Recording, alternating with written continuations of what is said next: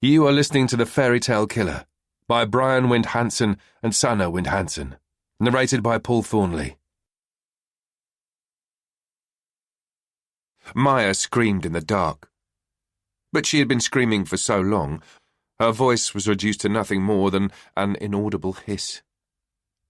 Tears streamed down her cheeks, dripped onto the frozen base, where they soon turned to ice like everything else around her. Curled up, legs tucked under her body, she was clinging on to her only hope. A box of matches. With trembling hands she managed to light another match. The yellow flame lit up the darkness. Its glow revealed her breath swirling like little clouds. But again her trembling put out the flame. She lit another match, and this time she held it with both hands. She stared at the flame slowly eating its way down the thin wooden stick, leaving nothing but porous black ash in its wake. She knew that it was only a matter of time before she would run out of matches and be left with nothing but the cold darkness. Sunday, the 31st of December. Tom placed the box of chocolates on the coffee table. "Happy New Year, Dad," he said, as he sat down in an armchair. As always, it was a box of Merci chocolates, and as always, Sven's face lit up with a grateful smile as soon as he saw the box. "Thank you, son. You really shouldn't have." "No, I know, but I did," Tom said. The old man seemed so terribly tiny and fragile, sitting there in the plush armchair. Although there was quite an age gap between them, it was obviously father and son. Tom had Sven's pointy chin, grey eyes and thick blonde hair. His height he got from his mum. "How are you?" Tom asked. "Fine." "How's your hip?" "It aches, but I'll survive." "Is the food all right?" "It's okay." Tom sighed. Having a conversation with his father often reminded him of the interrogations he sometimes had to conduct as a police officer. He had to draw out information, and only rarely he was asked a question. It was rather like sitting across from a suspect. "Does your neighbour still scream at night?" "No, she stopped." "Is she dead?" Sven shrugged. "I think so." "What about the crazy guy? Does he still pee in the hallway?" Sven nodded. And that was it. Silence. Tom disliked silence. He rose from the armchair and walked to the window. From his father's window, you had a view of the nursing home's garden, with only naked trees and bushes and frostbitten lawns. He noticed a blackbird jumping around on the ground, searching for food. Its one wing had an unusual white mark, which looked like a little cross. He felt sorry for the bird. There would be a severe frost for at least another week, with temperatures down to -15 degrees centigrade, which meant that the poor bird would most likely die. Its struggle to survive seemed all but futile. "Are you watching the fireworks tonight?" Tom asked without turning around and without taking his eyes off the bird. "No, that's not for me," Sven replied. "But do you remember that time when the rocket didn't go off? Do you remember that, Tom?" he asked. Tom smiled. His father mentioned that incident each New Year's Eve. "I certainly do, Dad," Tom muttered. And he did indeed vividly remember the dramatic incident. He had been in charge of the rocket.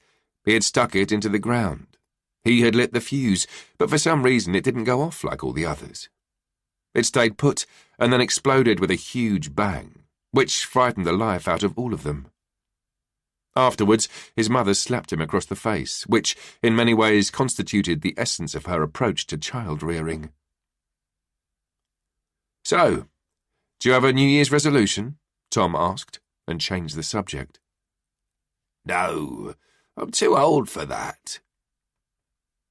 Tom just nodded and moved his eyes away from the bird, searching for food. "Oh, well, I'd better be on my way," he said. Sven tried to get up from his armchair, but Tom stopped him. "No need to get up, Dad. I know the way," he said, as he grabbed his jacket from the coat stand in the corner. Then he remembered the money.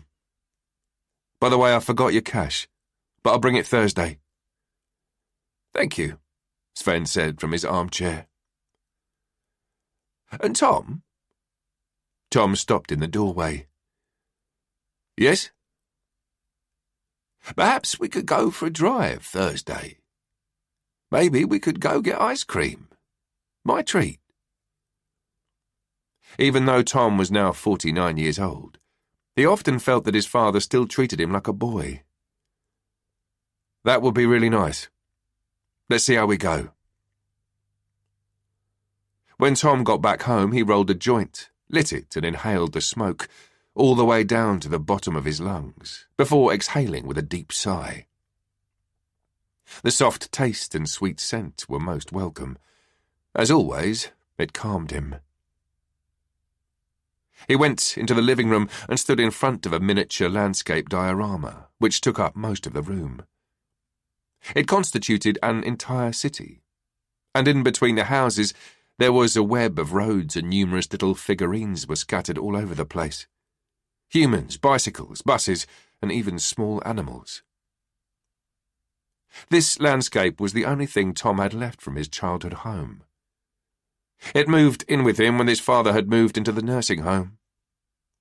His father had worked on it for years, and it had always been his most prized possession. He had asked Tom to keep and preserve it.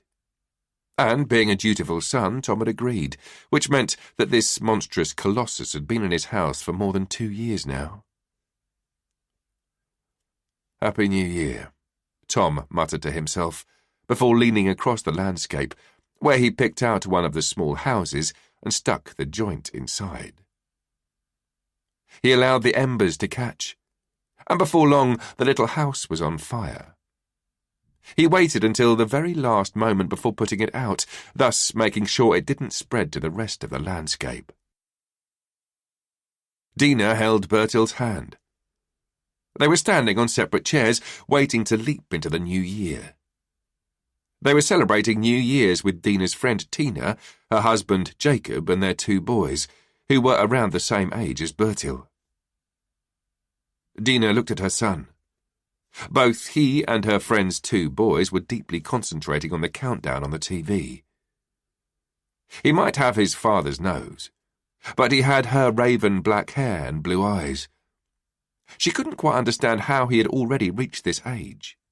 8 years old. Why did the years have to pass so quickly?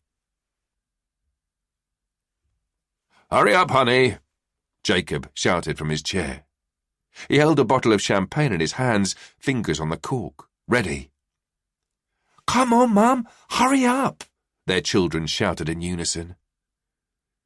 Tina came running into the living room carrying a tray with champagne glasses. All right, I'm coming," she shouted as she put down the tray on the coffee table and jumped onto her designated chair. "It's nearly time," Jacob shouted, with only a few seconds to go before the clock struck midnight. They counted down in unison. 3, 2, 1. And then they jumped. "Happy New Year!" There was a big bang, and the champagne cork flew through the room like a bullet. When shortly after Jacob and the boys had gone down onto the street below to let off more fireworks, Tina got out another bottle of red wine and filled both her own and Dina's glass. "Cheers to men who don't mind letting off fireworks with children," she said, raising her glass. "Amen," Dina said, and they both drank. "There's no point in me being out there anyway," Tina continued. "I'm more scared than the kids." "Jacob is really good with the boys. Bertil has always been very fond of him," Dina said. "Well, I suppose Bertil misses a male role model in his everyday life, Tina said, blatantly speaking her mind. Dina sighed and leaned back in her chair. While we're on the subject, thank you very much for the utterly unexpected New Year's present. Oh, you mean Anders? Did you reply? No. Why not? I would actually prefer it if you didn't go around handing out my number to just anybody, Dina said, and avoided answering her friend's question. Anders is not a stranger.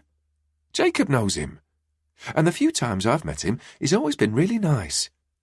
Come on, give him a chance, Dina. What have you got to lose? Dina's eyes rolled back in her head. You never give up. No, as a matter of fact, I don't, because I would actually like my best friend to be happy. Excuse me, who says I need a man to be happy? I'm just saying that humans aren't supposed to be alone. We're gregarious animals. I have Bertil, and even if you don't think so, I'm actually doing pretty well. I like my life as it is. My only New Year's resolution is for things to stay as they are. I need stability, calm and predictability. Is that so terrible? Tina sipped her red wine and glanced thoughtfully at Dina. You will die alone and your cats will eat you. Dina laughed. I'm actually more of a dog person. Then you'll be eaten by your dog. I'm just saying, Dina. One day, Bertil will leave the nest and you'll be all alone. And then you'll buy a dog to fight off the loneliness, and before you know it, boom, you're the dog's dinner. You are so gross. Yes, well, I'm sure you can come up with a diagnosis or two, Ms. Psychologist. Dina leaned across the table. Enough about me. What about you guys? How are you doing? Tina sighed deeply. Our New Year's resolution is quite the opposite of yours. We have to make some changes. It feels like all we do is work and chores, and we never have time to do the things that really matter, with the kids, with each other. I mean, we both love our jobs, but the guilty conscience... She shook her head despondently. It eats away at us on a daily basis. I mean, what kind of bloody society have we created, where we leave our children in institutions most of the time? What the hell are we playing at? And how will we ever be able to live up to all the demands we constantly make on ourselves and each other? Lessen the demands? Easier said than done. I know. Tina smiled provocatively at Dina. Yeah, well, you would, dismissing one man after the other. No good, be gone, she teased. I truly don't know how we always end up talking about my love life. Tina didn't reply. She merely shrugged and took another sip of red wine. Monday, the 1st of January. Tom's phone woke him up. He sat up in bed and sighed deeply. He had called his ex-wife again on New Year's Eve, and granted, she hadn't picked up this time. But obviously she'd be able to see that he had phoned. Damn it, Tom, you dumbass. He swung his legs over the side of the bed and checked the time. It was only 6:30 in the morning. No wonder he was so tired. He looked at his phone on the bedside table as it insistently kept ringing. He prayed it wasn't Bente returning his call. The urge to speak to his ex-wife could indeed be both intense and hard to resist, but it was always merely momentary. He picked up the phone and looked at the screen. It wasn't Bente. It was Martin Holm. He sighed. If the chief phoned him on his day off, it could only mean one thing. End of day off. Hello? It's Holm. Sorry to phone you this early, and it's your day off, but it went quiet at the other end. I need you, Tom. Need me? Tom echoed, puzzled at Martin's tone of voice. Martin was ex-army, but he sounded different. Shaken. As far as Tom knew, it took quite a bit to rattle Holmes' cage. "How long will it take you to get to Olaf Baker Street?" Tom was already on his feet, phone tucked under his chin, heading for the bathroom. "I can be there in 30 minutes. "Great. Get there as fast as you can. And Tom?" "Yes?" Again it went quiet at the other end. "It's not the usual bullshit," Martin said gloomily. Tom stopped halfway down the hallway. "I'll be there in 20. When Tom arrived at Olaf Baker Street, the ambulance was already there, as were several patrol cars. They had put up roadblocks in both directions, and despite the early hour, a small crowd of nosy spectators had already gathered.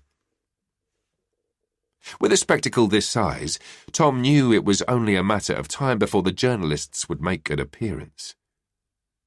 He abhorred journalists, and considered them nothing more than opportunistic nuisances, preferably kept at a safe distance. It was Tom's colleague, Said, who greeted him at the cordon. Said was a few years younger than Tom, and his family was from Iran. The broad-shouldered man looked worried. They shook hands. "Good to see you, Tom," he said, and showed Tom the way. "Holmes said something about it not being the usual bullshit," Tom said as they walked. "And he's spot on," Said replied as they headed toward a gate leading to a backyard. "Laura will be here as fast as she can. She had to find a babysitter," he continued. Laura was Tom's newest colleague. She had joined the department only a few months back. "When are you going to tell me what's happened, Said?" Tom asked. Abruptly, Said stopped and turned around. There was something unnerving about his eyes.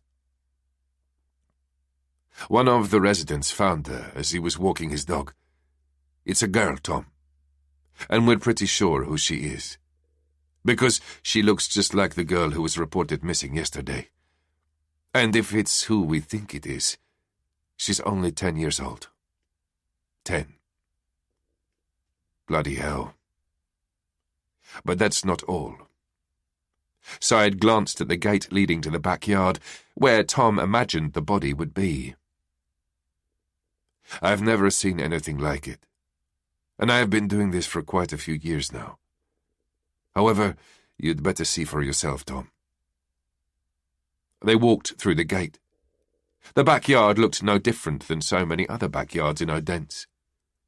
A cobbled square with old and new slabs, a few containers and windows all the way round.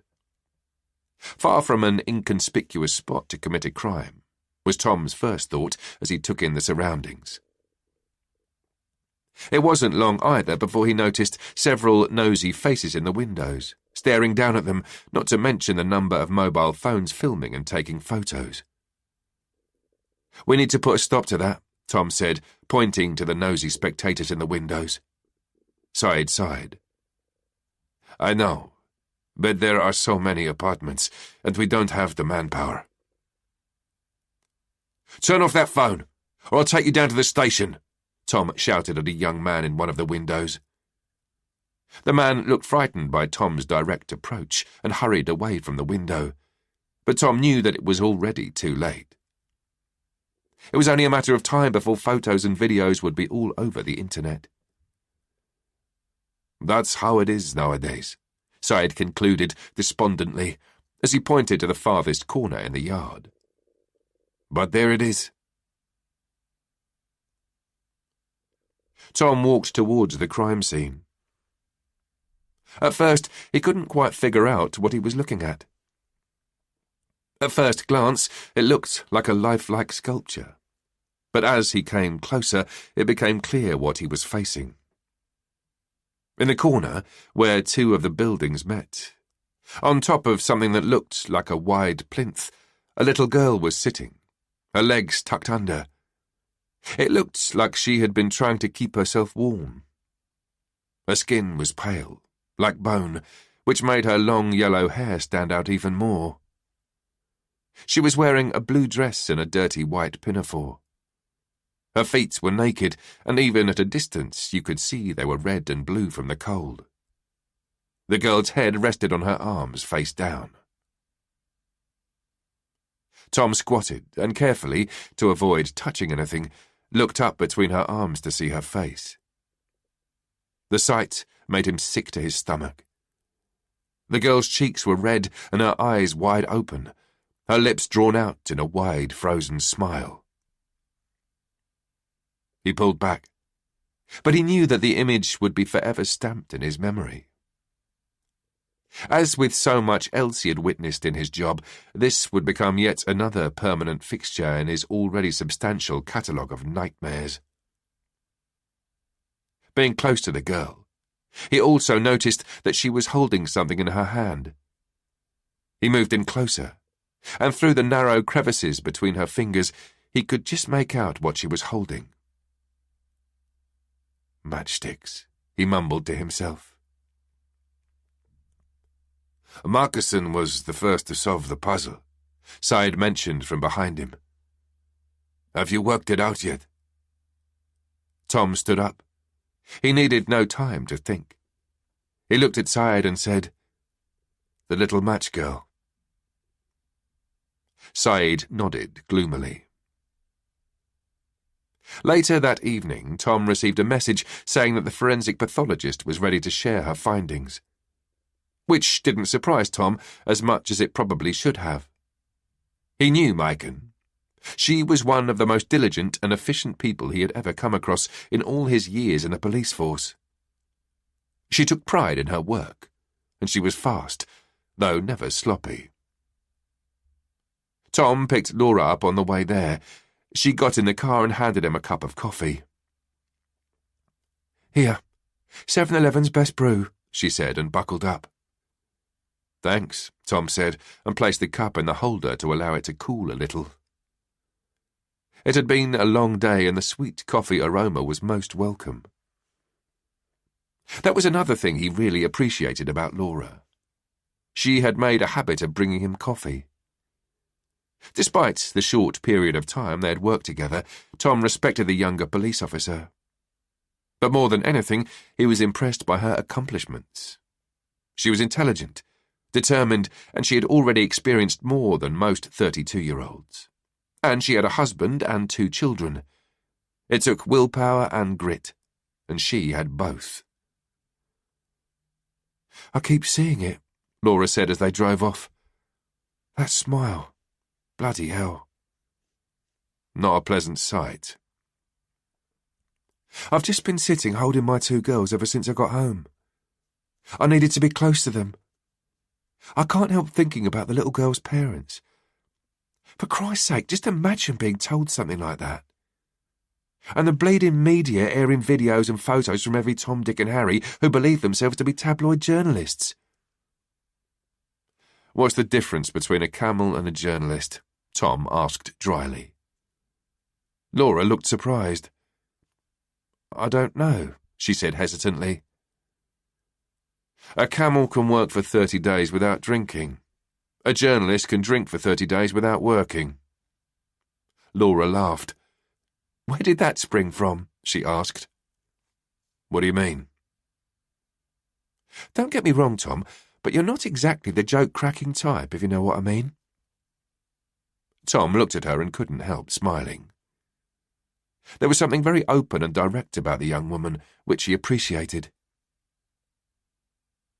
"Well?" Laura asked impatiently. "Did someone give you a joke book for Christmas?" "I just hate journalists," Tom replied dryly. Again, Laura laughed. "There are good journalists, Tom," she said.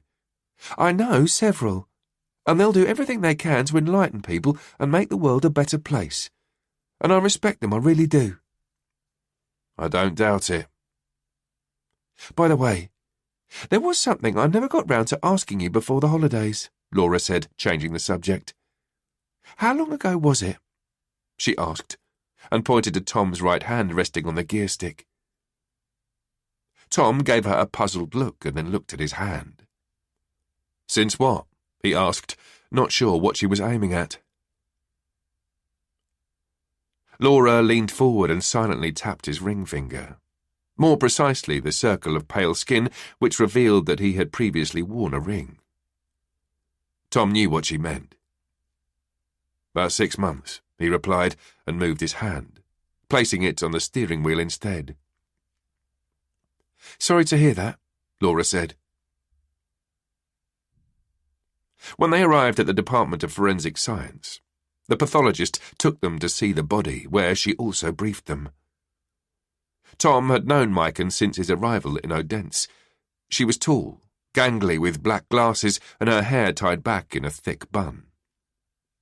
To those who didn't know her, she could seem a little odd, even offensive. "As you already know, the body has been identified as Maja Juel Henriksen. It was confirmed by her parents earlier today," Maiken said as they entered the room. The girl was laid out on a slab, her naked body covered with a white sheet, all the way up to her neck, only revealing her head. Her blue eyes stared emptily at the pale fluorescent lights hanging from the ceiling. She was still smiling. Tom had seen many dead bodies in his career, but none had affected him like this one. More than anything, it was the girl's tender age that made him uncomfortable. The thought of killing a child and then exhibiting the body so cynically, it was beyond absurd to him. It was wrong. It was decidedly unnatural. "Do you have a cause of death?" Laura asked. "I have everything," Maiken replied with a big, proud smile. It was the frequently displayed, unashamed joy and pride the forensic scientist took in her work, which could be hard for others to fathom, as they did not experience a similar level of enthusiasm when being around dead bodies. For Tom, it was not a problem. He merely saw a woman who took her job seriously, who took pride in doing it well. "Okay," Laura said hesitantly. "Great." She nodded in confirmation, obviously not quite sure how to react to Maiken's blunt display of mirth. "Establishing the exact time of death is difficult due to frost," Maiken began. "However, I can say that death occurred approximately 22 to 24 hours ago. In other words, last night, New Year's Eve." "And the cause of death?" Tom asked as he moved closer to the body. She looked pale and doll-like. "She froze to death," Maiken replied. "Just like in the fairy tale," Laura said. "What do you mean, froze?" Tom asked. "I'll get to that in a minute," Maiken said, and pulled back the white sheet to uncover the body. The sight of the girl's naked and fragile torso was overwhelming, but it had little effect on Maiken. She picked up one of the girl's hands and showed them her fingers. "Some of her fingernails are broken, and underneath them I found several metal splinters, which tells me that she definitely tried to escape from her prison." She explained and then showed them her arm. "There are also scratches on her elbow, indicating that it's been repeatedly scraped against a hard surface. And there are numerous frostbite patches all over her body. I'm guessing that she's been held captive in a tiny space not unlike a chest freezer. They are smaller inside than you would imagine from the outside. I have one myself." Tom and Laura both looked down at Maja, and they both reluctantly tried to imagine how she must have felt being locked up in a tight and dark place. "I also found high levels of cortisol and no adrenaline in her body, which indicates high stress levels prior to death. Which tells us that whoever did it placed her in a freezer while she was still alive and only took her out again when she was dead," Tom said, feeling his anger rising. It didn't happen often, but once in a while he felt an overwhelming need to live by the biblical principle of an eye for an eye. In this case, catching the sadistic killer who had exposed a 10-year-old girl to something as horrid as freezing to death in a chest freezer. "Our killer is a perfectionist with a capital P," Maiken continued. "As I suspected before I began, I found traces of sulphur on her fingertips. She even has a small burn on her right index finger. So I'm guessing she tried to keep the tiny flames alive for as long as possible." "So she has actually been lighting matches," Tom said. "Precisely," Micah nodded. "However, technically they are not matches as we know them in a modern context." "What do you mean?" Laura asked. "Well, these will have been slightly larger and made from yellow sulphur. They don't make those anymore."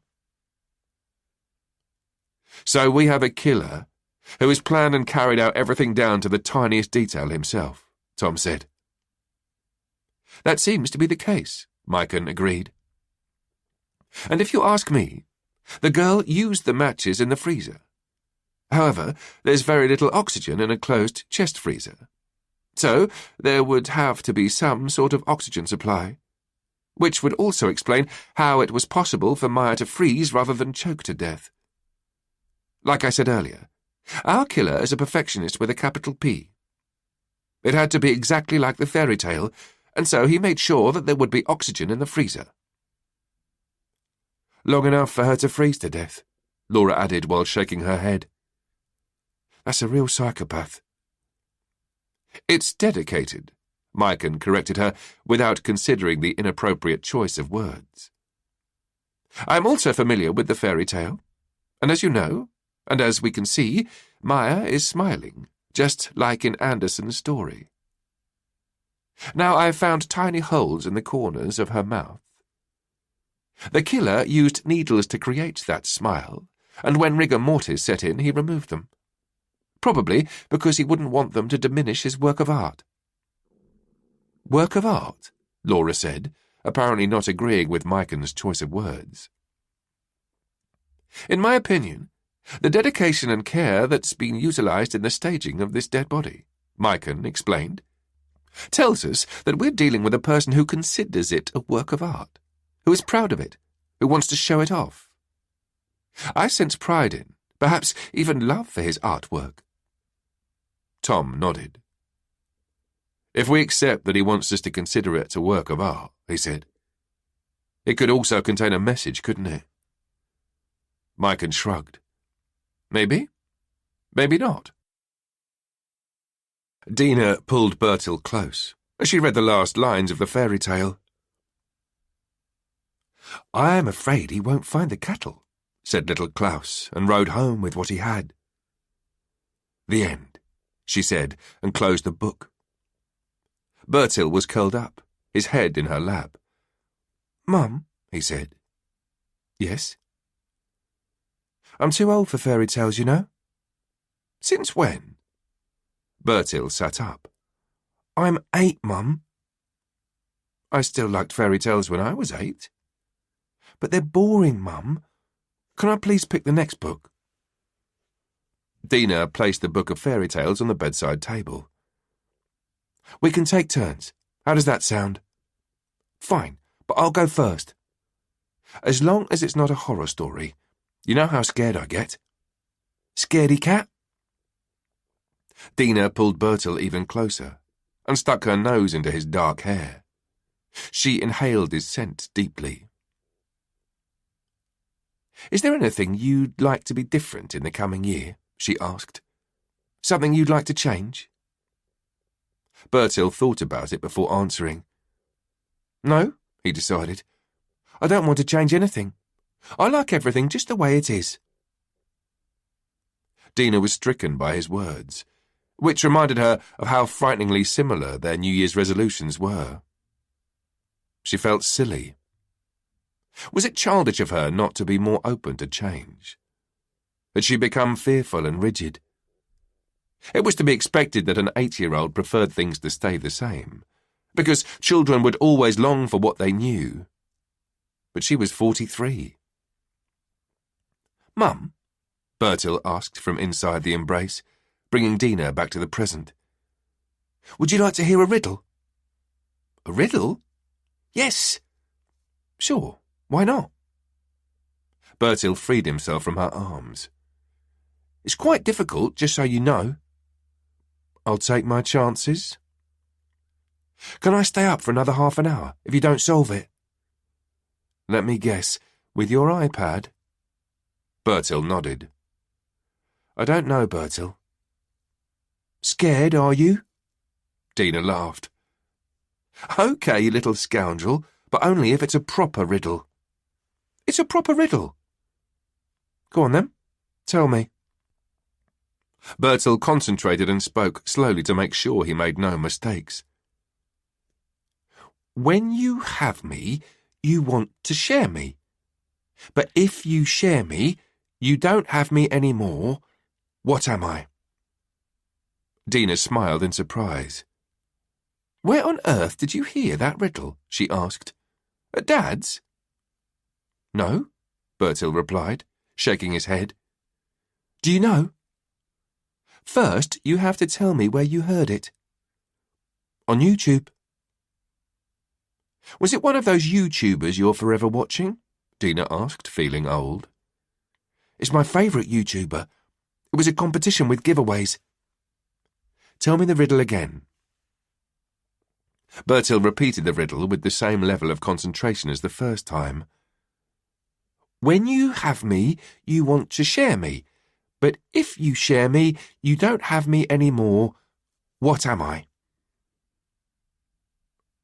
Dina contemplated the riddle, while Bertil stared excitedly at her, and with each passing second he looked more and more like someone who was winning the lottery. You can't ask me to solve such a difficult riddle, it's not fair. You just have to think, Mum. Maybe I'm not the riddle solver I'd like to be. So you give up? Dina sighed. I give up. Bertil jumped up from the bed and threw his arms up in the air in jubilation. I won! All right then, but I need an answer first. The answer is, Bertil said, followed by a dramatic pause. A secret. A secret? Yes, because you want to share secrets, but if you share a secret, you no longer have it because it's no longer a secret, he eagerly explained while gesticulating wildly. That's a good riddle, Bertil. Dina was impressed. You have won yourself another half an hour, but not a second more. And you make sure to switch it off. I'm not sure I can stay awake for that long. I'm still really tired after last night. Do we have a deal? Yeah, we have a deal. Dina hugged Bertil. Good night, darling, she said, and inhaled the scent of his hair again. I can't breathe, Bertil exaggerated from inside the embrace as he pretended to gasp for air. Dina squeezed him harder. That's love, she shouted. Bertil let out a loud rattling noise to let his mother know that he was now dead. She held him out in stretched arms as he closed his eyes and made himself go limp in her hands. Bertil, she said earnestly, do you know how much I love you? I know, Mum. Do you know that I would do anything for you? I know, Mum, Bertil replied. She kissed his forehead and switched on the nightlight. She looked at him as she left the door slightly ajar. He already had his iPad out and it was, hardly surprisingly, already switched on. He was looking at the screen, his face bathed in the pale light as he entered a world of his own. Too old for fairy tales. What had happened to the little boy who once raced around the apartment in his nappy, shrieking and tearing everything apart? She felt melancholic, like she was swathed in a heavy blanket. She went into the kitchen and put the kettle on. She would be back at work tomorrow, and she wanted to make the most of the last evening of her holidays. She loved her job, but she could do with a few more days off. She was a practicing psychologist, and for quite a number of years now. She had collaborated with Odense municipality, helping out employees in more or less critical circumstances who had experienced something disturbing at work, or were stressed or challenged to a degree where it affected their work and well-being. She went to sit on the sofa with her coffee and her phone. She looked at her messages and found the one from Anders. "Hi, Dina. Tina gave me your number and she's told me so many good things about you. I hope you'll let me take you out for a coffee sometime. No strings. Cheers. Anders." Dina wrote, "Hi, Anders. Thank you for your message. She stopped and deleted everything she had written, but as she was putting her phone down, a notification appeared at the top of the screen. "Breaking news. Unusual murder in Odense. 10-year-old girl dead." The headline made her feel queasy. Just the thought of a murdered 10-year-old girl made her feel sick to her stomach. Bertil was only 2 years younger, but despite feeling uncomfortable, curiosity got the better of her and she clicked on the notification, which forwarded her to the article. The article described how the girl, identified as Maja Jule Henriksen, had been found in a backyard in Odense, and that the body, according to eyewitnesses, had been placed in a highly unusual manner. As the final image from the H.C. Andersen fairy tale The Little Match Girl. An anonymous eyewitness explained that the girl was smiling when they found her. There were, however, still a number of uncertainties regarding both murder and body. And so far, the police had only confirmed the victim's identity. Everything else was merely speculation. While reading about the murder, Dina started to feel uneasy. There was something strangely ominous about the news. However, she knew herself well enough to know that everything that involved children in tragic circumstances affected her more than it probably should. She knew that it was very likely due to the fact that she was adopted, that at the tender age of 3 months, her own mother had abandoned her at a hospital. Dina tried to shake off the news. She put the phone down on the coffee table, got up and pulled out a book from the bookcase. This would make her think of something else. She sat back down on the sofa and pulled a blanket over her feet. She had been reading a crime novel by Arne Dahl for over a month now, but she still hadn't managed to get past the first 30 pages. No matter how interesting a book might be, she always fell asleep while reading. Usually she only managed a couple of pages before her eyes started closing, and before she knew it, she'd be sleeping like a log. And despite having armed herself with a cup of coffee as well as a relatively exciting crime novel, this time was no different. After only 3 pages, exhaustion got the better of her and she collapsed on the sofa. Pulled a blanket up to her chin, and within seconds she was fast asleep. Tuesday the 2nd of January. Dina pulled her black hair into a tight ponytail, inhaled deeply and then slowly exhaled. Heading to work that morning, she had had no idea that she would be involved in a case of this magnitude. In her waiting room was the class teacher of the dead girl she had read about the previous evening, Maja Jule Henriksen's class teacher. She had received a phone call from the school's principal, who told her that naturally everybody was very affected by the murder of the pupil. But that one teacher in particular, one who had been close to the girl, needed to talk to a professional. Fortunately, Dina had had several cancellations that day, which meant that she had time to see the teacher this afternoon. Dina opened the door. The woman was alone in the waiting room, and she smiled when she saw Dina. She was young and slender, her long mousy hair tied back in a French braid. She was conspicuously pale and looked like someone who had not slept for days. Dina welcomed her with a smile. "You must be Helene Christine." The woman rose from the chair. "I actually prefer just Christine," she said a little hesitantly. "Well, welcome, Christine. My name is Dina Beck, and you'll be talking to me.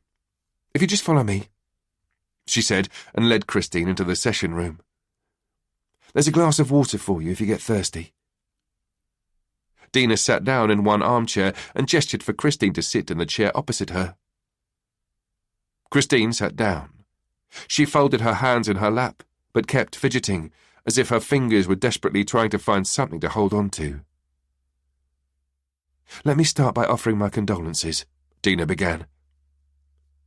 "Thank you," Christine whispered, and then cleared her throat. "The killing of Maya has upset everyone in Denmark, but as Maya's teacher, you are naturally also personally affected. And you're here today because your principal has offered you a few sessions with me, which you have accepted." Christine took a deep breath. "It's just so—" She was searching for the right word. "Unreal. When something this serious happens, it can be a while before we fully grasp it. Sometimes we feel it before we understand it, and at other times we understand it before we feel it. Our logic and our emotions do not always follow the same path." Christine nodded and appeared to be contemplating Dina's words. "But you should know, Christine," Dina continued, "that this is your space. I know quite a bit about people in crisis. But you are the expert on you and your situation. And together, we'll create a space that's useful for you." "It's my first time speaking to a psychologist, so—" "Don't worry. You can't do anything wrong in here." Christine smiled. "That's a relief. I must also inform you that as a psychologist, I'm obliged to observe secrecy, but also to keep a journal. So when you see me taking notes, you'll know why. It's a work tool, and I can only break our confidentiality if you tell me that you have or intend to hurt yourself or others." Christine nodded to indicate that she heard and understood what she was being told. "Christine, to start with, I'd like to spend a little time getting to know you. We can always go deeper later on, but right now I need more of a general overview. It may seem a little strange, because you're here for another reason, but it's a great help to me, okay?" "That's fine," Christine said, and took a sip of water from the glass Dina had placed before her. Dina pulled a whiteboard closer to her chair. "I will now draw something called a genogram, which is a simple tool that helps me get an overview," Dina explained, and took out a black pen. "Your name is Christine, and how old are you?" 28. Dina drew a circle on the board and wrote Christine 28 in the middle. "Are you married or with a partner?" Christine shook her head. "Do you have children?" "No." "Your mother, what's her name and how old is she?" Dina asked and drew another circle on the board. "My mother's name was Randy. She died just over 2 months ago, but we weren't close. She was 53. My father's name is Bo, and he's still alive. Early 50s, I think. He moved to Jutland when I was little and started a new family." Dina included the information about Christine's parents and drew a cross in Randy's circle, from which she drew a line to a square where she placed Bo. From the middle of the line she drew a vertical line down to Christine's circle. "You weren't close to your mother, you say?" "No, we weren't close. We hadn't really stayed in touch after I left home. She killed herself." "She committed suicide?" "She cut her wrists in the bathtub. She had called me and asked me to stop by before. There was water everywhere. It was red." Dina visualized the horrible image. "An experience like that can leave its mark on you," she said, awaiting a reaction from Christine. "It did. But at the same time, she was never really there for me, so—" Christine shrugged. "But I have actually had quite a few days off since then. Probably because of how she did it. She hesitated. "Yeah. It did something to me." "I understand. She exposed you to an incredibly extreme situation. It's a good thing that you take care of yourself and take days off work when it all becomes too much. Christine nodded silently. What about your father? Are you in touch with him? Dina asked, in order to move the conversation on. No, Christine replied, and then added with a sad smile. I guess my family's not what you'd call harmonious. Dina nodded. We may get back to that later, okay? Have you got any siblings? She asked, and added to the drawing as Christine mentioned 2 younger sisters on her father's side, and an older brother on her mother's side. Having included Christine's closest relations, Dina continued. And how long have you been a teacher at the school?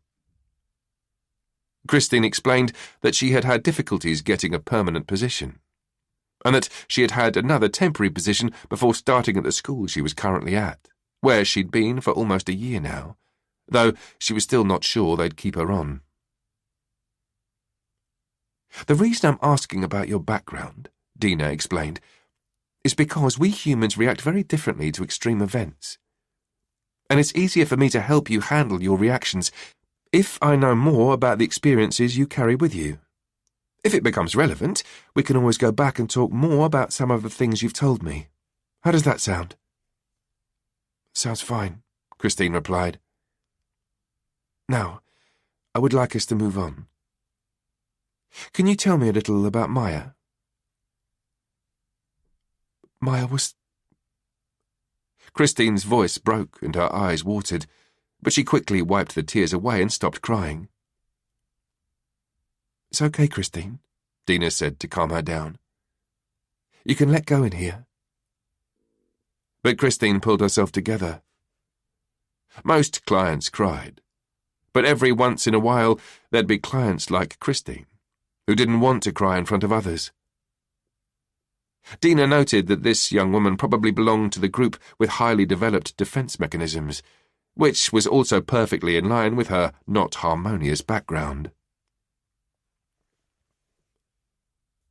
She was a pretty girl, Christine continued. Quite mature for her age. She didn't always behave like a 10-year-old. How's that? Mostly it was the way she spoke. Sometimes she sounded like a little adult, Christine remembered with a sigh. But then again, Maya's parents are a little... She stopped herself, as if she didn't want to say it. It may sound a bit harsh, but they seem phony. Phony? Dina asked, encouraging Christine to elaborate. Well, they appear all prim and proper on the surface, but in reality, they're not nice people. They live in the expensive part of the school district, Dirup, in one of those big houses with a view of the creek. Not that there's anything wrong with that, but I think their success may have gone to their head, especially her father. He is not a nice person. And they certainly don't come off as the most attentive parents. They're so busy with their careers, and if you ask me, I don't think they paid enough attention to Maya. That's also why I try to be a little more attentive towards her. So, you try to balance their lack of attention? Christine nodded. I probably did. Do you generally feel responsible for your pupils? Christine considered the question for a long time. Yes, I guess I do, she answered thoughtfully. I don't have children myself, and sometimes it does feel a little like they are mine.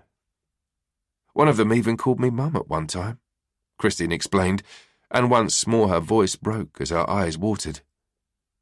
Again, she rapidly managed to control the tears.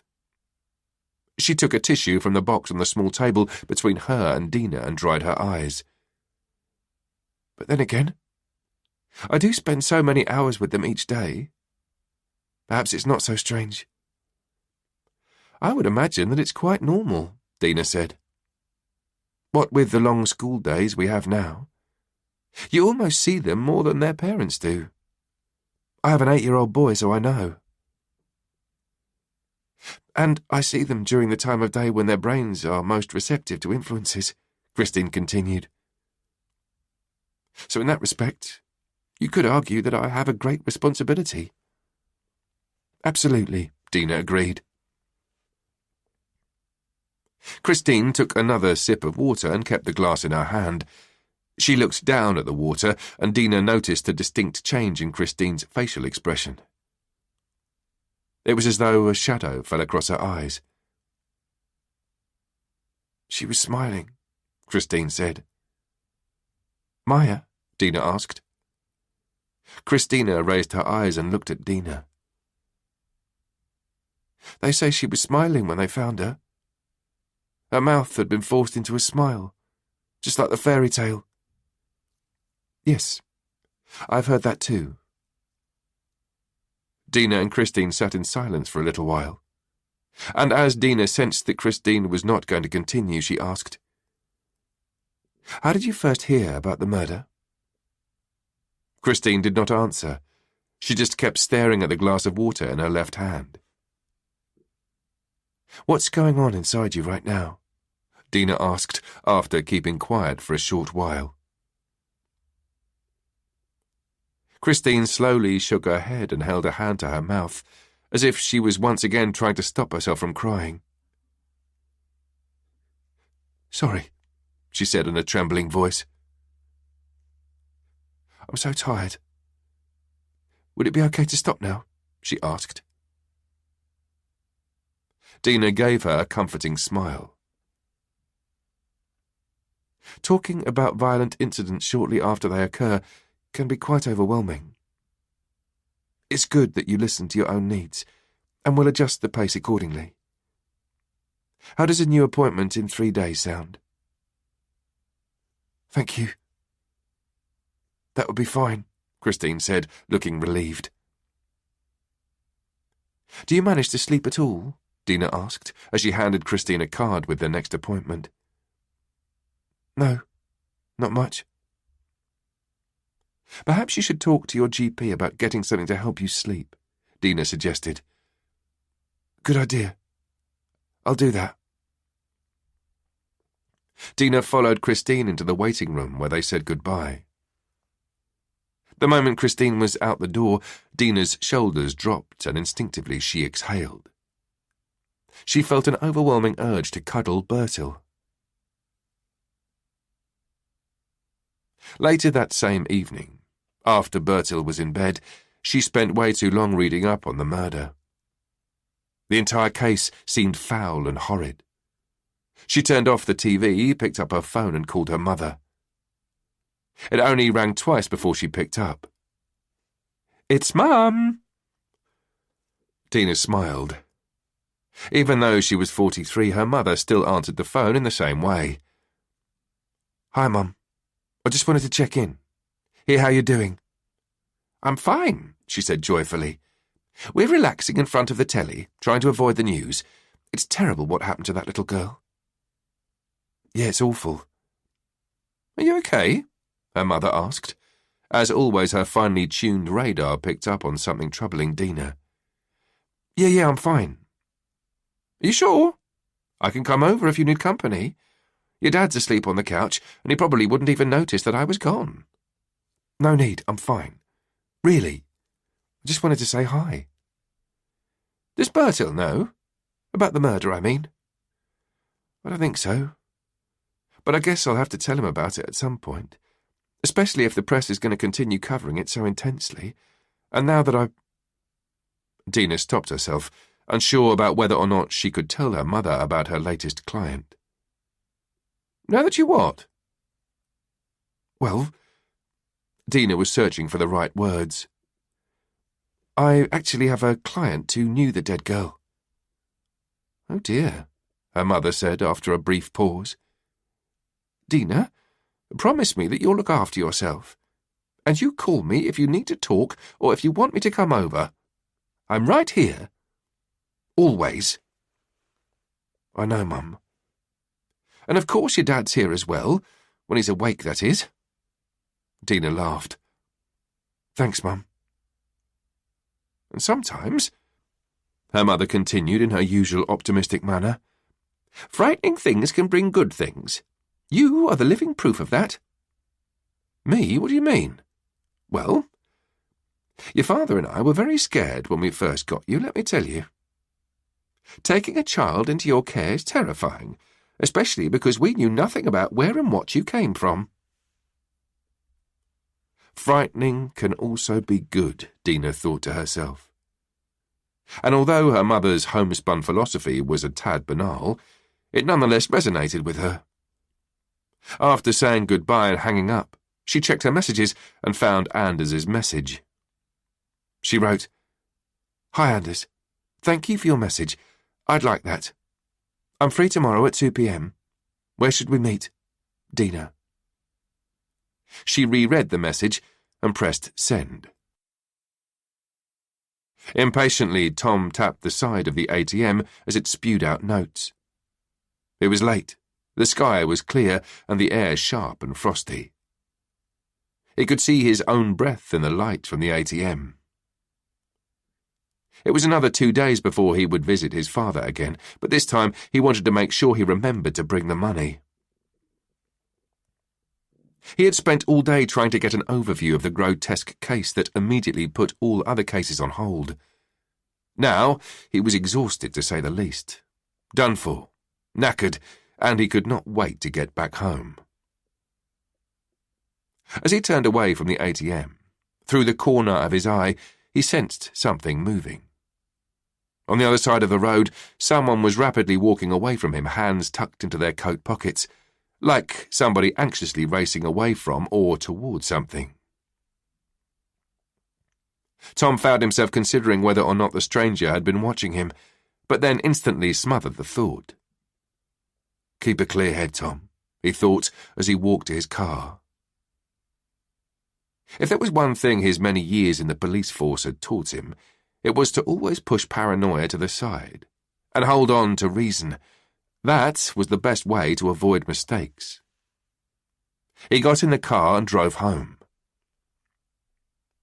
He unlocked the door to his apartment, threw his father's money on the kitchen counter, rolled a joint, and went to look at the miniature landscape. As he smoked, he looked at the frozen world stretched out before him. Several of the houses were burnt down. The odd tree had been pulled up, and he wondered how his father would react if he saw the landscape in its present state. He took another drag of the joint, leaned across the landscape, and blew smoke between the houses. It covered the town like thick fog. Wednesday, the 3rd of January. Dina raised her eyes from the phone and looked at Bertil. "What is it?" she asked. Bertil gave her an annoyed look. "You're not supposed to use your phone at the table, Mum. You've said so yourself." "Sorry, darling. You're quite right." She put down her phone and shook off the unpleasant feelings. She had been deeply engrossed in an article about the unusual fairy tale murder, which had become an international news story only a few days after the discovery of the 10-year-old girl's body. According to the newspaper Actuelt, there would be journalists from at least 11 different countries at today's press conference. "What did you want to tell me?" she asked. "Could I have another roll?" "You know where they are, and you know where the toaster is," Dina said with a cheeky smile. Bertil sighed demonstratively and went into the kitchen, which was separated from the living room by a high bar and a wooden floor that merged into tiles. "Why do I have to do everything myself?"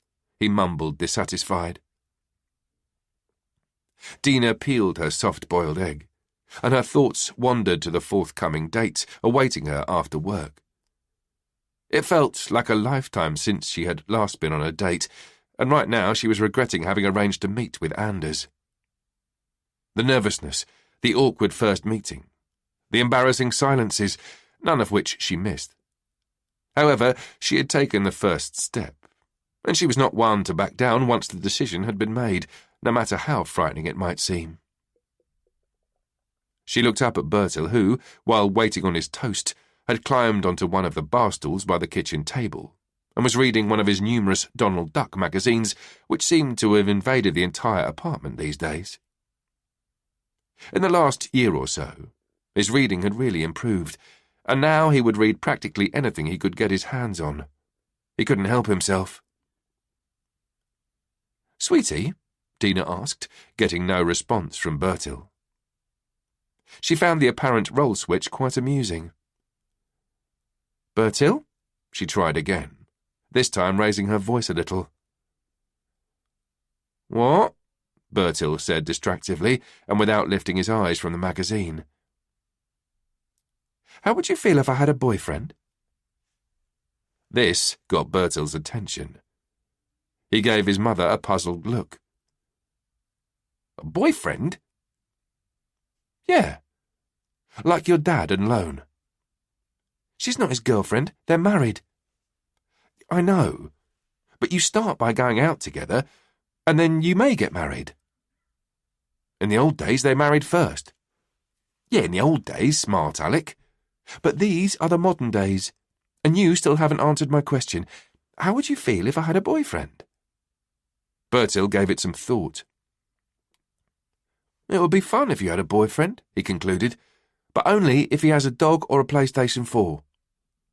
Dina laughed. "A dog or a PlayStation 4, noted.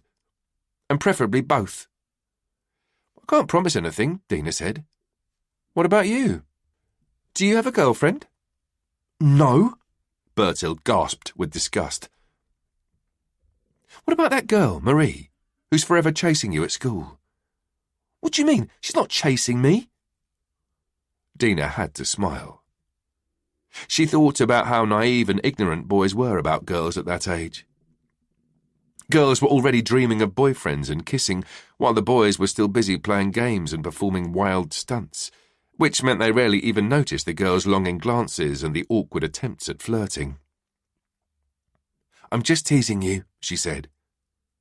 "And by the way, you have to stay at the club until 4 this afternoon." "Why?" "I have a late meeting," Dina said, telling a little white lie. Even if she was quite nervous and somewhat tempted to cancel, she also felt a small flutter of hope, like a tiny butterfly in her stomach. Tom looked at the sea of journalists and camera people who had gathered in front of him. Time to feed the dogs, he thought, as he noted that the flock was bigger than usual. Cameras were snapping away, eager to catch the right moment.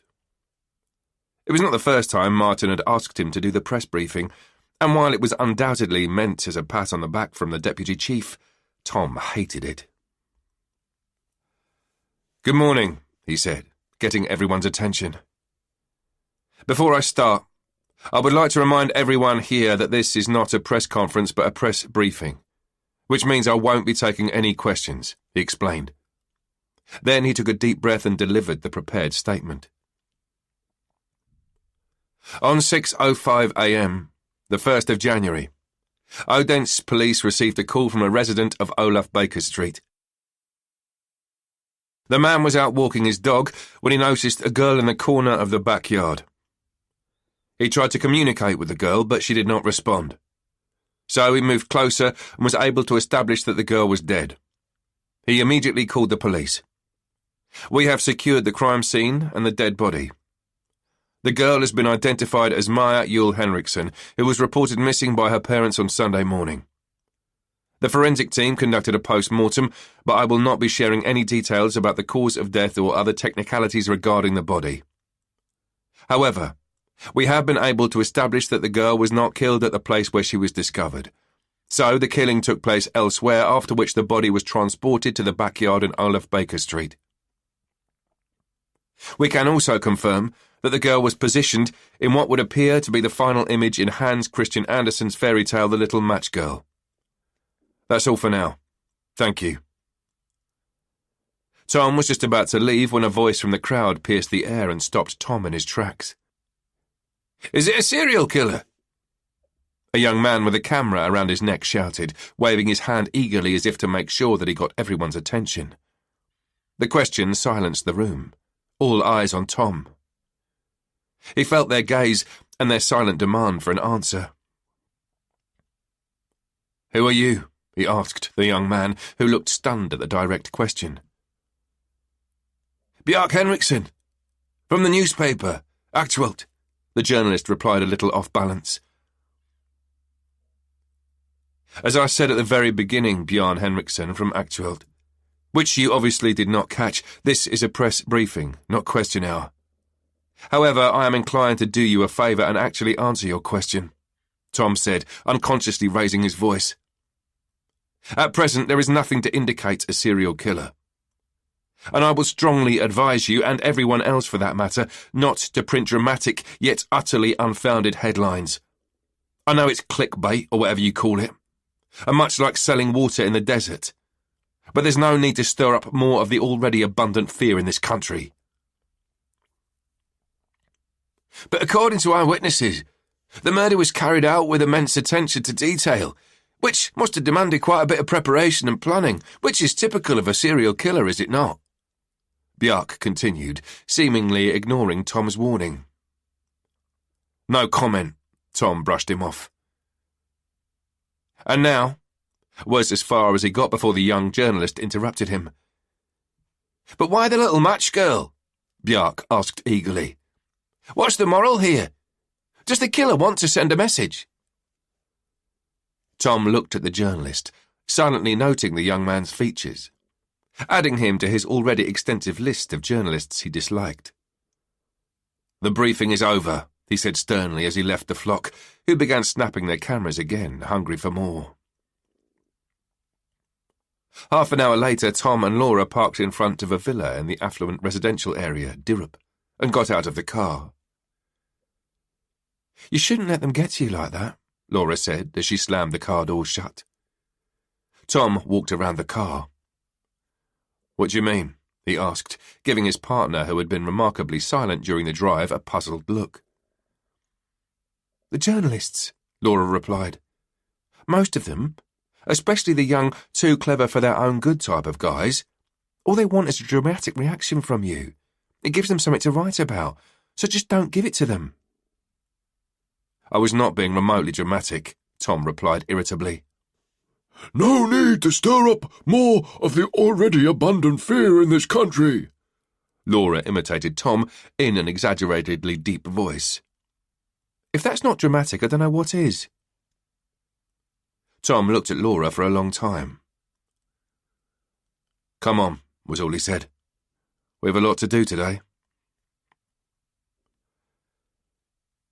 Inside the villa, in the living room, which was practically the size of Tom's entire apartment, Tom and Laura sat down in a couple of expensive designer chairs, which probably cost more than he made in a month, or so he would imagine. He felt uncomfortable sitting on such expensive leather, but it was where their hosts had wanted them to sit, and when he interviewed people in their home, he would usually allow them to determine the setting. He found that it made people feel more secure, and in return it would enhance his chance of getting what he wanted from them. Across from them, on an equally expensive sofa, were Sarah and Morten Yule Henriksen, the dead girl's parents. This morning, the couple were rather more composed than 2 days ago, when Tom and Laura had visited them the first time. Morten was leaning slightly forward, hands folded in his lap, eyes harshly focused on the two of them. In his bespoke suit, he looked like a stern businessman at a negotiation table.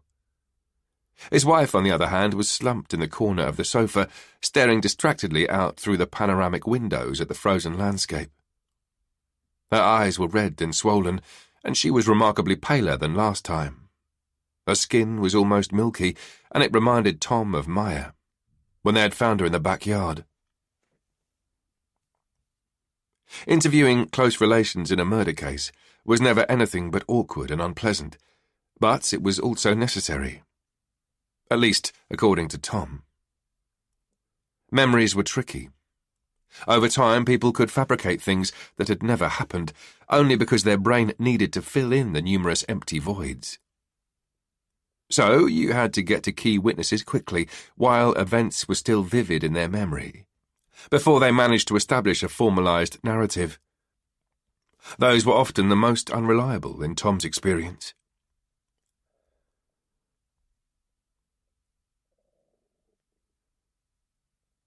We're grateful that you're willing to talk to us again, Laura began, And naturally, we fully understand how painful it must be for you to have to go over it again. But we have to talk about the day Maya went missing. We have already told you everything we know, Morton said, sounding dissatisfied. We just need to make sure that we're not overlooking anything, Tom said. Very often the devil is in the details. This made Sarah look directly at Tom. What did you say? She asked, sounding slightly confused. The devil? Tom cleared his throat. All I meant was that sometimes you remember certain things incorrectly, which can then turn out to be of great importance. The exact time, for instance. Little things. We remember everything accurately, Morton said harshly, sitting up straight and pushing his chest out. There was something almost intimidating about his behaviour. It's very likely a question of us, interceded Laura to placate Morton, not having asked the right questions yet. She finished with a smile. It paid off instantly. He lowered his shoulders and he leaned back on the sofa with a deep sigh, signalling that he, albeit reluctantly, would agree to answer their questions. Would you please begin by telling us when you noticed that Maya was missing? Laura began. Sarah looked briefly at Morton, as if she wanted him to decide who should answer. Morton paid her no heed. Instead, he replied, Naturally, we don't know when exactly she disappeared. We had breakfast together, and then a few hours later, when Sarah went to see her. I was bringing her some clean clothes, Sarah chipped in. Yes, Morton continued, seemingly annoyed at being interrupted. And then Sarah noticed that Maya was not in her room. This was approximately 11 o'clock. We looked for her, but she was not inside the house, and both her shoes and coat were gone. So we concluded that she'd gone out. But usually she would let us know, so we tried her phone and we called her friends. But as no one seemed to know anything about her whereabouts or what she was up to, we called the police. And now, here we are. The last sentences came out with notable dissatisfaction. Can you describe her shoes and coat? Tom asked. As Maya was not dressed in her own clothes when they found her, her clothes had to be out there somewhere, possibly still in the killer's possession. She was wearing black Nike trainers. Her winter coat is dark blue with a thick fur collar, Sarah explained. What did you talk about during breakfast? Tom asked, looking at Morton. Sarah cleared her throat and was the first to answer. We didn't actually talk. We listened to the radio. Maya had her iPad, and I... She stopped, looking like she was desperately trying to fight back her tears. I was on my phone, and Morton didn't have time to eat with us. He received an urgent email. So there was nothing unusual? Laura asked. You mentioned that she was really happy, Morton said, looking encouragingly at Sarah. Yes, Sarah nodded. In fact, she was unusually happy. She sang along to all the adverts on the radio. Sarah smiled at the last remark. And she usually doesn't? Laura asked. No. And after you'd finished eating? Tom asked. Then she said that we knew where to find her, and she went to her room. She always says that when she leaves the table. And that was the last time you saw Maya? Tom asked. Sarah nodded, again obviously fighting back the tears. Tom was just about to continue when a phone rang and Sarah jolted. Morton quickly took the phone from his inside pocket and answered. Yes? He listened with a completely straight face. 2 seconds. He got up from the sofa. I have to take this call, he said, and without waiting to be excused, he turned around and left the room. Does your husband work a lot? Laura asked when Morton had left the room. Sarah looked at Laura. Her gaze was no longer empty, but filled with something. Anger, perhaps. Always, she said harshly. And the last couple of days even more so. Although you'd think that was impossible. Laura nodded sympathetically. We all deal with grief differently, she said. Sarah's eyes once again became vacant as she looked at the colourless landscape outside. I don't want to do anything, she said in a monotonous voice. Everything seems utterly meaningless now. Silence descended on the large living room, the minimalist decor coming across as empty and lifeless. I would like to see her room, Tom said, breaking the silence. If that's okay. Sarah looked at him. Yes. Of course. Sarah led them to the daughter's large room, visibly influenced by the family's wealth and minimalist design. There were no colourful toys, but rather black and white arty posters on the walls, a couple of teddy bears, obviously not from a cheap shop, and a desk with a stationary computer with all of 3 screens. All in all, more the room of a teenager than a 10-year-old girl. This does not really look like a young girl's room, Tom remarked. Maya was very mature for her age, Sarah, who had remained in the doorway to the room, replied. It was as if she was afraid to cross the threshold. She always was. Was Maya a keen gamer? Laura asked, indicating the elaborate setup. Sarah shook her head slowly. She didn't play computer games. Not as far as I know, at least.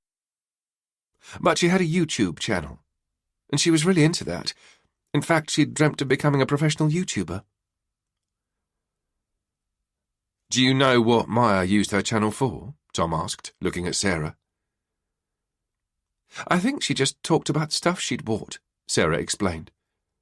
But I have only seen a couple of her videos, and that was a long time ago. And now... She hesitated and looked down at her fingers, nervously fidgeting with the hem of her jersey. Now I can't make myself watch them. But they are still there. We would very much like to see Maya's videos, Tom said. So we have to ask you to not delete them yet. Of course. And what about school? Laura asked. She had picked up one of the teddies and held it in her hand. She liked it. And she was well liked. She often had friends over. So it's fair to say that she was popular? Laura continued as she put the teddy bear back down from where she had picked it up. Yes. Maya never had any difficulties making friends. And her schoolwork? She performed well. Not perfectly, but just fine. Tom and Laura exchanged a quick yet telling glance. They did not have to speak to know what the other one was thinking. They both noted the word perfectly and how the mother had stressed it. These parents undoubtedly had high expectations of their child. Would you say that Maya was a happy girl? Laura asked. Sarah shrugged. I think so, she replied a little hesitantly. How would you describe your relationship with her? Tom asked. What do you mean? Sarah seemed confused. Were you close? He elaborated. She was my daughter. Laura interrupted. What Tom's asking, she said, is whether Maya confided in you. Did she tell you stuff? Sarah was now unable to hold back her tears, and they seemingly overwhelmed her. She broke down and doubled over, as if someone had just punched her in the stomach. She covered her face with her hands and swayed unsteadily, as if she was about to fall over at any moment now. Laura reacted immediately. She practically jumped at the crying mother, putting her arms around her. She didn't speak. She just held her tight, letting her cry. Sarah did not oppose being held, and after a short while she seemed to calm down. She pulled away from Laura and dried her eyes. I'm sorry, she sniffled, her voice thick from crying. It's okay, Laura said. We understand. Sarah looked directly at Laura. I wasn't there for her, she said. And now her voice was firm. I was a terrible mother. Her words were left hanging mid-air, filling out the void around them. Then Morton returned, looked at his wife and noticed the wet stripes running down her cheeks. He gave both Tom and Laura a reproachful look. "What's going on?" Laura took control of the situation. "We fully understand that our questions rip open lots of sensitive matters, and for that we apologise. But you should also know that we're doing everything in our power to find the perpetrator, in order to bring them to justice for their actions." "Whatever did this to our daughter," Morton said, looking gloomily at Laura, "is not a person. It's a monster." Silence encompassed Maya's room, and this time Tom took control. "I think we've got plenty of information for now," he said, thanking the couple for their time. "Jeez, I feel sorry for her mother," Laura said as they walked to the car. "The husband is so aloof. She's practically left entirely alone." "Like you said," Tom pointed out, "people handle grief in different ways." "I know, but still." As Tom reached for the car door, he heard a voice from behind. "Excuse me." He turned around, and from across the road, a young man with a camera around his neck was approaching them. Tom recognised him immediately. "Bjarke Henriksen, Aktuelt," the out-of-breath journalist said as he stopped in front of Tom. "I remember," Tom mumbled. "I'm not senile," he said as he turned his back on Bjarke and opened the car door. "Have you considered," Bjarke continued once again, completely ignoring Tom's dismissal, "that the girl who was murdered and exhibited as the poor girl in Andersen's fairy tale came from one of the most affluent areas in Odense? Is that merely a coincidence?" Tom slowly turned around, only vaguely hearing Laura, who was speaking from the other side of the car. "Tom, remember what we talked about?" He took a step closer to the journalist. "So, what do you think about that?" Bjarke asked, surprised that the police officer was suddenly up close. "No comment," Tom said in what sounded like a deep growl. "Okay," Bjarke said with a disarming smile. "Then I'll just have to try my luck with the parents instead."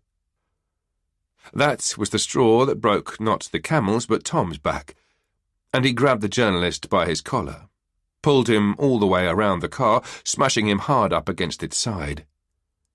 Bjarke looked scared as Tom moved in close, leaving only a slither of air between their noses. "Another word from you," he threatened, "and I'll personally—" That was all he managed to say before Laura grabbed hold of his arm and pulled him away from Bjarke. "That's enough, Tom," she roared at him with surprising force, which left Tom motionless. He gave Laura an incredulous look. He was confused, uncertain of what had just happened as Bjarke grabbed the chance to get the hell out of there. Laura continued in a calmer yet still firm voice. "I know that you're affected by this case, Tom. I feel it too, but have you lost your mind? Are you trying to get yourself sacked?" Tom looked at her for a long time. "We've got a lot of work to do," he said. Then he got in the car and turned the key in the ignition. The engine started with a deep rumble. Laura sighed despondently and also got in the car. After 5 minutes of silence, Tom sighed deeply. "Thank you," he said, without taking his eyes off the road. At first, Laura didn't know what he was talking about, but then she realised. "You're welcome," she said. Dina's excited butterflies had turned to regular nausea, all because of a date. The nausea was full-blown by the time she walked through the door to Barresso, and a distant voice in her head was screaming, "Turn around!" Only she didn't. She scanned the room and noticed a man walking towards her. From his huge smile and determined look, she figured it had to be Anders. "Hi, I'm Anders, the man said as he put out his hand. She quickly shook it. I recognised you from your photo on Facebook, he explained somewhat loudly. Dina felt that there was something almost overwhelming about both him and the way he had greeted her, and suddenly she felt like everyone in the cafe was staring at them. She put his awkward greeting down to him being just as nervous as she was, because if anything made people behave differently and awkwardly, it was nerves. And I'm Dina, she said, as she realised that she hadn't even thought about checking out his Facebook profile before meeting him. Not that there was anything wrong in checking someone's Facebook profile. These days, everybody probably did it. It was part of the game. But it had just never occurred to her. I realise it's a little chilly, but the sun's shining, so how about a walk around town with a hot drink? Anders asked, smiling broadly. Dina liked his smile. It gave him lots of wrinkles around his eyes, and it made him look friendly. She had always preferred tall and dark men, and Anders was neither. But she pushed her inner criteria aside. Looks and attraction were important, but they were not everything. I'd like that, she nodded. Super! My treat, please. What would you like? Thank you. That's very nice of you, Dina replied, thinking that while it was ages since she had last been on a date, things might not have changed that much after all. I'll just have a black coffee, please. Super! Coming right up, was Anders's slightly fresh reply. Dina noted that he was seemingly quite fond of the word super, which she, on the other hand, was not. I'll be right back, he said, and walked up to the counter. A young girl leaning against the wall chewing gum took his order. Within minutes, to-go cups in hand, they left the Barresso coffee shop. I gathered you have children, Anders said as they walked along the pedestrian street. Dina got the feeling that he knew a lot more about her than she would have preferred. Yes, he's 8. His name is Bertil, she replied, and suddenly remembered what Bertil wanted of a possible boyfriend. She couldn't help herself. Do you by any chance have a dog or a PlayStation 4? She could see that Anders was taken aback by her question. He smiled hesitantly. I'm not allowed to have pets in my apartment. And I have an Xbox One. Why? I asked Bertil how he would feel about me having a boyfriend, and he said it would be fine only if he had a dog or a PlayStation 4, Dina explained. Anders laughed. Well, I don't have a dog, but an Xbox is practically the same as a PlayStation 4, he said. My children love it. So you also have children? Twins, actually. Wow. They're 5, Max and Albert. Hard work, I can tell you. I can imagine. But they're wonderful. I have them every other week. My ex-girlfriend and I live close to each other, so if one of us has plans or needs to work late, we swap days or pick the children up from daycare or whatever is practical. We're very flexible, and it works out really well. I think it's also much better for the kids. They can see that we're able to work together. Yeah, that's important, Dina agreed. She also thought it sounded slightly complicated. How long ago was it? That you broke up, I mean, she asked. Coming up to 5 months. But ours was not a marriage for years, so it feels like much longer, Anders said, sipping his coffee. Funnily enough, we get on much better now that we're no longer together. What about you and, Lars? We split up not long after Berta was born. Since then, well, he stays with me most of the time. But Lars and I work well together now. Super! There's nothing worse than parents taking their problems out on their children. Damn, that really pisses me off. Dina agreed, but then silence settled once again. It was awkward in a way that only occurs on a first date. They turned off the pedestrian street and walked toward the fairy tale park. It occurred to Dina that she had let Anders take control, and that he was the one leading them toward the park. She didn't mind, but she was a little surprised that she had capitulated so easily. It was not really like her. "What do you do in your spare time?" Dina asked when they entered the fairy tale park and passed by the large sculpture of a paper boat in the creek. She could all but taste the forced artificiality as the question reluctantly slipped across her lips. However, it was the only question she could come up with to quench the unbearable silence. "I really like running," Anders said, "especially after I stop smoking. It's more fun when you're not constantly choking on phlegm. What about you? Are you into sports?" he asked. "I swim," Dina said, surprising herself with what little white, bordering on huge black lie she had just delivered. Granted, she did swim, but it had been months since she had last set foot in a public swimming pool. Once again the conversation came to a halt, and they turned back toward the pedestrian street. After a long and painful silence, they passed a sandwich board with an electronic flyer from Actuelt. The headline read, "Fairy tale killer is a serial killer according to German profiling expert." "It's crazy, eh?" Anders said after they had passed the board. "That murder story." Dina nodded. "It's horrific." Anders suddenly stopped and pointed his coffee cup at Dina. "You're a psychologist," he exclaimed, smiling broadly. Dina gave him a puzzled look, and the strange feeling that her date knew all about her returned. She knew nothing about him. She blamed Facebook and her friend Tina. "Yes, I am," she said, more like she was posing a question. "What do you make of this fairy tale killer?" was his enthusiastic response. "What type of person would do something like that?" "What do you mean?" "Can't you do a profile of the killer?" "Oh, no, I don't work with profiling. I actually don't know anything about criminology," Dina argued. "My area of expertise is different. I work with people who face more ordinary challenges, so to speak." "But if you had to, how would you describe the killer?" Dina didn't really want to, but somehow she agreed to play the game anyway. They continued walking toward the pedestrian area, and Dina began, "Well, from what I've read and heard, it would seem that the murder was carried out with a meticulous attention to detail.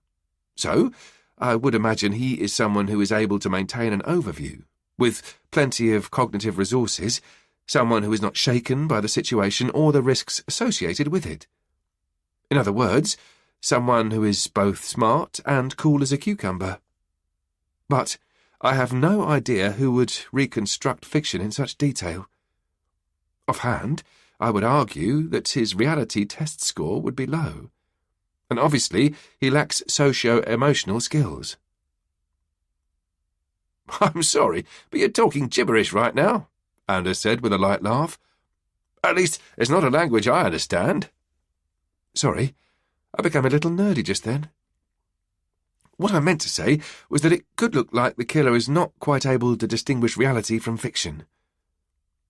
When you do something like that to a little child, as if it's merely a fairy tale, killing a child requires an absence of empathy."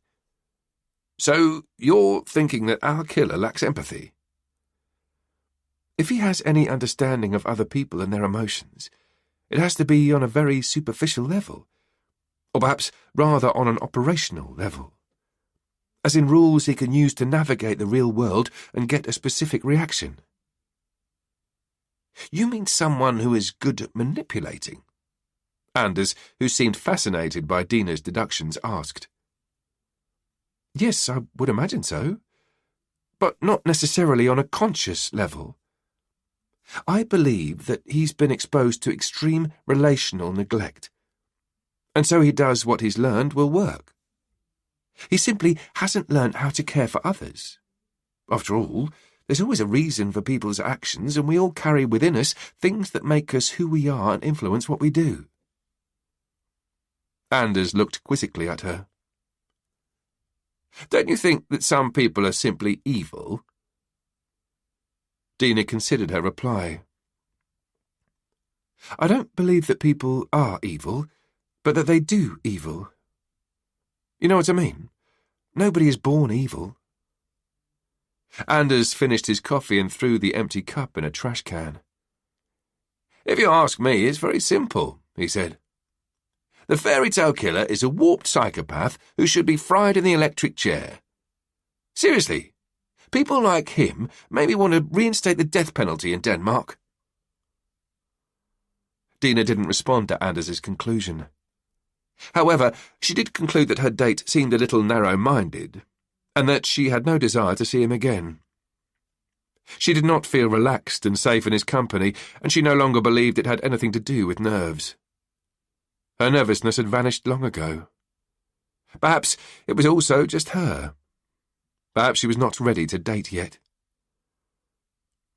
"Well, thank you for the coffee," Dina said, smiling at Anders. "I should go get Bertil." "I'll text you later," Anders said, following an awkward goodbye, which was neither a handshake nor a hug, but something in between. Later, as Dina and Bertil arrived back at the apartment, she still felt a little disappointed in her date. The singular, hopeful butterfly had long since flown and was now replaced by a sad void and more desolate thoughts. Perhaps she would never find the right one. Maybe she would never be ready. Dina asked Bertil to sit at the kitchen counter as she toasted some rolls and chopped up some fruit. Now that the media were in full-blown frenzy over the fairy tale killing, she knew that it was only a matter of time before Bertil also heard about it. Either in the schoolyard or at his father's place, where she knew that the TV2 news was always on in the background. She wanted to be the one who told Bertil about the horrendous murder. She would be able to talk about it in a fitting manner, and this way she would at least have slightly more control. Dina arranged plates of food for them both, and then she sat down on a bar stool next to Bertil. "Sweetie, have you heard anything about a truly terrible incident during the last few days?" she asked. "No? What's happened?" Bertil said with a frightened look. "Is it Dad?" No. She quickly calmed him down. She knew her son well enough to know that if anything scared him, it was not werewolves or vampires, but things like changes, deaths, and war. Unfortunately, he was a boy who was worried about many things. He always had, and she partly blamed herself. She knew that her own anxiety and tendency to worry too much had very likely rubbed off on him through the years. "Your dad's fine," she said. "Everyone we know is all right. But something happened to someone we don't know, a little girl. She's dead and it's all over the news."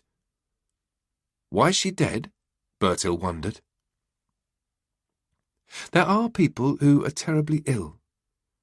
Not like a cold, but it's their brain, their mind. And sometimes people who suffer that kind of illness do terrible things. And someone very ill killed that little girl."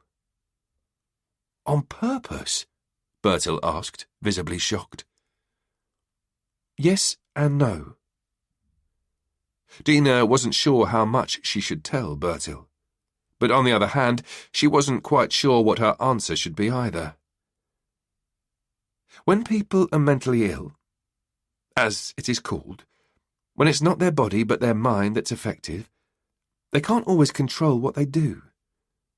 But it was not an accident. So yes. Bertil was silent, and Dina could see that his thoughts were churning.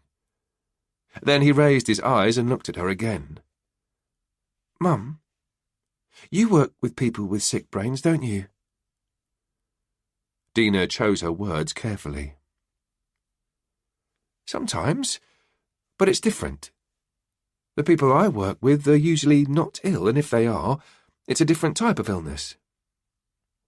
Bertil nodded, but Dina could see that it was hard for him to grasp.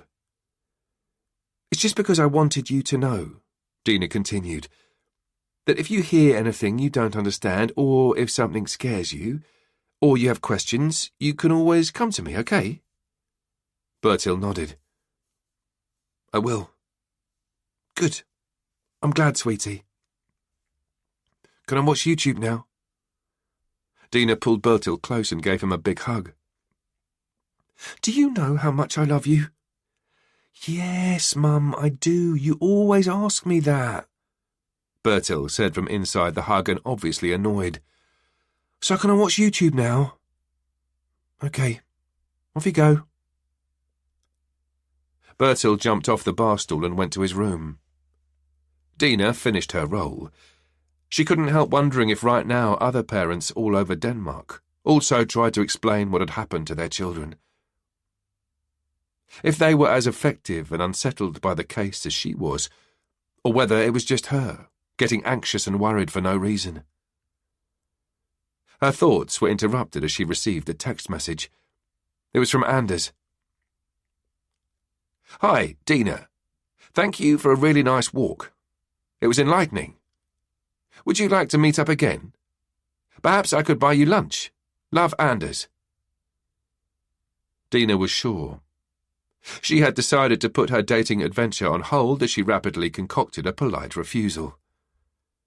Hi, Anders. Thank you. It was really nice meeting you, but unfortunately I have to say no. I'm afraid I'm not ready to date yet after all. I'm really sorry.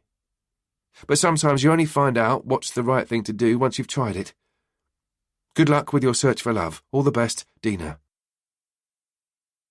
Tom keyed in the address on his GPS and headed for Odense SV, where he had arranged to meet Maya's class teacher, Helene Ask. The tabloid newspaper, Actuelt, had stirred up fear with their article with the German profiler who, in his infinite wisdom, had claimed that the fairy tale killer was a serial killer. It was exactly what Tom had tried to avoid. And now that it was a reality, it had the exact consequences he had feared. All over the country, even on Bornholm, people believed they had seen something suspicious, or they felt that their children in particular were at risk of becoming the fairy tale killer's next victim. The incoming calls were so many that Martin had had to dedicate 2 officers to take the calls, and he'd had to ask Laura to follow up on the calls that might be of importance. Which was why Tom now had to do this interview alone without Laura. As he parked the car at Diana's enclosure, it struck him how today's 2 interviews had brought him to 2 residential areas that were nothing like each other. Even though the areas were barely 2 miles apart, they were in fact worlds apart. This area had no quiet roads, large villas and plenty of space between the houses and their well-tended houses and gardens. This was an estate with towering grey and blue concrete buildings from the 1970s, surrounded by greenery, with satellite dishes of all sizes and numerous carpets thrown over balcony banisters to air under the pale winter sun. It looked like the buildings were undergoing severe renovations, which, alongside the endless rows of scaffolding and machines and men in orange work gear, further stressed that in this part of the world space was limited. Each square foot counted, and your neighbour was never far away. The teacher lived on the 1st floor, and as Tom climbed the stairs, she was waiting for him, her door slightly ajar. When their eyes met, she opened the door and smiled. "Hi," she said, nervously. "Come in." "My name is Tom Cross." Tom introduced himself, shaking her hand. Helene explained that she preferred Christine, which was her middle name. "It's been quite a few years since anyone called me Helene," she explained as she led Tom to the living room, where she had already placed 2 cups and a thermos on the coffee table. The apartment seemed bigger once you were inside. And again the differences from the earlier visits were staggering.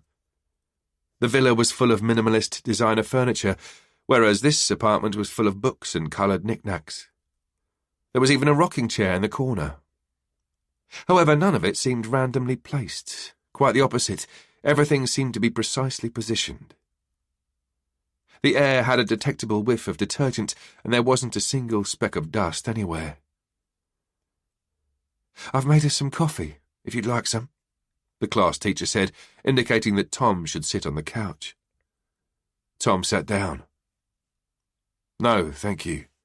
You're very kind, but I don't drink coffee after midday." "Really?" Christine smiled, yet sounded a little surprised. "How come?" she asked. Her voice revealed that she was still nervous. But then again, most people were when being interviewed by the police, which she fully understood.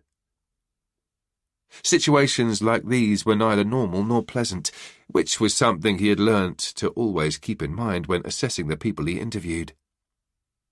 Something many, not least the younger officers, in his opinion, would often forget to take into consideration. Quite a few of the rookies had watched way too many detective series on TV or read loads of crime novels, which, again, in Tom's opinion, rarely had much to do with the real world. "When I get to midday, I've already consumed one pot of coffee, and if I continue, I just end up feeling poorly," was Tom's polite answer. He had often noticed how sharing a little personal information could be very helpful. It made his counterpart feel that they were actually engaged in something resembling a conversation. Christine poured herself a cup of coffee. "Sounds like a sensible decision," she said. The raw, white, winter daylight flooding through the balcony door revealed how tired she looked. Pale skin, dark rings around her lackluster eyes. She obviously wasn't getting enough sleep. "You don't often see a rocking chair these days?" Tom remarked as he nodded toward the chair in the corner. "It was my maternal grandfather's," Christine said. "I also have an heirloom in my living room. Only it takes up a lot more space," Tom said, thinking of his miniature landscape, which had occupied his home for such a long time now. Christine nodded thoughtfully. "Some things are more difficult to get rid of than others." Tom sensed that he'd succeeded in making Christine feel like she was having a conversation rather than being interrogated, so he decided to begin his questioning. "As I mentioned on the phone, Christine, I would like to talk to you about Maya." Christine nodded and took a sip of her coffee. "I obviously have no first-hand experience, but I would imagine that as a teacher, you would get to know your pupils quite well." Again, Christine nodded. "Unfortunately, the numbers in each class are on the rise, but I do what I can to give every one of them the attention they need. It's important for children to feel that people see them," she explained. "And I do believe that I saw Maya." "What was she like in school?" "Maya did well academically. She was about average in all subjects, but I don't think she put much effort into being at that level. In my experience, she was quite bright, and I'm sure she could have done better had she been willing to work harder." Christine hesitated. "Only, I don't think they helped her at home. I don't think her parents paid much attention to her schoolwork." "And how was she socially?" Christine considered the question for a short while. It was clearly not because she didn't know what to say, but rather that she was contemplating how she should put it. "Socially, I'm afraid she didn't do quite so well." Tom was surprised by her answer. Her parents had painted a much prettier picture of Maya, as a popular and much-liked girl. Christine continued as her eyes turned moist. "If I'm to be completely honest, I don't think she had any proper friends. Not one. As you probably know, Maya's parents were well off, and unfortunately, it would appear that they did not pass on sound values to their daughter." "What do you mean?" "Maya would use her wealth of both money and things to, well, I guess you would have to say buy her friends. And then she had a rather unfortunate tendency to punish those who did not want her to be in charge." "Punish?" "Well, she was a smart girl, and, unfortunately, she knew how to exploit other people's weaknesses. Maya was a bully, She was very adept at getting others to join in. Tom considered the parents' portrayal of the daughter, and he wondered if they truly hadn't been aware of this, or whether it was a case of not wanting to be. "But I get the feeling that you nonetheless liked Maya. Is that correct?" Tom asked. Christine looked directly at Tom. A 10-year-old girl has not chosen to be like that. Her parents. I don't want to badmouth them, but they've never shown any interest in what was going on. The father never attended anything, and only very rarely did I see the mother. When we had parent-teacher consultations, her father spent most of the time reprimanding Maya, and us, for that matter, for not performing to his satisfaction, she said, shaking her head. And I never saw her mother smile. Not once. If you ask me, there's something fake about both her and him. They're not nice people.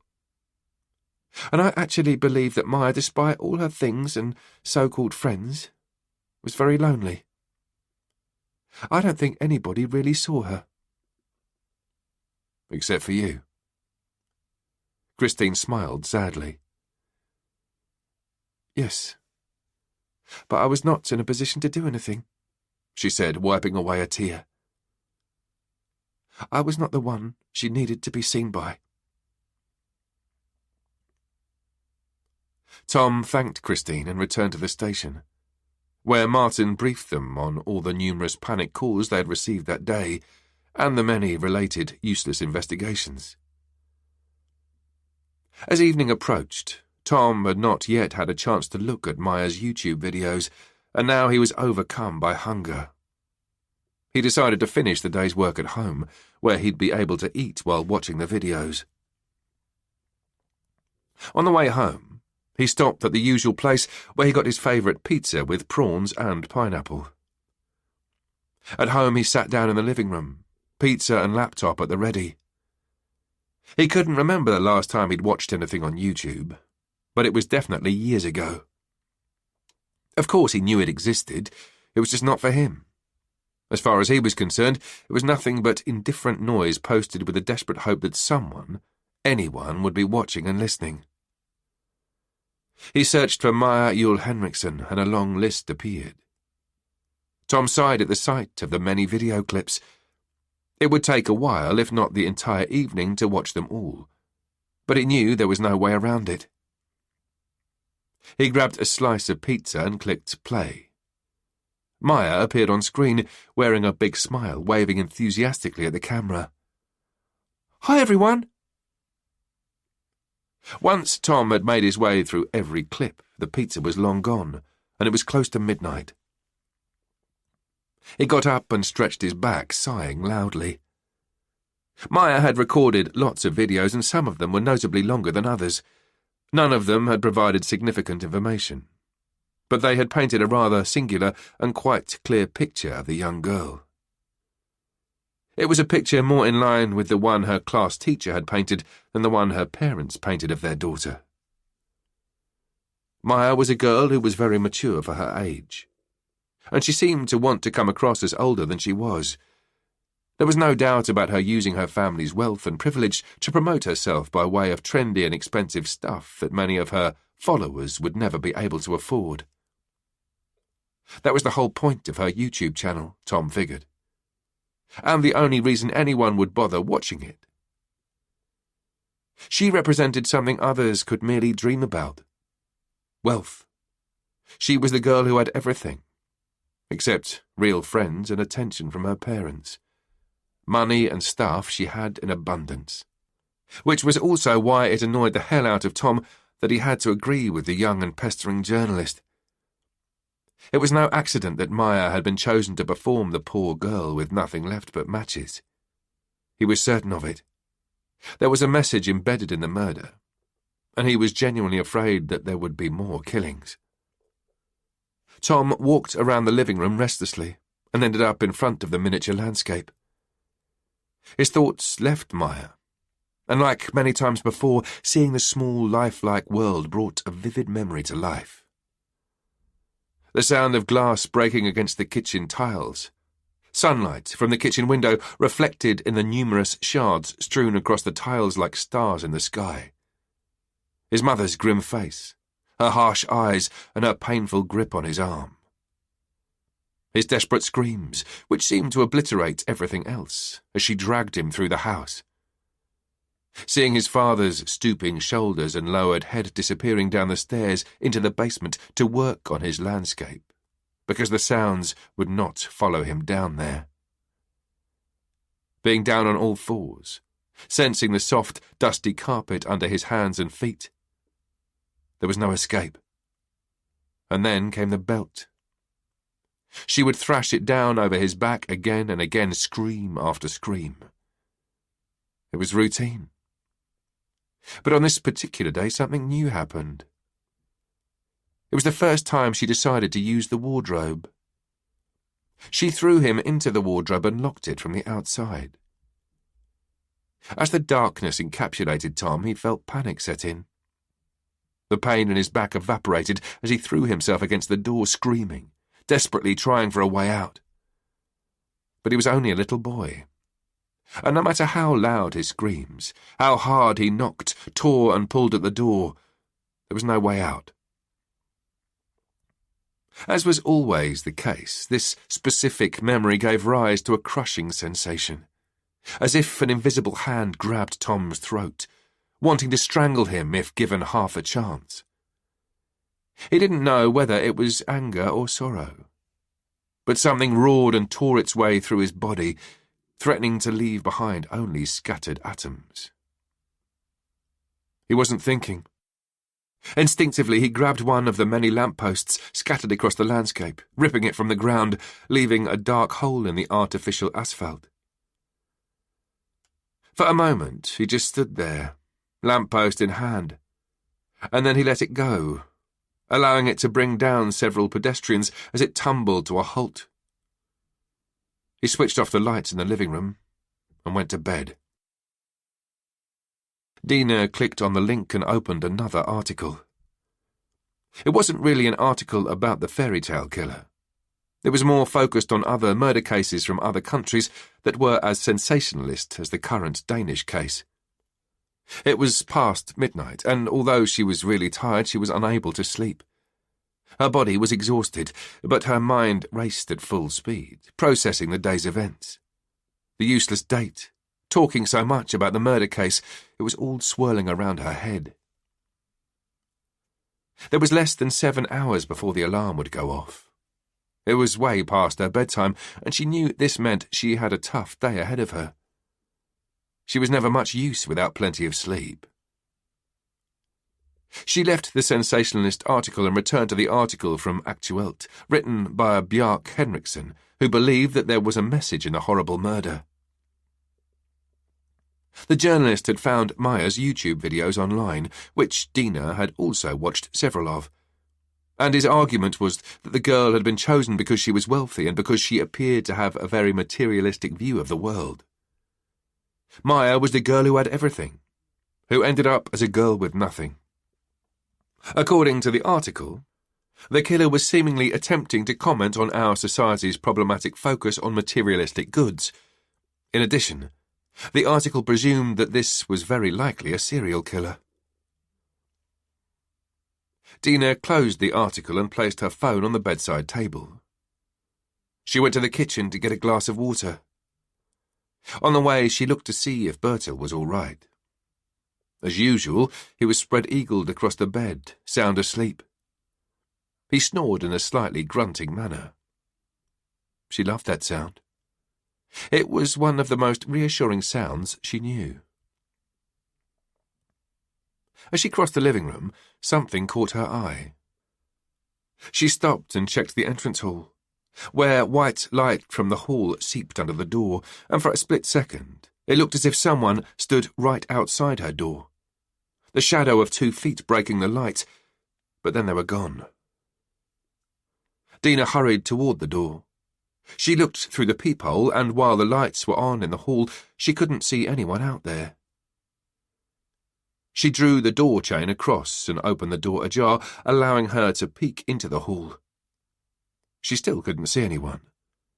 But she knew that someone had to have been there, because that someone had switched on the light. She closed the door, leaving the chain in place.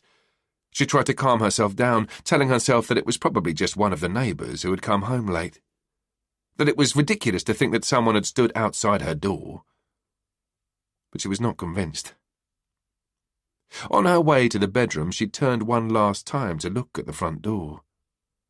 The light in the hall was no longer on. It's only shadows, she thought, and crawled into bed and under the covers. It's only shadows.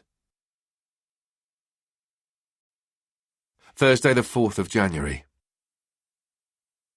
Rika was walking around in circles, trying to keep calm, fighting the fluttering butterflies in her stomach.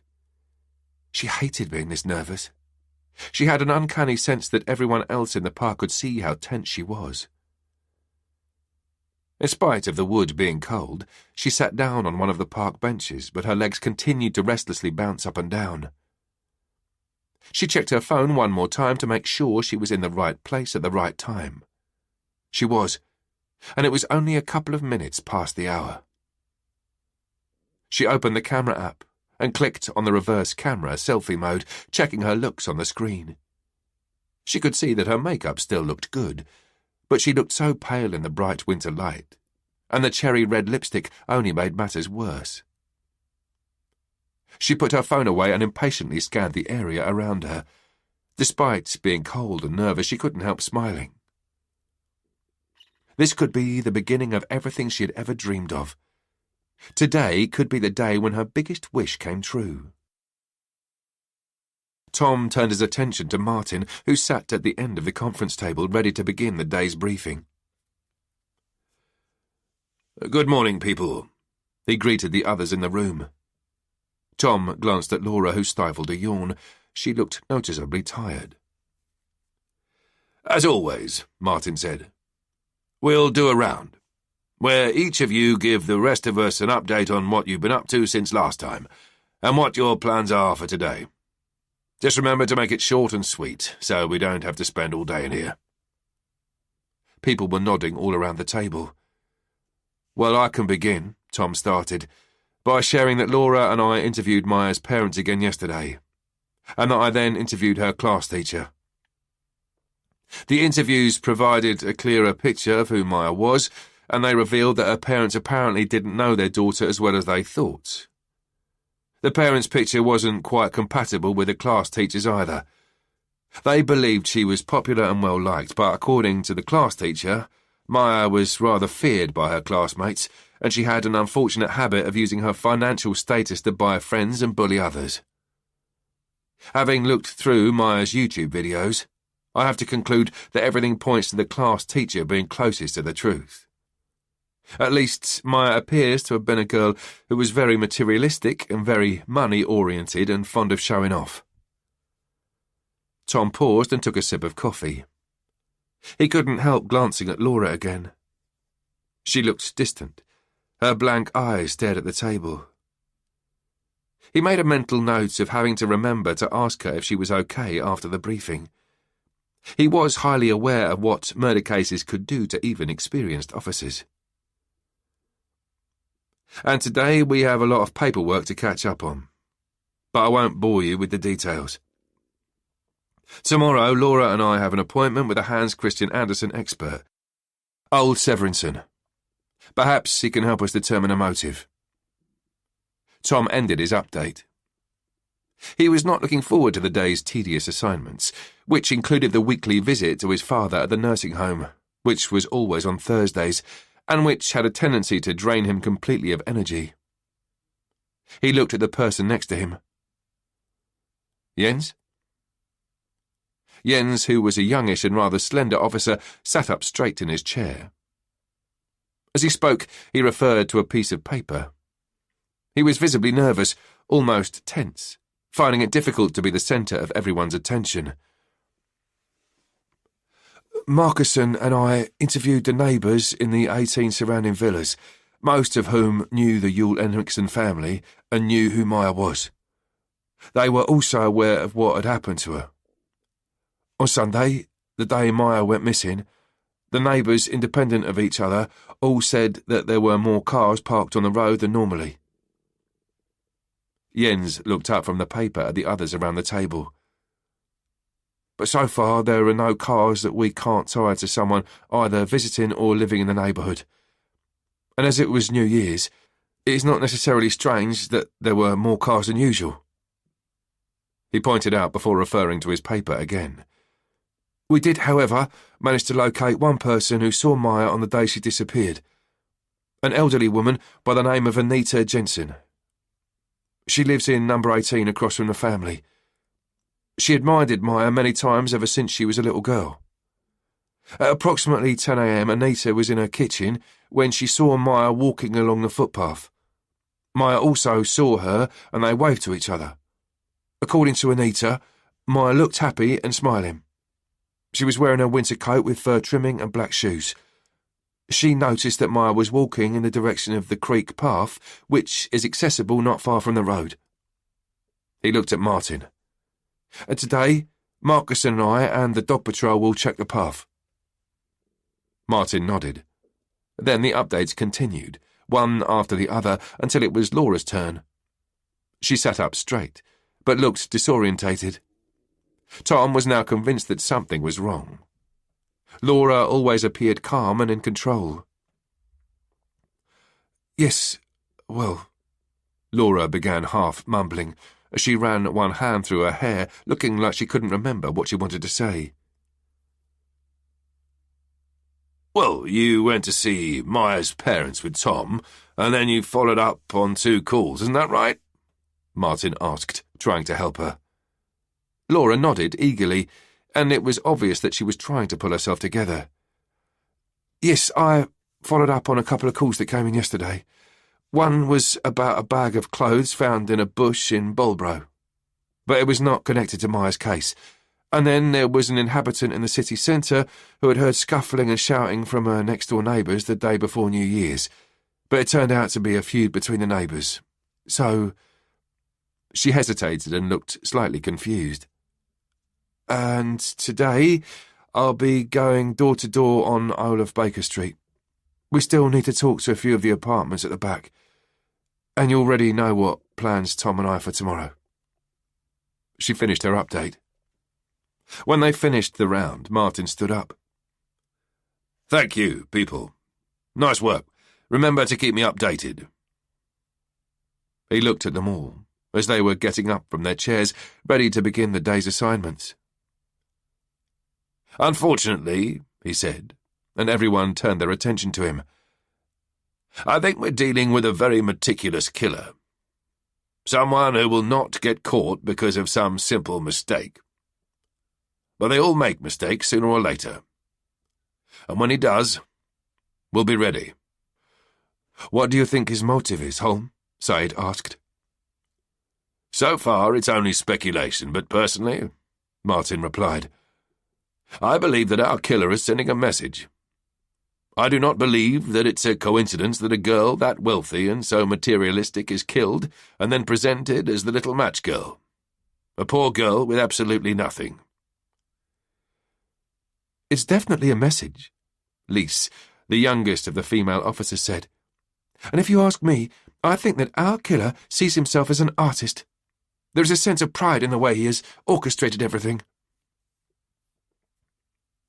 There are artists whose work carries no message.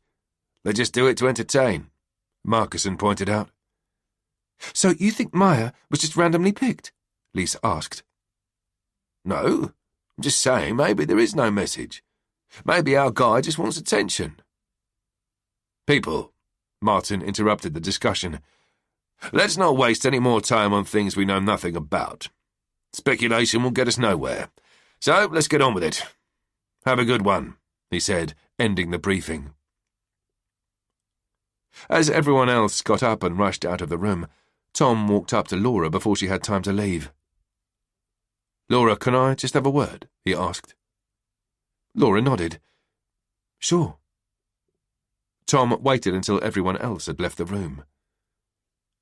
How are you holding up? He asked when they were alone. Laura shrugged. I'm okay, she said and smiled. Even a blind man would be able to see how thin the smile was, Tom thought to himself. But he guessed that Laura was the type who only rarely asked for help. "To be honest, I don't think I've ever seen you this washed out," he said. Laura sighed. "I've just had a rough night. But I'm okay, Tom. I can work, no problem." "I don't doubt it," Tom said to calm her down. "But when you say a rough night, is it because of the case?" Laura shook her head and looked at her hands. "No. It's just that the little one is ill again," she explained. Only Tom sensed that she was avoiding looking at him. "She woke me up every hour all through the night," Laura elaborated. "But like I said, you don't have to worry. It won't affect my work." "And like I said, I'm not worried about that. Just promise me you'll let me know if there's anything I can do for you." Laura looked at him with a tired smile. "I promise." Tom's thoughts turned to Laura and the way she had avoided looking at him several times during the day. He couldn't help wondering if there was something she wasn't telling him, and what that might be. In the end, he forced himself to leave worrying behind, as her private life was really none of his business. In the afternoon, he went to his father's nursing home, and this time he'd remembered the money. The moment he set foot in the room, his father greeted him dressed in his winter coat and old beige hat. "Shall we go?" he asked with a huge smile. "Go?" Tom was confused. "Yes, to get ice cream. We agreed. I've looked forward so much to getting out of here," his father said with almost childish glee. Tom would not necessarily concede that they had agreed to go for ice cream. Furthermore, there was something ironic about him having to take his father out for ice cream. He vividly remembered the numerous trips his father had taken him on as a child. They always bought ice cream, which they then ate down by the lake in the forest. He remembered the trips as quiet. They never really spoke much. But Tom had always felt safe and relaxed. Those trips were, tellingly, some of the best childhood memories Tom had. "Well, let's go then," Tom agreed. "You're already dressed for the occasion, I see." "Wonderful. I'll just get my wallet. I might not be able to drive anymore, but I can still pay for the ice cream." "Which reminds me," Tom said, and handed his father the envelope with his money. "Thank you, son," his father said, as he hid the envelope in the top drawer of his chest of drawers. Sven was walking impaired, so Tom supported him as they walked to the parking area. On their way, they met several inhabitants and employees, and with each encounter the old man tipped his hat. Tom could not remember the last time he'd seen his father in such high spirits. "So, this is your car," Sven said as they stopped at Tom's silver-grey Volvo. It was the same car he had driven his father to the nursing home in, but it was not the first time the old man's memory had played tricks on him. "So, where are we going?" Tom asked once they were in the car. "Why, the lake in the forest." "You do realise that the ice cream place won't be open in January, right?" "We'll just buy an ice cream in a supermarket, and then we can eat it in the car by the lake like we used to." Tom started the car.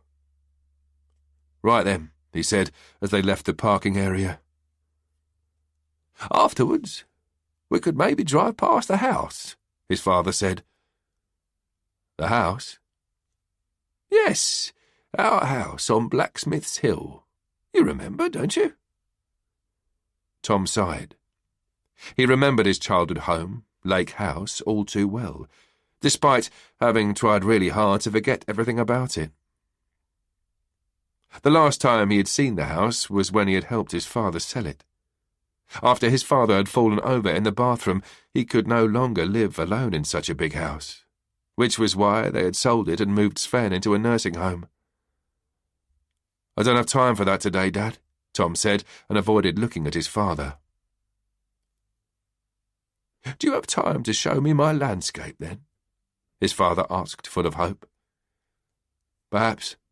We'll wait and see," Tom said, even though he knew that it would not happen.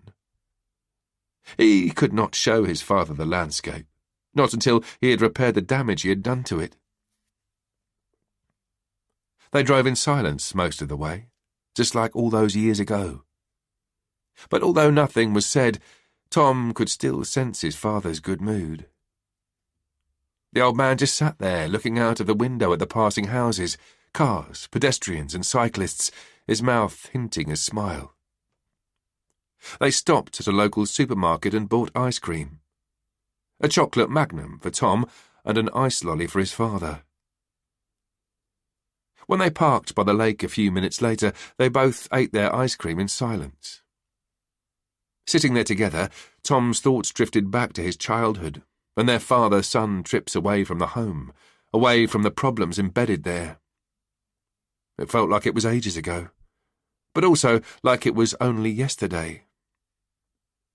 Memories are strange that way, distant, yet close. Tom shuddered as his phone rang, almost dropping his ice cream. It was Martin.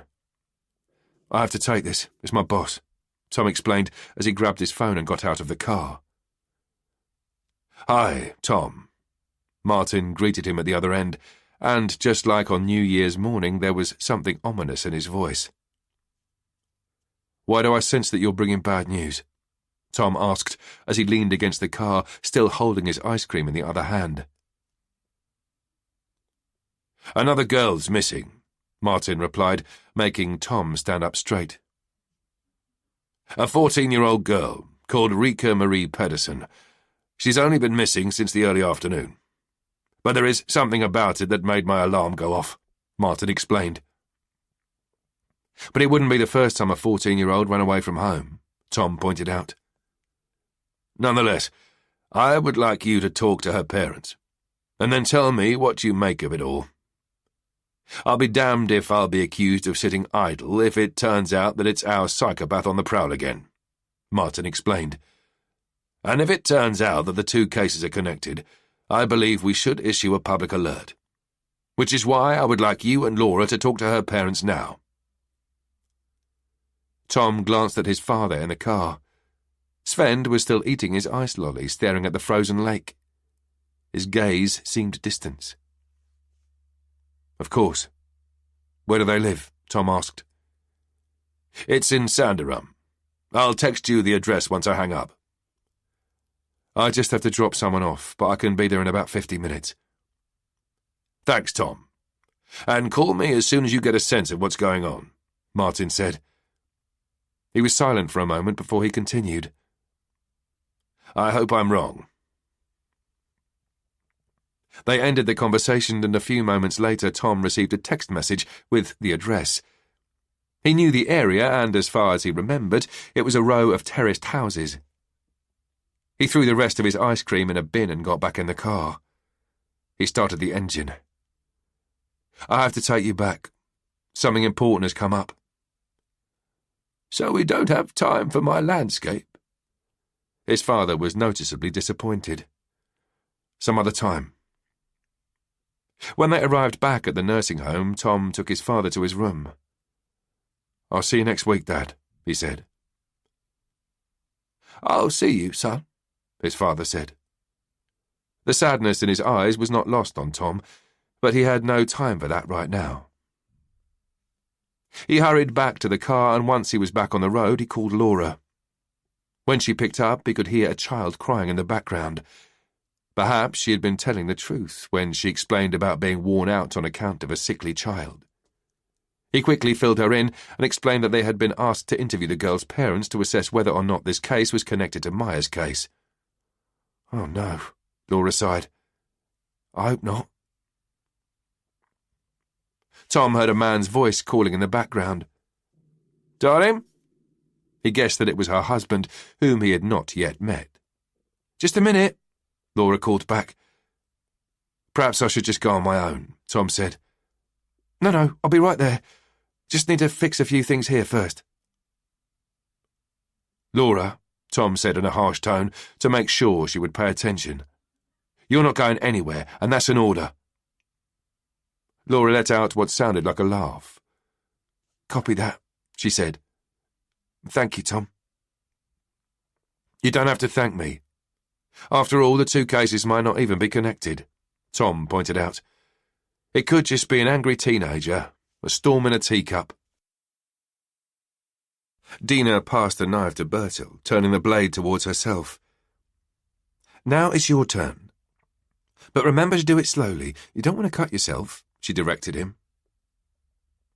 Bertil took the knife carefully, preparing to chop the onions in the way Dina had shown him.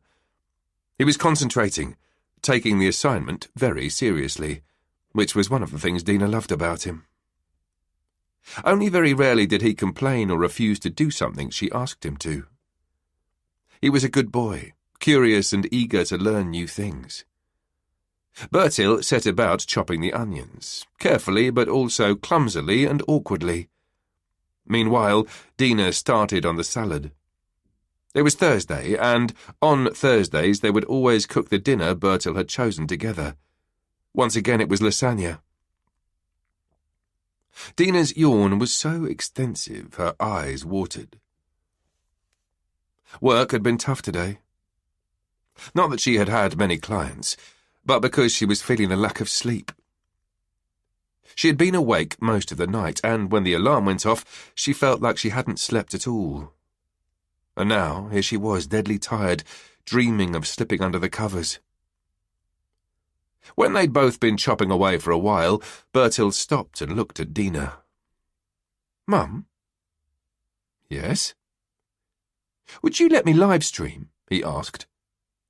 The question made Dina stop.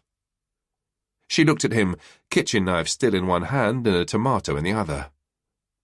"Would I let you what?" she asked, not sure that she heard him right. "Live streaming. It's that when you film yourself playing." "I know what live streaming is, Bertil," Dina said. She was well aware that just before Christmas, Bertil, despite her disapproval, had been allowed to start his own YouTube channel at his father's.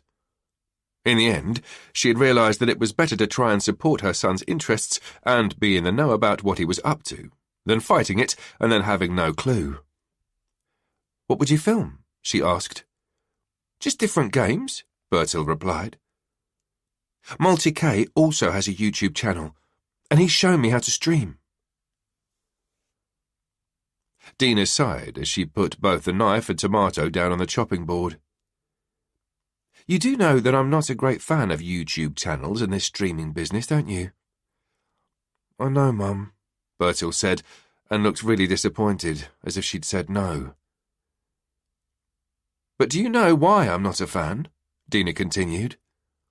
Bertil shrugged. "No, not really." "Well, there are several reasons." Dina began her explanation. "When you're 8 years old, you may think that something is really cool. For example, a certain way of speaking, or certain things that you do, or a specific look. And, although it can be hard to imagine, you may not, when you are, say, 18 years old, still think that those things are cool. You may even think that they're really embarrassing. But they'll still be out there because you can't just erase something from the internet. You can't. No. Once things go online, there's no way back. The internet never forgets." She could see that Bertil was contemplating what she had said, and it looked like her explanation had made an impression. "And when you put something online," Dina continued, "anyone can watch it, in principle, so it's not like a conversation like the one we're having right now. If someone misunderstands what you say or write, they can't ask you what you actually mean, like I'd be able to ask you now. So other people may easily misunderstand, and then you just end up making them sad, or you may actually say something you don't really mean. Do you understand?" Bertil nodded, disheartened. "However," Dina said, and she immediately noticed how that one word lit up a flame of hope in Bertil's eyes. Even though I'm close to ancient, I do understand why you'd like to try it. So, I'll let you." "Awesome!" Bertil exclaimed with a smile that was wider and more radiant than she'd seen in a long time. "Thanks, Mum." "If," Dina interrupted him, "you follow the rules that we are going to set down right here and right now. And I'll call your father and tell him later, but naturally I can't decide the rules at his and Lone's house." "What rules?" Bertil asked. He was alert and not quite sure whether he was about to win or lose. "Rule number 1, Dina said, demonstratively pointing her index finger straight up in the air. "From this moment onwards, viewers of your videos, whether live streamed or not, must never be able to see you in those videos. They may only see your screen." Bertil clearly wasn't thrilled by that rule. "But, Mum, I've already made videos with myself in them at Dad's," he said. "I know, sweetie, and we can't do anything about that. But from now on, this is one of the rules in my house, okay?" Bertil nodded to imply that he understood. "And rule number 2, Dina said, holding up 2 fingers. "When you live stream, you must never talk about anybody else. And rule number 3, she held up 3 fingers, "if anyone writes weird or unpleasant things to you, you must tell me about it instantly. Okay?" "I promise," Bertil said. "Any more rules?" "Not at the moment, but there may well be in the future. So, what do you say? Can you agree to these conditions?" Bertil gave it some thought in a way that only 8-year-olds can, where every thought plays out in their face. "Okay," he finally concluded. "It's a deal." "Good. So, provided you play by the rules, you're allowed to live stream." "Mum," Bertil said, "could we also have a rule that says when I'm live streaming, I'll put a sign on my door to let you know that I'm filming, just so you don't come barging in all the time?" "That's a deal," Dina said. "But I may have to sneak in if I have to tell you something important. And then we'll just have to communicate with our hands and faces, and if I make this signal," she said, cutting the air horizontally with her hand, "that means you have to shut down your computer." "Okay, and if I use this signal," Bertil said, forming a circle with his thumb and index finger, "that means I understand. It's what divers do when they say everything's okay," Bertil explained. "So it would appear that we have an understanding." "Can I go make the sign now?" Bertil asked eagerly. "No, we're in the middle of making lasagna. You'll have to wait until it's in the oven. And now, fetch me a pot from the cabinet so I can make the meat sauce, please," Dina said as she continued preparing the salad. The moment the lasagna was in the oven, Bertil rushed to his room to make a sign for his door. Dina couldn't help smiling when she saw how happy her son was. Sometimes she wished she had some of his pure and unadulterated enthusiasm. She had only just sat down by the kitchen bar when she received a text message. It was a long one, from Anders. "Hi, Dina. I understand how you feel. I guess I'm not really ready for the dating scene either. But what if we just take it slow and help each other until we feel comfortable? If we just hang out and see what happens? Perhaps I can invite you out for dinner on Saturday. Bertil will be with his father then, won't he? Love, Anders."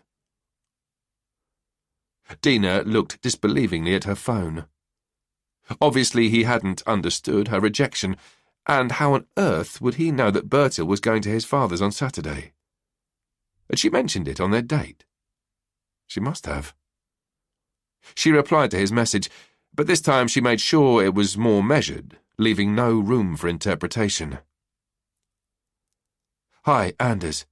Thank you for your message, but I'm not ready for dating. Not even if we take it slow. All the best, Dina. Tom parked in front of a beige-coloured, sandblasted terraced house on Dragon's Hill. Tiles led through a small front garden up to the front door, which opened before he had time to press the bell. "Tom Cross?" the man at the door asked. He was wearing work clothes and he was visibly upset. "That's me," Tom replied. "I received a call about your daughter." The man nodded. Yes, come on in," he said, and gestured for Tom to enter. "I'm Christian, by the way," he said distractedly. He continued talking as he showed Tom to the living room. "I'm very happy you came here so quickly. We just figured that with this fairy tale killer on the loose, it was better to put a notice out straight away, to make sure nothing happens to her." They entered the living room, where a red-headed woman was talking on the phone. She was wearing green dungarees, and even at the very first glance, she exuded calmness, the very opposite of her husband. "I have to go, Karen, but I'll call you back later, and thanks for helping out." She ended the conversation. She greeted Tom with a handshake and a warm, albeit tired smile. "Hi, I'm Lena." She presented herself and gestured for Tom to sit down on one of the chairs.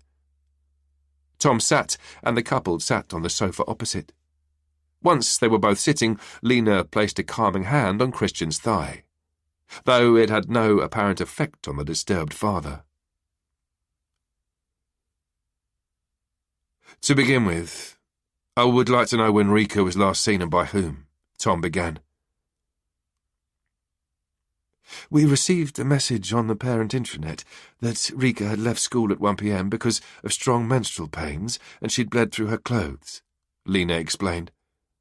"Only when I got back at 3 p.m. Rika wasn't here." "And I assume you've tried calling her mobile?" Tom asked. "We've tried, but it switched off," Lena replied. "We also called her best friend, Anna. She also says that Rika left at 1 p.m. "And that's all Anna knew?" Lena nodded. "We've also checked Snapchat, but the tracking device is also switched off." Tom didn't know that Snapchat had a tracking device, and he wondered whether this was something all parents, and indeed children, were aware of. "Has Rika behaved in ways different or unusual in the last couple of days?" "Not as far as I know," Lena said and looked at Christian. "No, I wouldn't say so," the father agreed, rigorously shaking his head. Tom nodded. "Have you checked to see if anything is missing from her room? Something that would usually always be there?" he asked. "Well, she came home to change her clothes, that's for sure," Lena said.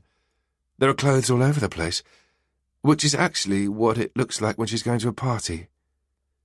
She tries everything on at least twice, and then all sorts of combinations as well." "But she wouldn't be going to a party on a Thursday, would she?" "No," Lena said. "However, Rika is very particular about the way she looks. Makeup, clothes, all those things." "Well, she's become like that," Christian corrected her. "What do you mean?" Tom asked. Christian's eyes wandered around the room. "Within the last year, she suddenly stopped going to church. And I seemed to always find her standing in front of a mirror putting on makeup. She wasn't always like that, but now you should count yourself lucky if you manage to get into the bathroom in this house," he explained. "Rika is just growing up, darling," Lena explained. "And I'm sure many girls focus more on their looks as they get older. I know I did." Christian leaned forward on the sofa, looking urgently at Tom. "You know that girl? The one who was murdered? The one with the matches? Was there anything indicating that she was—" He hesitated, obviously finding it difficult to put his thoughts into words. "Was there any indication that she was exposed to sexualized violence?" "Christian," Lena said, placing a hand on his back. "Don't make things worse than they are, okay, honey?" "Just let him answer my question," Christian snapped, turning back to Tom. This time his eyes were almost pleading. Tom was not allowed to reveal forensic details from a case. But he also knew that he would not be able to live with himself if he didn't give the man an answer. No. There's no indication that Maya was violated, he said, and noticed how relieved Christian was by those words. He leaned back on the sofa and sighed deeply, as if he'd held his breath for a long time. And, Tom continued, there's still no reason to believe that Rika's disappearance is in any way related to Maya's case. Christian nodded, and Lena held his hand. We pray to God that that's true, she said, eyes tearing up. Once Tom was done talking to the parents, he got Rika's friend's address and her mother's phone number. He immediately drove towards the friend's home, as it was only a few minutes away on Birch Valley Alley in Dalham. On his way there, he called Martin and updated him on events. He told him he still had to check out a few things in order to give a proper assessment of the situation. He promised he'd get back to Martin as soon as possible. Tom knew that in cases with missing persons, rapid action was of the essence. Anna, Rika's friend, lived with her mother in a terraced house. Anna's mother, Catherine, greeted Tom at the door. She knew he was coming because Lena had called her. She took him to see her daughter, who was in her room doing her homework. In many ways, her room was much like any other teenager's room, except for the small wooden Jesus figurine on the windowsill. Anna got up from her office chair as Tom and Catherine entered the room. She was wearing a light, flowery tunic and tight trousers. Her hair was long, straight and blonde, and she wasn't wearing any makeup. She shook Tom's hand. Hi, she said. You can sit there if you'd like to sit down. She gesticulated toward a sofa bed which was now in sofa mode. Tom looked at Anna's mother. I have to inform you that as Anna is not yet of legal age, you are more than welcome to stay during the interview. No need, Catherine said, looking at Anna. Would you like me to stay, darling? She asked. Anna shook her head. No, Mum. It's fine. Okay, but let me know if there's anything you need, Catherine said and left the room, closing the door behind her. Tom was pleased with the mother's decision. In his experience, interviewing young people was always a challenge when their parents were present. It would often lower the level of honesty, and in a worst-case scenario, their statements would be rendered close to useless. He sat down on the sofa Anna had indicated. As you probably know, I'm here because we can't seem to locate Rika, and her parents are very worried, he began. Anna nodded. And I understand that you're in the same class and best friends, Tom continued. Anna shrugged. Well, we're not really besties anymore, she said, sneering ever so slightly. Oh? You know, we used to be best mates, and we've known each other since we were little, but in the last year or so, we seem to have grown apart a bit. I don't know her as well as I used to. She's changed. Can you tell me a little more about that? Tom asked. It's not that she's done anything wrong. She's just changed. A lot. Before, both of us used to go to church. She was also in the choir, but then she stopped and she hasn't been to church in a million years. She even told me that she wanted to cancel her confirmation this spring, which had never been an option before. I don't actually think that her parents know yet. Is that the only thing that's changed? Or is there more? She's got her own YouTube channel. Anna's answer made Tom look up. A YouTube channel, he repeated with surprise. Anna nodded. She's become obsessed with making those videos. It's all she cares about. She says she dreams of becoming a famous makeup artist. That's what all her videos are about. Anna paused for a moment. I've seen them. And the girl in those videos is nothing like the Rika I used to know. What's her name on YouTube? Has her channel got a name? Tom asked. Style Queen 04. Did you talk to Rika today? Only a little. We don't really talk anymore. She's so busy texting someone all the time. Do you know who? I asked her because she's on her phone all the time, but she won't tell me. I think it's probably some guy she's met. In fact... Anna stopped herself and looked at her hands. In fact, what? Tom asked. Today, when she left school early, I think she was lying. About having her period? Yeah. I don't think she's got her period. Why not? Anna held back, looking a little embarrassed. Well... What? It's just... We usually have our period at the same time, Rika and I. And mine's not due for another week, so... Tom nodded.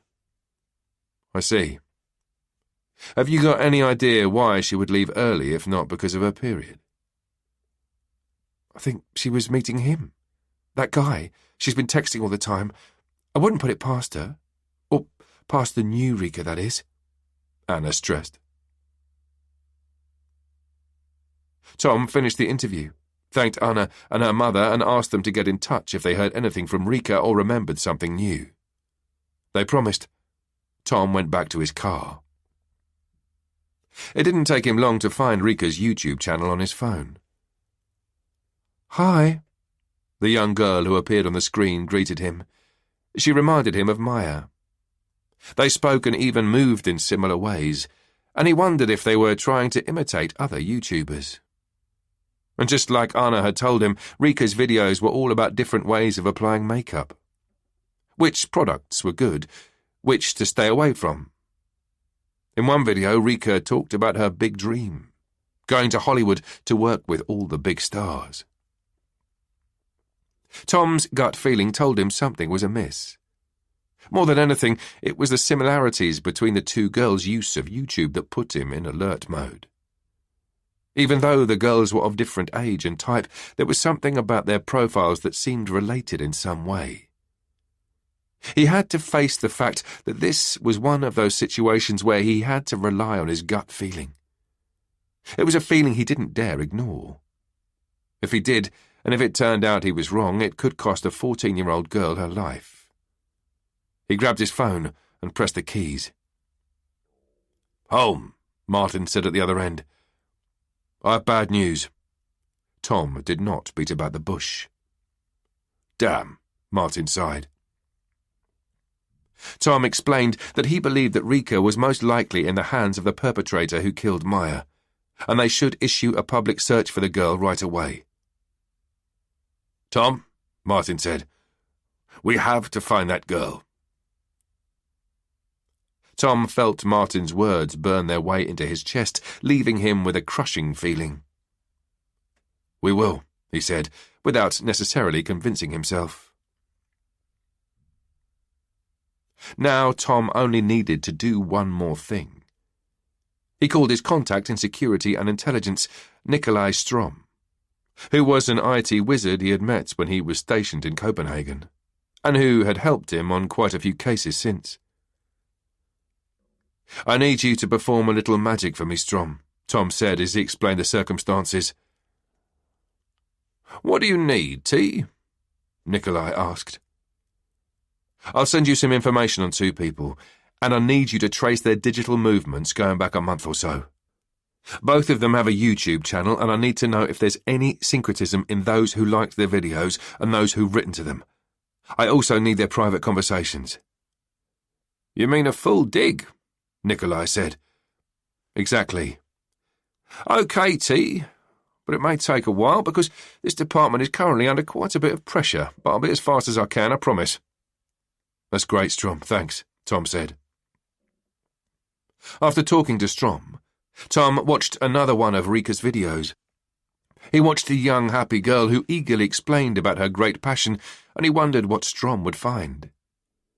Was it merely a coincidence that both girls had a YouTube channel, or was it a connection? Was it where the killer had found them? Bertil emptied the glass of water, wiped his mouth and looked at Dina. "Can I go to my room and live stream now?" he asked, full of hope. They had finished dinner, and Dina knew how much she had looked forward to trying out this live-streaming business. "All right, then, but only half an hour before the computer is switched off. And then it's time for brushing teeth and a good-night story," Dina said as she kissed Bertil's forehead. "Thanks, Mum," Bertil said, and jumped from his chair, clasping his arms around Dina. "You're the best, very best mum in the world." His words touched the very core of Dina's heart. She hugged him.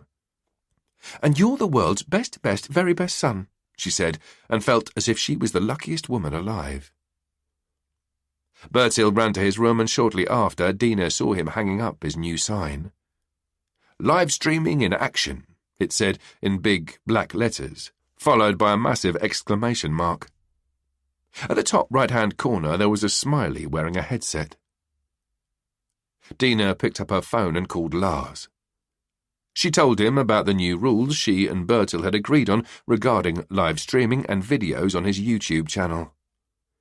She pointed out that she was well aware that she had no say in how the rules should be administered at their place, but she hoped that he and Lona would help Bertil and make sure that he didn't put too much stuff about himself online. Lars assured her that they knew what they were doing, and they would absolutely consider whether or not their rules should be a little stricter, but he would have to discuss it with Lona first. "Understand," Dina said, though she really wished that she could decide the rules in both homes, only that was not how the real world worked. "How are you?" Lars asked. "You sound tired." "I am, but apart from that I'm fine." "Don't you get any sleep?" "It was just last night I couldn't sleep. It's that damned—" She paused, not sure whether or not she should tell him. "Damned what?" Lars asked, as she still hadn't finished the sentence. "The fairy tale killing," Dina said, looking at her fingernails. It struck her how ugly and worn they looked. "It just gets to me, that's all." "You were always easily affected by things like that. I guess you've also seen the latest news, then?" His question made Dina sit up straight on the bar stool. "No?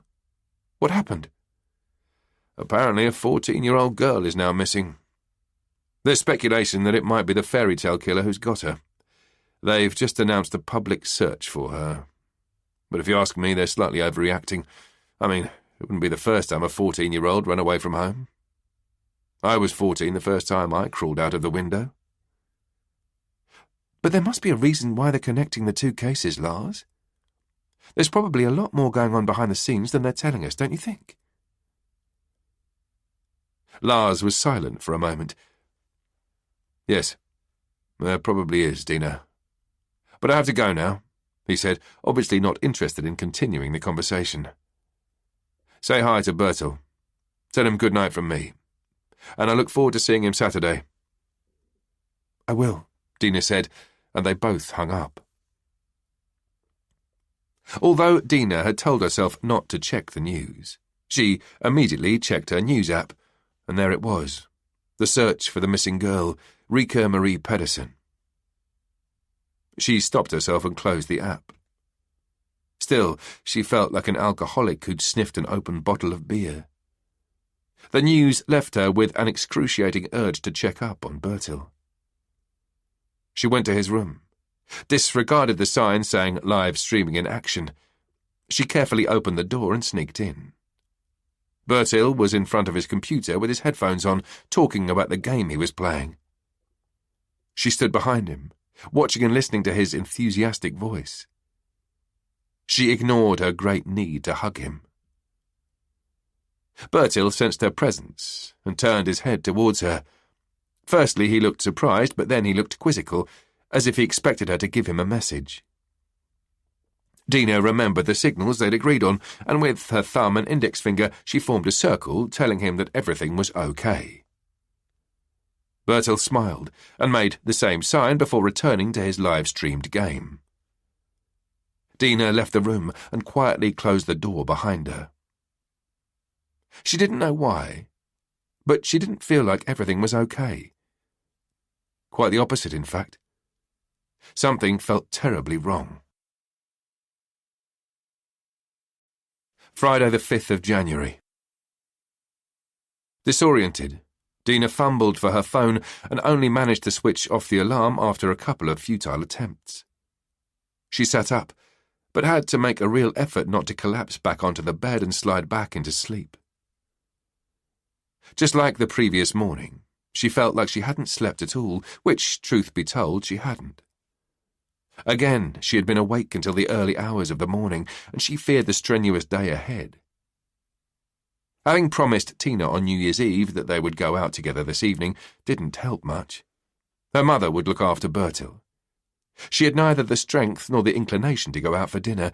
She would much rather spend her Friday evening with Bertil, not least because he was off to his father's tomorrow, and he would stay away until Monday.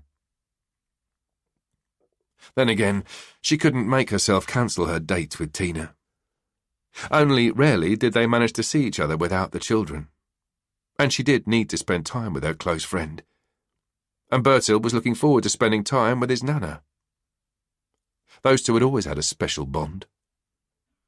Not least because her parents moved from the farm in the north of Jutland to Odense after Bertil was born.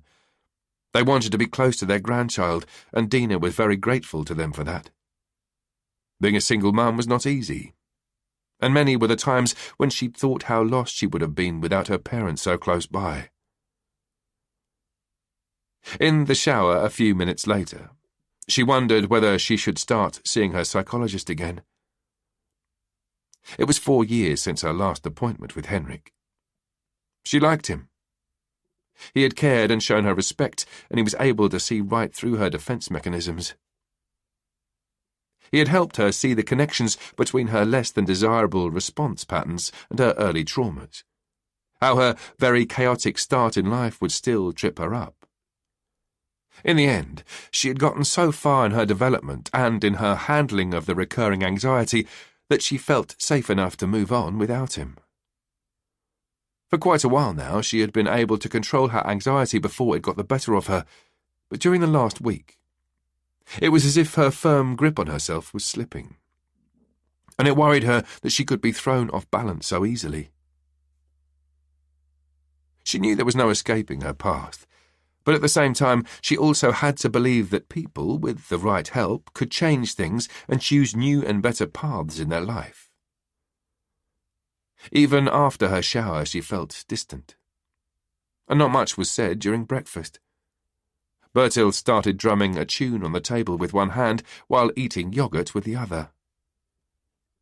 "Would you please stop that, sweetie?" Dina said, fearing that a headache was about to set in. Bertil stopped and continued eating. However, it wasn't long before he started drumming another tune with his free hand. "Bertil?" "Oh, yes, sorry," Bertil said. Dina heard her mobile phone buzzing. Normally she wouldn't have picked it up when they were eating, but part of her prayed that it was Tina cancelling their date. She grabbed her phone. There was a text, but not from Tina. It was Anders again. "Hi again, Dina. Thanks for your honesty. I still think it's a crying shame and just want to present one last proposal. What if we train together? I would really like to learn how to swim properly, and then getting to know each other would simply be a bonus. How about a swimming date this weekend? Love, Anders." Dina felt the muscles in her face and shoulders tense up. His messages were no longer flattering. They were transgressing. No more was nice. "Hi, Anders. I don't want to see you again. Please respect that and stop texting me, Dina." She sent the message, but the anger was still there. Bertil started drumming his hand on the table again, and that was the last straw. "Stop it, Bertil!" she shouted, visibly annoyed. Bertil immediately stopped and gave her a frightened look. "I'm sorry," he said, guilt-ridden. "I didn't think," he explained on the verge of tears. Feelings of guilt immediately washed over Dina. She had gotten too angry. It was not Bertil's fault that she'd not been able to sleep, or that Anders had trouble accepting rejection. "No, I'm sorry, darling," she said and took Bertil's hand. "I know you don't do it on purpose, and it was not okay that I shouted at you. I've just not been sleeping properly for the last couple of nights, and when I don't sleep, I tend to—" Dina thought about what to say, but before she had time to finish her sentence, Bertil finished it for her. "Be a sourpuss?" Dina gave him a tired smile and lovingly squeezed his hand. "Exactly, my dear. A real sourpuss." Dina pulled herself together and succeeded in getting both of them out of the door without further controversies. Sitting in front of Christine Ask, her first client that day, she could feel how the bike ride there had helped. Christine, on the other hand, appeared less together. She had black circles under her eyes and seemed less composed than last time. "It's just as if everything is one big blur," Christine tried to explain. "As if someone has stirred around my insides, and now everything is completely muddled up in there. Does that make sense?" Dina nodded and encouraged Christine to continue talking. "What happened to Maya? And now this thing with another missing girl. It's affected me in a way that has opened up other stuff inside me. Old stuff," Christine elaborated. "What type of old stuff?" Christine considered Dina's question. "I think that my need for control is on the rise again. In fact, it's become quite dominant lately." "It's completely normal that the challenges we carry with us rise to the surface again when we're under pressure. What we carry within makes us react in certain ways when we're faced with specific situations here and now. Sometimes our baggage can lead to utterly unfavourable behaviour, which is in no way related to what is currently going on," Dina explained. And while she talked, there was a conscious part of her which became very aware of how easily she could have been saying those same words to herself. "It can, just as you described, increase one's need to be in control. Can you say anything about how this need manifests itself in your everyday life?" Christine wrung her hands nervously. "At home, I prefer things to be in the usual place, and I'm very aware of bacteria. I probably spend more time cleaning than most. I also have to carry out my little routines, and if unexpected things pop up, then it's not long before I start to feel the pressure building. And then everything comes tumbling down and I'm not able to control my thoughts at all." "Do you remember the first time you had a sense of how keeping things in order helped you?" Dina asked. Christine thought for a moment, and it was as if her hands simultaneously started moving faster. It was obvious how thinking about the past affected her. "It was probably when I was around 6 years old, right around the time I moved to another school for the first time. That was when I began putting things in order, making sure that things were neatly put back in the same place. Tidying my room calmed me down." "Why did you have to change schools?" Dina asked.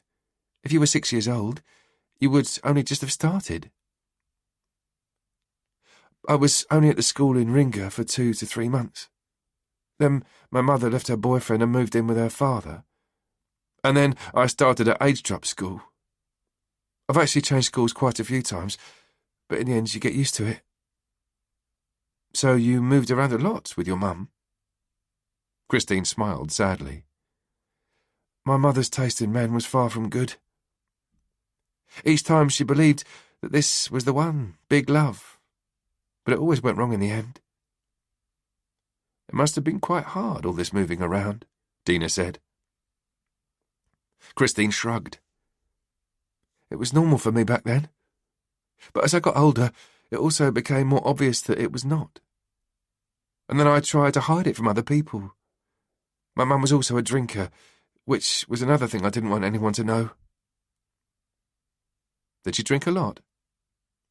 "She was an alcoholic." "So you tried to hide your mother's alcoholism?"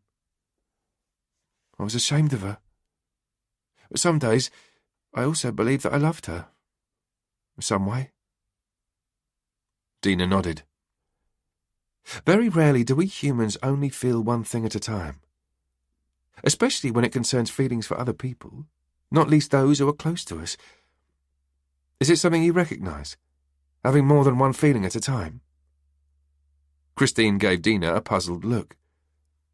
No, not really. Sounds confusing. That's not so strange. Growing up surrounded by chaos doesn't really teach people how to handle their emotions very well. Having more of them at the same time does not make it any easier. But then putting things in order or cleaning can seem like a useful solution. However, it's not a solution that lasts, because that which is messy remains messy. And then the need to create order becomes even more manifest. Does that make sense to you? Kind of, Christine replied thoughtfully. All that stuff with my mum probably did make me tidy up and clean all the time. She hesitated. But I actually believe that I have now started to sort out the real mess, as you put it. Yes, well, I hope that our talks can help you sort out the real mess, Dina said. Christine nodded. Like I said, Dina continued, we are constructed in such a way that we carry with us whatever happens to us, and it affects how we react in the present. A child you knew and cared for was brutally murdered. It stirs up feelings in you, reminding you of things you have experienced. Dina paused for a moment, to let Christine take in what she was saying. Growing up, your parents and your surroundings teach you how to react, Dina continued. If, for instance, you cry, then your parents or someone else will feed and care for you. However, if your parents do not provide food and care when you cry, if they ignore you, you learn that crying doesn't help, and then you will eventually stop crying. Then you stop expecting that you'll get what you need. Does that make sense? Christine nodded. Yes, it does. Our brains like order and patterns. So when we experience the same thing several times over, we make it a rule. We expect it to. We anticipate it happening. And rules can be both positive and negative, so it becomes a way of making our world more predictable to ourselves, but also our brain. The rules we learn as children usually follow us into adulthood. Christine, you've learnt that when you feel unsafe, you can create calmness by controlling your circumstances. You may possibly even make them look better than they are beneath the surface. And then, when something like what happened to Maya happens, you feel the urge to tidy and clean and organise your home. It's all quite natural. But it may not be entirely logical. And if you want to change that pattern, you have to become aware of the rules you have made for yourself. And to do that, you need the strength and willpower to venture down new roads. However, it is possible to develop new and more useful rules. Dina rounded off, hoping she had made her point clear. Christine smiled. So there's hope for me yet, she said. Dina couldn't help but smile back at Christine. Of course there's hope. After Christine left, Dina had 10 minutes before her next client. She leaned back in her chair and tried to get a hold on her thoughts. The conversation with Christine had affected her in a way she had not anticipated. She was well aware of old stuff being brought to life, and the resulting inconvenient behaviour it could set in motion. She wondered if she was in fact guilty of recreating old and otherwise abandoned rules recently. She considered again, if perhaps she could contact her former psychologist, but something made her hold back. Even though Dina knew that Henrik could very likely help her, it also felt like a setback. She was well aware that everybody occasionally needed someone to help them view things from another perspective. And yet she felt that she should be able to tackle her anxiety on her own, which, after all, she had been doing for years now. She postponed the decision, and before she went to get the next client, she checked her work phone. Her last client had cancelled, which meant that she would be off work early today. She would be able to pick Bertil up from after-school care, and they would have time to hang out together before her appointment with Tina. It was exactly what she needed, and so she quietly thanked the client who had cancelled. Tom took the coffee that Laura handed him as she sat in the passenger seat. "Thank you for helping out yesterday," she said. "My pleasure," Tom said as he placed the coffee in the cup holder like he always did, leaving the coffee to cool off while they drove. "How was the little one?" he asked, while noticing that Laura looked much better than she had done the day before. Laura sighed. "Anton is still sick, but my husband looked after him during the night, and he's taking care of him today. It's not always easy, especially when there are no grandparents around." Tom started the engine and drove off. "I can well imagine. What about you?" Tom glanced at Laura. "What about me?" "Did you never want to have children?" "I don't mind them."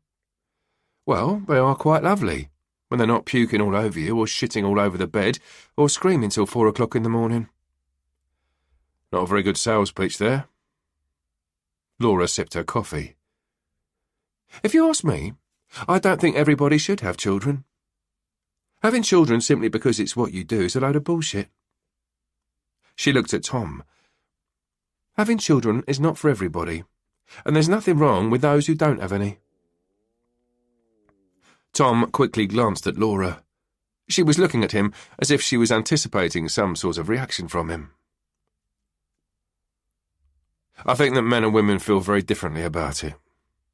Women probably feel a lot more pressured into having children than men do," Tom said before taking a sip of his coffee. "You are probably right about that," Laura agreed. "But changing the subject, do you still believe that the fairy tale killer has also taken Rika?" she asked. "There is that risk, I guess. And can we please agree not to call him that? It's just another sick invention by the media, and it's in really poor taste.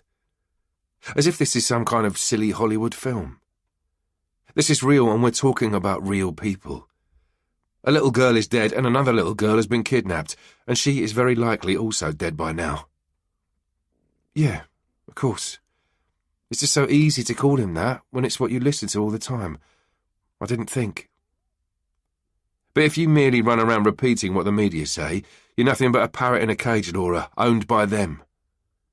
Do you want to be just another parrot?" Laura laughed, and her sudden laughter took Tom by surprise. "I don't know anyone," she giggled, "who is as dramatic as you." "I'm not dramatic," Tom grumbled. "I mean it." "I don't doubt it, Tom." "And it really annoys me," Tom said shortly after, as they had to stop at a set of traffic lights, waiting for it to turn green, "that we have to waste time on this, when Rika is still out there." "If you ask me," Laura began. "Only I didn't," Tom quickly interrupted her.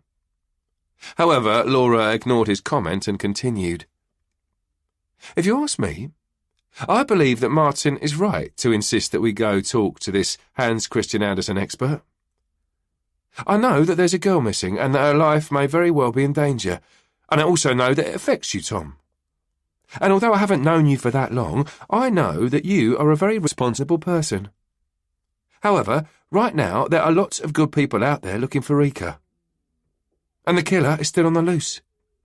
She paused briefly, but only to take a breath.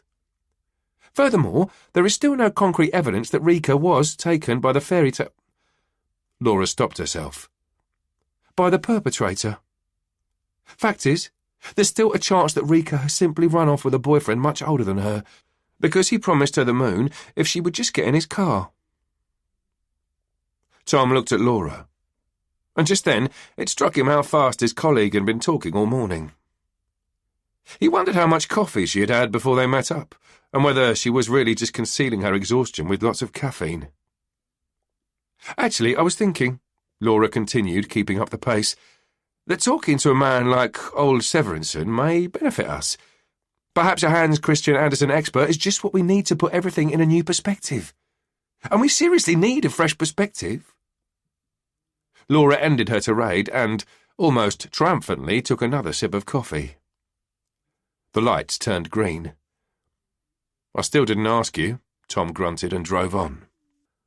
Laura looked at Tom, smiling in a way he couldn't quite work out what it meant.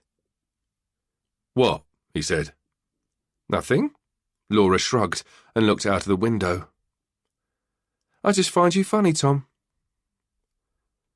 When they arrived at the Hans Christian Andersen Museum on Klaus Berg Street, old Severinsen met them in the foyer and then took them to his office.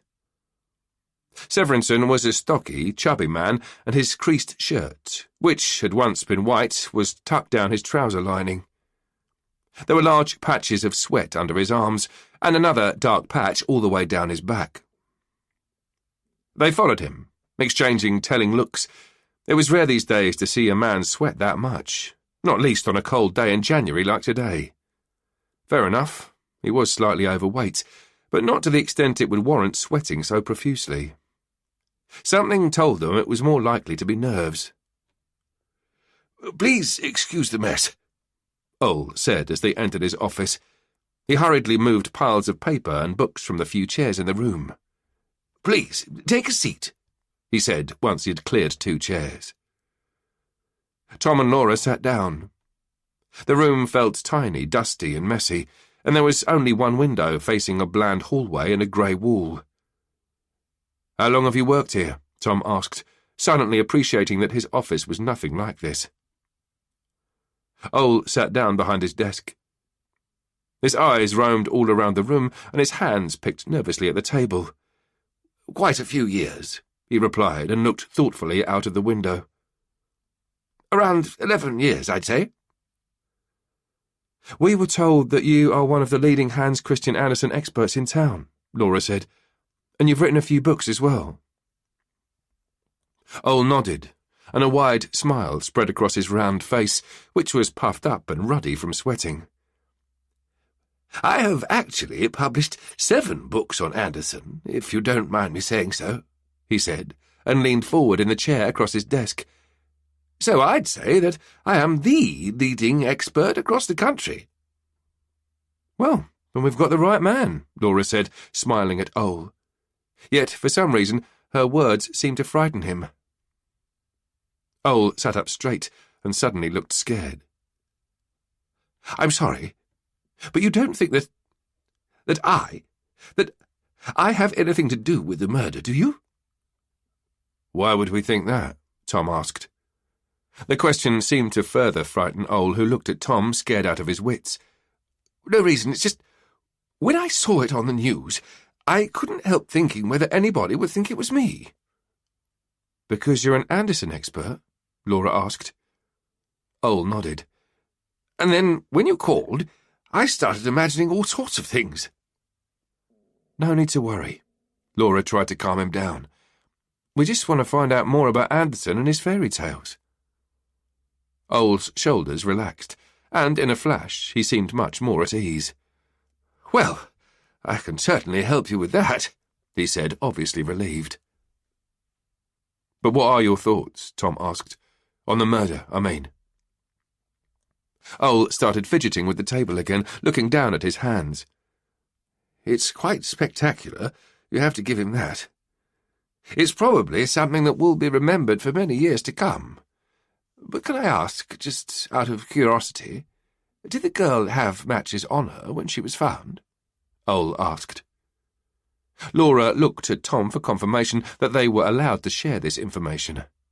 Tom nodded quickly. "Yes, she did," Laura replied, "and they were old-fashioned ones, like they used to make them back then." "Yellow phosphate?" Ole asked, intrigued. Laura nodded. "It's very specific, but unfortunately it's not brought us any closer to finding the killer." "Incredible," Ole mumbled, fascinated. "That's dedication for you, I have to say." "I expect you know this fairy tale quite well," Tom said. "I would say so," Ole responded. "The Little Match Girl has always been one of my favourites." "Why?" Laura chipped in. It was as if her question ignited something in Ole. His eyes lit up. Well, Andersen was not just some nursery school teacher telling nice tales to little children, he eagerly explained. Andersen also wrote about the society he lived in, and the little match girl is a great example of that. Can you elaborate a little? Laura said. The girl represents the lowest and poorest social class in Danish society at the time. It was also the class Andersen himself came from. In fact, many people believe that the young girl in the tale was based on his mother, Anne-Marie. As a child, she was sent begging in the streets. She spent an entire day under a bridge across Odense stream, crying because she couldn't make herself beg, or so the story goes. And she was afraid to go home because she knew her mother would punish her for not having made any money. In the fairy tale, the little girl dares not to go home because she's not managed to sell any matches, and she knows that her father will beat her. Andersen also wrote in his memoirs that he often thought about that story from his mother's childhood. So the fairy tale is in fact about Andersen's own mother? Tom asked. Well, it would appear that she was at least inspirational. But like I said, it's also about society's poorest people. People who are so badly off that even death is an improvement. It's actually a recurring motif in Andersen's tales, Ole continued. The suffering human's deliverance from the world of phenomena. Could you please translate that into something slightly more comprehensible? Tom asked. He wanted to be sure he had understood what the expert was saying. Ole smiled, and now he seemed almost arrogant. It was plain to see that when this man was allowed to talk about Hans Christian Andersen, he was like a fish in water, while in every other aspect he was a lot more like a penguin on land, clumsy and insecure. When you die, you go to heaven, where it's nice and bright, Ole explained. You escape from Earth, where it's dark and above anything else, much like a painful prison. The deliverance motif is in fact a very popular motif among many artists of the late 1800s. Interesting, Laura said. However, as we are talking about the little match girl, I have to show you something else, Ole said. He seemed inspired. Just give me a minute, he said, as he got up and started looking through the bookshelves behind the desk. Tom and Laura waited patiently until Ole found what he was looking for. He pulled a book from the shelf, sat down and opened it. His eyes ran down the pages as he flicked through the book, looking for something specific. Ah, here it is. Can I read you something? It's not much. Fine, Tom agreed. It's a passage from Andersen's autobiography, The Adventure of My Life. When he attended Slagel's grammar school, his headmaster took the pupils to a public execution. An execution? Laura asked, surprised. Yes. The headmaster believed it was an important aspect of their education. The three condemned were a young woman, her boyfriend, and her mother's lover. They were all being executed for having killed the young woman's father. This is what Andersen wrote. I might leave out a word or two so you'll understand, Ole said, and started reading aloud from the book. The girl was very beautiful, but pale as death, and she stared at the crown with a peculiar gaze. She was in her boyfriend's arms. The farmhand was of a pale yellowish hue, with long black hair falling across his face. Some other farmhands shouted, "Live well," and he tipped his hat and nodded. 3 priests followed them onto the scaffolding. It was such a beautiful morning. All 6 sang a hymn, and I could hear the girl's clear voice above the rest. Finally, she kissed her boyfriend one last time. Not until the second blow did her head drop. Ole paused a moment, getting his bearings before reading on. And then the girl's grandmother arrived, placing her dead body in a coffin. He closed the book and put it down on the desk. He looked expectantly at Tom and Laura. In the fairy tale, it's also the grandmother who comes for the little girl when she dies, Laura commented. She was fascinated. Exactly, Ole said. In one of my books, I also write about how this experience may have helped shape the little match girl. What many people never consider, or indeed know, is that Andersen experienced much darkness in his own life. Disney has created a glittering picture postcard of Andersen and his tales, but beneath the fairy dust there are many shadows and dark nooks and crannies where nobody seems to look. Ole explained, utterly engrossed in his own tale. When you compare the fairy tales in Andersen's life, you can see that the man had a tendency to, in his writing at least, envisage another and better world than the one he inhabited. He was a depressed dreamer. Laura was completely caught up in Ole's explanation. Tom also found it interesting, but at the same time he was trying to make head or tail of it all, trying to figure out if any of it was relevant to their case. So, in a way you could say, Tom tried to summarise, that Andersen tries, in The Little Match Girl, to turn something horrible into something beautiful. Ole nodded. In the real world, it's just the poor little girl who freezes to death, all alone and abandoned. But in Andersen's fairy tale, she is a young girl delivered from her suffering and picked up by the only person who ever showed her any love. Her maternal grandmother. However, it has to be said, Ole intercepted, that Andersen was also very fond of his grandmother, whom he last saw when he left Odense for Copenhagen at the age of 14 in search of a better life. Tom nodded. So the girl in the fairy tale can both represent society's poor, Andersen's mother, and the young woman who was beheaded. I would say so, but... Ole paused. But what? Well, I've heard a thing or two about the girl, Maya. And choosing a rich girl like her for this particular fairy tale is no coincidence. We didn't think so either, Tom said, curious to know where Ole was going with this. Perhaps, Ole said. Your killer is not unlike Andersen. In what way? Laura asked. Perhaps he is trying to comment on our society. You mean like sending a message? Yes, Ole replied. Sending a message. And if there is a message, Laura continued, what do you think it might be? Ole needed no time to think about his response.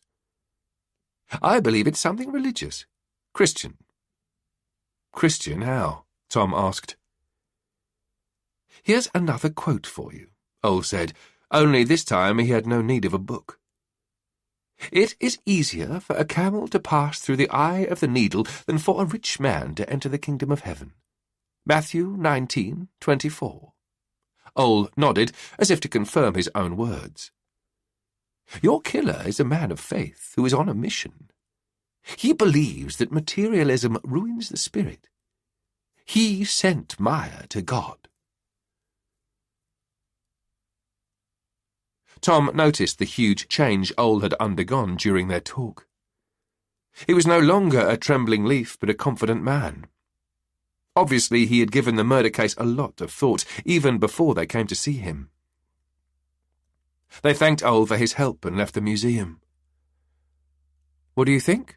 Laura asked as they walked back to the car, which they'd parked at the nearest multi-storey car park. I honestly don't know, Tom said. I think it's about turning something horrible into something beautiful, Laura said. Our perpetrator put such effort into the staging of Maya. I agree. But it's not really a motive, it's more like...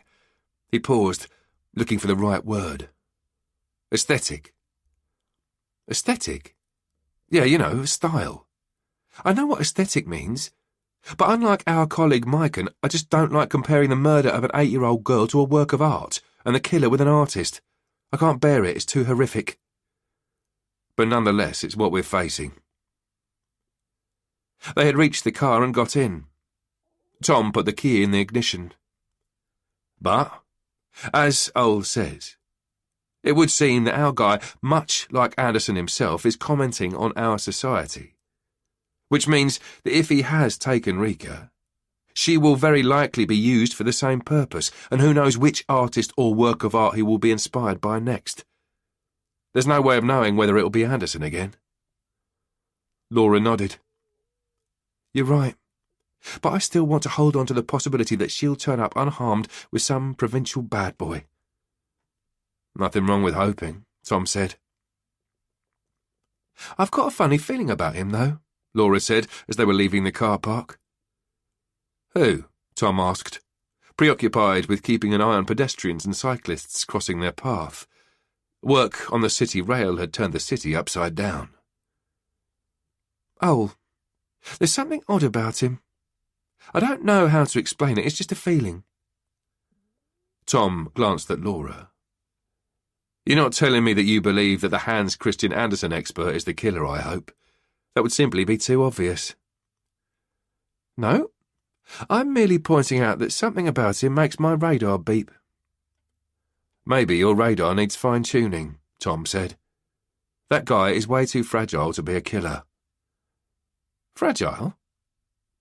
To do what our guy did, you need nerves of steel and a very clear head, which is very far from how I describe old Severinsen. He behaved like someone who was constantly on guard. Tom looked directly at Laura. That guy is not a predator, he's prey. What does that make us? Predator or prey? Herbivores, Tom said matter-of-factly. Laura let out a short laugh. I like the way your mind works, Tom. It works in really weird ways. Don't know what you're on about, Tom mumbled. Finally he found an opening in the wave of pedestrians and cyclists and made it onto the road. Dina buried her nose in Bertil's dark hair, breathing deep one more time. There was still a vague reminiscence of Bertil's toddler smell, and it was almost like a drug. Irresistible. They were lying together on the couch watching a film. Dina was lying behind Bertil, her arms folded around him. Stop sniffing me all the time, Mum, Bertil moaned. It's no different from you drumming your fingers on the table, Dina explained. I can't help myself. But it's annoying. Oh, just watch the film and stop moaning, Dina said as she lovingly tightened her grip. She had picked up Bertil from after-school care early, and they had had pancakes while Bertil read jokes aloud from his new Donald Duck magazine, which had just arrived in the mail. They both laughed at the jokes, not because they were great jokes, but because they were bad ones. They'd also laughed at the film, and the afternoon had managed to push away so many of Dina's dark thoughts. It was like rays of sun breaking through thick clouds, and she welcomed the light with gratitude. It was moments like these, being with Bertil, that made her feel just a touch of what had to be happiness. Dina kissed his head, like she had done so many times when he was a baby.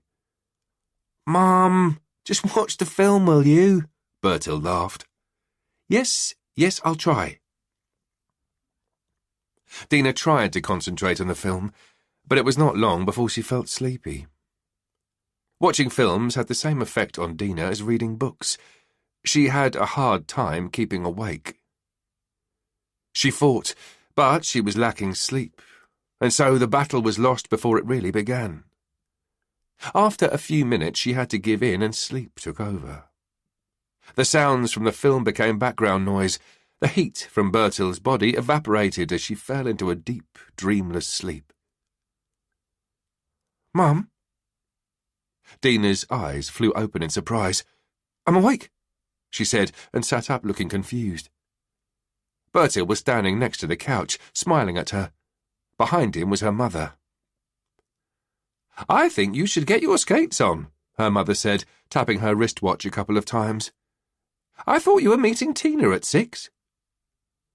Dina barely had time to get ready and make it to the cafe on time. She had run across town and was out of breath on arrival. She looked around and found Tina waving at her from a table in the corner. Dina waved back to her and walked towards her friend, smiling. Getting out of the apartment felt nice, and the lovely afternoon she had spent with Bertil, laughing together, had tanked up her motherhood credit. She was still not happy about him going to his father's tomorrow, but she felt calmer now. Her overwhelming need to be close to him all the time had waned. All she had to do now was enjoy an evening out with her friend, be present and not speculate too much. "Lovely to see you," Tina said, wrapping her arms around Dina. Her friend looked stunning as always. Her blonde curls looked as though she'd just left the hairdresser's, and she was wearing a pale pink tight pantsuit. You would never have guessed that she was the mother of 2 and past 40. "And you," Dina said. "It's been ages since we were out together, just the 2 of us." They sat down. "Yeah, it has," Tina said, and pushed the menu towards Dina. "I'm so pleased we're doing this." They each ordered a salad and a bottle of white wine to share. The moment the waiter had taken their order and left the table, Tina leaned across the table all excited. "So, tell me," she said, eyes sparkling. "How did the date with Anders go? Isn't he sweet?" Dina knew that Tina knew Anders, and she didn't want to embarrass him further, so she carefully picked her words, and more so than she normally would have. "He is nice, but not really my type," she said diplomatically. Tina looked disappointed. "So you're not seeing him again?" "Nope." "Dina, are you sure you're not just being judgmental?" Tina asked. Dina knew her friend well enough to know that she was not just going to give up. Dina may well be stubborn, but Tina was one of the very few people who were even more stubborn. "I'm certain." "But why? Did he do something wrong? Was it something he said?" Tina wondered. Dina sighed. "Well, to be quite honest, Tina," she said, "Anders is a little too—" She searched for the right word. "Desperate." Tina looked surprised. "Desperate?" Just then the waiter returned with a bottle of white wine and 2 glasses. They kept quiet until he was gone. "The few times I've met Anders, he did not seem desperate at all," Tina said. She obviously had difficulties accepting Dina's description of Anders. "But that's how he came across to me," Dina said. "And just so you know, how many times do you think I've had to turn him down so far?" she continued. "No?" "3. Not 1, not 2, but 3 times." Tina shook her head in disbelief. "Seriously? What does he say?" "It's not that he's unpleasant or stupid," Dina said. "It's just that he keeps on. Even when I've said no, it's as if he didn't quite get it." "Well, what do you know? I'd never have guessed that about Anders. Should I ask Jacob to have a word?" Dina shook her head. "No, thanks. 3 times should be sufficient. He should get that, right?" Tina lifted her glass, toasting Dina. "3rd time lucky," she said with a smile. "I'll drink to that." "What about you?" Dina asked. "How's your New Year's resolution about spending more time together coming along?" "Not so well," Tina admitted. "Oh?"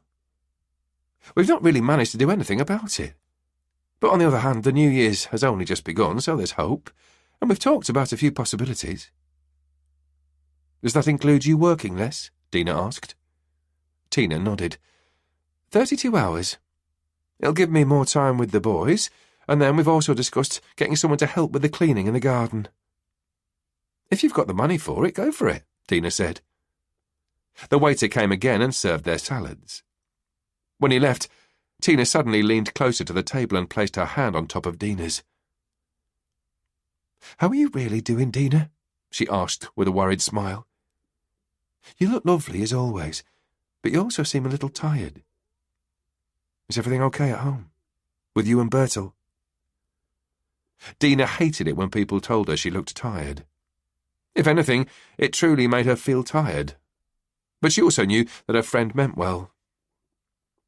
They had known each other for nearly 20 years now, and Dina had always considered Tina her closest confidant. I've just not been sleeping well for a couple of nights, Dina said. And to be perfectly honest, I'm worn a little thin these days.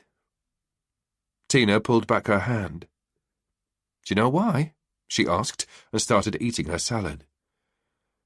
It's this murder case, Dina said, feeling slightly embarrassed about admitting it. Which case is that? Tina asked. The fairy tale killing. I know it seems strange, and I haven't let anything get to me like this for years, but I just have a hard time letting it go, Dina explained. The words tumbled out of her mouth as if a dam had burst. My anxiety is back, and all I want to do is lock myself and Bertil in the flat. I can't even cope with the fact that he's going to Lars and Loans tomorrow, which is completely ridiculous. But I'm terrified of losing him. It's as if something is lurking in the shadows, just waiting for me to turn my back, and then it'll snatch him away from me. As Dina continued talking, she suddenly became very aware of what she was saying, and she realised how much her fear had escalated in a very short time. I'm scared, Tina. Tina looked even more worried as she nodded slowly, trying to absorb Dina's flood of words. That sounds quite serious, Dina, she said. Have you considered whether or not to see your shrink again? I've thought about it, but I haven't called him yet. It can be a long walk from thought to action, Tina said. Trust me, I know. I will write to him this weekend, Dina said. And having said it aloud, she tucked into her salad. Have you ever thought about finding your biological mother? Tina asked. Not that I know anything about how to go about it, but perhaps it would give you peace of mind or help lessen your anxiety. I mean, if you could find out why she gave you up. Many were the times Dina had, at various stages of her life, considered trying to find her biological mother, but equal were the number of times she had decided that now was not the time. One day I'll be ready, Dina replied, but I'm not there yet. Aren't you afraid that she might die first, and then you'll never know? Dina took a sip of white wine. There is that risk, but I know myself well enough to know not to pressurise myself. I'll be ready sooner or later, she said without fully convincing herself. When she said goodbye to Tina, she felt strangely sad inside. It was freezing outside primarily because of the strong wind, which, according to the weather forecast, came all the way from Siberia. Dina shuddered in her winter coat and jogged through the streets to get home as quickly as possible. As she was jogging down the road, she was overcome by an unpleasant feeling. She sensed that she was being watched. She glanced back and noticed a hooded figure in the thin darkness behind her, hands in their pockets. Even though the person was only dimly lit under the street and shop lights, she was convinced it was a man. It was the way he walked, the way he held his body. His walk was determined, fast, and he was heading directly for her. She looked straight ahead and started jogging faster, all the while trying to convince herself that obviously the man was not following her. He was just some harmless dude heading in the same direction as her. Only when she reached her own building, standing in front of the front door, did she dare glance backwards. The man was still there, walking down the pavement directly towards her, still with both hands in his pockets, eyes to the ground. Dina found her keys. She didn't know whether it was from the cold or from fear, but her hands were shaking so badly she had trouble getting the key in the lock. She fumbled feverishly as the stranger approached. She was on the verge of panicking when she finally managed to fit the key in the lock and open the door. She stepped into the hallway, slammed the door shut, and exhaled in relief at the sound of the door locking. She waited in the hallway, looking through the small window at the top of the door. Nobody passed, and she wondered if the man had stopped outside. She ran up the stairs to the first landing with an oval window facing the street. She looked out of the window. The hooded man was now heading for one of the numerous cars parked across the street. He unlocked one of them and got in, but he didn't drive off. He stayed in the car. She felt fear creeping up on her again. What if the man sat in the car and watched their apartment? It was not long, though, before the car engine started. The headlights shone in the dark, and soon it was slowly driving along the road. Dina breathed a sigh of relief. But she was also angry with herself. She felt weak, and she didn't like it. As she unlocked the door to her apartment, she could hear that the TV in the living room was on. Her mother was on the couch, with her eyes closed and her glasses in her hand. Dina quietly sat down on the edge of the couch and gently stroked her mother's cheek. Her mother woke up with a start and looked at Dina with confusion. "Hello, darling," she said with a big smile. "You're home early. I was just watching this film," she explained, and Dina couldn't help smiling at her mother's futile attempt at covering up the fact that she'd been asleep. It reminded Dina of herself. "Would you like a cup of tea?" Dina asked. Dina's mother sat up. "No, thank you, darling. Did you have a good time?" "Yeah, we did, thank you. How about you guys? Did Bertil show you his latest YouTube videos?" Dina asked. "Yes, he was very proud," her mother replied. "But tell me, darling, how are you?" "I'm very tired," Dina said, "and I've decided to go back to therapy." "Can I ask why?" Dina had learnt to be open with her mother about her problems many years ago. "I feel off balance," she explained. "Today I had another session with the client who knows the murdered girl. She made me think about my own challenges, and it would appear that I also have a few bad habits that I need to work on." Her mother nodded. "Well, it sounds like you've made the right decision, darling. And you know that your father and I will gladly pay." Her mother's offer made Dina smile. When she was a young woman without much money, convincing herself she should start therapy, her parents had supported her by way of paying for the sessions. Back then, it had been a tremendous help. "Thanks, but no thanks, Mum. It's really sweet of you, but I can find the money myself." "Okay? But you just have to say the word if not." After saying goodbye to her mother, Dina checked in on Bertil in his room. He was, as always, sprawled across the bed, feet hanging over the edge of the mattress. She entered the room, sat on the edge of the bed, and carefully pushed his feet back onto the mattress. He sighed and moaned a little in his sleep, but he did not wake up. Once asleep, it took quite a lot to wake him up. She stayed on the bed for a little while, watching his face. He was dreaming. His eyelids trembled, and soon a blissful smile spread across his face. Tom got out of bed, confused and uncertain of what was going on. He held his breath and listened. It was still there, the crying. Someone was definitely crying, and it was someone close by. It came from inside his house. He went into the living room. A streetlight shone through the windows, pushing the dark aside. There it was, the miniature landscape swathed in light, looking like a ghost town.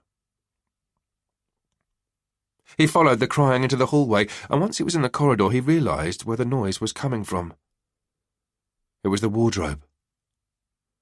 He moved closer to the wardrobe, grabbed the handle, and only then did he realize that his hands were shaking excessively. He almost felt like a child again. As he slowly opened the door to the wardrobe, what he saw made him take a step back. In the bottom of the wardrobe, under the coats, between the shoes, was a blonde girl, curled up with her legs tucked under her bottom and her face squeezed between her knees. She was naked and sobbing loudly and violently, which made her fragile, pale, small body tremble and quiver. "Who are you?"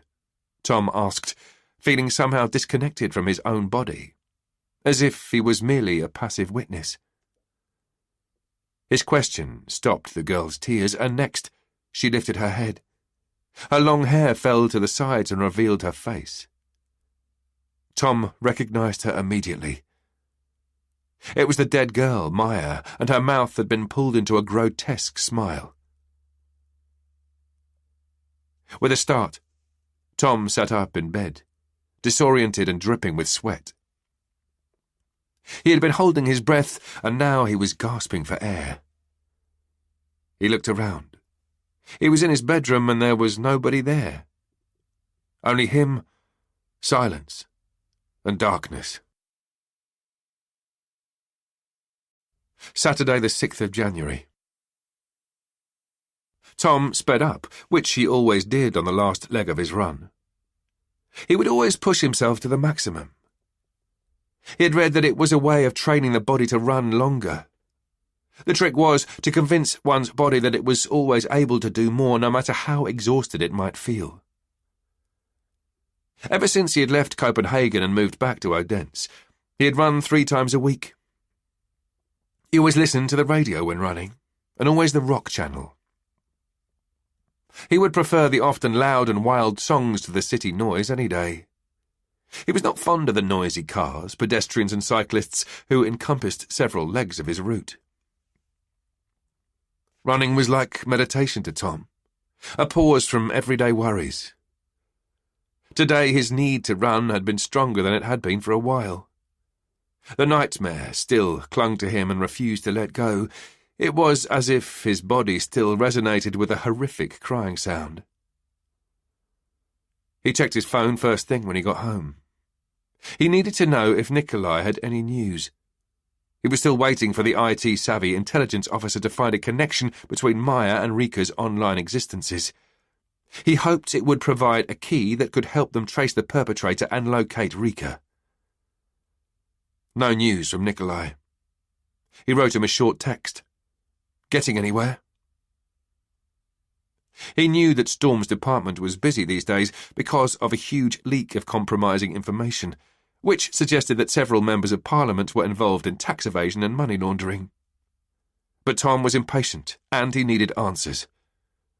After his shower, Nikolai had sent a text. Hey, T. I'll get back to you ASAP. Sorry to keep you waiting, N.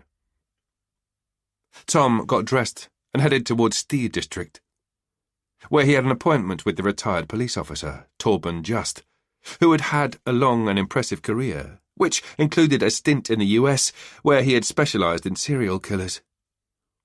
According to Martin Holm, one would have to search long and hard to find anyone else in Denmark with his profound knowledge of that specific type of criminal.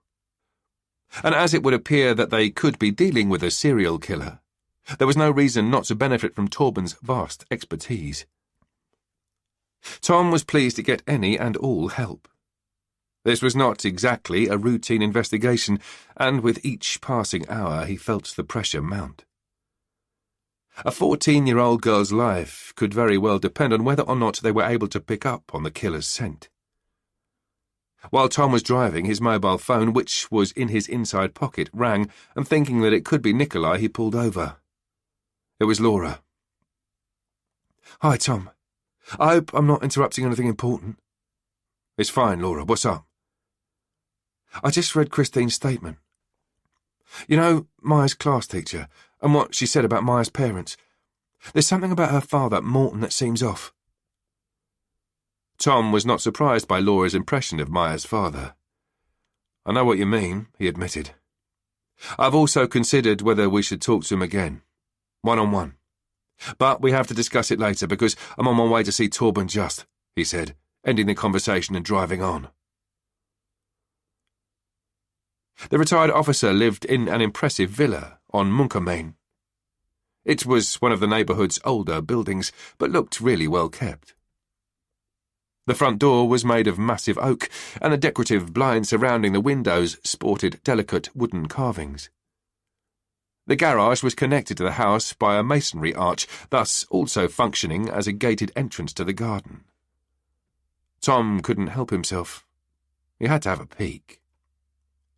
One of the things he dreamt of being part of his life as a pensioner was having a huge garden to tend to, befitting his restless nature. From where he was standing, there was a tiled path winding its way between lots of different flower beds, clearly not randomly placed. Tom could easily imagine the abundance of plants and colours that would bloom once spring arrived in a few months.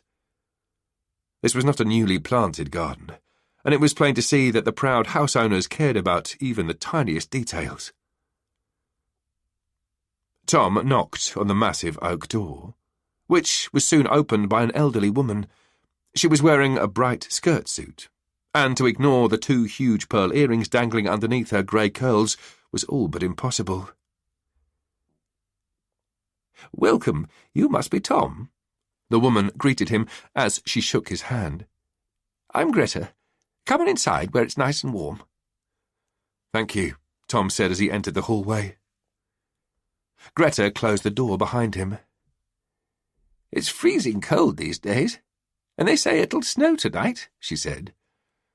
"It's one of the harsher winters," Tom said, giving in to the woman's apparent need for small talk. He didn't usually, because he hated small talk. However, it was not easily avoidable for a police officer. It was more or less part of the job description. "I've always preferred spring and summer," Greta said, as she led Tom further into the house. "I'm extremely sensitive to the cold." They entered a living room where several of the walls were covered with bookcases and paintings. Torben was sitting in a green and white striped armchair reading the newspaper. He was wearing a dark red sweater, and although he was sitting down, it was plain that he was a tall man. "You have a guest!" Greta shouted quite loudly. Torben looked up from his newspaper.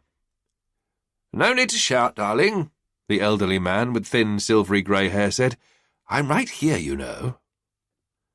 "Who are you kidding, you sneaky old fox?" Greta said and looked at Tom. "He switches that hearing aid off and on, willy-nilly. You never know whether he's listening or disappearing into his own world."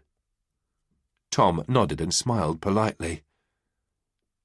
"Welcome, Tom," Torben said as he folded the newspaper and rose from the armchair. "I was thinking we could sit in the conservatory. Don't worry, it's heated," he said, taking Tom through the living room and into the impressive extension. The sides and the ceiling were made of glass panes, and the room was filled with plants and flowers from all over the world. You had a view of the large garden from there. "You have a very beautiful garden," Tom said once they'd sat down in the conservatory. "The Garden of Eden," Torben said with a smile. "That's what we call it." "And yes, there is an apple tree," Greta commented as she entered carrying a tray of coffee, tea and cookies. "Would you like tea or coffee, Tom?" "Coffee, please." She poured a cup of coffee for Tom. "Sugar?" "No, thanks. Black is fine." "How wonderful to finally meet another person who actually likes coffee," Torben mumbled. "These days, people put all sorts of stuff in the coffee so they can't taste it. Just drink it as it is, I say." Greta sighed. "You say many things, Torben." "Would you believe the cheek? And she's been like that for nearly 50 years. Does your wife talk to you like that?" "I'm not married," Tom replied, and thanked Greta for the coffee. "You poor fellow," Greta exclaimed bluntly. "Who cooks for you?" Tom was surprised by the woman's reaction, and he couldn't help smiling. "Well, I do," he said. Tom liked the elderly couple. Their love for each other was almost palpable.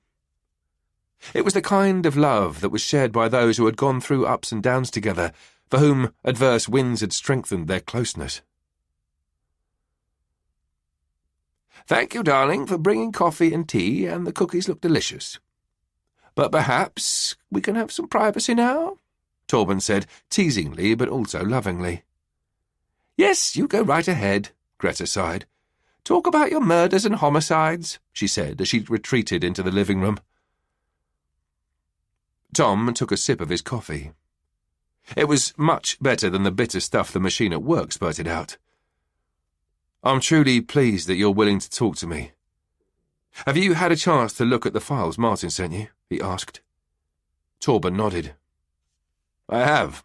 Time is a currency I have plenty of these days." "So you feel sufficiently up to speed on the case?" "I would say so. And I have to say, Tom, that although I was on the force for many years and I have seen almost everything, probably more than most at least, this is one of the more peculiar cases I've come across." He paused for a moment.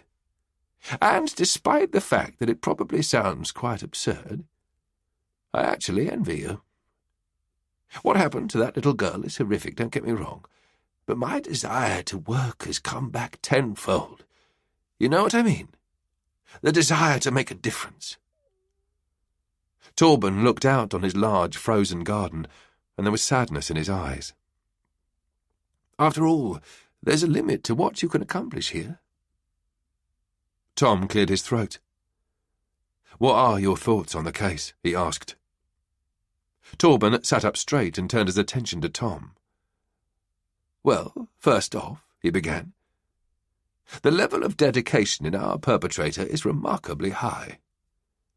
Most documented serial killers have a relatively well-functioning cognitive sense of order, and it's not unusual for them to maintain control and a cool overview. But the level of detail and the care taken in killing Meyer is quite astonishing, to be quite honest. I remember a case from the US where the killer had also put a lot of thought into the staging of the body, but when all's said and done, it is rare. There is usually always one tiny area where the killer has been sloppy, disorganized, or simply indifferent, but here—" He shook his head almost in disbelief. "Here it would appear that nothing has been left to chance." Torben took a sip of his coffee before continuing. "And the fact that our killer has gone to the trouble of freezing the girl to death to provide her with genuine, old-fashioned matches and using nails to stretch her mouth into a smile simply to make it appear exactly as the fairy tale. Well, to me that doesn't merely spell dedication. It spells love." "Love?" Tom repeated with surprise. "Your perpetrator must feel a great love for Hans Christian Andersen. It's no coincidence that he chose this fairy tale. And it's not just a question of getting people's attention. It's love, Tom." Tom took note of Torben's words, and the fact that he was the second person he spoke to who talked about the murder being somehow connected to love. Maiken, the forensic scientist, had also talked about love when she examined the body. "While I was in the US," Torben continued, "I had the opportunity to meet and interview several serial killers. What most of them can agree on is how hard it is to kill someone without getting caught. They state it very matter-of-factly, and it's true. You have to consider every aspect and keep a clear head. In other words, a serial killer is not a disadvantaged individual. A successful serial killer is often quite intelligent with a high level of self-control, both in terms of appearance and behavior, and they're able to, in between murders, appear as though they live a perfectly normal life." "Interesting. But I just want to make sure I understand you correctly, Torben," Tom said. "Are you saying that you're convinced that we're dealing with a serial killer?" "Absolutely convinced," Torben replied with no hesitation. "It's a serial killer, Tom. No doubt about it. The profile fits, and if it turns out that he's also taken the other girl, Rika, you can expect to have to solve another murder. And if you ask me, it, too, will be inspired by an Andersen fairy tale." "Why?" Tom asked. "Why not a work of art by another artist?" "Like I said, love. And you don't just stop doing what you love, quite the opposite. You continue and you try to improve yourself. Your killer will repeat his success, but next time he'll take it a step further. He will prepare. How it will manifest itself I don't know, but it will, rest assured." Tom nodded. "I want to ask you another thing, Torben. You've read all the files, and you know as much about the case as I do.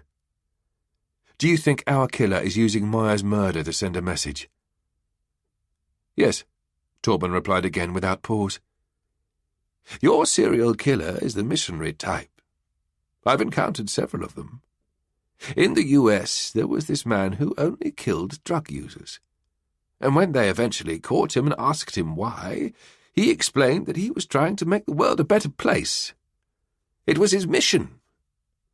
And the police received a similar answer after arresting a man who, over a period of 3 years, had killed 9 homosexual men. So our man is on a mission? Tom asked.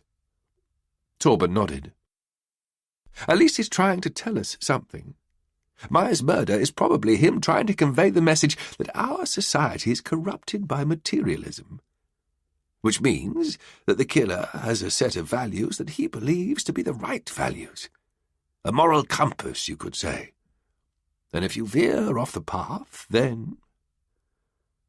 But does that also mean, Tom was thinking out loud, that if he has taken Rika, we may be able to figure out what the next fairy tale might be? Torben smiled. Precisely. Look into Rika. Who was she? Is there anything she did or did not do that stands out? Ask those types of questions, and you may well be able to figure out what the next fairy tale, the next message might be.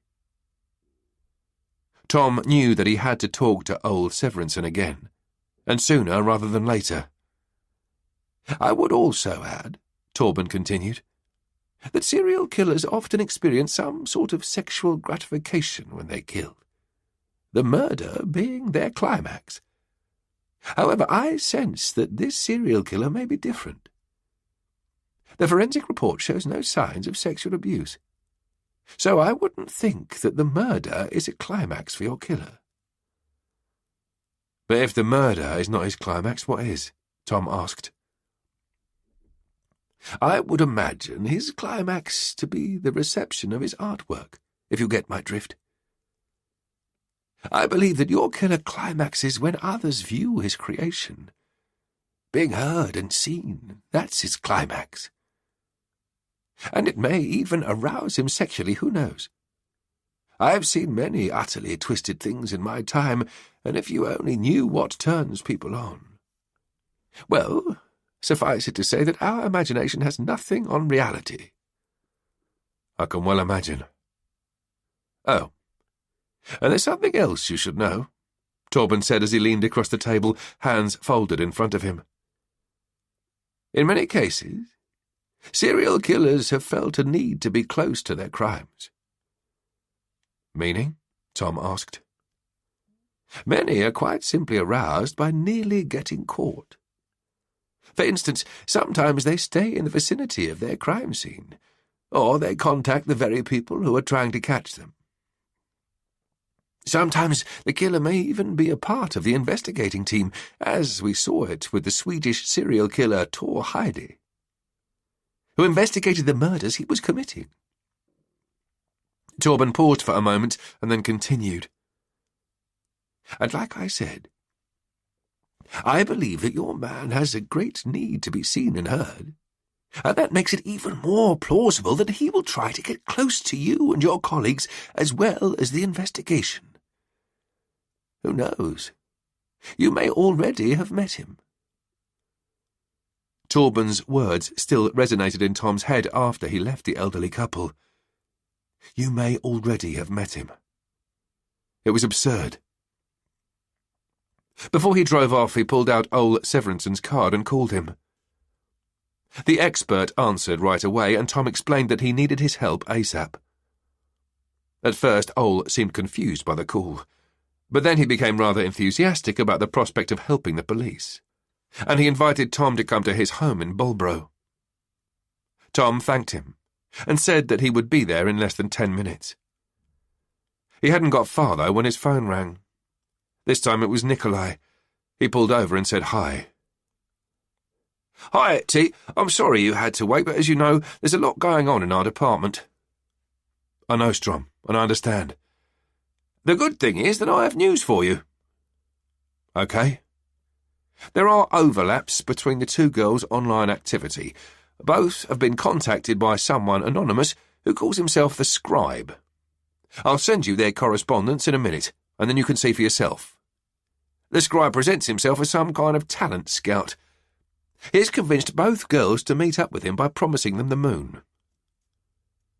As Nikolai spoke, Tom felt the pressure mounting. There was no longer any doubt in his mind. Maya's killer had also taken Rika. Maya was supposed to meet him somewhere they called the Water Tower at 11 a.m. on the 30th of December. The messaging with Rika was initiated on Thursday at 10:07 a.m. and they arranged to meet at 2 p.m. that afternoon in the King's Garden for a walk and talk. I've traced the IP address, but it leads to a public computer at the Dalham Library. Tom sensed that finally he had something usable, and it reignited his optimism. Rika had suffered no period pains. She lied because she was meeting the so-called talent scout. "Thanks, Nikolai. Will you do me one more favour and check if there are any overlaps from the phone masts around the King's Garden and the library between 10:07 a.m. and 2 p.m? Perhaps we'll be able to get our killer's phone number that way." "Sure. I'll get back to you, T." Before Tom drove on towards Bolbro and old Severinson's house, he phoned Martin with the latest updates. Martin decided to have Laura check up on the library in Dalham, and he would authorise a dog patrol to search the area around the water tower, which was within walking distance from Maya's house. If that was where Maya had met her killer, they had to search the area. "Did you speak to Torben?" Martin asked. "Yes, and I'm just on my way to talk to old Severinson." "The Andersen expert? Why?" "Torben just convinced me that our killer will use one of Andersen's fairy tales for his next murder. If I tell Severinson everything I know about Rika, he may be able to predict which fairy tale we should expect. Maybe that way we'll be able to prevent another murder, and I know it sounds desperate," Tom admitted. "But right now I'm willing to try anything." "So you don't think it's too late for that?" Martin asked. Tom didn't know what to think. "I'm hoping," was his reply. Dina rolled the dice across the table. It landed on a 6. "Right on," she exclaimed, excitedly, as her last Ludo piece left the home base. "Looks like you're losing," she gloated. Bertil sighed loudly. "You have all the luck," he complained. "On the other hand, you're the one who's lucky in love," Dina said.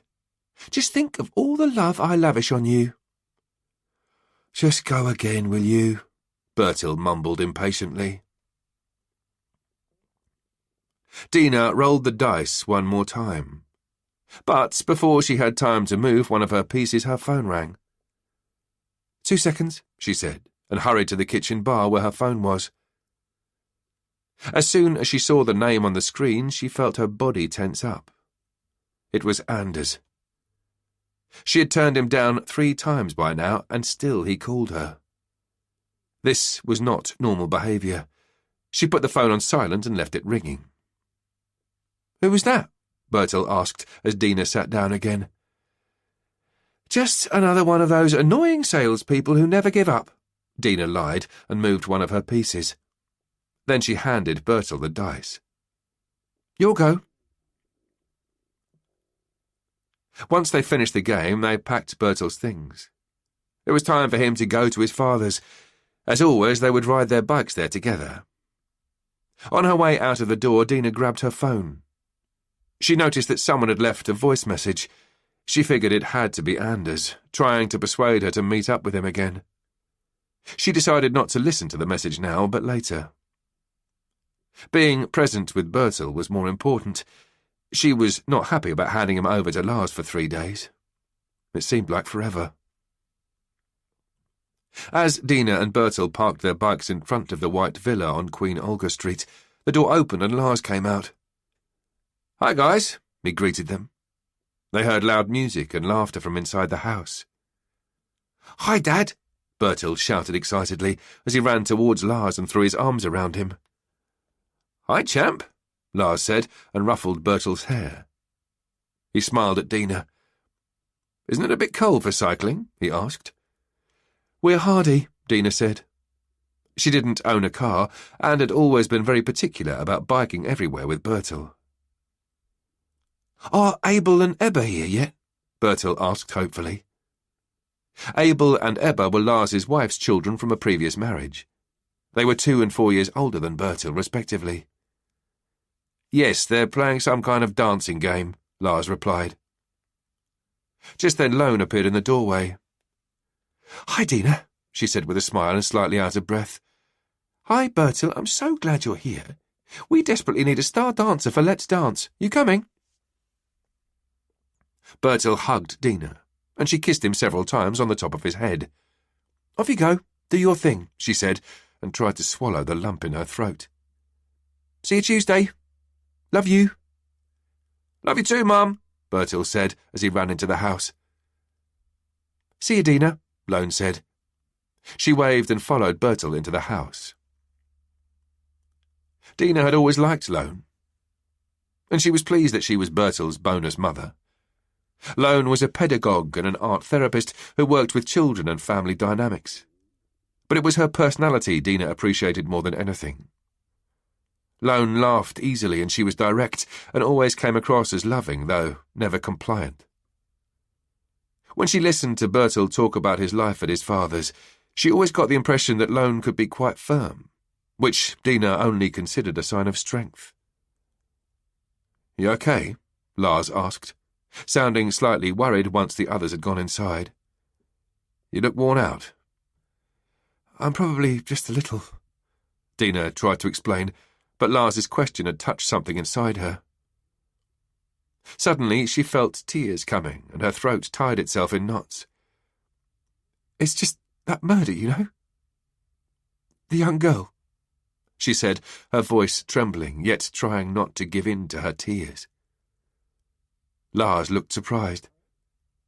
"Still?" Dina nodded and smiled disarmingly. "I know I'm being silly, but I can't help it. And Bertil, it's just hard for me." Lars nodded. "You do know that we'll look after him, right?" "Yes, of course I do," Dina reassured Lars and pulled herself together.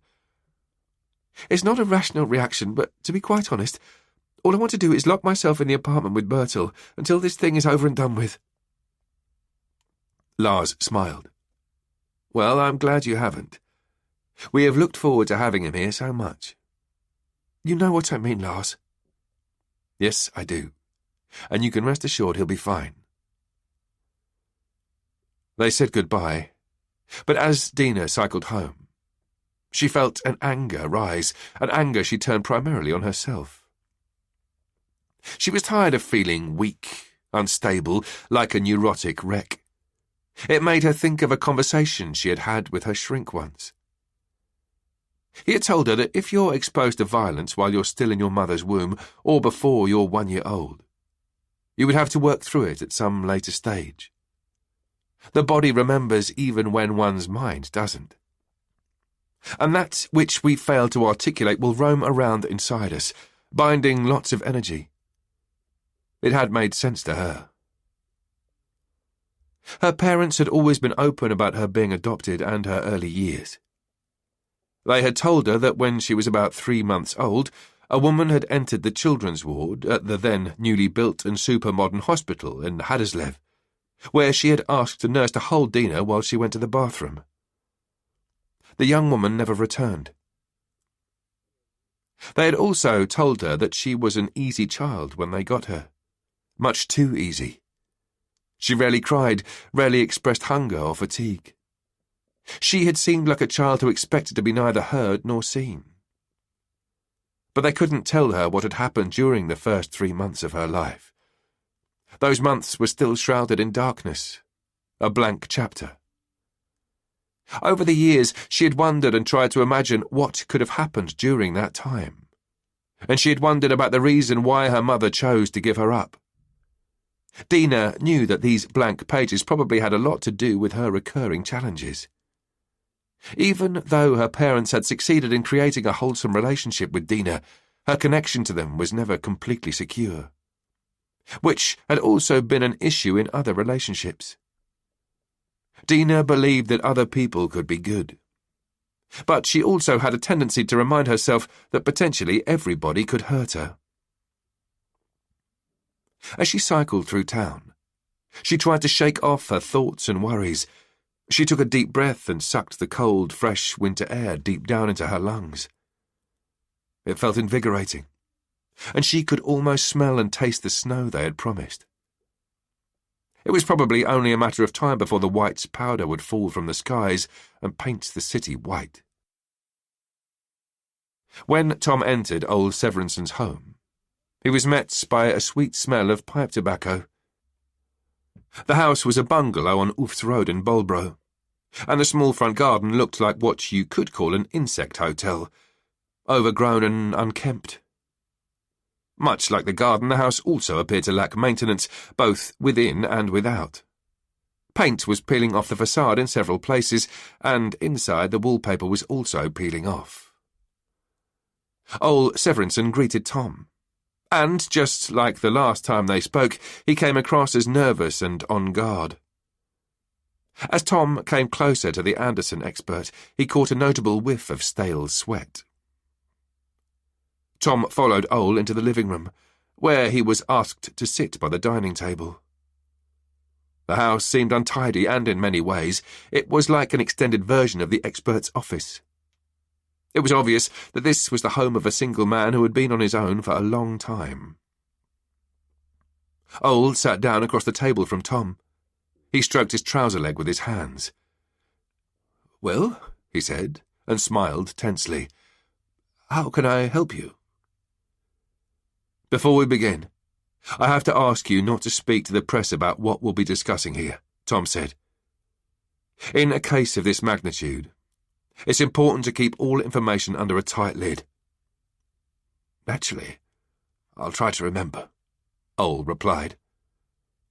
"Thank you," Tom said, and then went on to tell Ole about the conversation he had had with Torben Just. How he hoped that by telling Ole everything he knew about the missing girl, Rika, the expert would be able to help him find out which fairy tale would be next, and that if they knew which fairy tale, they might possibly be able to reveal the killer's next move and thus possibly even prevent it. "I realise that it's rather unusual, and that we're clutching at straws. But what do you think?" Tom asked once he had told Ole all about the particular circumstances. "Are you up for it?" Ole nodded. "You bet," he said, and sounded almost excited. "Let me just get something," he said, and walked up to the chest of drawers, with all sorts of stuff strewn across the top. For a moment he rummaged through the things, and then he pulled out a notepad and returned to the table. "It's just so I won't have to remember it all. Right. Now, tell me everything you know about the girl," he said. He was ready, pen in hand. Tom talked and Ole took notes. "Rika is 14 years old. Her hair is long and dark. She is approximately 5 feet 4 inches, slender with grey eyes. She lives in Sandrum with her mother and father. Her father is a mechanical engineer working in ventilation. Her mother is a doctor's secretary at Odense University Hospital." Tom paused briefly to give Ole a chance to keep up. The expert wrote quickly and concentrated, eyes on the notepad while nodding rigorously. "Rika used to be a quiet girl whose faith was a little stronger than most of her peers. She sang in the church choir, but, according to both her parents and her best friend, Rika changed markedly over the last few years. She no longer attended choir practice. In fact, she stopped going to church altogether. And she has a personal YouTube channel which is all about presenting various techniques for applying makeup. Unlike Maya, she does not show off lots of expensive items, but she often refers to specific brands or the products, clothes or handbags different celebrities use. On her videos, she talks a lot about her dream of becoming a makeup artist." Once Tom had fed Ole this last bit of information, he stopped writing and looked up from his notepad. "You could say that the girl is more concerned with exterior things. Her looks." "Yeah, I guess so," Tom said. "Why, is that an indicator of sorts?" Perhaps, Ole replied thoughtfully. But please, tell me more. Her friend also told me that Rika has decided not to go through with her confirmation in spring, which has been the plan all along. Rika's parents are unaware of this decision, though, and they are convinced that their daughter will be confirmed. Naturally, I can't be sure that the friend is telling the truth. However, I believe that it's highly likely when taking everything else into consideration. What else do you know? Ole mumbled while writing. Last Thursday, on the day that Rika went missing, she left school early saying she had her period and that she'd bled through her trousers. Ole just nodded and continued writing his notes. We have, however, discovered that it was merely an excuse, because she was actually meeting someone, Tom continued, whom she'd been communicating with online on social media. That same person has also been in contact with the murdered girl, Maya. And in both cases, he presented himself as some sort of talent scout. He calls himself the Scribe. As soon as Tom mentioned the name, Ole sat up straight in his chair, and a smile spread across his round face. The Scribe? He asked. Are you sure? Yes. You recognize it? I should say so, Ole replied.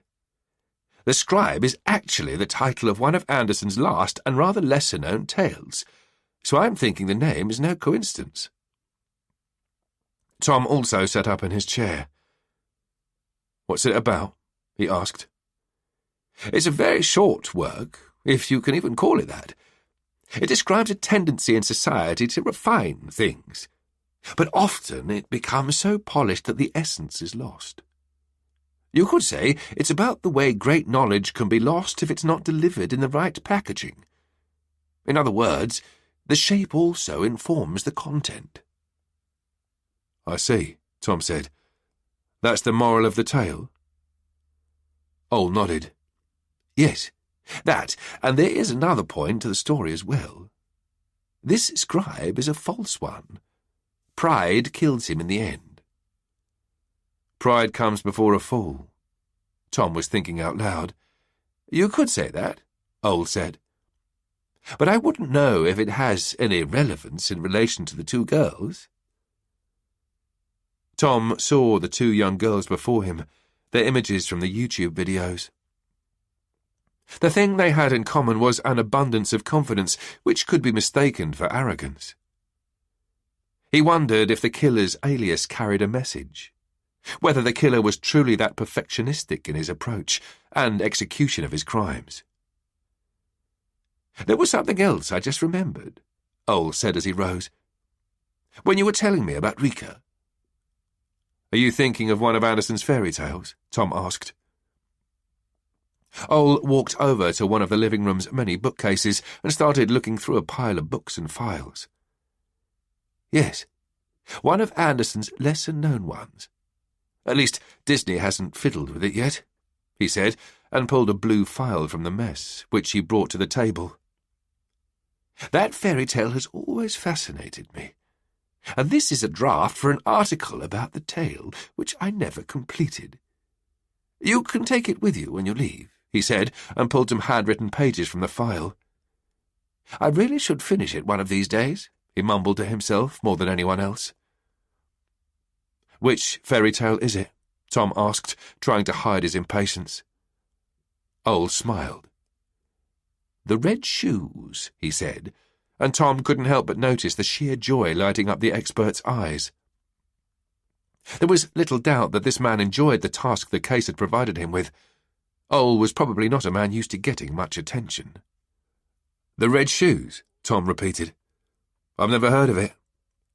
No, and you are not the only one, Ole said as he spread out the handwritten pages on the table in front of him. It was first published in 1845, and it's one of the scariest of Andersen's tales.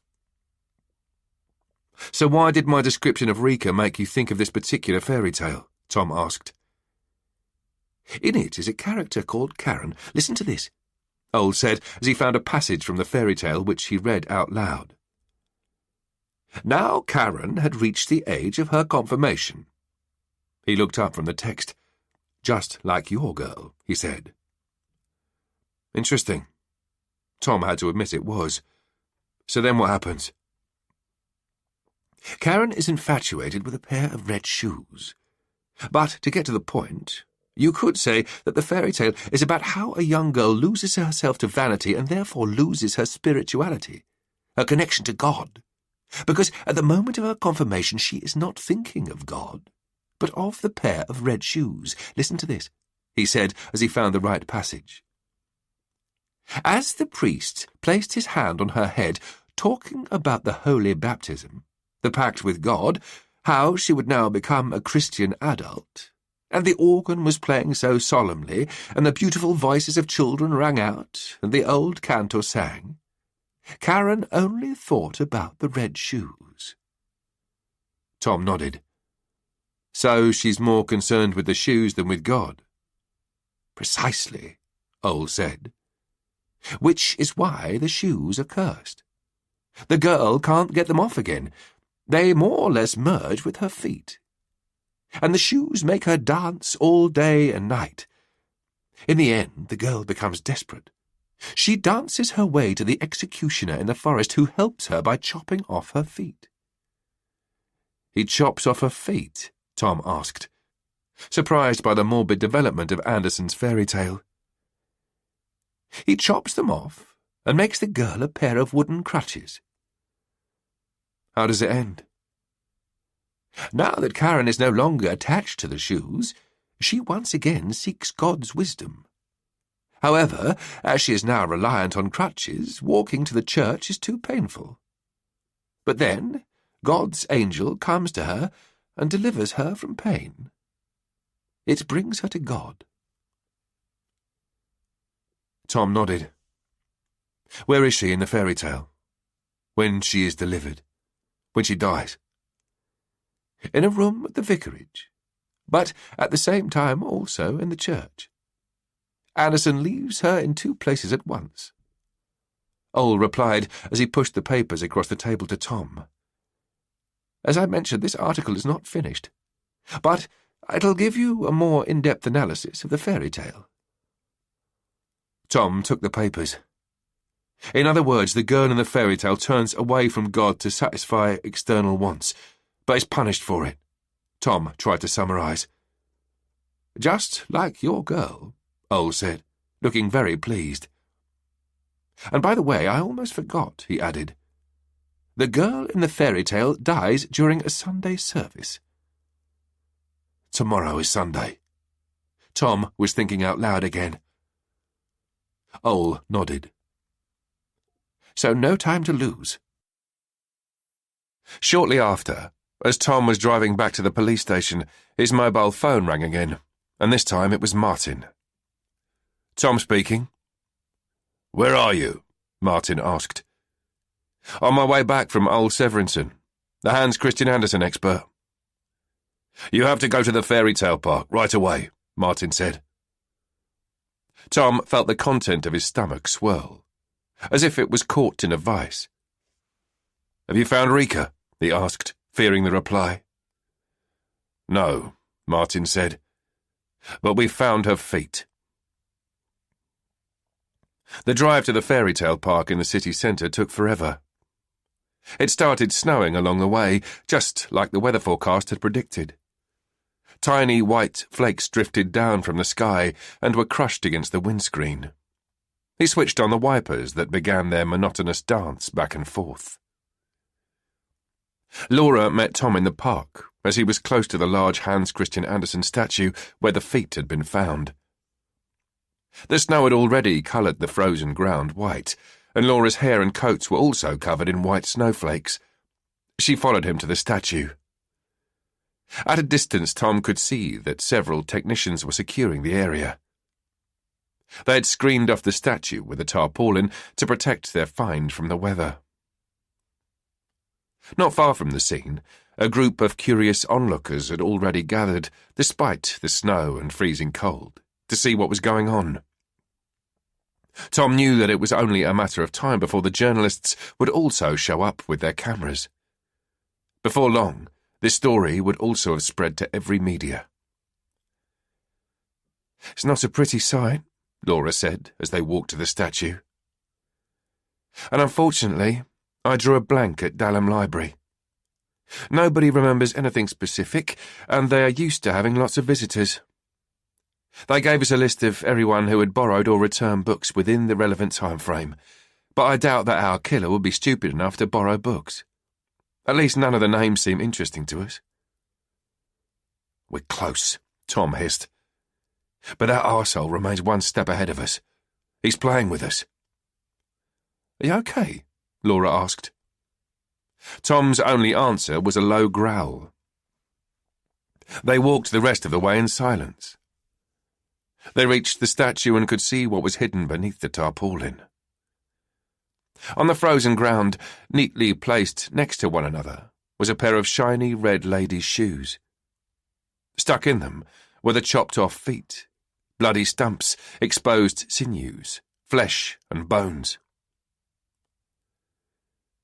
"Do you get it?" Laura asked, referring to the morbid arrangement in front of them. Tom nodded. "It's the fairy tale. The red shoes." "Don't know that one," Laura said. "Neither did I until today. But—" Tom paused as he noticed something in between the swirling snowflakes. Not far from them, beneath one of the trees, halfway hidden behind the trunk, a dark figure was watching them. "What is it?" Laura asked, puzzled by Tom's sudden silence. Tom's thoughts wandered back to his conversation with Torben Just, and what the retired officer had told him about how serial killers often get a kick out of being close to their own crime and the people trying to solve it. Instinctively, he reacted on his gut feeling and started running. "Tom?" Laura shouted from behind him. "What are you doing?" He had only covered a few meters when the stranger moved. At first, the dark-clad figure took a few wobbly steps backwards, but then he too started running, away from Tom. The adrenaline was pumping through Tom's body as he chased the stranger through the park. The snowflakes bombarded his face, and he had to squint and concentrate not to lose sight of the running stranger. Fortunately, he was a good runner, and it was not long before he caught up with the running man.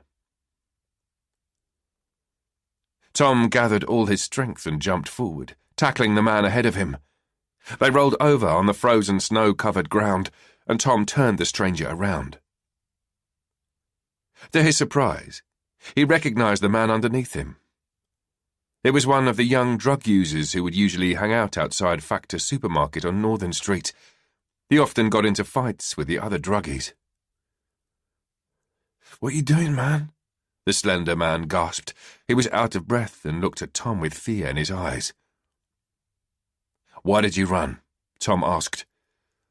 "I'm not carrying much. It's in my pocket. Just take it." Tom nodded. He loosened his grip and stood up.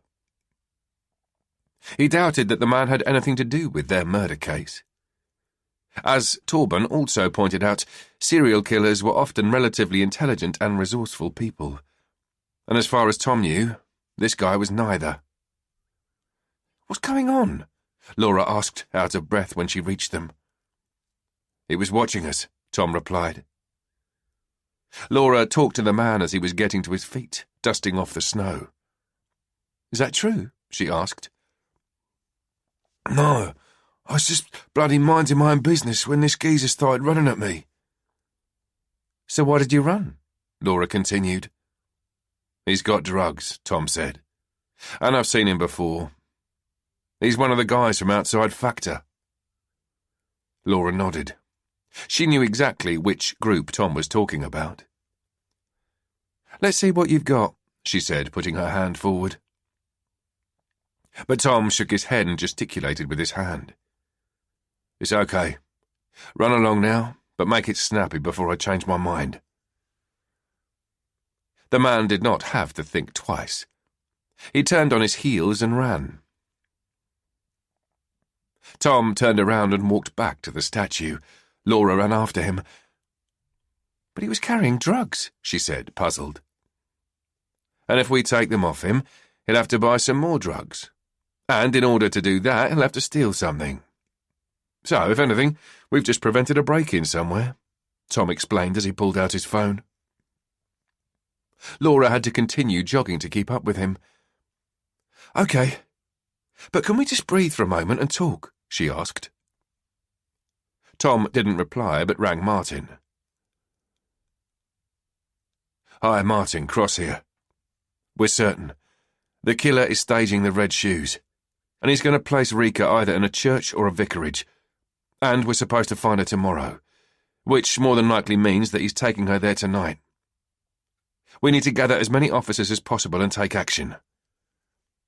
"And you're absolutely sure, Tom?" Holm asked. "Yes, I'm sure." Dina rolled over and sighed.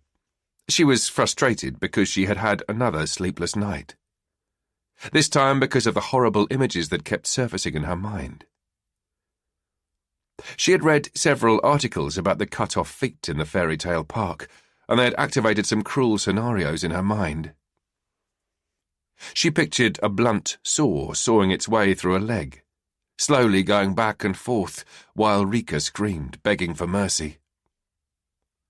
But each time, in Dina's imagination, the teenage girl suddenly disappeared, and instead, it was Bertil who was being mutilated. Dina tried to keep the horrific image at bay. She knew that it was all in her mind, but it still sent the blood rushing through her veins, making her fingertips prickle. It felt as if her imagination was perceived as real by her body. In the end, she abandoned the thought of sleep. She jumped out of bed and went into the living room, sat down on the couch and switched on her laptop. She aimlessly tried various streaming services, but nothing caught her eye. Then she tried YouTube. One of the articles in Actualt had mentioned that Rika also had her own YouTube channel, just like Maya. She found Rika's channel and clicked on one of the videos. The dark-haired girl emerged on screen, smiling broadly. "Hi," she said, waving enthusiastically at the camera. Dina closed her computer. She couldn't stand watching the happy girl, knowing that she had been mutilated and possibly also killed. Again she thought of Bertil, and felt an overwhelming need to call Lars to make sure that he was all right. She grabbed her phone and was just about to call him when part of her became aware of what she was doing. Dina stopped herself. It was the middle of the night, and of course Bertil was okay. They would all be sound asleep now, and she would only wake them up. Dina rose from the couch to go back to bed, but she only took a few steps before she remembered the message Anders had left on her voicemail earlier that day. She still hadn't listened to it. She picked up her phone and deleted the message. Sunday, the 7th of January. As Tom and Laura drove away from Naseby Church, the daylight seemed to be creeping up on the horizon. It was still another couple of hours before the winter sun would rise, but it looked as though the sky was already preparing for the arrival of the light. Neither of them said anything as their feelings alternated between hope and powerlessness. "I'd like to hear it again," Tom said, searching for any kind of distraction, which would take his attention away from how tired he was. "Why?" Laura asked. "I would just like to hear it again, Laura," Tom repeated as he headed for the next church on their list. Laura found the text on her mobile phone. She breathed in and read aloud. Either the church had come to the poor girl in her narrow little room, or it was she who had been brought to the church. She sat in the pew with the pastor's family. When they had finished the hymn, they looked up and nodded to her. "It was right for you to come, little Karen," they said. "It was God's own mercy," she told them. The organ sounded, and the children in the choir sang softly and beautifully. Clear and warm sunlight streamed through the window right down to the pew where Karen sat. She was so filled with the light of it, and with joy and with peace, that her heart broke. Her soul travelled along the shaft of sunlight to heaven, where no one questioned her about the red shoes. Laura stopped reading and looked at Tom. It's funny. It's only now that I realise how often Andersen writes about death. Have you thought about that? She asked. He'll do it in a church, Tom said, so completely preoccupied with his own thoughts that he hadn't heard Laura's question. I'm sure of it. Laura sighed. I get why you would think that, Tom. But perhaps we just have to face up to realities. We've been looking all night. 36 churches. 36! And not we nor anyone else has found anything. Tom looked at Laura. She looked as exhausted as he felt. She was pale, and there were dark rings around her eyes. We have another 5 churches to go. And if nothing shows up there, we'll start from the top again, he said, speaking more harshly than he had intended to. But what if that's exactly what he wants us to do? Laura asked. Think about it, Tom. We have called in so much manpower, and right now there are next to no patrol cars in the city centre, which leaves the centre wide open to him. That's not how he thinks, Tom said. The fairy tale and the message are way too important to him. More important than not getting caught? I don't know. Maybe. Tom, Laura said, sounding serious. I have to be honest. I have to say that I'm worried about you. You went after an innocent man in the park, and you actually look more dead than alive right now. I made a mistake. It happens. Of course it does. I just hope that you look after yourself too. If you break down, we're up shit creek. We need you. I won't break down. So instead of worrying about me, you ought to focus on our assignment, Tom hissed. Laura kept quiet from then on, looking out of the window as they drove. Even though she hadn't known Tom that long, she had a keen sense of when to withdraw. When they were only a few minutes from the next destination, Laura's phone rang. They both started and looked at one another, well aware of what it might mean. Laura answered her phone. It's Laura. Tom looked expectantly at Laura, who listened and nodded. A shadow crossed her face. We'll be right there, she said, and ended the call. She looked at Tom, and her eyes said it all. Shit! Tom shouted as he smashed his fist down on the dashboard, which gave off a resounding noise. Laura shuddered at the loud bang. They're at Seddon Church, she said calmly as she put the phone back in her pocket. Seddon? Laura nodded. It was Lise on the phone. They've just found her. Tom turned the siren on, did a sharp U-turn and put his foot down. What else did she say? He asked. She said... Laura paused and looked at the other cars on the road, pulling in order to let them pass. It's the worst she's ever seen. When they reached Seddon Church, the technicians had already arrived. Lise was waiting on the pebbled stones in front of the entrance. She was restlessly walking in circles while smoking profusely.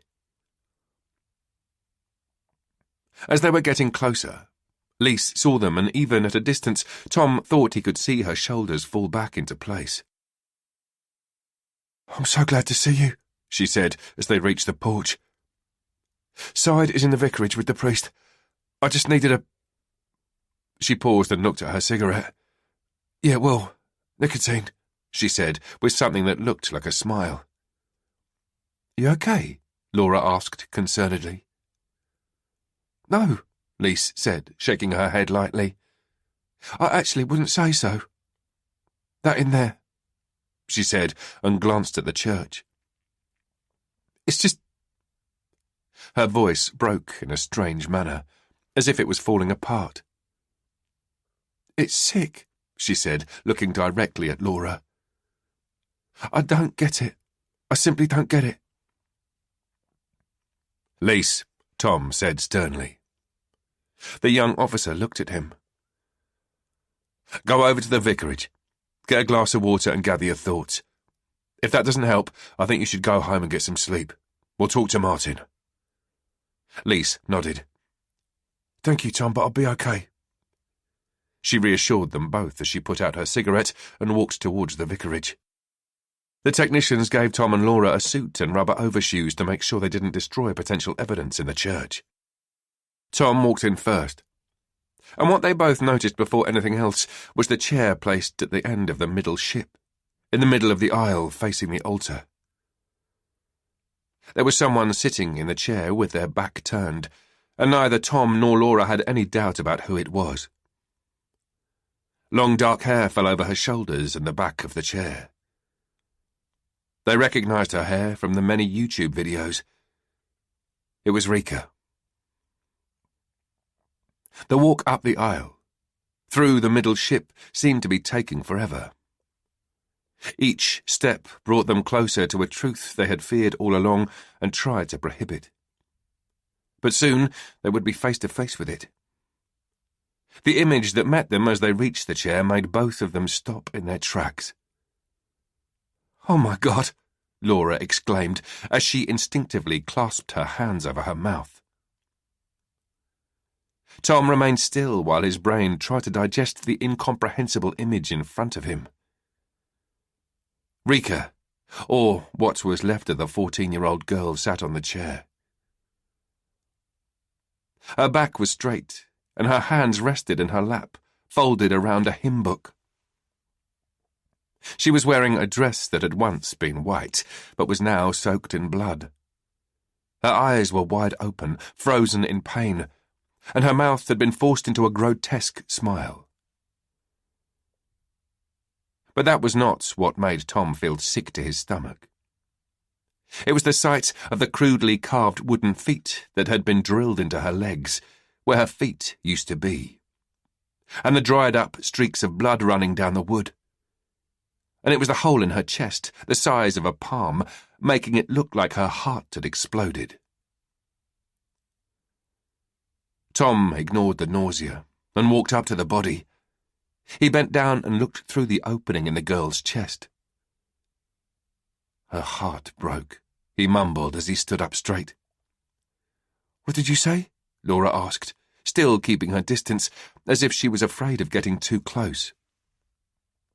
Tom turned around to face her. "It looks as if her heart exploded, as though it broke," Laura said, finishing Tom's sentence. "Just like in the fairy tale." "Yes," Tom said. "Just like in the fairy tale." Tom phoned Martin and briefed him on the situation. Martin asked Tom to tell Rika's parents the tragic news. "I know it's a shitty job, Tom," his boss admitted. "But I also know that if anyone can handle it properly, you can. And before you leave, please ask Laura to talk to the priest. I'll deal with the press." "Right. I'll talk to the parents," Tom said. He could already feel a knot squeezing in his stomach at the prospect of having to share such horrific news. As he parked in front of the family's terraced house in Sandrum, he stayed in the car for a short while, preparing himself mentally. What he now had to do was one of the worst things he could imagine: telling parents that they had lost their child. That, on top of it all, their child had been horribly tortured, only made it even more horrific. It was less than 12 hours since her mother and father had received news about Rika's cut-off feet, but even then her parents maintained hope that they would see their daughter again alive. And as Tom had been convinced that the killer hadn't killed Rika straight away, he too had hoped. They'd clung on to hope, and now he had to take it away from them. Tom got out of his car and walked up the narrow tiled path leading up to the front door. He noticed that one of the neighbours followed him from their kitchen window, and he guessed that many in the neighbourhood would have found out about what had happened, and now his appearance would undoubtedly increase speculation. He rang the doorbell, and shortly after he could hear steps on the other side of the door. Christian opened the door, and the moment he met Tom's eyes, his face changed. It crumbled into a pained expression of both disbelief and horror. "No," he whispered as he shook his head. "No, no, no, no." He kept repeating that one word, as if it would somehow magically prevent what he knew was coming. "I'm so sorry," Tom said. "No!" Christian screamed, clasping his hands over his ears, stepping back into the hallway as he kept shouting, "No! No! No!" Tom entered the hallway and closed the door behind them. There was no reason why the entire neighbourhood should witness the tragedy that had struck this family. Lena came running out of the living room, and when she saw her screaming husband backing away from Tom, she immediately stopped and her entire body froze. Her eyes were blank and soon tears were streaming down her cheeks. Christian slammed into the wall in the hallway and collapsed, slumped to the ground, dissolved in tears on the floor. Lena looked at her husband and then at Tom. There was something almost mechanical about her movements. "Where?" she asked quietly. "Seddon Church." "And you're positive?" Tom nodded. "Yes, I saw her." "How did it happen?" Lena asked. "We don't have the specific cause of death yet, but we'll keep you informed as soon as we have any news," Tom reassured them both. "I would like to see her," Lena said determinedly. "You will be able to see Rika when she's brought in. You will be asked to identify her. But I'm afraid I also have to tell you that it was quite brutal, and you should be warned that seeing her might prove upsetting. You can ask someone else, close to the family perhaps, to identify her for you." Lena suddenly took a step towards Tom, and even though there were several feet between them, he clearly felt the anger emanating from her. It was like a roaring fire. "What did he do to her?" she hissed through clenched teeth. The anger in the eyes of the young girl's mother was murderous, and Tom felt certain that if the killer had been in front of her now, she would kill him with her bare hands. He gave her what she needed, but he chose his words very carefully. Rika was staged in a way that was supposed to illustrate the ending of the fairy tale The Red Shoes. Unfortunately, I am not at liberty to tell you exactly what he did to her until the autopsy has been carried out. However, he paused before telling her the next bit. I can tell you that her heart was cut open, and where her feet should have been, he... Lena put up her hand to stop Tom. Then she grabbed her head and took a series of deep breaths. Then she looked at Tom again, tears streaming down her cheeks. I don't want to hear any more, she said calmly. No more. Tom just nodded and kept quiet. Lena turned around and sat down next to her husband, who was still curled up on the floor, sobbing his heart out. She put her arms around him and held him close. Tom looked at the couple. Sitting there on the floor, tightly embraced, they seemed to be the loneliest people on earth. Dina sat up in bed with a start. She looked around the room, confused, and then she realised that the loud buzzing that had woken her up came from her phone. It was on the bedside table, vibrating. Her first thought was that something must have happened, And she was not dissuaded when she saw the name on the screen. Lars. As she picked up, her heart was pounding. "It's Dina," she said, fearing the worst. "Good morning, Mum." It was Bertil's voice on the other end of the line, instant relief. "Good morning, darling," Dina said and got out of bed. "What a treat it is to hear your voice. Dad asked if I'd like to phone you and say good morning." "Thank you, sweetie. I'm so pleased that you did. How are you doing?" "I'm good. Did you sleep well?" "Yes." "Did you have breakfast?" "Yes." Dina couldn't help smiling at Bertil's short replies. He still hadn't learned how to speak to other people over the phone yet, which was quite common for children his age. As with so much else, it was all part of a learning process. "So, are you doing anything special today?" she asked.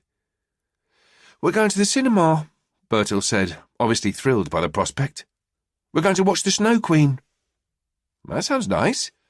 I hope you'll have a lovely day, sweetie." "Thanks. And thanks for phoning me. Love you."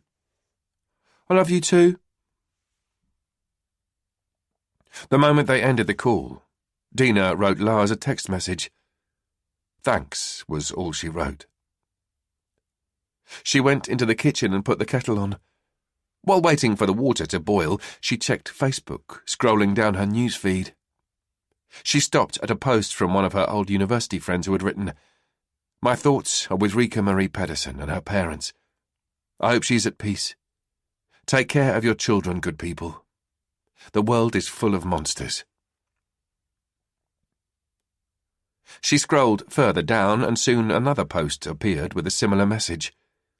She closed down Facebook and instead accessed her news app. There were several articles about Rika being found in Seddon Church, and she was just about to click on one when she stopped herself. "No," she said out loud, as if she was talking to an invisible person in the room. She exited the app and put her phone down on the kitchen table.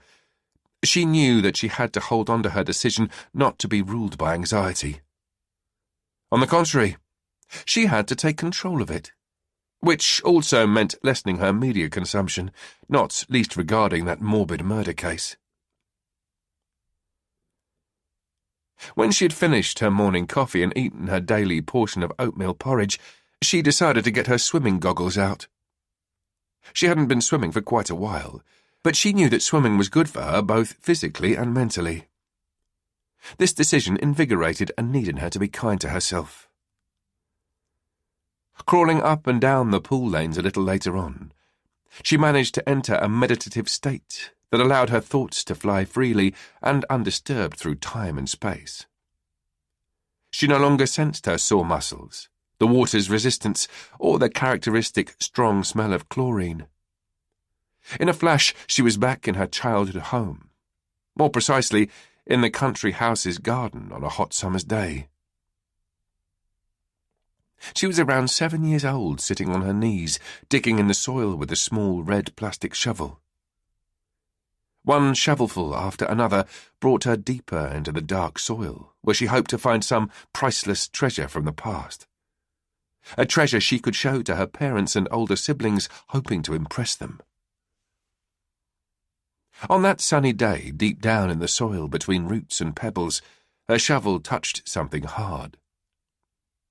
At first, she thought it was a stone. But soon it turned out to be, to her great surprise, a metal box.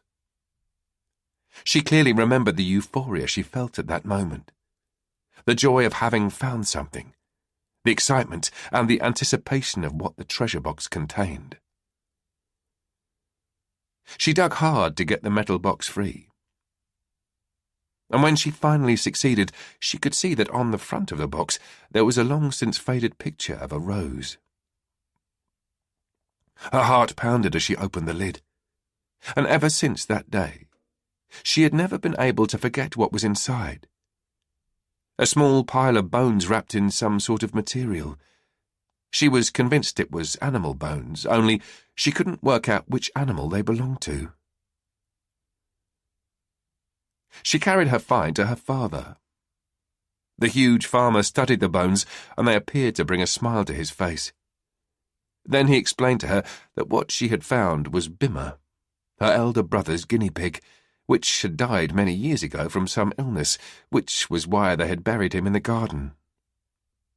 He also told her that she should bury him again. Dina felt terribly guilty because she had dug up the tiny skeleton, and she hurried into the garden to re-bury Bimmer in the same place where she'd found him. "I'm sorry, Bimmer. I'll put you back to rest," she had said, solemnly, as she threw the last shovel of soil on top of the grave. Dina stopped at the far end of the pool, held onto the edge and took a short break. She could feel that she hadn't been swimming for a while, but even though it was hard, the endorphins were beginning to rush through her body. You should have done this a long time ago, she thought as she set off again. Cycling home from the swimming pool, she could feel that both her arms and legs were tired, but then again she had pressured herself into swimming 1 kilometre, which is a lot when you're out of practice. The challenge and completing it had certainly felt like a success, though. She enjoyed the light from the winter sun reflected in the snow and thus enhanced. She breathed the cold air deep into her lungs, and it was as though her body could breathe more freely now. She felt it on her skin as well as her mood. She was grateful for her decision to go swimming. Being good to yourself felt nice. When she unlocked the door to her apartment, she noticed that the air was stale and musty, a testament to a long and dark winter. She opened a kitchen window as well as the French window to create a draught. Fresh air flooded the apartment and pushed the stale smell out. Dina turned on the radio, hung her swimming costume and towel up to dry, and began frying eggs for her lunch. While she was in the kitchen, her phone rang in the living room. She wondered whether it might be Bertil calling again, so she ran to get her phone. It was Anders. Dina considered picking up and telling him off severely, but instead she let it ring. Then she called her friend Tina. "Hi, Dina," her friend greeted her. "So good to see you last time. It was really nice." "Yeah, it was, and thank you. But listen, you have to do something about that guy, Anders," Dina said without beating about the bush. "Why? What happened?" Tina asked, surprised. "I don't know what's wrong with him, but he keeps contacting me. He won't stop." "Is he still texting you?" "No, he started phoning me. And he just called me again, and he rang last night. It's just too much," Dina explained. And as she did so, she felt her anger returning. "He's overstepping the line by miles, Tina." "It does sound rather crazy, I have to admit." "You have to ask Jacob to talk to him. He needs to explain to Anders that he has to stop it now. When I tell him, it apparently has no effect." "Of course," Tina said. "I'll tell him." "I've made a decision, Tina," Dina continued. "I am going to take control of my life. I won't be controlled by my anxiety. Not by Anders, not by anyone but me. He really pisses me off, and I won't put up with having someone overstepping my boundaries like that. I simply won't stand for it anymore. And you must never ever give my number to anybody again," Dina thundered into the phone.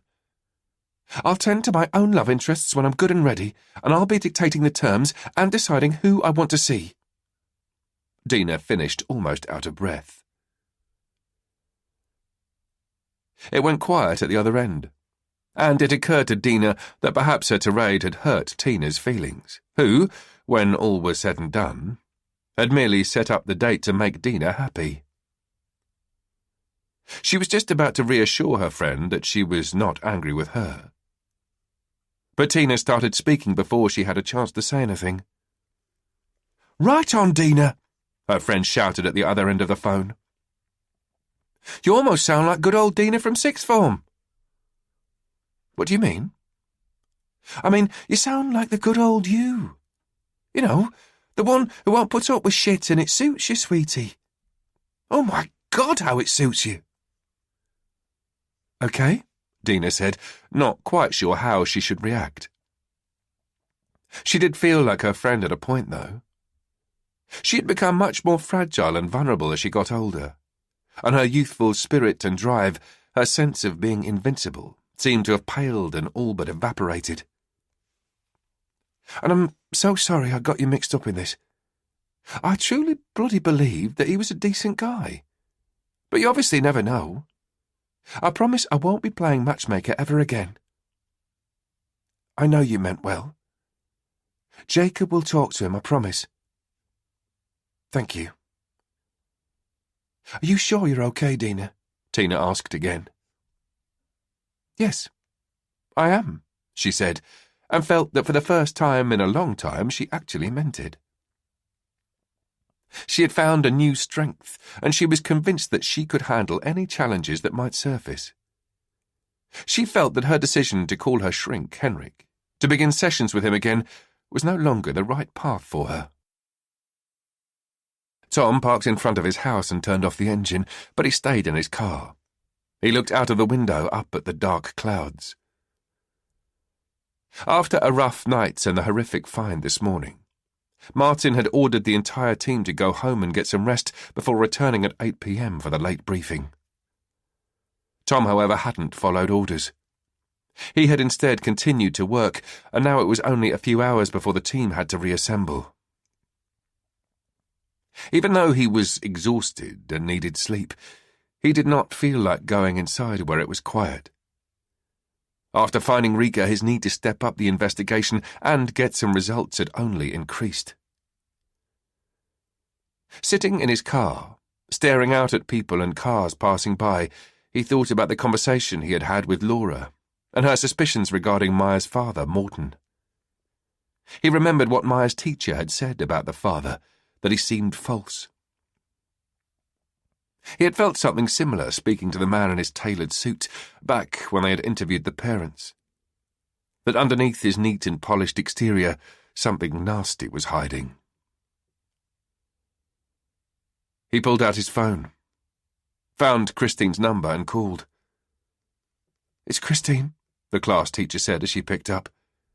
She sounded just as cautious as he remembered. "Good evening, Christine. This is Tom Cross from Funen Police." "Good evening." "Would it be okay if I asked you a couple of questions, Christine?" Tom asked. "Yes, of course." "The last time we spoke, you talked about Maya's parents. You told me that you felt there was something false about them. I think that was the word you used. But to me it seems like you were primarily talking about the father, is that correct?" "Yes, Morten is not a nice man," she replied. "Was there a specific incident that gave you that impression?" Christine paused for a moment. "Yes, there was," she then said. "It was actually a slightly scary episode." "Can you tell me what happened?" "It was at a parent-teacher consultation at the school. I was supposed to talk to both Morten and Sarah that evening, but only Morten showed up. He said that his wife was ill, but... But what? I was pretty sure he was lying. I don't know why, it was just a feeling. And he seemed oddly agitated from the moment he entered the room." "Then what happened?" "The consultation went fine, until I told him about how Maya behaved in class. That she was unpleasant to the other girls, and that I thought they should talk to their daughter. He got very angry and told me I was mistaken because their Maya was nothing like that. But I stood firm. And suddenly, he slammed his fist down on the table. It scared me." "Then what happened?" "I asked him to calm down.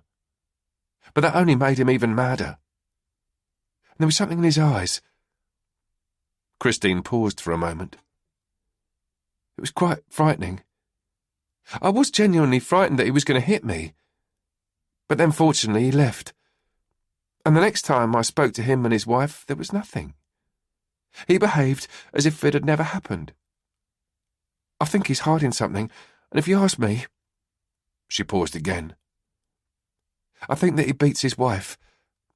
I don't know. It's just a feeling I have." "Thank you, Christine. I'll call you if I have any more questions." "You're welcome. But please don't tell him what I told you," Christine said, sounding worried. "No, you can rest assured I won't," Tom said. He could tell that she was frightened of Morton. They ended the call and Tom decided to test his hunch further. He found the number he had for Maya's mother, Sarah, and called her. "Sarah speaking." Tom introduced himself and explained that he just wanted to give them a quick update on the investigation, to let them know that there were no breakthroughs yet, but that they were working full speed ahead and around the clock. Then he asked her how they were doing.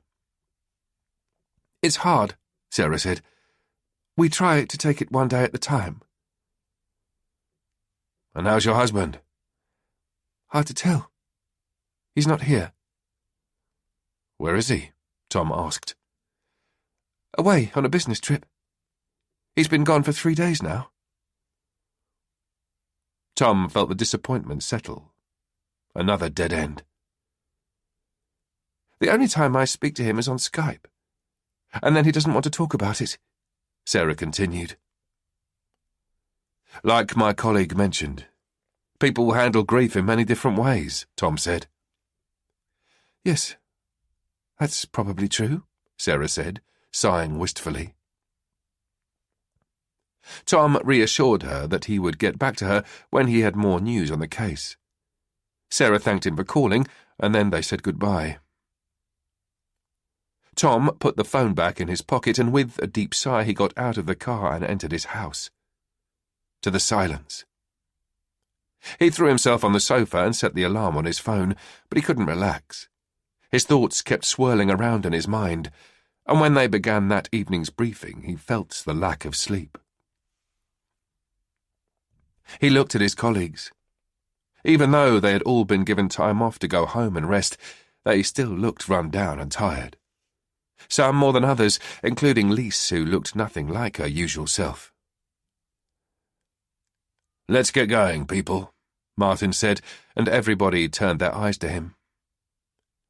"As always, we'll go round, filling each other in on what we've been up to and which assignments are awaiting our attention." He asked Tom to begin. "Early this morning, Laura and I received a phone call from Lise, who, alongside Saeed, were the first to arrive at the crime scene at Seddon Church. As you'll know, Rika had been staged in the church in accordance with the Hans Christian Andersen fairy tale The Red Shoes."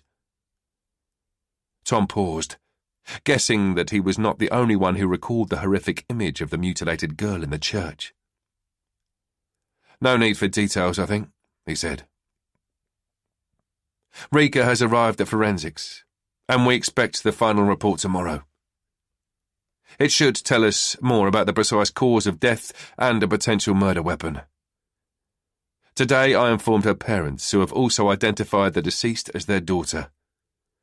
Tomorrow, Laura and I have an appointment with the forensic scientist, and in addition I have several minor things on the agenda, which I won't bore you with now. Laura?" Tom passed the baton to Laura. She nodded and said, "I spoke to the vicar immediately after we arrived at the church. She was very shaken and could hardly string 2 words together. She didn't have much to tell, but it would appear that Rika is not in any way affiliated with the church. Perhaps the killer just picked a random church for practical reasons that we're not aware of. Tomorrow, I'll talk to forensics with Tom." Laura finished. They continued around the table, and soon it was Lise's turn. It was obvious that she was still very affected by the find earlier in the day. She spoke in a low voice, and she seemed distant. "Saeed and I were the first to arrive at the crime scene. The church door was unlocked, so we just walked in and—" She stopped, and it looked like she was fighting back tears. And there she was. She looked at the others with a pale smile. "Yes, I'm sorry, but it still gets to me." "No need to apologise," Martin pointed out before he gestured to the next speaker.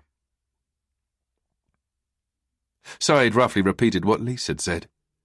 He appeared less shaken, or maybe he was just better at hiding it, Tom thought, believing that the latter would be closer to the truth. When it was Markuson's turn, he confirmed that Rika did not appear to have any connection to the church in question. However, he did want to take a thorough look at the church papers, including baptisms, funerals, weddings, and confirmations, to cross-reference with names from their investigation. And so, the briefing continued all around the table, and when everybody had had their say, Martin sent them all home. As they were heading out of the conference room, Tom pulled Lisa to the side. "You don't look so good, Lisa. Is there anything I can do for you?" he asked. "I just need to get back home, to my husband and children," she said, and now that Tom was close to her, he noticed her red, swollen eyes. She had shed a lot of tears, no doubt about that. "Of course, I understand," Tom said. "Furthermore, I've already scheduled the talk with the crisis psychologist," Lisa added. "But what about you, Tom? You saw the same thing I did. Don't you need to talk to someone?" Tom nodded. "Yeah, I probably do," he admitted. Lise smiled. "But thanks, Tom," she said, and gave him half a hug. When Tom had gathered his things and closed everything down, he walked out into the winter cold. He could see his own breath in the light from the street lamps, and most of the city was still covered in snow. The snow-white streets diluted the darkness. He drove slowly through the city streets. He did not feel like being alone with his thoughts, and so he thought of Bente. His marriage to the slightly younger woman had been his second marriage, but she had nonetheless been his first real love. Tom had been drinking quite a bit while they were married, too much, in fact, although that was not what caused them to split up. On the contrary, Bente had always had an uncanny understanding of Tom and his problems. She was able to see the root causes behind his less than fortunate actions. She had always tried to help him as best she could. It was her recurring and strong wish to have children that pulled them apart in the end. Tom had maintained that he would not be a father. He did not believe that he had anything good to contribute, and so it would be irresponsible of him to have children. If they had not disagreed so strongly on the subject of children, they would most likely have grown old together. Tom parked the car outside and unlocked the front door of his house. He walked directly to the living room without switching the lights on, found his gear and rolled himself a joint, which he lit also in the dark. He slumped in an armchair and stared into the silence. During the divorce, he had substituted alcohol with hashish. It did what alcohol had always failed to do. It calmed the inner without enhancing the outer turbulence. He pulled out his phone and called Bente. "Hello?" "Can you talk?" Tom asked hesitantly. "You sound like you need to talk," Bente replied, and with her silence she invited Tom to speak. Tom told Bente about the last couple of days, while all she did was to listen. She asked only a few questions along the way. "I don't blame you for feeling pressured," Bente said once Tom had finished. "I really don't. The stuff you're exposed to is not normal, you know that, right?" "I know." "And you know what I've always admired about you, Tom?" Bente asked, except Tom never got a chance to answer. "That no matter how much shit life throws at you, you've never allowed it to knock you down." Tom was not sure that he recognized his ex-wife's description of himself. "I know you've been biting the dust at times, Bente continued, as if she had momentarily read Tom's mind. My point is merely that you always get back up again. I know that you'll get through this as well.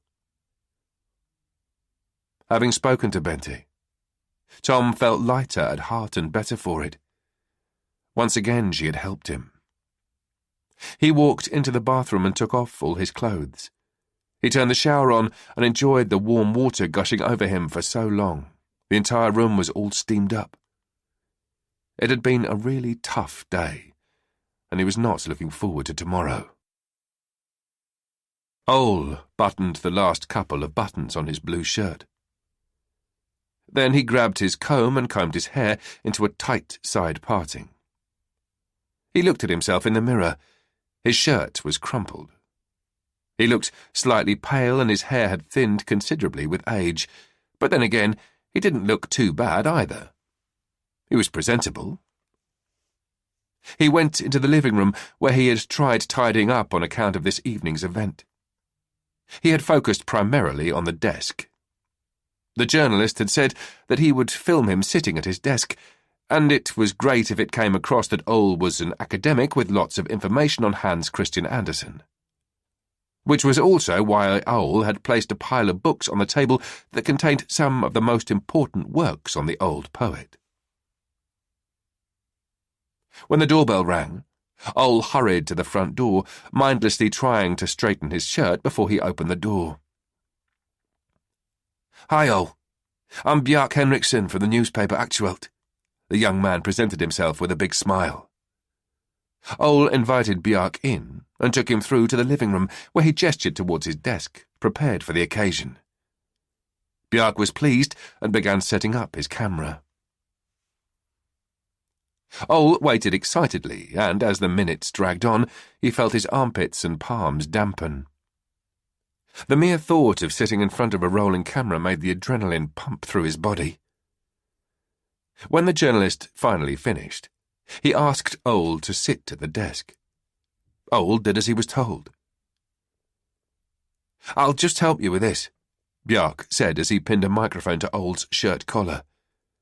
Just to make sure that we can hear everything you say, Bjarke explained. Sounds good, Ole said. And it will probably be online by early tomorrow morning. Tomorrow morning? That's quick. Bjarke shrugged. That's how it is these days. You have to get in there before anyone else, for better and for worse. Ole nodded and looked at the camera lens, the dark, round circle of glass that would soon record this moment. His first interview. Right, I'm recording, Ole, Bjarke said and pressed a button. A little red light lit up above the lens. And when you speak, just look at me, okay? Okay, Ole replied, looking at Bjarke. Ole Severinsen, you're one of the country's leading experts on Hans Christian Andersen's works and his life, Bjarke began. And you also helped the police shortly before they found the severed feet in the fairy tale park, is that correct? That's correct. But the severed feet did not really surprise you. Can you tell us why? Ole nodded eagerly. Well, before they found the feet, I had already guessed which fairy tale would be next. That it would be the Red Shoes. I'm quite familiar with all of Andersen's works, but the Red Shoes I know extremely well. And what made you think of the Red Shoes? There were quite a few overlaps between Karen in the fairy tale and the missing girl, Rika. The most conspicuous was probably the girl's age, their upcoming confirmation, and their spiritual decline. Ole explained. Although his heart was pounding faster than it normally did, and his mouth was dry, he was terribly pleased by the whole situation. He felt elated. Bjarke nodded behind the camera and took notes on his notepad. And if you had to venture a guess at what the next fairy tale would be, what would you say then? He asked. Considering what we have witnessed so far, and the fact that the killer seems to be working on some sort of moral in relation to materialism and vanity's ruin, I would say that it would be along those same lines. Another severe note of caution concerning the way we live, Ole explained passionately. Furthermore, both previously used fairy tales entail a motive which concerns deliverance from the atrocities of life. And only a few of Andersen's tales include the deliverance motif. One of these is the story of a mother, and, if you ask me, it could well be the next fairy tale, Ole concluded. Can you tell us a little more about why that is? Bjark asked. Ole leaned across the table. In the story of a mother, a child is also delivered from worldly cruelty, just as we saw it in The Little Match Girl and The Red Shoes. In the end, the mother allows death to take her child, because she fears that her child may otherwise live a life filled with suffering. Death becomes preferable. And what could be the killer's message with that fairy tale? Bjark asked. In the fairy tale, the mother loses her child because she falls asleep sitting beside it. She is inattentive, and this can easily be transferred to a modern interpretation. If you try to put yourself inside the killer's mind, Ole explained, demonstratively poking his left temple. For the killer's interpretation could be that some parents are so busy with their computers and phones that they don't pay attention to what really matters, their children. In other words, we once again have a possible interpretation that condemns our materialistic society.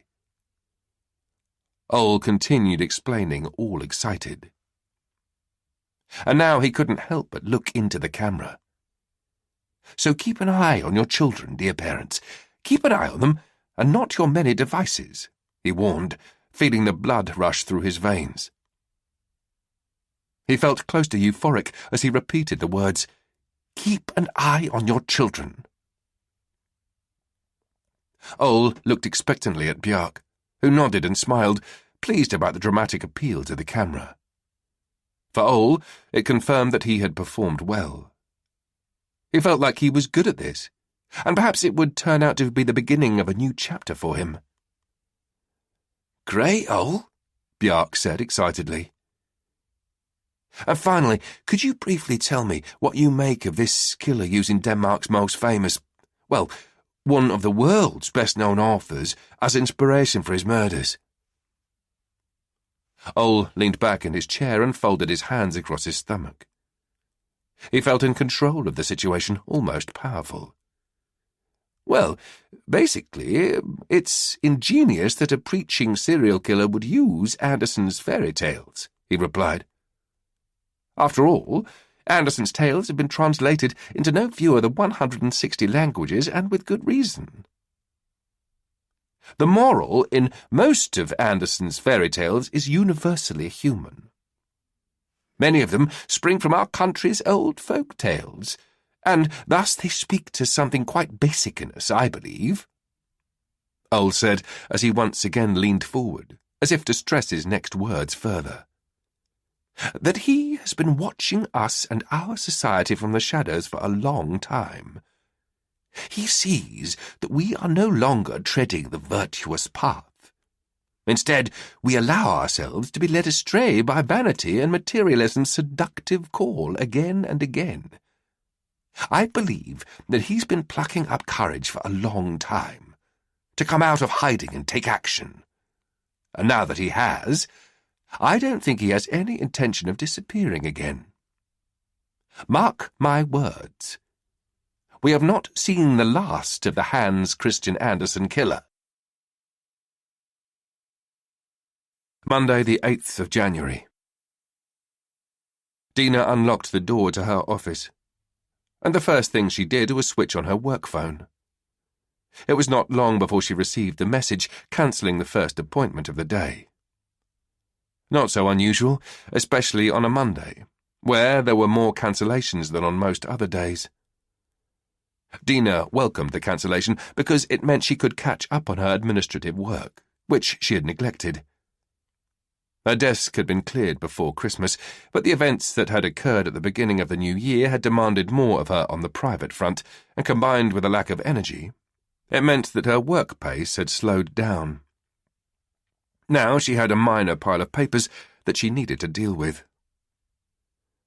She switched on the computer and, as it was starting up, she went into the office kitchen and poured herself a cup of coffee from one of the two percolators that seemed to be brewing coffee around the clock.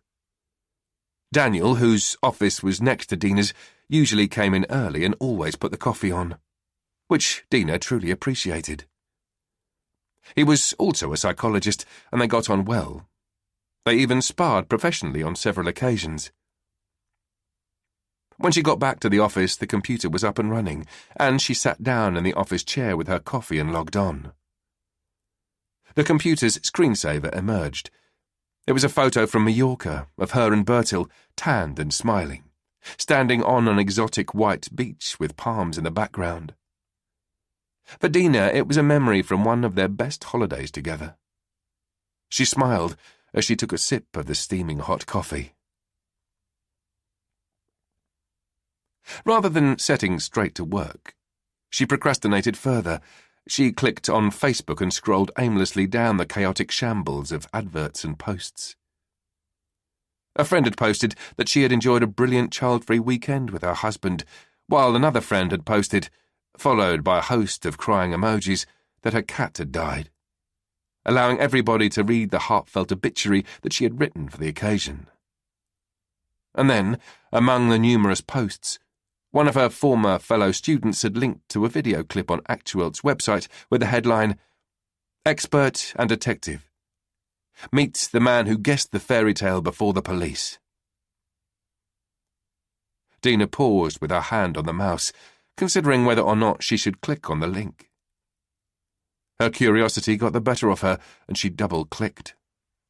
Within a split second, she was watching a video on the newspaper's website. A man's face emerged, excited and sweaty. At the bottom of the screen, his name was written in black. Ole Severinsen, Hans Christian Andersen expert. She watched the clip with the expert, who in a very dramatic manner predicted that the story of a mother could be the next that the fairy tale killer would use, and that parents all around the country should watch their children more than their computer screens and phones. There was something about him she didn't like, his eyes more than anything. It was as if what he was saying was aimed directly at her. She knew the fairy tale the expert had mentioned, and she had never liked its ending, where the mother decides to let death keep her child. Had it been her, she would have fought to the bitter end regardless of the consequences. Beneath the video clip there was a link to a related article, which caught her attention. The headline read, "YouTube, Playground or Hunting Ground." She clicked on the link and read the article about the two victims of the fairy tale killer, Maya and Rika, and their YouTube channels. The article was based on an anonymous source who revealed that the killer had found his two victims through YouTube and then contacted them on social media. Dina leaned back in the office chair and sipped her coffee. She couldn't help thinking about Bertil, and she felt a well-known anxiety set in. She hadn't watched any of his videos since they had agreed that he could live-stream. She found and clicked on Bertil's YouTube channel, which contained 9 videos, the last of which was recorded on the day they had made the agreement. The video was called "The B-Gamer Plays Live." She clicked play. An image of some computer game appeared on screen, and above the noises from the game itself she heard Bertil's voice. She would recognize that voice anywhere. "Hi, and welcome to the B-Gamers channel. Today we'll—" Bertil said, and continued to eagerly explain the game. It was obvious that he was trying to imitate a language and tone that was not his, but rather something he had heard elsewhere.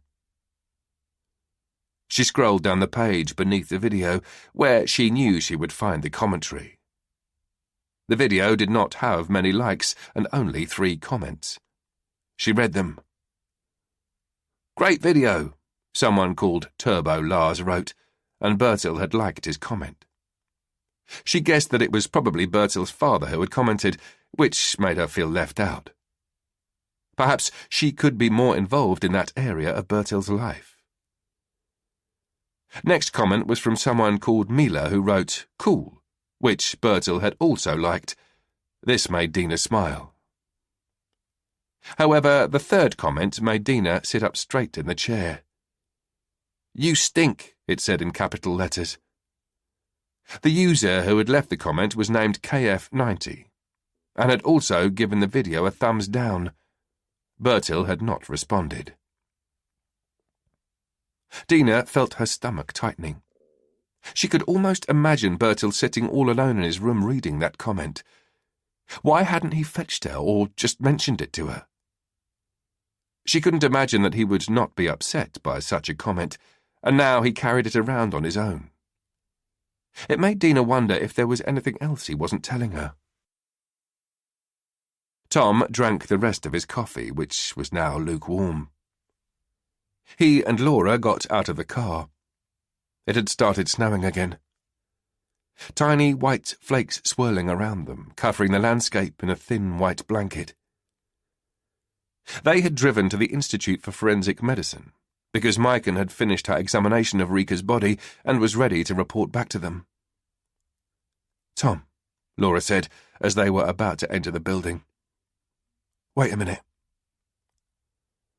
Tom stopped, and only when he noticed Laura's worried expression did he realise that his otherwise chatty colleague had hardly spoken a word all the way there. "Before we go in, I have to tell you something," Laura said, obviously not happy about the situation. Tom nodded in silence to indicate that he was listening. "The other day when I said that I was so tired because the little one was ill, well, it wasn't entirely true. Or it was more of a half-truth. My husband and I are going through a rough patch right now," Laura admitted, eyes glued to her hands. "It has a lot to do with our work, which, let's face it, is far from family-friendly. I just want you to know this, in case I seem a little off balance. Well, now you know why." "I appreciate you telling me," Tom said. "I hope you'll be able to work it out." "I'm sure we will eventually," Laura said, and shrugged. "You should know that I really like working with you. You're talented, but your marriage is more important." Laura looked at Tom in surprise, as if it was the last thing she had expected him to say. "As humans, we're not meant to be alone. Trust me," he said, and walked off. Laura paused briefly, as if she had to digest his words before she was able to follow him inside. "Thank you, Tom," she said as she reached him. "And thanks for the praise." They walked the rest of the way in silence. Tom's thoughts wandered back to the conversation he had had the night before with his ex-wife. He always regretted phoning Bente, and this time was no exception. Even though talking to her had a positive effect on him, it also made him feel weak, and he would usually be angry with himself afterwards. Many times he had sworn never to call her again, but somehow he always ended up doing just that. From a rational perspective, he understood why he did it. As he'd just told Laura, people were not meant to be alone. Only he was, and had been for a long time. The tall, dark-haired forensic scientist was smoking outside, but as they approached, she stubbed out her cigarette and greeted them with a smile. "Hi there. I have a treat for you. Not unlike last time," she said enthusiastically as she escorted the two of them inside. Tom and Laura briefly exchanged glances. Apparently, they agreed that the scientist's joy was slightly inappropriate. The girl was laid out on a slab, covered with a white sheet, but the moment they entered the room, Maiken pulled off the sheet and revealed the body of the mutilated girl. "You have to imagine the red shoes," she said, referring to the girl's chopped-off feet, which were placed next to the body. Tom moved closer, looking at the feet. They looked pale, cut off from the rest of the body. They looked almost like a large doll's feet. Each toenail was decorated with tiny white flowers, and this innocent, childish motif just made everything all the more absurd. "Rika Marie Pedersen, 14 years of age," Maiken began. "And today we will work our way from the feet up," she announced, in a manner which to Tom sounded like she was introducing a grotesque tour. Maiken put on her white gloves and went to stand next to the severed feet. "Our man quite clearly has researched how to stop a person from bleeding to death after an amputation," she said, and sounding almost admiring. "Firstly, he, before chopping off the feet, placed some sort of compress on her hamstrings," she said, while showing them one of the girl's hamstrings. "A pressure so tight, it will basically have cut off the lower leg from any vital connection with the rest of her body. I am speaking about the blood circuit. It takes roughly 24 hours longer for tissue around the knee and downwards to rot than the rest of the body." "So, would it be correct to say that the feet were dead before they were chopped off?" Laura asked. "Exactly," Maiken replied, as she picked up one of the chopped-off feet, as if it was the most natural thing to do. "I'd guess that he used an axe to sever the feet from her body," she concluded. "Just like in the fairy tale," Laura commented. "The cut on this foot is clean," Maiken said, and put the foot down again. She picked up the other one. "But on this one, the frayed edges and the uneven cut tells you that he would have had to chop twice. The wounds have been stitched with what we popularly call Chinese thread, which is a very thick and strong sewing thread." "What about anaesthetics?" Tom asked. "Did he use any?" "No signs of anaesthetics. It would appear that she was not anaesthetized." A film started playing in Tom's mind. It showed Rika crying and screaming as her feet were chopped off one by one. He tried to stop the images. "And what about the wooden legs? Was she alive when they were screwed in?" he asked. Maiken nodded. "It would appear that the girl was alive throughout the ordeal. Whether or not she was also conscious is not for me to say. It is very likely that she would have passed out because of the pain induced by these incisions." "I hope so," Laura mumbled to herself more than the others. Maiken gave Laura a puzzled look, but then she continued. "And talking about the wooden legs," she said, tapping the rough wooden pieces attached to the girl's legs where her feet should have been. "These are very likely table legs, and they've been screwed into her leg bone with ordinary furniture screws. If the girl was conscious, it would have been very painful. It should also be added that this construction is in no way durable. It would have been impossible for her to walk, and it would have been excruciatingly painful. They are probably for show more than anything else. As you are aware, our man wants everything to look right," she pointed out.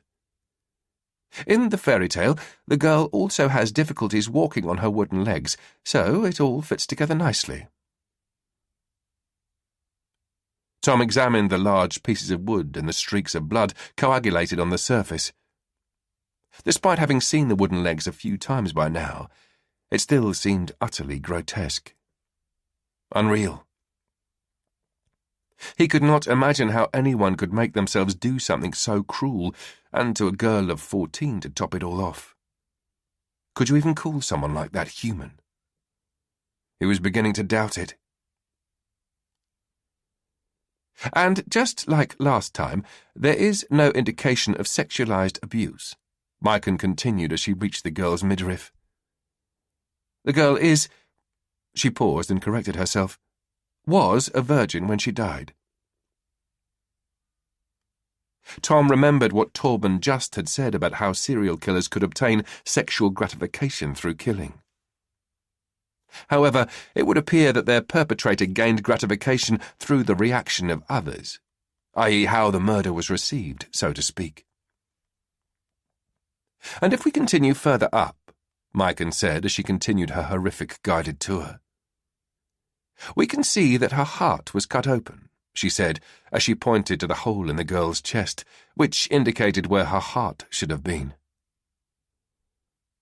In the fairy tale, Andersen writes that her heart broke, Laura said. Maiken nodded. I know. Did you know the fairy tale? Tom asked. Doesn't everybody? The forensic scientist asked with surprise. I didn't, Tom said. Me neither, Laura added. Maiken nodded thoughtfully. Well, wouldn't you know, she said, and sounded genuinely puzzled. But where was I? She looked questioningly at them both. Her heart, Tom said, as soon as he realized that her question was not rhetorical. Right, the heart. As I was saying, it has been cut open with a knife. This was also done while she was still alive, but she would have died immediately after, as her blood vessels were severed. Which knife would you say he used? Laura asked. Well, first off, he would have used a scalpel to lay bare her ribs. I would imagine he then slid the scalpel between the rib cage and thus cut open her heart. To carry out a procedure like that, you would have to prepare thoroughly, but then again, it fits perfectly with our Guy. I'm sure she would have passed out from the pain of laying bare her rib cage, Maiken pointed out as she looked knowingly at Laura, as if she believed that this information would comfort the police officer. Just like the last time, there is no doubt that we are dealing with a perfectionist, someone who takes his handiwork very seriously, Maiken continued. And although Laura kept quiet, Tom could tell that handiwork was not a term she would have used in this situation.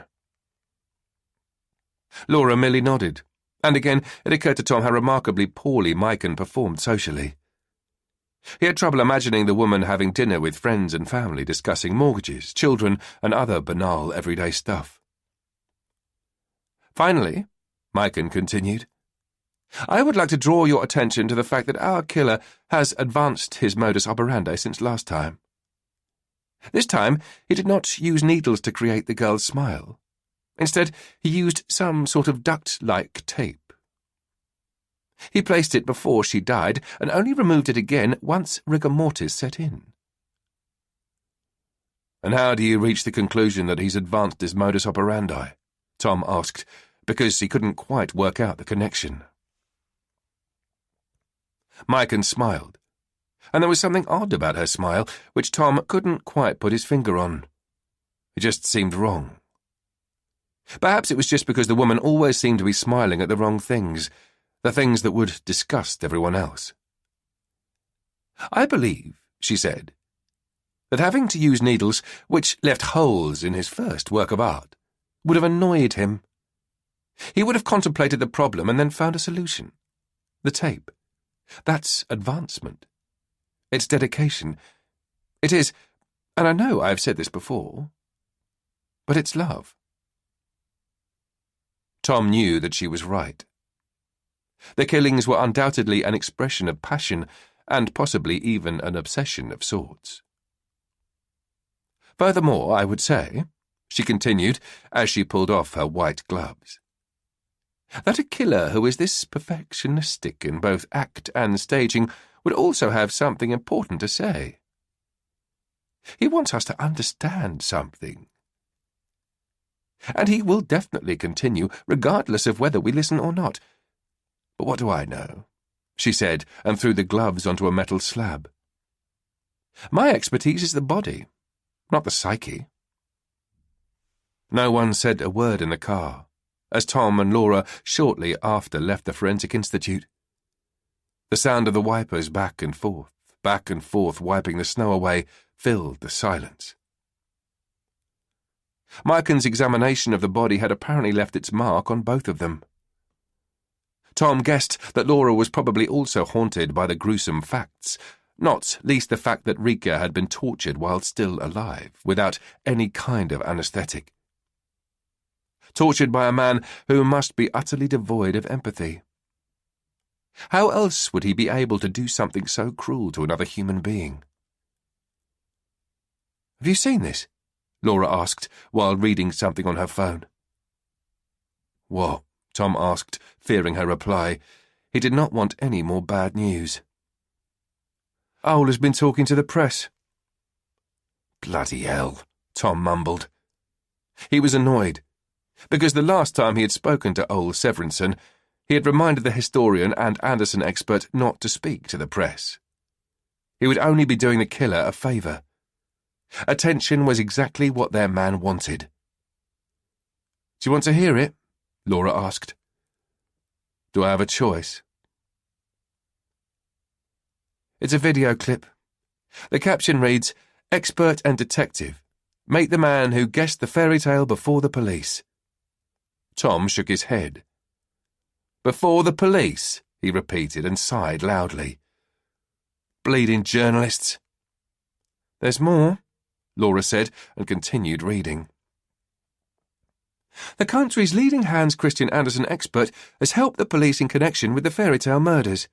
Thanks to Ole Severinsen's expertise, the police were right on the heels of the killer when they found Rika Marie Pedersen at Seddon Church. Severinsen even suggests which fairy tale could be the inspiration for the killer's next murder. The story of a mother." Laura paused briefly. "And then there's a fact box outlining the story in The Story of a Mother and a link to the interview. Do you want to listen to it?" "No," came Tom's prompt response. He was not even trying to mask his annoyance. "It's not necessary." "What are you thinking?" Laura asked. "I'm thinking that old Severinsen is a flipping media whore," Tom hissed. "That idiot is only generating even more fear." Tom was furious, and again he remembered what Torben just had told him about serial killers. Typically, they are very proud of their actions and they get tremendous satisfaction from almost getting caught. It was hard not to suspect Ole of being involved, and regardless, he knew that this was something he had to do something about. "Should we go talk to him?" "Yes. We'll pay Ole another visit today," Tom said. "We'll give him some more of that attention he so plainly thrives on." Dina caught herself singing a few lines of an old gasoline rock song as she cycled through town. "Take the fear, take it away, and give me some hope for one more day." During the last few months, TV and radio channels had paid homage to the now deceased musician Kim Larsen, who used to be the lead singer of the band Gasoline. There had even been tribute processions with torches and lights, and many people called Larsen our time's Hans Christian Andersen. Like Andersen, Larsen had critically examined his own time, even if Larsen was a little more direct in his criticism. The soundtrack to Dina's life consisted of quite a few of Gasoline's songs, as well as many other songs from Larsen's vast catalogue. Her love for his songs had sprung back to life in the wake of the singer's death. She had always connected the lyrics to the song she was currently singing to freedom and a firm belief in something good awaiting ahead, which was also true today. She looked forward to seeing Bertil, who would be back home today, after spending the weekend at his father's. She had decided to stop at Fotek's supermarket to get some ice cream. Then they could watch a film and eat ice cream after dinner tonight.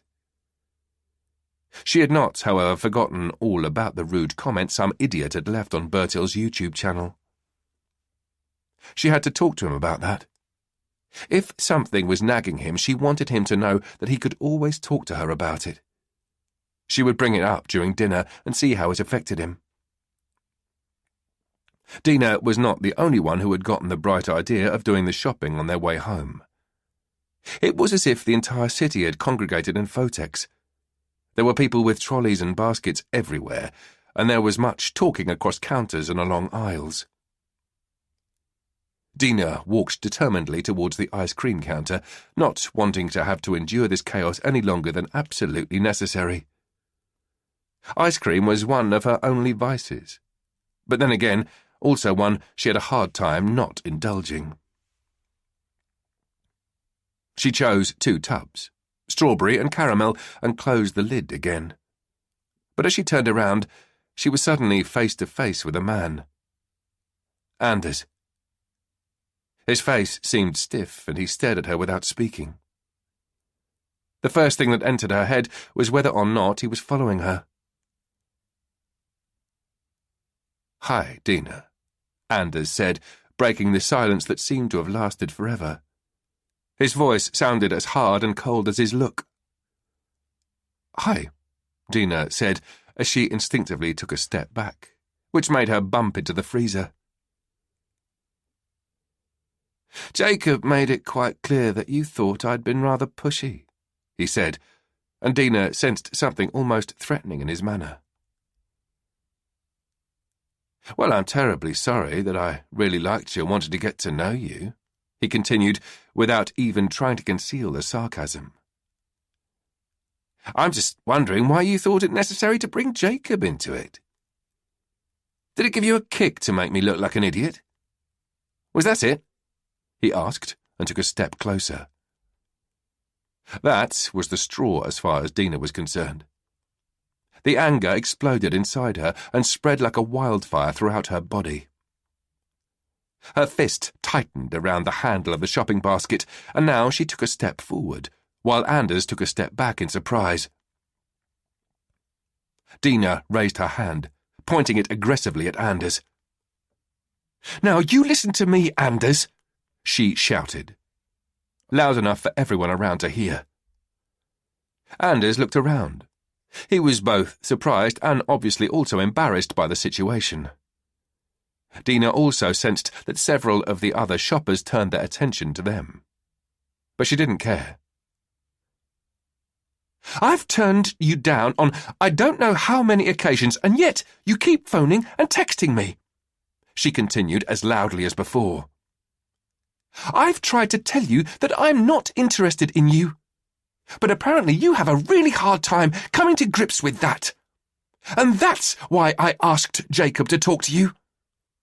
To make it quite clear that I do not wish to have dinner with you, or go swimming with you. In fact, I don't want to spend time with you in any way, shape, or form.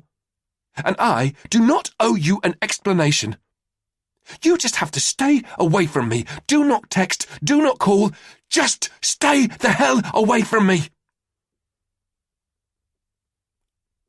That last bit, she not merely shouted, she roared. And then she turned on her heels and walked determinedly towards the checkout without looking back. She passed several people on her way out. She didn't look at them, but from the corner of her eye, she sensed that they were following her with their eyes, turning their heads to make sure they would not miss a beat. And although the shop was big, it did seem as if everybody had heard her. She realized how good she felt. The adrenaline was still pumping through her body, and she felt proud in a way she hadn't for a long time.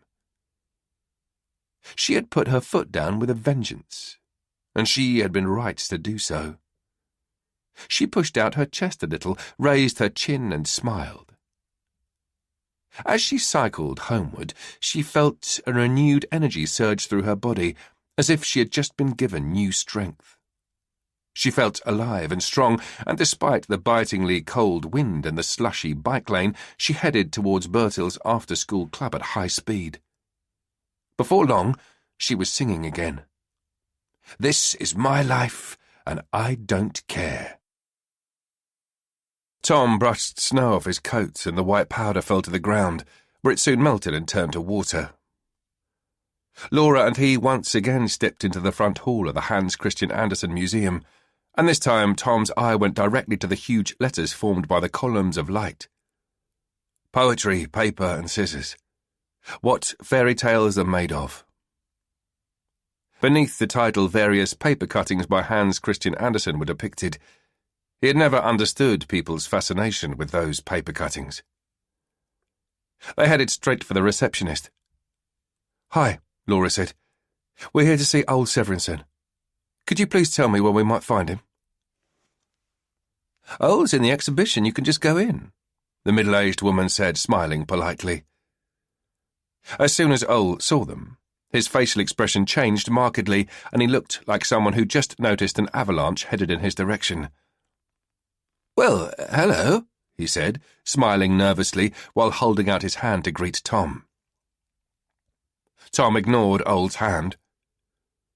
"Is there a place where we can talk privately?" he asked, in a manner which left little doubt it was to be considered an order rather than a request.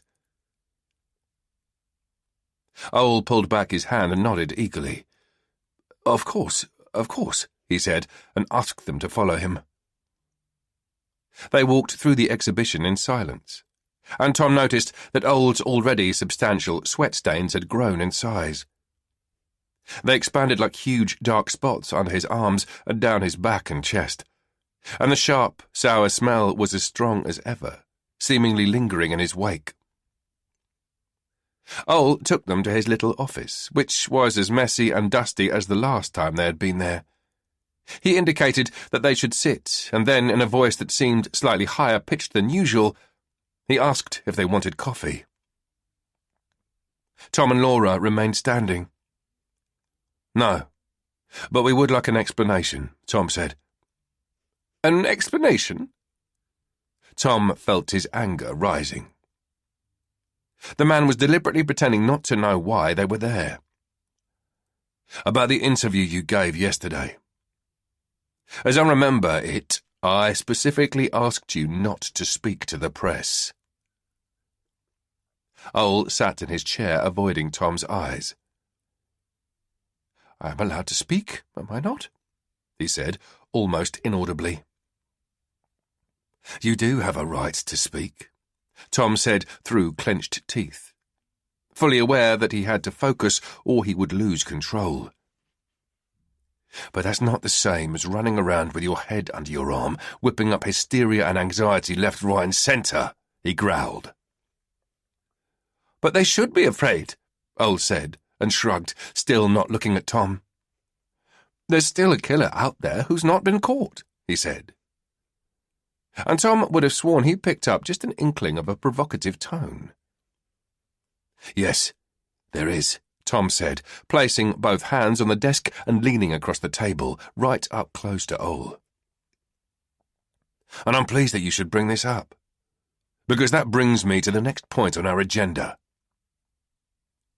Ole gave Tom a scared look, and a small part of Tom gloated at the sight of the growing fear in the man's eyes. "We would like to know what you were up to on New Year's Day at 11 a.m., and where you were on Thursday at 2 p.m. And," Laura added, "we would also like to know who will be able to verify your whereabouts." Ole looked at the table again. He reminded Tom of an animal who knew he was inferior and thus only had one means of survival left: submission.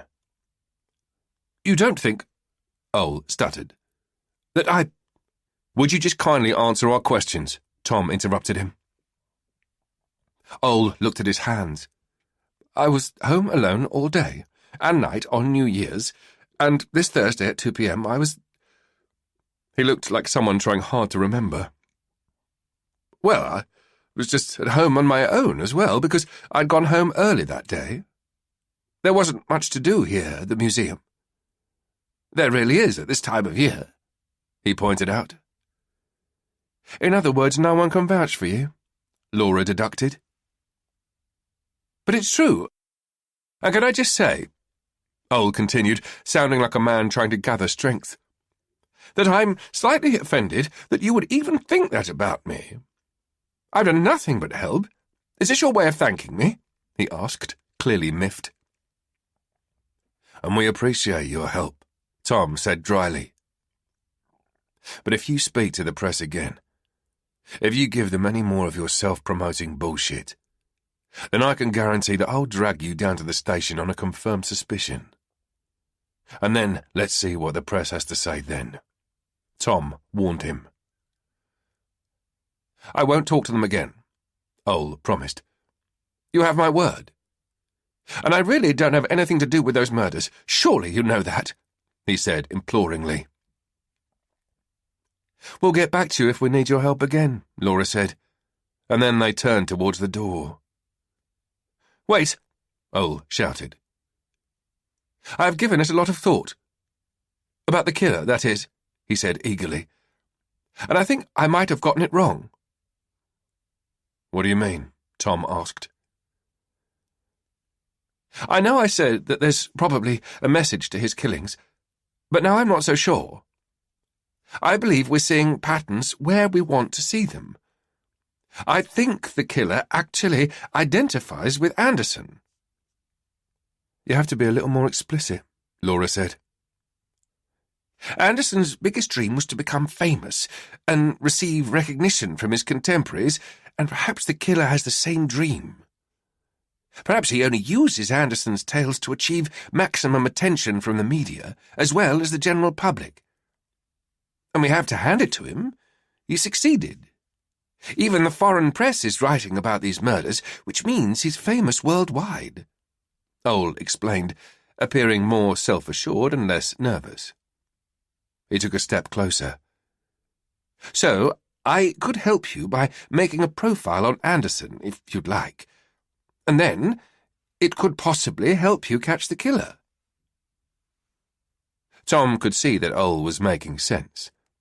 But at the same time, he also saw a man who seemed desperate to stay connected to the case, and that only strengthened his suspicions. No, thank you, he said. We'll let you know if we need your help. We won't forget about you, Laura added, without the slightest attempt at veiling the double meaning. The snow had turned to rain, and the wind was gaining strength as they walked across the parking area. Tom ignored the lashing drops and took out his phone.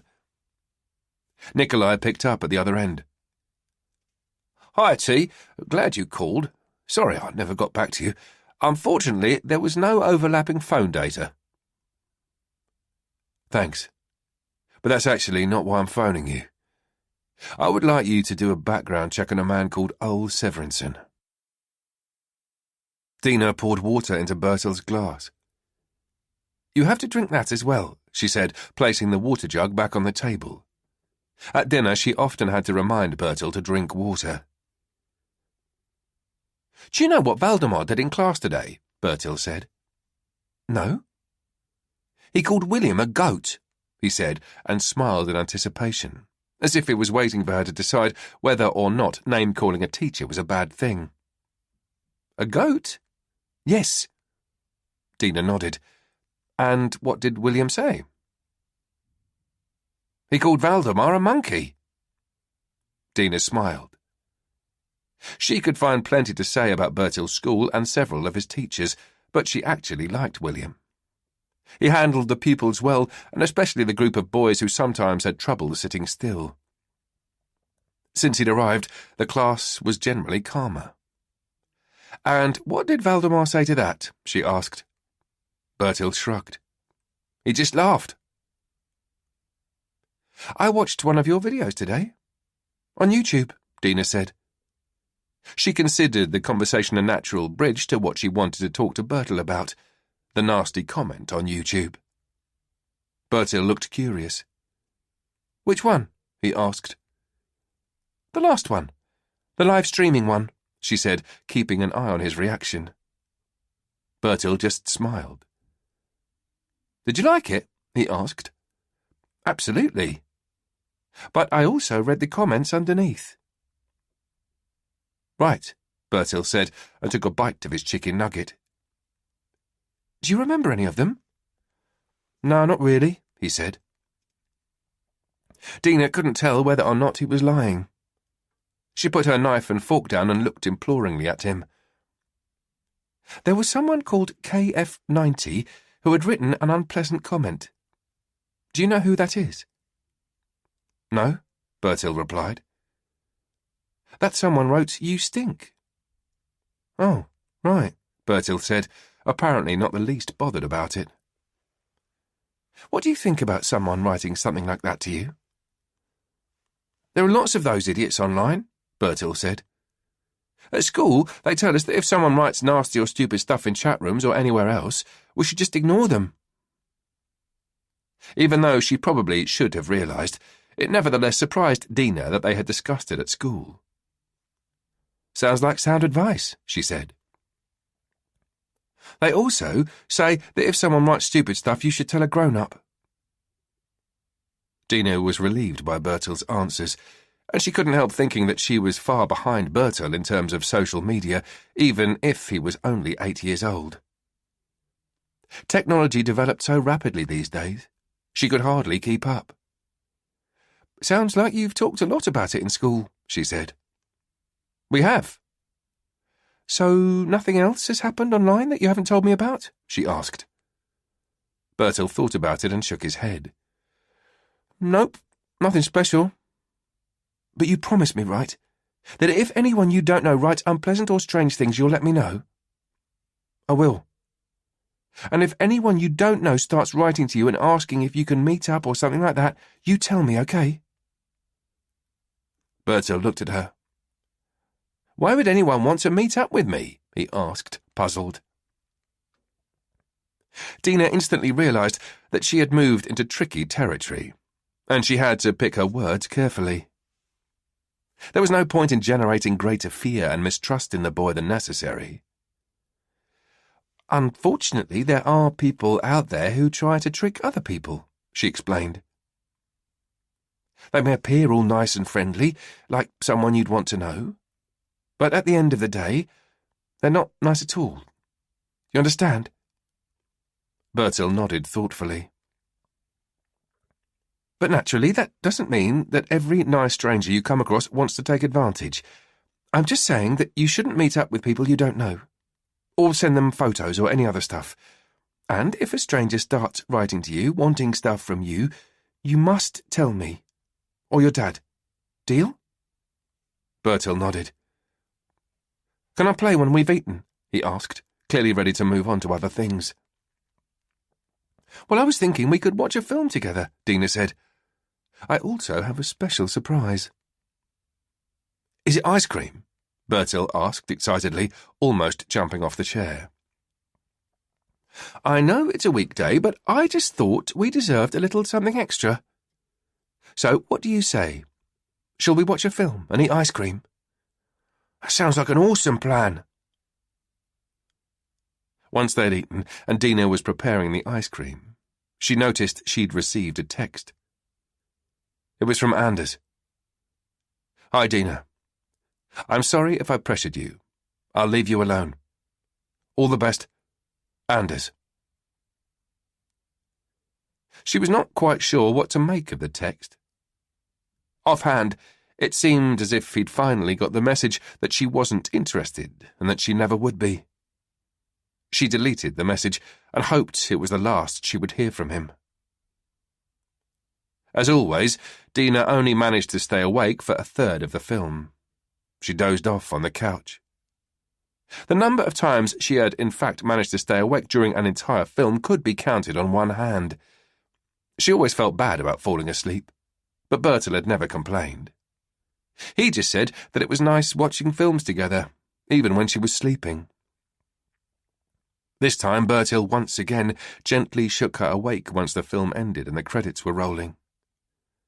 Dina sat up with a start and instinctively tried to hide the fact that she'd been sleeping. That was a good film, wasn't it, sweetie? She said, trying to hide her confusion. It was really good, especially the part about the lion. Dina nodded. She mumbled and smiled at Bertil. There was no lion, Mum, Bertil said with a huge grin. Dina pulled his hair gently. You rascal, she said, but couldn't help laughing at herself. Now, however, it's time to brush your teeth and then I'll be along shortly, okay? Okay, Bertil said and went to the bathroom. Dina still wanted to be close to Bertil, so once she had put him to bed, she laid down next to him, holding him. It was as if the world felt more right when they were lying close together, Even though it was still a long way off, she still sometimes dreaded the day he would grow up and leave home. When he would go into the world and make lots of mistakes and get lots of scratches and wounds, and very likely his heart would also be broken more than once by a girl or a boy. She thoroughly enjoyed the fact that he was still young, and in many ways he still needed her. He was still dependent on her. She listened to his calm breathing and to the rain thrashed against the window pane by the wind. Before long she could tell that he had fallen asleep. She carefully crawled out of his bed and tucked him in. Then she gently kissed him on his forehead and left the room, leaving the door slightly ajar. She went to the bathroom and looked in the mirror. She sighed at the sight that met her. Her inner critic surfaced immediately, telling her she was much too pale and she looked old. She gave her inner critic a mental middle finger and decided to get into bed with her tablet, so she could fall asleep watching one of her series. She got ready for bed. She brushed her teeth, removed her makeup and cleansed her skin, and when she had finished, she went into the living room to switch off the remaining lights. Darkness fell on the apartment, but the moment she turned to her bedroom, she caught a movement out of the corner of her eye. She could have sworn she saw a shadow in the light from the hallway, as if someone had been standing outside her door. But just like the last time, the shadow disappeared immediately, as if it had never even been there. Dina stood in the dark, still, listening. She heard steps on the stairs, followed by the unmistakable sound of the front door slamming shut. It raised her pulse and confirmed that someone had been outside her front door. She ran to the window in the living room, which looked out on the street. Down there in the pouring rain, she saw a dark silhouette crossing the street, only revealed by the dim light from the street lamps and the surrounding apartments. The person had pulled a hood over their head. She followed whoever it was as they moved rapidly along the pavement and out of sight. She had promised herself that she would no longer be ruled by fear. But standing there, staring at the empty street, she couldn't quite shake the unpleasant feeling that someone had been watching them. Tuesday, the 9th of January. Tom was one of the first to arrive at the station. He poured himself a cup of coffee and sat in the lunchroom with his croissant. He noticed how quiet it was. He was alone and there was none of the usual noise from people's chatter around the other tables. The silence was both strange and disturbing, as if it were an omen of the storm ahead. In front of him there was a pile of the day's newspapers. Normally he would have shifted through the news stories while sipping his coffee, but today he was not up to facing the world's predictable and endless flood of tragedies, scandals and catastrophes. He had enough on his plate as it was. He couldn't avoid the headlines on Actuelt, which was on top of the pile. The police still have no clue. It's the blind leading the blind. He pushed the pile of newspapers away, so at least he wouldn't have to look at them. He leaned back in the chair, drank his coffee and ate the croissant. Sitting there, he realized that it had only been 9 days since he had been woken by Martin's call on New Year's morning, telling him about the case. It felt more like 9 weeks, he thought, as he took another sip of coffee, which, as always, was a bitter cup to swallow. When he had finished the croissant, he got up and took the remaining coffee to his desk. He had only just sat down when the phone rang. It was Strom. Tom guessed that the IT expert had probably completed his background check on old Severinsen, and he had probably come across a few unpaid parking tickets. Tom speaking. "Hi, T," Strom said. "I've completed the report and I'll send it over as soon as we hang up. But I just thought I should tell you what I've found. It's not the usual stuff, if you know what I mean." "Tell me more, Strom," Tom said. "In 2004, we unravelled a large distribution network of child pornography. Ol was part of that network." Tom sat straight up in his chair. Child pornography, he said, without hiding his surprise. Yep. He had massive amounts of child pornography. He was also suspected of having filmed several rapes, but that was never proven, and none of the films revealed that Ole actually participated in the abuse. Tom couldn't help thinking about the forensic scientist's examinations of the two victims. Neither had been subjected to sexual violence. Perhaps it was because the killer had gained gratification simply by watching them. "How long did they put him away for?" Tom asked. 14 months. "Thanks, Strom. You've been a great help." "My pleasure, T. Let me know if there's anything else I can do." "And T?" "Yes." "Do you think he's the one?" Tom was not sure what to say, primarily because he was not sure what to think. "I don't know," was his reply. "Well, I hope you catch him anyway." Having ended the conversation with Strom, Tom phoned Laura. "Ole's done time for child pornography," he said without introducing himself. The other end was quiet for a moment. "Should we pick him up?" Laura asked. "I'll pick you up in 5, Tom said. He was already on his feet and on his way out to the car. After picking Laura up, they drove to the museum. They phoned Ole's mobile on the way there, but he did not pick up. Laura left a message on his voicemail and asked him to get back to them as soon as he heard the message. The same front hall receptionist greeted them as last time, and Tom could tell from her face that she was worried. He thought that she had probably begun wondering if they were there for more than just information. "You probably know who we're looking for," Tom said. "He's not in yet, and he's always on time." Tom and Laura exchanged quick glances. "So, he's not been late before?" Laura asked. "Not while I've been here, and that's coming up to 5 years. He is always on time unless he's ill, and if he's late, he always phones in to let me know. And I've not heard from him today," the receptionist explained. "I'll ask him to phone you the moment he arrives, though." "Yes, please do," Tom said. "Or we may come by again later." "Can I ask what it's about?" the receptionist asked as they were about to leave. She seemed nervous just asking the question. "We need his help to shed some light on a few things," Tom said, as diplomatically as he could. The receptionist nodded thoughtfully, and Tom could tell that his answer had in no way satisfied her curiosity. "Well, I'll make sure to tell him that you were asking for him," she said. They left the museum and walked to the car. "So what's next?" Laura said. She had to run to keep up with Tom's long strides. "We'll pay our expert a home visit." The first thing they both noticed as they parked in front of Ole's house was his car, which was parked in the drive. "Looks like he's home," Laura said. They went to the front door and Laura pressed the doorbell. They could hear it chiming inside the house, but nothing happened. She pressed it again, and this time she kept pressing it for several seconds.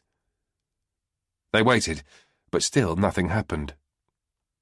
As Laura was about to press the doorbell a third time, Tom pressed the door handle to see if it was locked. The door opened. "Hello?" Tom called into the hallway. "Oh?" They waited for a reply, but none came. "What do we do?" Laura asked, looking expectantly at Tom. "We're going in." "Are we allowed?" Laura asked. "Probable cause," Tom said as he stepped into the hallway. Laura followed, and soon after they were in the living room, which looked exactly like the last time Tom had been there, messy and dusty. They searched the house, checking every room, but there were no signs of the expert. The house was empty. "The coffee maker is cold and there's no filter," Laura noticed in the kitchen. Tom went to the bathroom and returned shortly after. "The shower is dry and so is his towel." "I don't think he's been here since yesterday," Laura said. "But why did he not lock the door?" "Well, He may have been in one hell of a hurry, Tom growled. Seized by a momentary frustration, Tom kicked one of the kitchen chairs and sent it flying across the kitchen floor. Shit, he cussed. It could be him, and we had him yesterday. We should have taken him in. On what grounds? Laura asked. We had nothing. Tom knew she was right. Let's head back to the station, and on the way you can phone Martin and ask him to initiate a search for Ole. We need to find him ASAP, Tom said as they were leaving the house. Do you think it's him? Laura asked, once they were in the car. Yes, Tom said without hesitation as he turned the key in the ignition. I do. Dina began to feel hungry, but she had another session before lunch. She opened the top drawer of her desk and took out a muesli bar. While eating it, she checked her phone and couldn't help thinking about Anders. There had been nothing since his message yesterday. Perhaps her minor meltdown in the supermarket had finally convinced him that she was not interested. After finishing her muesli bar, she checked her teeth in the mirror to make sure there were no bits stuck in her teeth. Then she went to the waiting room to greet her next client. "Hi, Christine," Dina said, smiling as the fragile woman rose from her chair. Dina noticed that she looked remarkably more tired and worn out than last time. She was not merely slender. She was positively skinny, and she looked utterly run down. Even when they spoke, she seemed distant. Christine followed Dina into the session room, and they'd only just sat down when she began talking. "I went to Maya's funeral," she said. "But only at the church, not the wake." "What was it like, being at the funeral?" Dina asked. "There were a lot of people. The church was full," Christine said, and looked out of the window. "It made me think of my mother's funeral." "Do you know what it was that made you think of your mother's funeral?" Dina asked. "When my mother was buried, I was the only one there, and I don't even know why I showed up. I was angry with her. I hated her. She was never there for me. And the way she had made absolutely sure I would find her in that bathtub was so sadistic. She was rotten to the core. Truly rotten." Christine's eyes turned dark, and it was clear to Dina that her anger was right there. "My mother was rotten through and through. But the stuff we've talked about, the fact that we are like we are because of the things we've learnt, it just makes so much sense to me. It's really opened my eyes, and I don't understand why I didn't see it before." "See what?" Dina asked.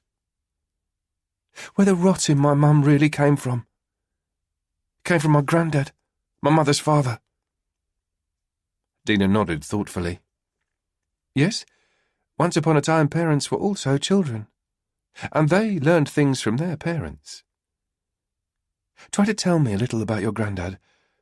All I know is that you stayed with him for a while."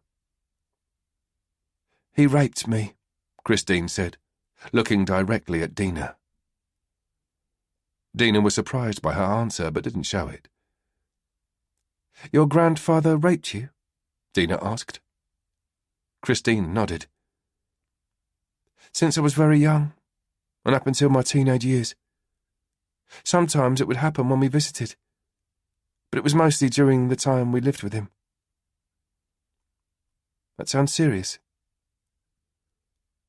"I've actually never told anyone before. You're the first." Christine said, and Dina noticed that the young woman started wringing her hands again. "I never told my mother." "Do you think she knew about it, your mother?" Dina asked. "Yes, I do." "But she never did anything about it?" Christine shook her head. "I can hear that you've experienced something that nobody should ever have to go through, Christine. And at the same time, you've carried around this huge secret. On the surface, my grandfather was a distinguished man, an associate professor of comparative literature, but I saw another side of him. What age were you when he began abusing you? Dina asked. I was around 5 years old. At that time we were living with him, and it was usually when my mother was at work. It mostly happened at the allotment, where we spent most of the spring and summer months, but it was also in his study at the house, and...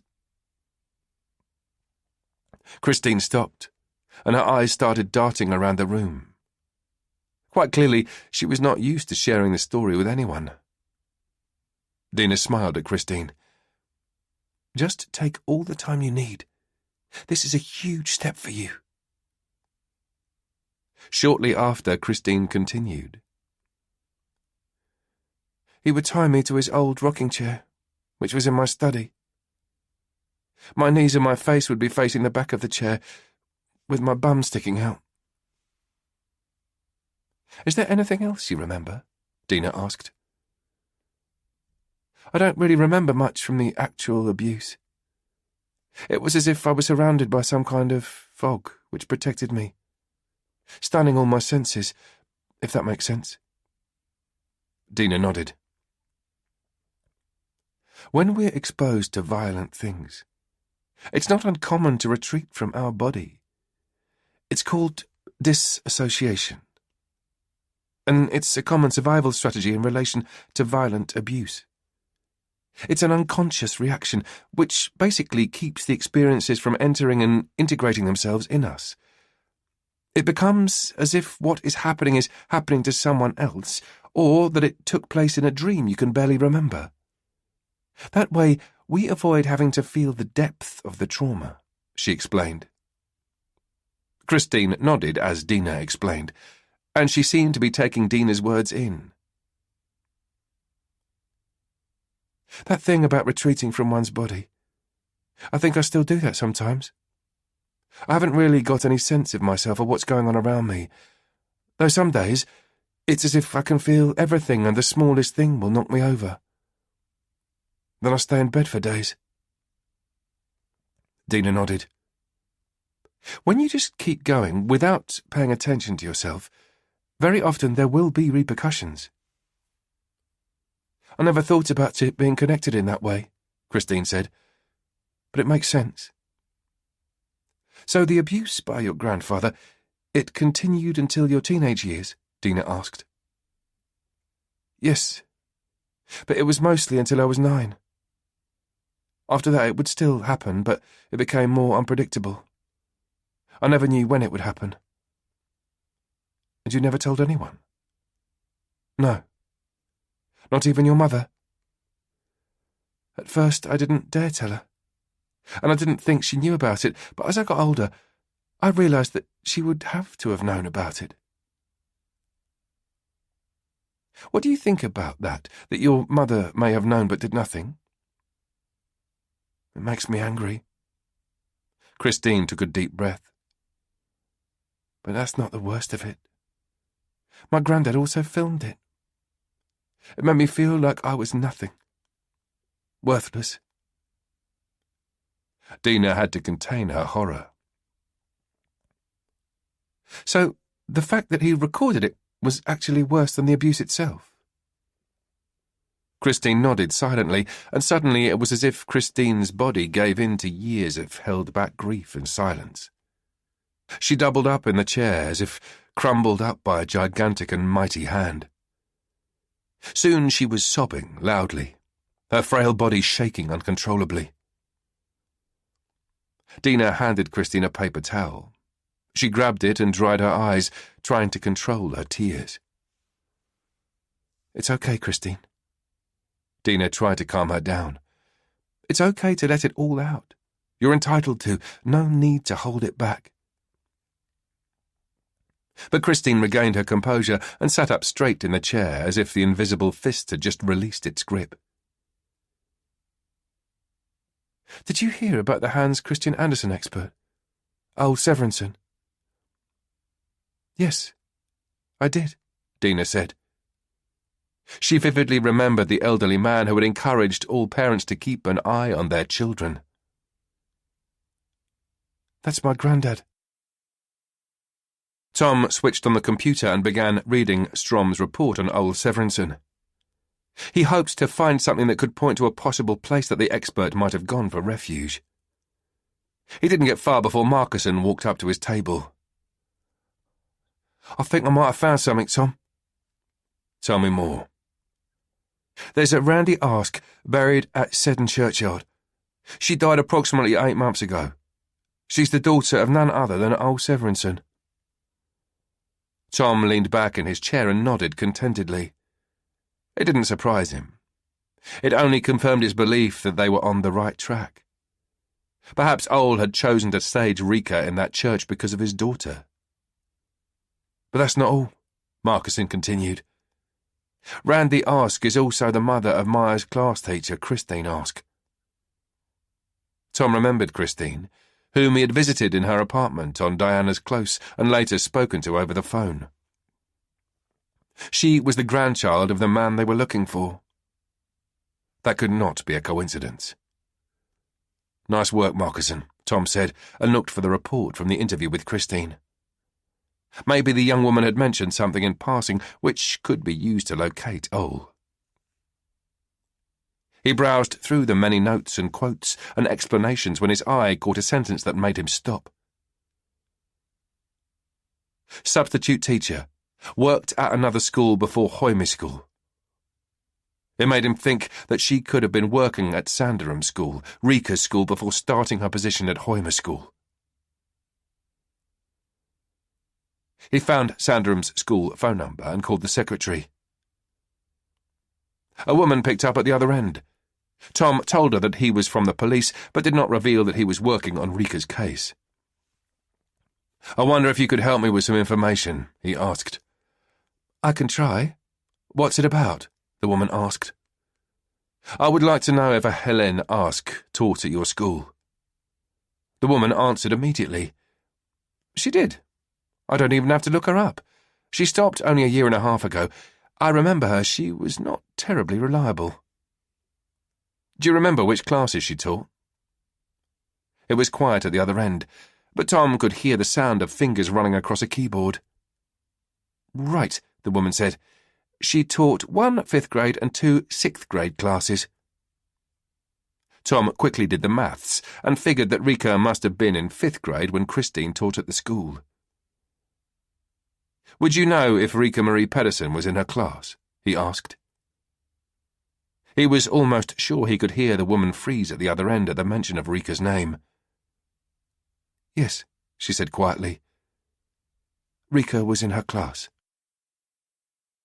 Dina gave Christine a moment to gather herself. She noticed how the young woman's body seemed more relaxed, less tense. She looked almost relieved as she sat halfway slumped in the chair. Dina was still trying to comprehend what Christine had told her about her granddad, the Hans Christian Andersen expert, and she couldn't stop herself from connecting it to the murders. Could old Severinsen, considering his past, in any way be connected to the death of the 2 girls? "What you have done here today takes great courage," Dina said, as she sensed that Christine was ready to move on. "Opening up to what happened in your childhood takes courage. And it takes courage to tell me about it," she said, and she could see that her words made an impression on Christine. "I can't tell you where the path will lead, but I'm convinced that it's the right path for you." Christine nodded. "I believe so too," she said.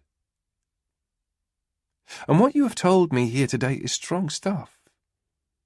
The abuse you've been subjected to will unavoidably have affected your sense of self in a very negative manner.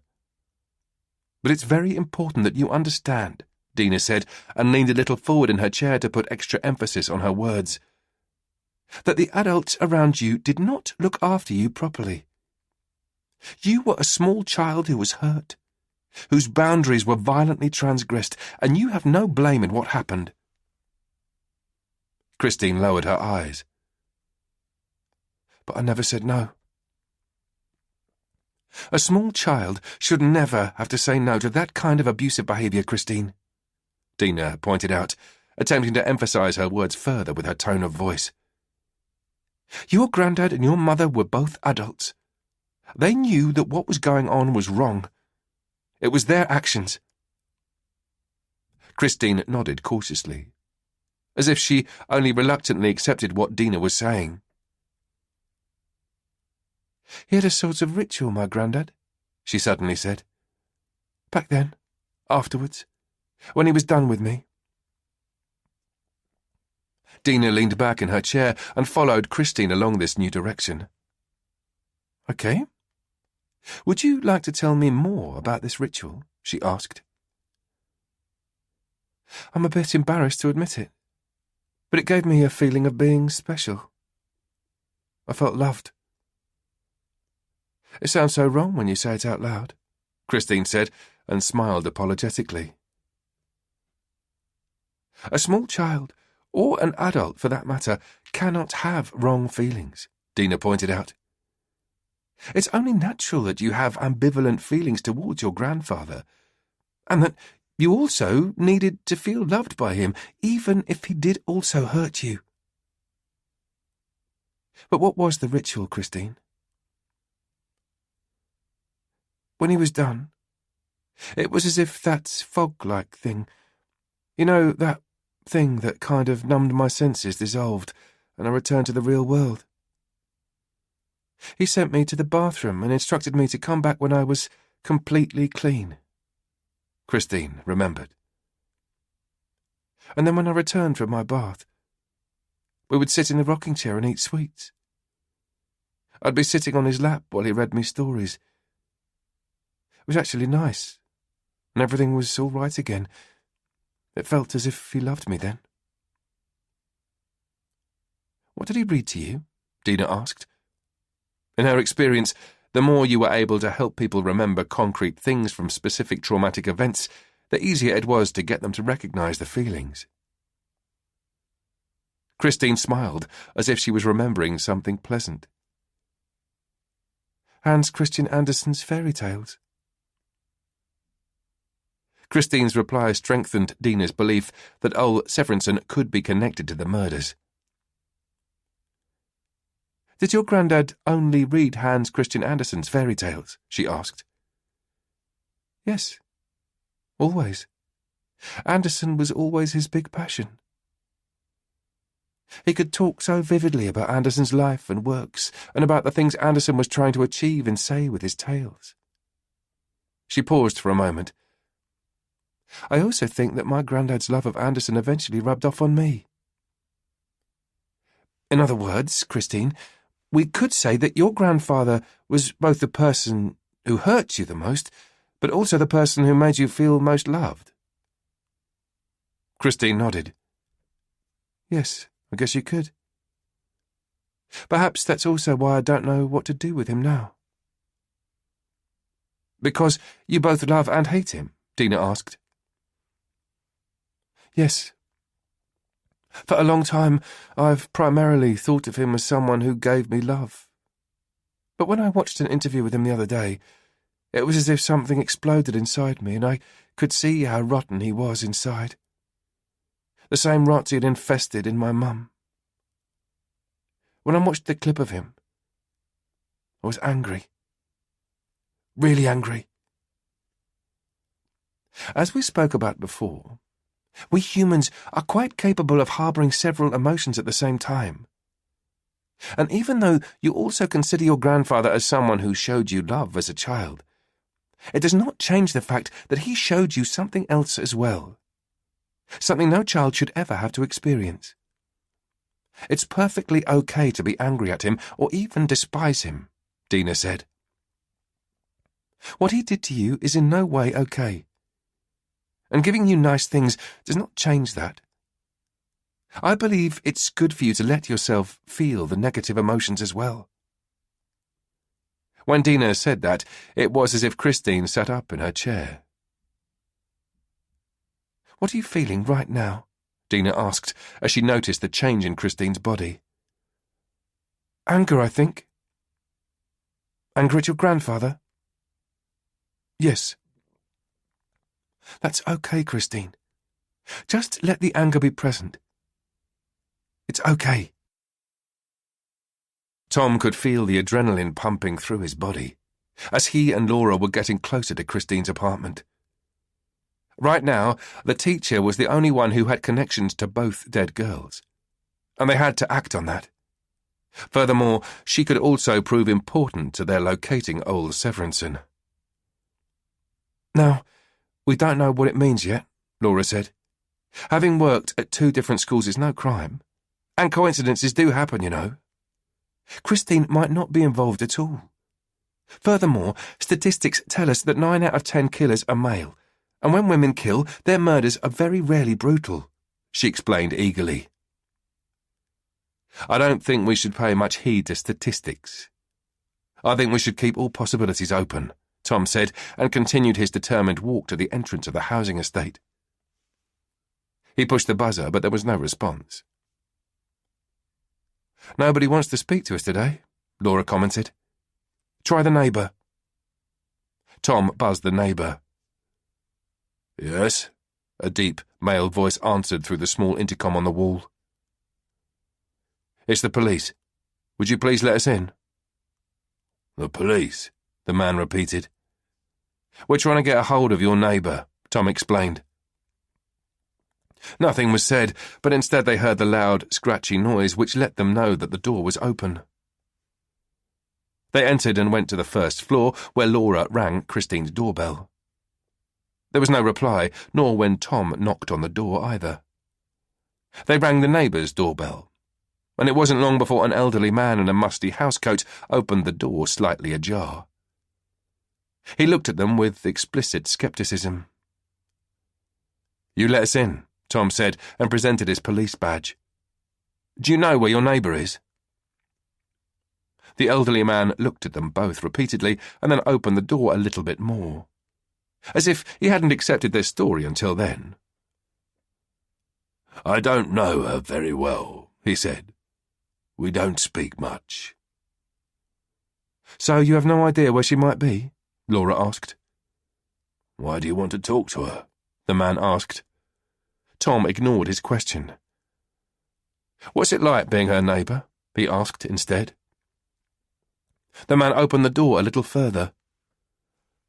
"Like I said, we don't talk much, and I rarely hear anything. She's away a lot of the time." "She's away?" Laura asked. "As in travelling?" "I wouldn't know. But she is not home much of the time, especially at weekends. I suppose she's visiting someone, maybe a boyfriend," the neighbour said. He seemed the type who would keep an eye on everybody's comings and goings. "But again, what do I know? We don't speak," he repeated a third time. "Does she ever have visitors?" Tom asked. "I don't think I've ever seen any visitors," the man replied. "Except for you guys, that is. But I'm guessing that you're not invited," he said as a smile crept across his face. "Am I right?"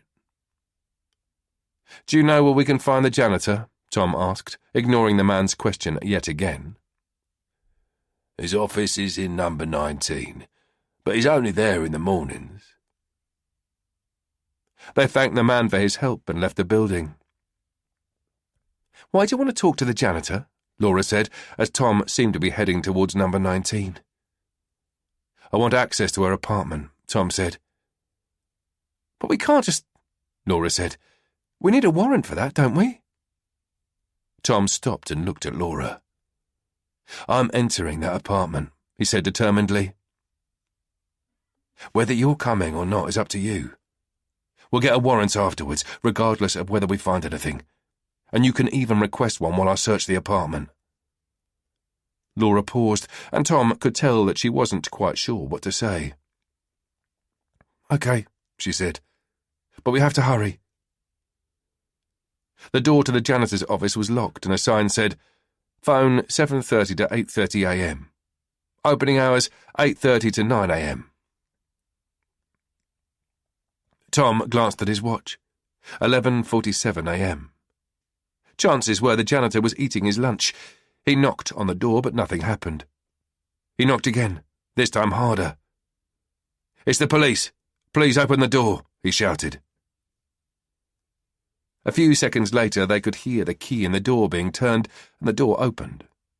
A shocked, middle-aged janitor opened the door, still chewing his food. Tom Cross and Laura Rasmussen from Funen Police. Tom introduced them as they showed the man their badges. "Sorry to interrupt your lunch break," Laura said, and smiled at the man. Finally, he managed to swallow the food. "Has anything happened?" he asked, with a worried look. "We hope not," Tom said. "But we suspect that something may have happened to one of the residents, and we don't want to break down the door. Do you have a spare key for number 15, first floor on the right?" The janitor nodded and wiped his mouth with one hand. "I have keys for all the apartments. But why would you think something has happened?" he asked. "We have reason to believe that the woman in the apartment may want to harm herself and we can't reach her. We have to take action right now," Laura explained, impressing Tom with her resourcefulness. The janitor looked at them both. "But how do you know that she might harm herself?" "Perhaps we could have this conversation afterwards," Tom said impatiently, without minimizing his annoyance at the janitor's delaying tactics. "As was explained, we don't have much time." "We need your help," Laura added in a friendly tone, "and if our information is solid, we really have to hurry, so if you would kindly—" The janitor nodded and slipped on his clogs. Of course, he mumbled, and took them to Christine's apartment. Once there, he took out his keys and opened the door. "There you go." "You wait here," Tom said to the janitor, and entered the apartment. "Christine?" he called out, but there was no reply. And after a quick search, they could conclude that the apartment was empty. He returned to the hallway and the janitor. "She's not in the apartment, so we need to search it to find clues as to where she might be. We'll come and get you if we need anything further." The janitor looked relieved, as if he'd feared the worst. "Yes, of course. I'll be in my office. Just let me know if there's anything I can do." "We would really appreciate you keeping this quiet," Laura added with her charming smile. "No need to start a panic for no reason. I used to live in a place like this. I know that word travels fast." "I'll not say a word," the janitor promised, and disappeared down the stairs. They went back inside the apartment and Laura closed the door behind them. They searched Christine's home, with full focus and thoroughly. Tom soon noticed that the rocking chair was missing. There were 2 light streaks on the floor where it had been, which he guessed were from wear and tear. They found nothing useful. But when Tom searched the bedroom, he noticed one of the books on the bookshelf. Along its thick back was written in elaborate gold lettering, "The Collected Works of Hans Christian Andersen."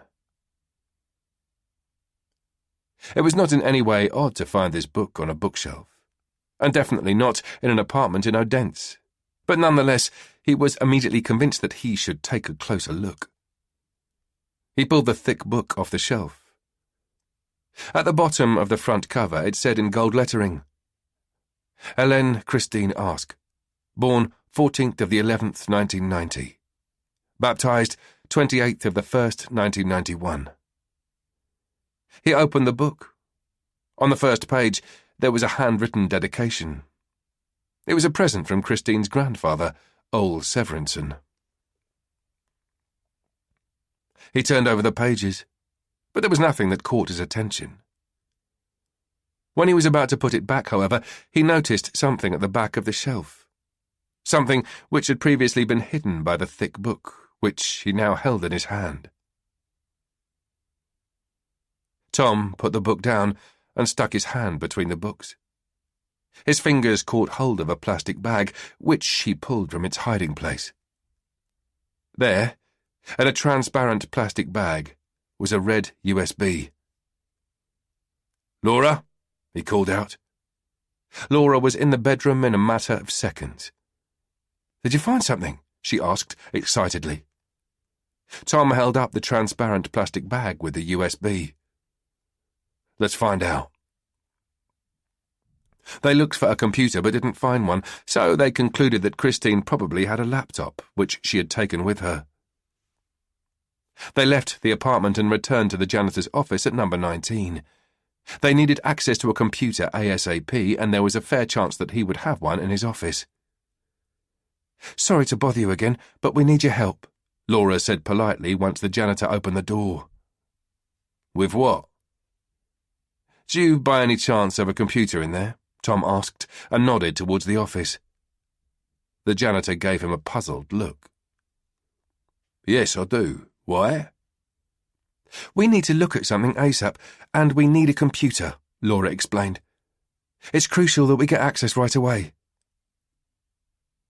Tom could tell that the janitor was unsure of whether or not he should accommodate their request for help, but then he nodded.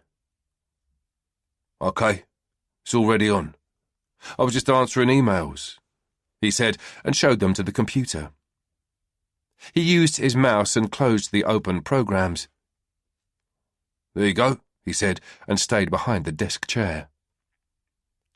"We're going to have to ask you to leave the room," Tom said.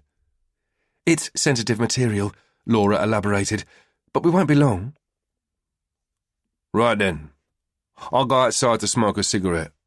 Let me know if there's anything I can do," the janitor said, slightly reluctantly as he put on his clogs and left the office. Tom sat in the desk chair, pulled the USB out of the plastic bag, and located a USB port in the computer. "What do you think is on it?" Laura asked. She stood behind Tom so she could watch the screen. "We'll soon find out," Tom said. He took the mouse and clicked his way into the content on the USB. There was only one folder. He double-clicked on it, and inside there were 3 files. "They're video clips," Laura commented from behind. Tom also recognized the files, and yes, they were video clips. They had numbers as titles, 1, 2, and 3. He double-clicked on number 1. A square frame emerged on screen, and the video started. The image was dark and grainy. At first it was difficult to make out what they were watching, but soon the image became clearer, and they could see a man walking a dog in some sort of backyard. "Do you recognize the place?" Laura asked. Tom shook his head. "No. Do you?" "No. But I think I recognize the dog." "The dog?" "It's a dachshund," Laura said. "And I think that's the man who found Maya." Tom knew immediately that she was right. And knowing this, he could recognize the place. There was no doubt. It was the backyard in Olaf Baker Street, where the 10-year-old girl had been found. The dog walker was filmed at a distance, and it was clear that he was not aware of being filmed. The camera zoomed in on him, which only made the picture grainier, and it was not long before it zoomed out again. Now they watched the man with the dog stop, as if he'd seen something. They couldn't see what it was he saw, and when shortly after he started shouting, they couldn't hear what he was saying either. The man walked closer to his find, which they knew had to be Maya. He squatted, but then he jumped up and ran away like he was frightened. After that, they could tell from his movements that he was trying to keep his dogs from the find as he pulled out his phone and called someone. Then the video stopped. Tom clicked on file number 2. A new video started playing. They quickly recognized the place and the scene. It was filmed in the fairy tale park. It was snowing, and the camera filmed someone running down the paths. The person stopped in front of the large statue of Hans Christian Andersen and stayed there a couple of seconds, completely still. Then he left the path and walked through the snow towards the statue. He was no more than a few meters from the foot of the statue when he stopped suddenly. And although it was filmed from a distance, it was clear that his entire body froze. Just like the dog walker, he pulled out his phone and called someone. There was no doubt about it. It was a video of the person who found Rika's feet. But the film didn't stop. It was edited, and in the next frames, Tom recognized himself running through the park. and he instantly knew what they were watching. It was a video recording of him chasing down the suspect, who had turned out to be one of the local drug users. Even before clicking on the third and final video, he knew what would happen. This time the camera was filming the entrance to Seddon Church, and shortly after they recognised Lisa, who came running out of the church.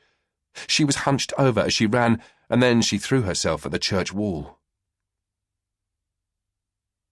Tom stopped the video. No need to watch any more. He pulled out the USB and stood up. Christine hasn't filmed the murders, he said as he walked rapidly toward the door. She filmed the reactions to them. Dina looked at her watch. They were running 5 minutes late. She knew she had to stop their talk. "Christine, I'm afraid we have to round off now," she said as soon as the next natural pause occurred. Christine nodded. "Yes, of course," she snivelled. "Shall we make another appointment while we're at it?" Dina asked as she got up and went to her computer to open her calendar. "Yes, please," Christine said. "Maybe next week?"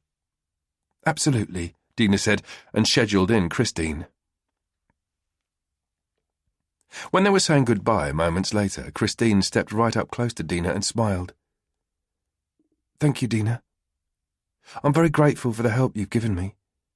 I want you to know that." Dina sensed that she'd been able to create a genuinely safe and trusting space between them. "I'm glad," she said, and put out her hand to shake Christine's. Christine took her hand but did not let go again.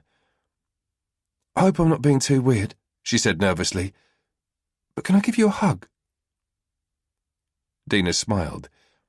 It was not the first time one of her clients had needed to give her a hug. It was more frequent than one would expect.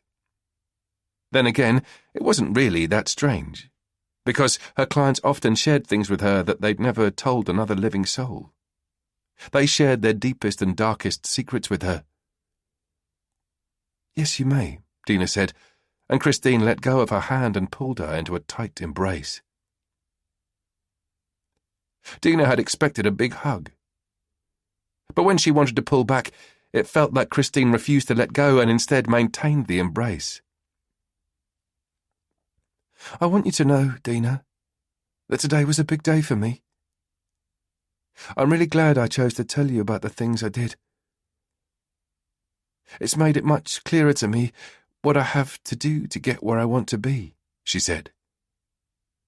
And after maintaining the hug a little while longer, she finally let go of Dina and pulled away. "Thank you, Dina," she repeated with a smile. A few hours later, as Dina rode her bike through town, she couldn't help thinking about Christine. When she was in a deeply serious conversation, she would use her own emotions to mirror those of the other person, which also lessened her sense of self. However, now that their talk was at a distance, she felt the full weight of how Christine's story had affected her. The thought of that young, helpless girl who had been abused and neglected by every adult in her life that was close to her was all but unbearable. It was one of those stories that made her curse humanity. Naturally, she was well aware that there was always a reason why people did what they did, but nonetheless, she still had problems understanding how so many adults could neglect a child in so many ways. Dina pedalled harder. She looked forward to seeing Bertil's face at the after-school club. It was relatively early in the afternoon, so there'd still be plenty of children who had not been picked up yet. Even though she knew it was silly, it still made her feel good to arrive and know that her child was not among the last to be picked up. The bad conscience that came with having a child in an institution was just one of those unavoidable things parents couldn't escape, no matter how hard they tried. Dina went into Bertil's ward, but after a quick scan, she realised that he was not there. Then she checked out their creative room, but he wasn't there either. She asked one of the teachers, "Do you know where Bertil is?" "Last time I saw him was out in the playground," the young man practically shouted. He had 2 girls hanging from one arm and he was trying to open a door with the other. Thanks, Dina said. She went outside again and walked to the playground. Even though it was cold and wet, there was still a small group of children in bright snowsuits. But no sign of Bertil. She walked up to the children. "Hi," she said to a boy she didn't recognise. "Hi," the boy said quietly and looked a little surprised. "Do you know Bertil?" she asked. The boy nodded. "Do you know where he is?" "No." Dina looked at the other children and spoke a little louder so they would also be able to hear. "Do any of you know where Bertil is?" One of the girls who was hanging from a rope on a climbing frame jumped onto the frozen ground. "He left with a grown-up." Dina went inside again and caught a glimpse of Janny, whom she knew was one of Bertil's favourite teachers. "Janny," she called out to get the young woman's attention. "Hi, Dina," she replied with a big smile. "Bertil made you a really nice drawing today." "That sounds wonderful, but can you tell me where he is? I can't seem to find him." Janny was just about to answer when a little boy suddenly came running and clasped his arms around her leg, while loudly trying to imitate an ambulance siren. "William," Janny said, and tried to free herself from the unwanted embrace. "William, I'm just talking to Bertil's mum," she explained patiently as she managed to get the young boy to keep the noise down, though he kept his arms wrapped around her leg. "So, do you know where he is?" Dina asked again. "Yeah, I know where he is," Janny said. "He and 2 boys from 2nd grade were granted permission to go to the computer room. As far as I know, they're still in there." Dina thanked her and hastily walked to the computer room. As she opened the door, the first person she saw was Bertil. "Oh no, Mum, why are you here so early?" he exclaimed, clearly very disappointed. "We were just about to start a new game." Dina's shoulders fell back into place. "There'll be another day and another game," she said. "Oh, please, just one more game, just 5 minutes," he begged. "No, we're going home now, Bertil, so get your skates on," Dina insisted. "OK, then," Bertil sighed and turned off the computer. As he reached her, she put her arm around him and pulled him close. "Have you had a nice day?" she asked, and lovingly pulled his hair. "Yeah," he replied, crestfallen. "It's lovely to see you." "It's really nice to see you too, Mum." Christine poured cornflakes into a bowl before opening the fridge and taking out the milk. She checked the date and noted that its sell-by date was another couple of days away. She grabbed a tablespoon from the drawer, but just as she entered the living room, she noticed something outside the kitchen window. In the allotment, a small, colourful bird sat on one of the naked branches. She knew nothing about birds, so she didn't know what kind it was, but just looking at it made her smile. It almost seemed like a sign from above, as if someone was trying to tell her that she was on the right path. "Hi, little bird," she whispered into the silence. And it was almost as if it could hear her words because it turned its head. She could have sworn that it looked at her with its tiny, dark, almond-shaped eyes. Then it took off and disappeared in the winter landscape. Christine walked into the living room and sat down in the rocking chair with her bowl. She leaned back in the chair and put a spoonful of cornflakes in her mouth. While chewing the crunchy flakes, she watched the naked man twisting around on the bed, desperately trying to free himself from the plastic strips she had used to tie his arms and legs to the bedposts. His movements made his big, pale belly shudder, and she couldn't stop looking at those white blubber waves, squelching back and forth across his naked body. He tried to shout, but the duct tape across his mouth smothered the noise, which then became nothing more than undecipherable murmurs. She could tell that he was cold because his body was covered in millions of little dots. His pink nipples looked stiff, and his dick had shriveled until it was just a sad little lump dangling aimlessly between his legs. When she'd finished the bowl of cornflakes, she put it down on the floor and walked up to the headrest. He stared at her. His eyes were wide open and wet. He'd been crying. Behind the wet membrane, she was convinced she could see fear burning like a roaring fire, and she imagined how it was eating him up from head to toe. She placed a hand on his forehead. His skin was hot and damp. It was as if her touch made his body freeze. She felt powerful. "I spoke to my psychologist today," she said, "and she's actually helped me figure out what to do with you. I should allow my anger to be expressed. So, it's time, Grandad," she said, as she leaned over him until her face was no more than an inch from his. "It's time for your adventure." Wednesday, the 10th of January. Dina placed her hand over Bertil's. "Sweetie," she said, and gently pulled his hair. Bertil looked up from his bowl of yogurt.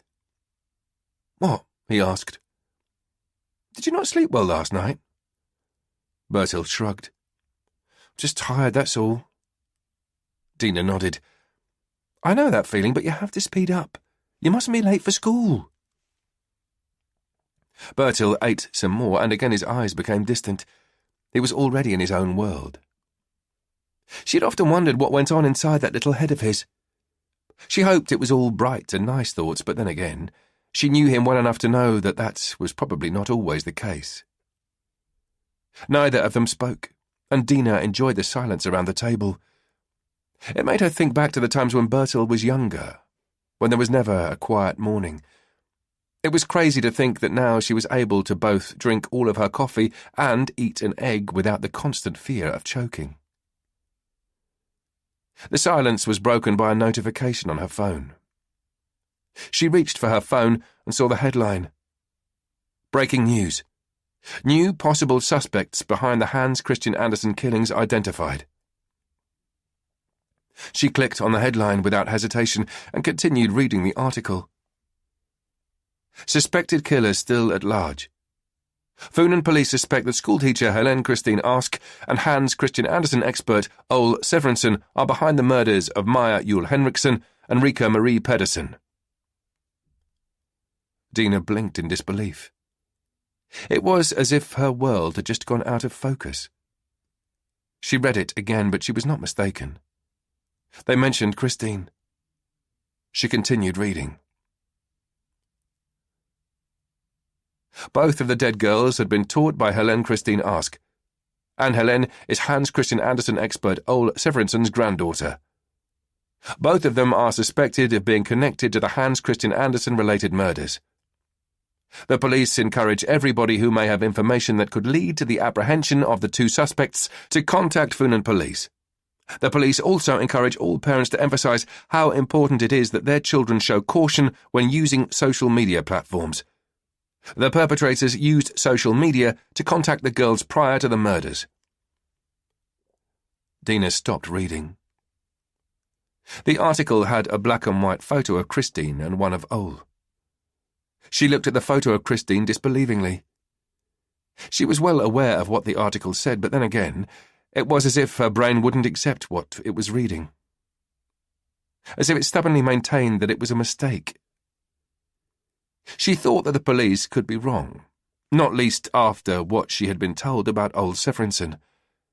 She had to tell them what she knew. At the same time, she felt bad thinking about the fact that Christine could be a killer. If it were true, it meant that she had sat across from a person who had brutally killed and maimed two young girls. She had even felt sympathetic towards Christine. And how much had she told her about Bertil? She couldn't remember, but it was not unusual for her to share personal experiences with her clients. It was all suddenly a bit too close for comfort, and it was getting under her skin. She knew she couldn't let her fear take control. Yet, no matter how much she listened to her rational voice, she couldn't bring herself to send Bertil to school. Right now, she did not want him out in the world without her by his side. "Bertil," she said, and got his attention. I would actually like you to stay at home today. No school. She could tell it surprised Bertil. Why? He asked, wonderingly. It's not easy to explain, sweetie, but I need you to stay at home. Furthermore, you look like someone who could do with a relaxing day off. Can I play on my computer then? Bertil asked expectantly. Yes, but I don't want you making any videos today. And you must promise me something else. If anybody you don't know writes to you online, you must not answer.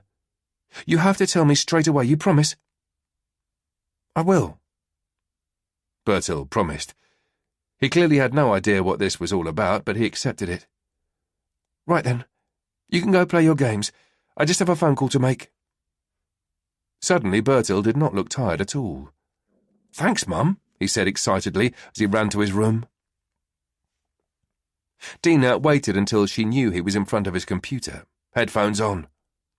Then she called the police, and as soon as she had presented herself as Christine's psychologist, she was put through to someone working the case. The phone rang only a couple of times before someone picked up. Tom Cross speaking, the deep voice said at the other end. Ole was woken by a stinging pain as the duct tape, which had covered his mouth, was yanked off. And yet it was several seconds before the horrible realization hit him hard. The realization that it was not just a terrible nightmare. He was still tied to the bed, naked, cold and numb in both arms and legs. Helen was leaning over him. He breathed deep and instinctively tried to pull his arms and legs close, but the strong plastic strips kept him spread-eagled. Instead, his desperate movements only made the strips dig deeper into the flesh wounds around his wrists and ankles, causing a dreadful burning sensation. Ole screamed, but Helen placed a hand over his mouth and smothered his scream. Be quiet, she said firmly. He had been lying there for long enough to know that if he was to have any hope of getting out of this alive, he would have to do as she said. He swallowed the pain and slowly nodded to indicate that he would obey. Helen removed her hand and returned to the rocking chair at the foot of the bed. It was sheer exhaustion that had allowed Ole to fall asleep. He had lost all sense of time, including how long he'd been there, but he also guessed that he had not been asleep for a long time. It didn't feel like it anyway.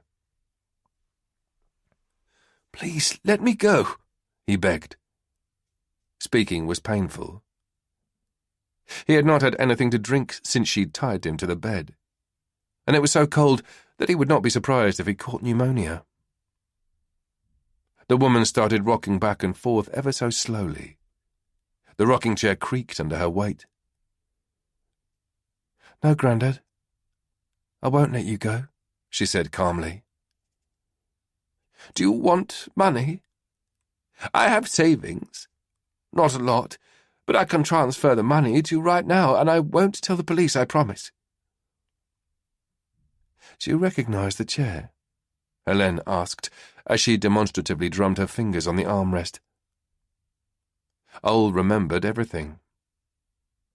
In his mind was the image of her in the rocking chair, naked and silent. Even though he knew that it was wrong, he also remembered his excitement, the roaring lust like a fire inside him. It was a fire she was all too familiar with. He'd always felt it. Sometimes it would just be smouldering embers, at other times roaring flames. He had always felt that way. Helen, he tried to explain. No, she cut him off. I'm Christine now. She put her feet on the ground. You can't get to Helen anymore. Let me hear you say it. Say my name.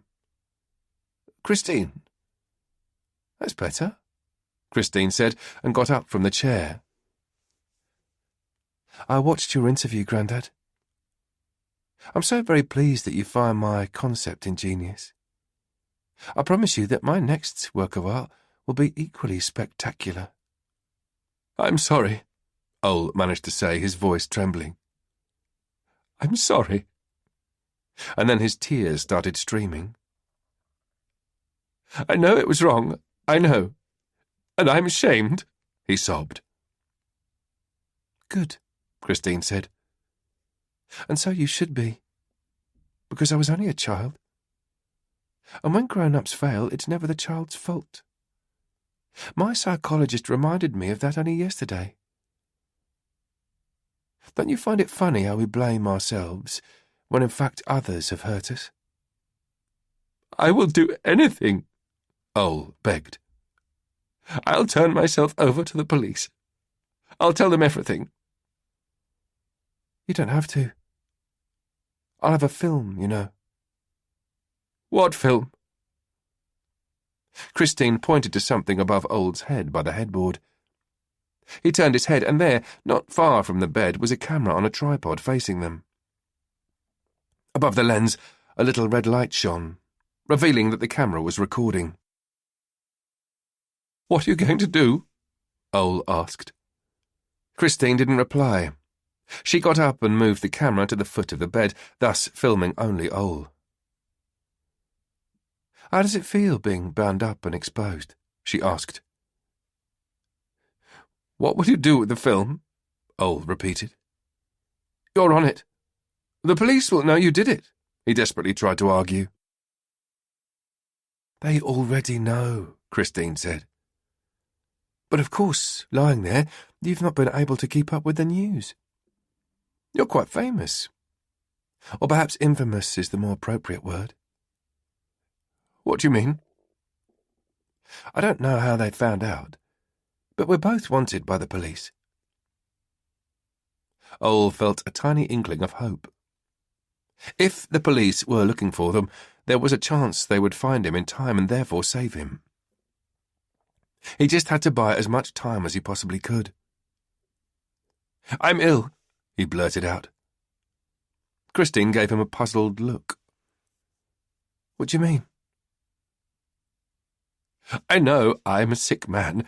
My lust is an illness," he eagerly explained.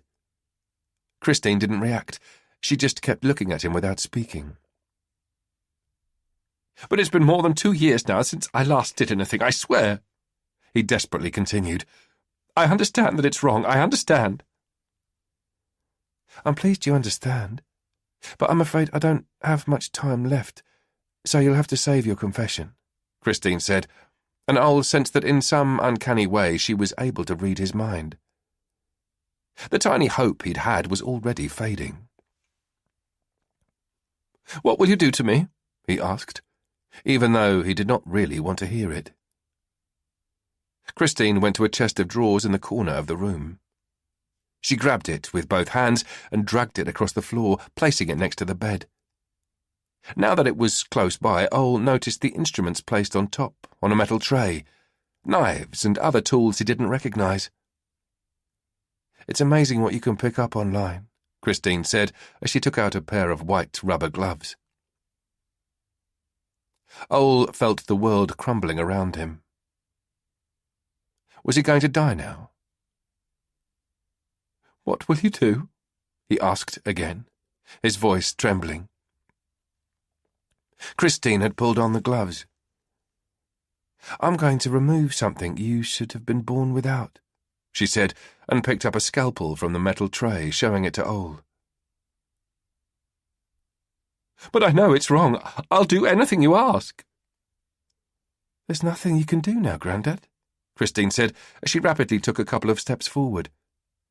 Standing next to the headboard, she forced a rag into Ole's mouth. "And you may convince yourself that you're repentant," she said, leaning in, close to him. "But I see the real you. I see everything that you are." Dina drove to the police station. She had asked her mother to look after Bertil while she was gone. She was nervous and felt overwhelmed by the fact that soon she would be handing over information that had been shared in confidence. Despite the fact that her obligation to observe secrecy ceased the moment it became clear that her information might be able to prevent someone from getting hurt. She was doing this for a very good reason. but to her, compromising the ethics of her profession was still challenging. The mere thought made her stomach churn. She entered the police station through the front doors as the police officer had told her to, and she went straight to the reception. A woman roughly her own age asked her to take a seat and wait. She had not been waiting long when a tall man with short, blonde hair walked over to her. Tom Cross, he introduced himself formally, as he shook her hand firmly. Dina Beck. I'm glad you were able to get here so quickly. We need all the help we can get, he said. Despite the fact that he looked really tired, his blue eyes emanated strength. I hope I can be of help, Dina said, not knowing whether or not her knowledge would be of use. But she would not be able to live with herself if she had not acted on it. If you'll just follow me, Tom said, and escorted her along a long hallway into a smaller room with white walls and sparse furniture. There was a plastic cup and a thermos with coffee on the table. He gestured towards one of the chairs. Would you like a cup of coffee? He asked. Dina accepted the coffee ordered, and the detective poured coffee for both of them and then sat down opposite her. He had only just sat down when he suddenly remembered something. I'm sorry, I forgot to ask if you take anything in your coffee, he said. No thanks, Dina said. I prefer my coffee black. That makes two of us, Tom said, and Dina noticed that his lips curled into what could be perceived as a smile. I'm happy to help as best I can, she said, but I have to be honest, breaking confidentiality is not easy for me. This information was shared with me in confidence. Of course, I don't know how much you know about Christine's part in all this, but I guess she is still presumed innocent until proven guilty, she asked inquisitively. Tom nodded. Naturally. I'm afraid I can't share the details with you, but I can say that from the evidence we have so far recovered, there is little doubt that Christine is involved. Which is also why we're interested in getting as much information about her as possible, and preferably ASAP. Apparently, Ole and Christine have gone underground, which is not exactly indicative of innocence. Furthermore, I can guarantee that the information you give us will only be used in our investigation. Dina felt ill at ease with what the detective was saying. He was quite clearly convinced of Christine's implication, which meant that she had been sitting across from the Hans Christian Andersen killer, or at least one of them. It all seemed so very absurd, unreal. And she was really pleased that she had decided to ask her mother to look after Bertil at home. At least he would be safe. I don't quite know where to start, Dina said, trying to gather her thoughts. Anything you find important, and then I may ask a few questions along the way, Tom explained. I've spoken to her 3 times, and the last time was only yesterday, Dina began. At first it was about Maya. That was the reason she came to see me in the first place. Christine had been referred to me by her workplace, the school, because one of her pupils had been murdered. So you spoke about Maya? Tom asked. Yes, but our conversation quickly turned to Christine's upbringing. This often happens in a crisis situation. Clients come to talk about a specific incident, but end up talking about something completely different, such as the deeper lying challenges they carry with them. Experiences that make them more vulnerable when something dramatic happens, such as a traumatizing childhood, which is the case with Christine. What can you tell me about her childhood? Tom asked. Christine has experienced things in her childhood which would cause severe psychosocial challenges in most people. Her granddad— Ole Severinsen? Tom interrupted. Dina nodded. Her granddad exposed her to massive sexualized abuse over a long period of time, she continued, both when she was visiting and the time she actually lived with him. What about her parents? Tom asked. He did not seem the least surprised by the fact that Ole had abused his granddaughter. Christine's mother was a severe alcoholic, and she killed herself a couple of months ago. She had even arranged for Christine to be the one to find her. And Christine does not have a close relationship with her father. He has a new family.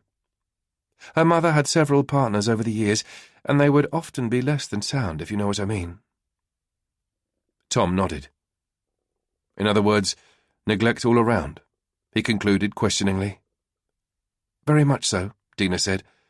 "But Christine is intelligent," she pointed out. "And this is most likely what has helped her through life. It has enabled her to get an education and a job, and to create some sort of stable everyday existence as an adult. I do, however, have a feeling that her social network is rather limited, if indeed she has one," Dina elaborated. "Apart from the fact that Christine's childhood may have given her personality disorders, is there anything else you consider relevant for us to know?" Tom asked. "Yes," Dina said without a pause. "She told me that after the abuse, her grandfather would read Hans Christian Andersen fairy tales to her. It was kind of a ritual. According to her, it fed her great love of Andersen's tales to this very day." Tom remembered the forensic scientist's words about the bodies and the perpetrator's high level of dedication.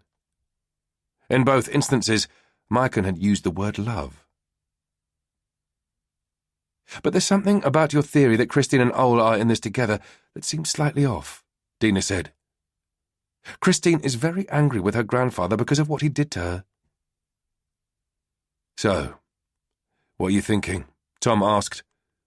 "Could Ole be her next victim?" "To be quite honest, I don't really know what I think anymore. If you'd asked me yesterday, I wouldn't have believed that Christine would have had anything to do with this. I would be inclined to believe that Ole had, but not Christine. I do know this much, though. Her anger is deep-rooted." Tom nodded. "There is a possibility that Ole may not have disappeared of his own accord, which would also indicate that we don't have much time. Have you got any idea where Christine might be right now? Has she mentioned any places of importance? Or places she visits on a regular basis?" Dina tried to remember their conversations. "As a child, Christine moved around a lot, so I'm afraid I have no specific addresses for you. But there is her grandfather's house," she said. "We've already checked," Tom said. "Has she mentioned anywhere else?" "There's the allotment." "The allotment?" Tom repeated with surprise. "Sometimes her grandfather would take Christine to her mother's allotment to commit the abuse," Dina explained. Tom looked like someone who had just been handed a present. "Thank you, Dina. Please excuse me for a second," he said as he pulled out his mobile phone. "It's Tom," he said as soon as someone picked up. "Can you please check if there's an allotment in the name of Randy Ask Severinsons, or Helen Christine Ask in the area around Odense?" Tom asked and waited. The wait seemed excruciatingly long, and soon Tom was nervously picking at his shirt collar. Dina watched his fidgety fingers, which kept picking at the collar while thinking of Christine and Ole, and whether or not it was already too late. Had Christine already killed the man? Tom's fingers stopped abruptly as the person on the other end returned. "Yes?" Tom said. "Her mother?" he asked, and continued listening as he nodded and rose from the chair. "Thank you, Strom. Talk to you soon," he said, and ended the call. Dina looked expectantly at Tom. "Did you find anything?" she asked. Tom looked at her hesitantly. She guessed that he was considering how much information he could share. "Christine's mother had an allotment in South Farms Gardens," he said, "and Christine inherited it." "You think she might be there?" Dina asked. "There's a pretty good chance. So we need to check it out right away," Tom said, and shook Dina's hand. "Thank you, Dina. You've been a great help. I'll get back to you. I'll see you out." "Thank you. And please let me know if there's anything else I can do," Dina said, and left with the detective. Walking next to him along the corridor, she could feel the adrenaline pumping in her body. She felt neither anxious nor afraid. She felt almost high. She felt more alive than she had done in a very long time. Ole had stopped screaming. It was not because the pain had subsided, but because he was too exhausted. It was as if he had run out of screams, and his body had simply accepted that the pain he had felt for so many hours was not going away. He passed out from the pain. Once Christine started cutting. And when he finally regained consciousness, the bleeding from his groin had been stopped. But he felt oddly weak. He knew that the mutilation would have made him lose a lot of blood. When he opened his eyes, Christine was sitting in the rocking chair again, silently watching him. Then he had cried for what seemed like forever. And then he had run out of tears. He felt empty. Trapped in a hellish darkness with only a flicker of hope that the police would find them in time. Then again, what awaited him if indeed he did survive? This was something he had been thinking about since he regained consciousness. Life as an invalid. A cripple. And when people saw the video and realized what he was and what he had done, he would be persecuted for the rest of his life. People like him were forever persecuted in this world. Grandad. Christine's voice dragged Ole out of his trance-like state, and it was only now that he realized she was leaning over him. He looked at her and met her hard eyes.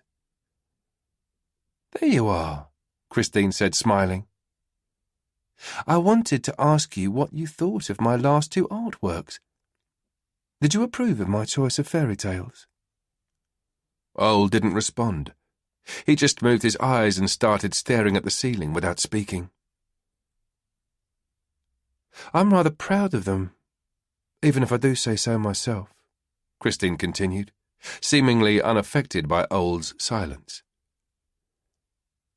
"It took a lot of hard work, but then again, it was important. Those 2 girls were as rotten inside as you are. And if nobody acts, the rot will spread. That's nature for you. Take a loaf of bread, for instance. If you don't take out the mouldy slice, the rest will quickly rot." Ole kept staring at the ceiling. He had decided to ignore her. It was the only type of resistance he could muster, as he had given up on reasoning with her. You couldn't reason with a person who was as far removed from reality as she was. "Aren't you curious about which tale I've chosen for you? Aren't you, Ole? Since you're so good at guessing fairy tales, you should be able to work out which one I've picked for you. I'll give you a clue. It was written in 1843 and the title is an animal, which does diminish the field a bit." "Can you guess?" Christine asked. Ole remained silent. "I'll give you the last clue then," Christine continued shortly after. "And if you can't guess it, I'll be really disappointed. I'll say the first sentence of the tale out loud. Personally, I've always considered it a rather odd beginning," she said, carefully quoting the words she had committed to memory. "The Emperor of China is Chinese, as you most likely know, and everyone around him is Chinese too." Christine left the words hanging mid-air for a moment. "Now tell me, Ole, which fairy tale is it?" Naturally, Ole knew which fairy tale it was. He'd known since the first clue, but he still would not give her the satisfaction of answering and participating in her sick game. He continued to stare at the white ceiling. "If you don't make a guess, I'll get really angry," Christine said, harshly grabbing Ole's chin and forcing him to look at her. "Make a guess." Ole's courage failed him. He dared not cross her any longer, as he had no idea what she would do to him. He answered, but his voice was so hoarse and weak that the sound he made was incomprehensible. Christine moved closer, so close he could smell her breath. "I'm sorry, I couldn't hear you. Would you mind repeating that?" "The nightingale," Ole repeated hoarsely. Christine got up. "You are a true expert, Grandad. It is the nightingale, but I am afraid neither of us gets to be the beautiful bird. Now you get to play the Emperor, and I get to play Death." Clarity descended on Old's dull mind, and when Christine crawled onto the bed, sat herself astride his chest, he knew that the time had come. He was going to die. However, this clarity did not induce calm. The moment he felt her weight on his chest, he could hardly breathe and panic set in. "I don't want to die," he shouted desperately. But Christine placed her hands around his throat and silenced his cry. "The poor Emperor could hardly breathe," she quoted as she squeezed tighter around his throat. It was as if someone was sitting on his chest. Opening his eyes, he saw it was Death who sat there, wearing the Emperor's crown, handling the Emperor's gold sword and carrying the Emperor's silk banner. Among the folds of the great velvet curtains, there were strangely familiar faces. Some were horrible, others gentle and kind. They were the Emperor's deeds, good and bad, who came back to him now that Death sat on his heart. "Don't you remember?" they whispered one after the other. "Don't you remember? Don't you remember? Don't you remember?" Tom got out of the car and tried to get an overview of the area. The patrol cars and police officers were outside South Farm's gardens, awaiting the command to act. 2 patrol cars were directed to the other side of the path leading to Christine's allotment, and soon every conceivable escape route was blocked. A smaller reconnaissance group had confirmed that the suspect was still in the small wooden house. They had reported that Christine was sitting in a rocking chair in the bedroom, staring at Ole, who was apparently naked and tied to the bed. As soon as Tom heard that, he had a strange feeling that she was in fact waiting for them. Nonetheless, they had to take their precautions and follow procedure. The command was given, and the task force moved ahead. Tom and Laura followed the small group who routinely and silently moved onto the allotment. It was one of the larger plots, with a small wooden house surrounded by an untidy garden, where the rugged bushes and trees were growing wild. In the middle of the allotment, there was a weather-worn hut, which looked like it would collapse at the slightest gust of wind. The police officers quickly established a ring around the hut, securing all exits and entrances. They entered the premises, and in no more than a few minutes the place was secured. Tom and Laura went into the bedroom. Christine was still in the rocking chair, gently rocking back and forth, staring silently at Ole, who was still tied to the bed, naked, bloody and still. The woman took no seeming notion of the many police officers surrounding her. Neither did she react when she was placed in handcuffs, cautioned and taken outside. She remained in what appeared to be a trance-like state. "She strangled him," Laura commented, having felt Ole's pulse and examined his condition. "And she pressed hard. The marks are still visible." Tom looked at the naked body, spread-eagled on the bed, lifeless, pale and covered in blood. They did not need a forensic scientist to tell them that Christine had tortured the man. He guessed that Ole had been given no anaesthetic when she cut off his penis with the bloody instruments still lying in the tray on top of the chest of drawers next to the bed. "I can't figure out which fairy tale this is supposed to be, though," Laura said, puzzled. "I sincerely doubt that anything like this would happen in one of Andersen's tales." "Perhaps that will shed a little light on matters," Tom said, and nodded in the direction of the camera, which had been turned off but remained on its tripod. "Perhaps. Not sure I want to watch the footage, though," Laura said. Tom went outside.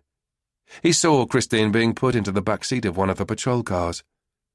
He breathed deeply. It was all over, yet it somehow seemed unreal, unfulfilled. Nobody spoke as they drove back to the station, and Tom felt a thudding pain in his right temple. He knew that he hadn't had enough sleep during the last couple of days. "Is it just me? Or does this feel somewhat like a failure?" Laura asked as they parked by the station and Tom switched the car engine off. "It's not just you," Tom agreed with a deep sigh. "Ol was hardly one of God's own, but—" Laura paused. "We just weren't fast enough," Tom interrupted. "Do you think they killed the girls together? Before she killed Ol?" Laura asked. "Hopefully we're about to find out. And hopefully we'll also find out why the two girls had to die. I get Ol. He abused her, but why Rika and Maya? I still don't get it." Tom could only agree with Laura. Christine's motivation for killing Ol was clear as day, but why murder and then exhibit two innocent girls like that? That question still begged an answer. They had only just entered the station when a voice behind them called out, "Tom? Laura?" It was Martin Holm, walking towards them, all smiles. "Martin," Tom greeted him. "Way to go," the big man said, slapping first Tom, then Laura on the back. "I knew you'd solve it." "Thank you," Tom said. He couldn't quite reciprocate Martin's enthusiasm. "But old Severinsen is dead." Martin nodded heavily with a serious look on his face. "I know, but at least it was not another child," Martin concluded and moved on. "I'll buy you a beer to celebrate," he shouted over his shoulder. Tom was relieved that they'd caught the perpetrator, but his relief was overshadowed by Rika and Ol's deaths. Despite having caught the woman, he still felt that they hadn't done enough. He saw no reason to celebrate. Dina opened the door slightly to check on Bertil. He had fallen asleep and his carefree face calmed her down. She was grateful that he was still at an age when there was no need for him to witness the world's atrocities. Part of her wished that it could remain that way forever. Yet, at some stage, he would discover the world and everything in it, the good as well as the bad. Even though she knew that Christine had been arrested, she still felt afraid that Bertil might be in danger.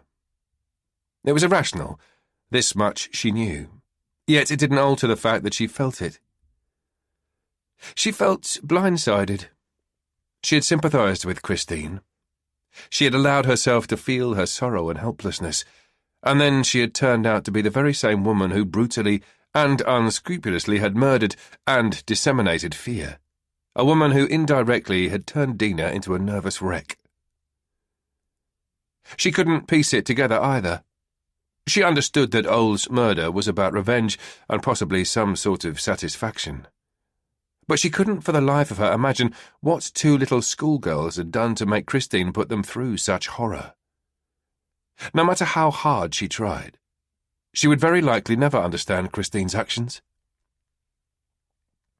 She went into the living room, where her mother was knitting. Her mother had been there all day long, and she had insisted that she would stay the night as well. "Would you like a cup of tea?" Dina asked. "Yes, please," her mother replied gaily. Dina knew that her mother would do everything she could to help her and Bertil, including making an effort to maintain a good mood. Waiting for the water to boil, Dina accessed Actuelt and read the latest headlines. It was hardly surprising that most of the domestic news was about the arrest of Christine and Ol's murder. Several media outlets were already digging out stuff about Christine's past, and Dina guessed that it was only a matter of time before her entire life would be shared in the public domain. The media were not just scrutinizing Christine, though. They also paid extensive attention to Ol. And not so much the fact that he was murdered as his possible implication in the two other murders, and of course lots and lots about his sordid past and his connection to the Danish child pornography milieu. Reading the commentary beneath the articles, there were several hateful comments about how Ol only got what he deserved, and that all paedophiles should be given the same treatment.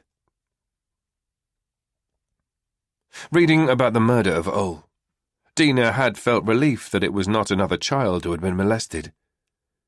However, afterwards, she felt bad about feeling relieved that a man had been tortured and killed. She had always believed that all human life was of value, and yet she couldn't help feeling that Ole's death was a smaller price to pay than if it had been a child. And Dina didn't only suffer a bad conscience. She felt guilty.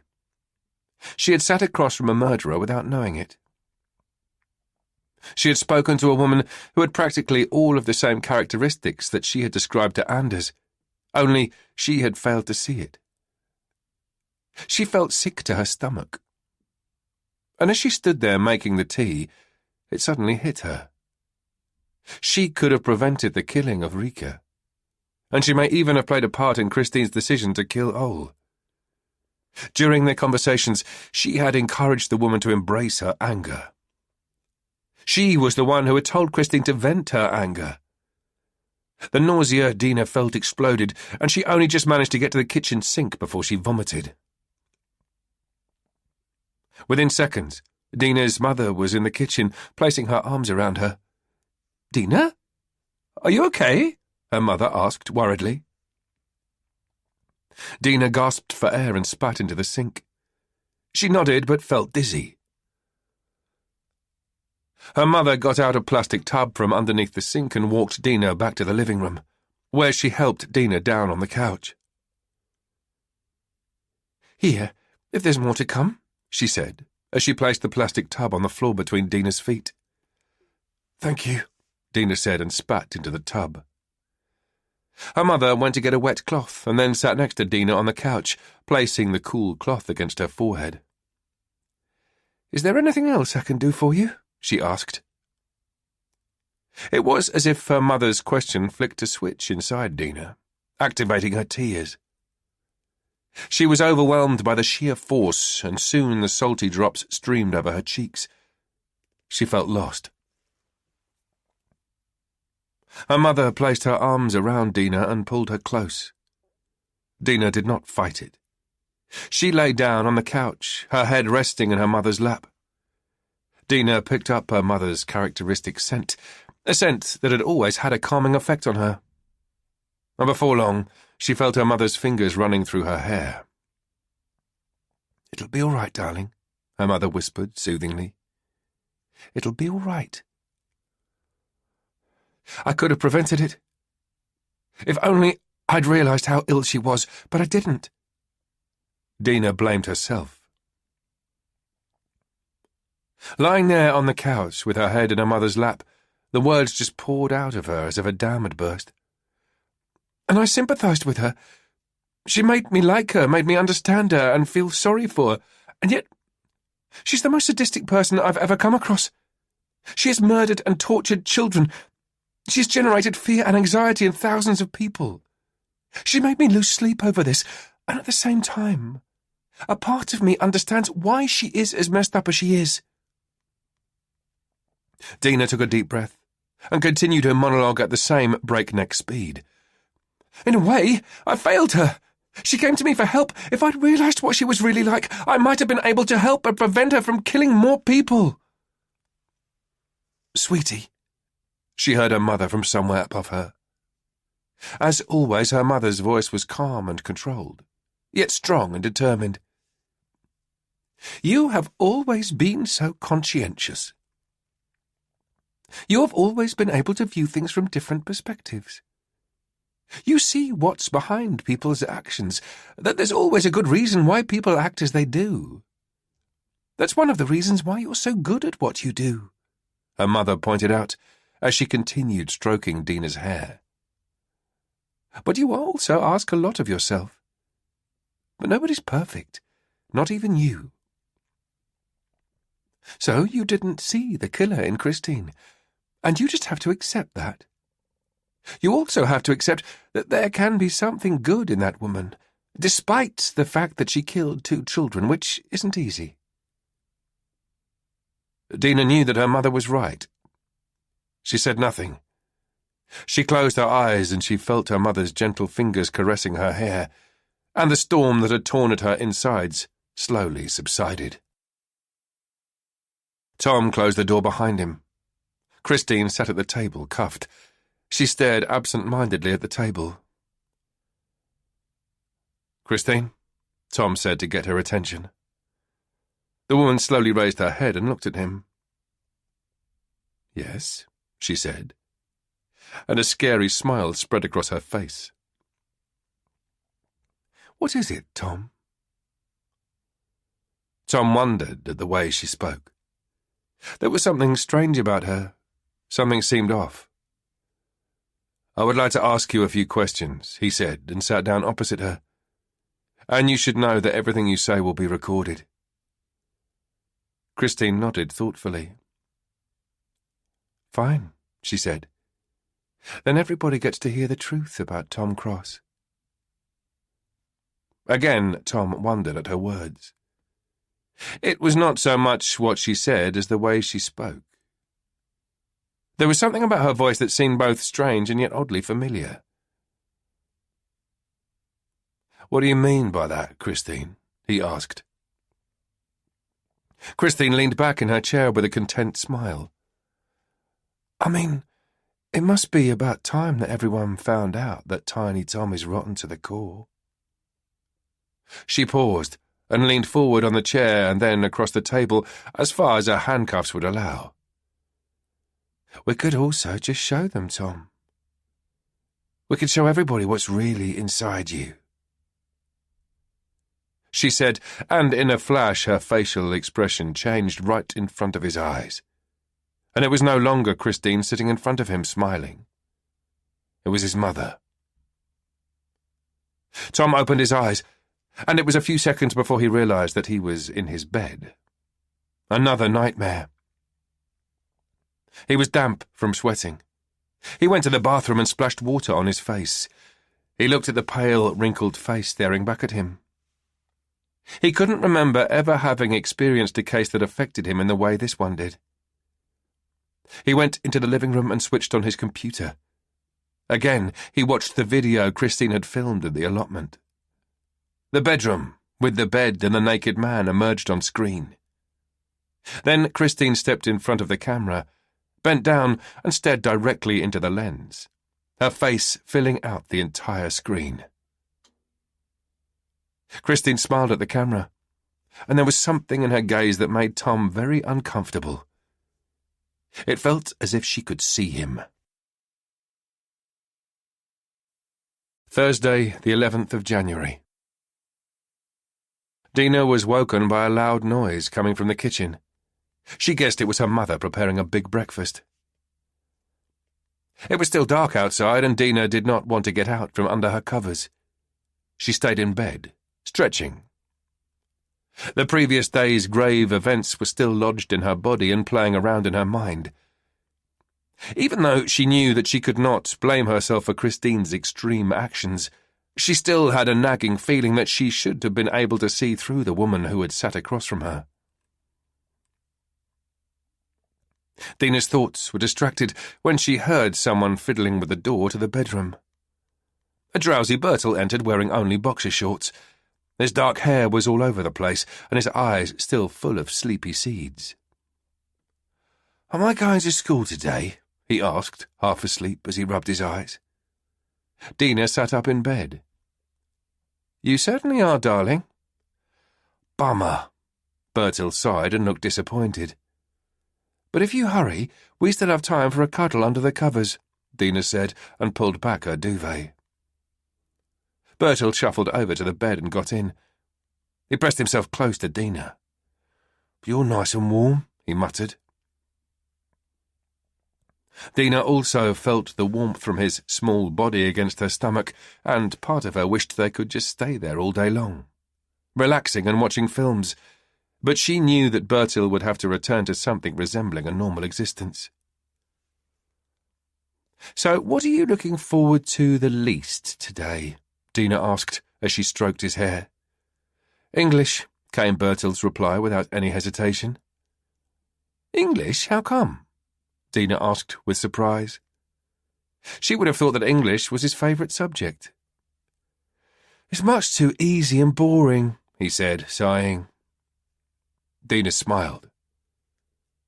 There was a lot to complain about in terms of children and computer games and access to the internet, but there was little doubt that it had a positive effect on their language skills. "So, what are you looking forward to the most?" she asked. "Our trip to the library," Bertil said without hardly any pause. His answer reminded Dina about their New Year's deal, that they would take turns in deciding what to read at bedtime and that Bertil would choose the next story. "Have you found a book for us to read yet?" she asked. "Nope," Bertil replied. "But I'll pick one today." "I'll look forward to seeing what you come up with," Dina said. "But remember not to choose a scary book." "All right, chicken," Bertil teased her. Dina tightened her grip on him and kissed his hair. "Well, you'd better hit the shower before it gets too late," she said. "Then I'll go check up on what Nana's up to in the kitchen." Bertil went to the bathroom, and it was not long before she heard the water running. She put on her housecoat and went to the kitchen. "Good morning, Mum." Her mother looked up from the frying pan with a big smile and blushing cheeks. She had found one of Dina's aprons, which she had tied around her waist, and now she was in the middle of baking pancakes. "Good morning, sweetie.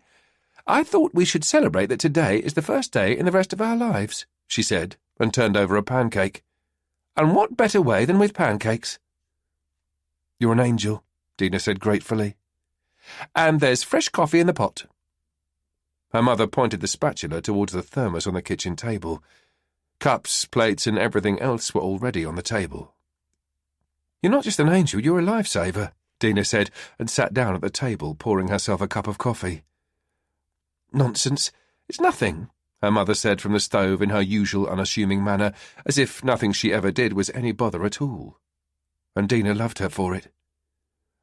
"Your dad sends his love, by the way, and he's looking forward to seeing you and Bertil tomorrow." "Thanks. And are you sure you don't want me to bring some food or something? A salad, perhaps?" "Absolutely positive. And on another note, have you considered taking the day off today?" her mother asked. "In fact, that's exactly what I'm going to do today," Dina said, sipping her coffee. Dina's mother turned around with a sincerely surprised expression. "Well, what do you know? My Dina is doing something nice for herself. I'm so pleased to hear that." "Perhaps it could even inspire you, Mum," Dina said teasingly, but with a knowing look. Her mother never looked after herself. She always put everyone else first. She'd always been the same. Dina was well aware that at times it had also come at a high price, even if her mother would never admit it. "When was the last time you did something nice for yourself?" she asked. Her mother rolled her eyes and returned to the pancakes. "I'm doing it right now, my darling girl," she said. "When my children and grandchildren are happy, I'm happy," she explained over her shoulder. "And speaking of, would you like me to take Bertil to school today? Then you don't have to get out of that dressing gown of yours for a while yet." "Thanks. That would be lovely," Dina said, and yet again she felt extremely grateful to have been given a home with parents like hers. Life's grand lottery, she thought to herself, and then remembered Christine.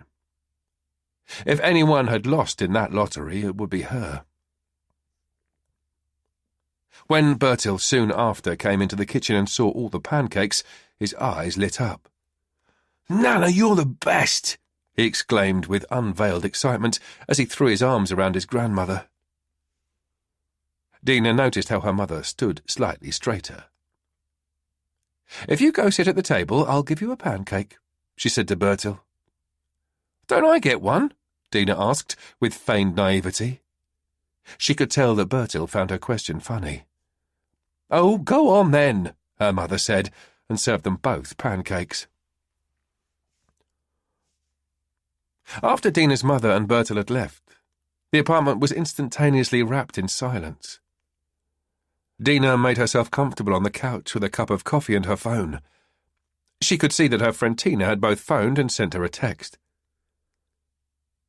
"What on earth is going on with you and Anders? Jacob says that Anders is completely beat. Give me a buzz when you have time. Hugs," the text read. Dina thought about the way she had shouted at Anders in the supermarket and felt bad. Her little explosion had been over the top, even if the guy obviously had problems understanding and respecting other people's boundaries. Only that did not entitle her to scream at him like that. She decided to call Anders later. She would apologise, but also try and explain to him why she finally reacted the way she did. She did not want to leave him in any doubt that she was not the least interested and that it overstepped her boundary. She wrote a message to her friend. "Hi, Tina. I'll talk to Anders. Let's do something again soon. Lots to tell. Love, Dina." As Tom got closer to the entrance to the police station, he recognised the person waiting out front. It was Bjarke Henriksen from Aktuelt. He prepared himself for the coming refusal of the pushy journalist. Exactly as expected, Bjarke called out as soon as he saw him. "Tom, I need to talk to you," he said, and walked towards Tom. "But I have no need to talk to you," Tom said, brushing him off and continuing toward the entrance. "But I have something for you," Bjarke shouted. Reluctantly, Tom stopped. He sighed and turned around. "What?" he asked in a tired voice. "I have something for you," Bjarke repeated as he came closer. He lowered his voice. "But it's rather sensitive stuff." "What is it?" Tom asked impatiently. "Perhaps we could go somewhere else. I'm thinking we should be discreet," he explained, sounding slightly nervous. Tom wondered. The young journalist seemed different, as if something was weighing heavily on his shoulders. "Come with me," he said, obliging the young man's request. They entered one of the small meeting rooms, and Tom closed the door behind them. "So what is it?" he asked. Bjarke fished something out of his pocket. "This," he said, handing Tom a USB. Tom took it. "What's on it?" he asked. "A video. It was sent to me last night, in an email from Christine Ask." Tom looked at Bjarke. "She sent you an email?" he asked with surprise, noticing how profusely the journalist was sweating and how his eyes shifted restlessly around the room. "Yes. And she wrote that old Severinsen had committed numerous assaults on her when she was a child," Bjarke continued. "She asked me to show the world what old was really like. I've checked with the other news desks, and it seems that I was the only one to receive a copy of the video. I'm guessing it's because of my interview with Ole." Bjarke paused and wiped the sweat off his brow with the back of his hand. "I never thought I'd feel this sorry for a paedophile. I've never before seen someone get mutilated, and you can see everything on that video, Tom. And I mean, everything." "I know," Tom said, still holding the USB in his hand. "I've watched it," he said, vividly remembering the horrific scenes from the allotment, which not only contained the killing of Ole, but also Christine admitting to killing the two girls and the revelation of her last fairy tale, the Nightingale. "When we apprehended her, we found the camera with the original recording. She must have emailed it to you just before we arrived." Bjarke nodded thoughtfully. "In other words, this recording is of no use to you," he concluded, mostly for his own benefit, it would seem. "No, it isn't.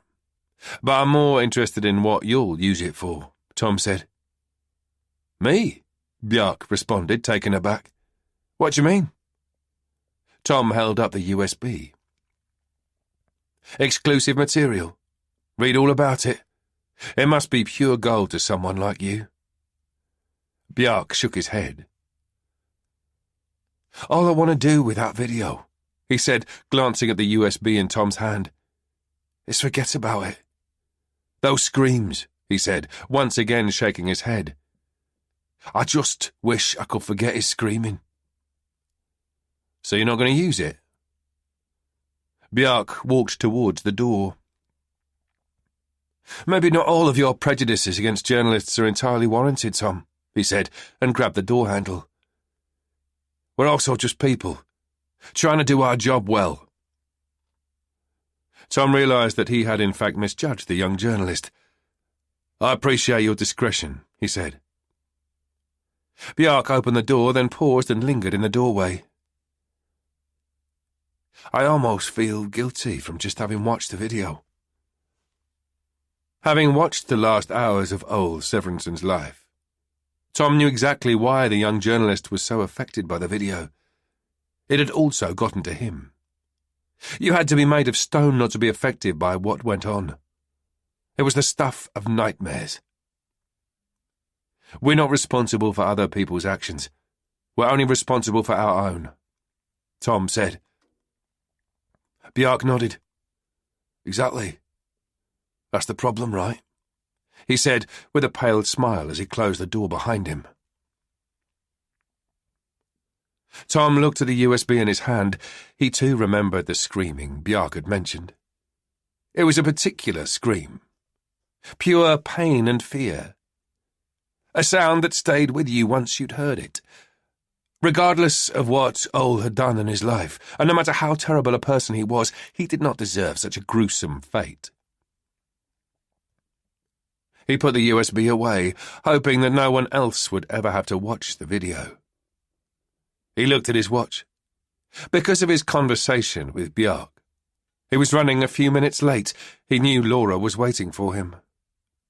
They were going to interview Christine. Good morning, Laura greeted Tom as he approached. Good morning, and I'm sorry I'm late, but something came up. Tom apologised. Is Christine ready? Laura nodded.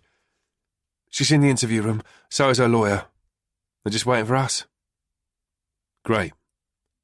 Let's get to it then, Tom said as they headed towards the interrogation room. As they entered, Christine looked at them from her seat at the table, but only for a moment.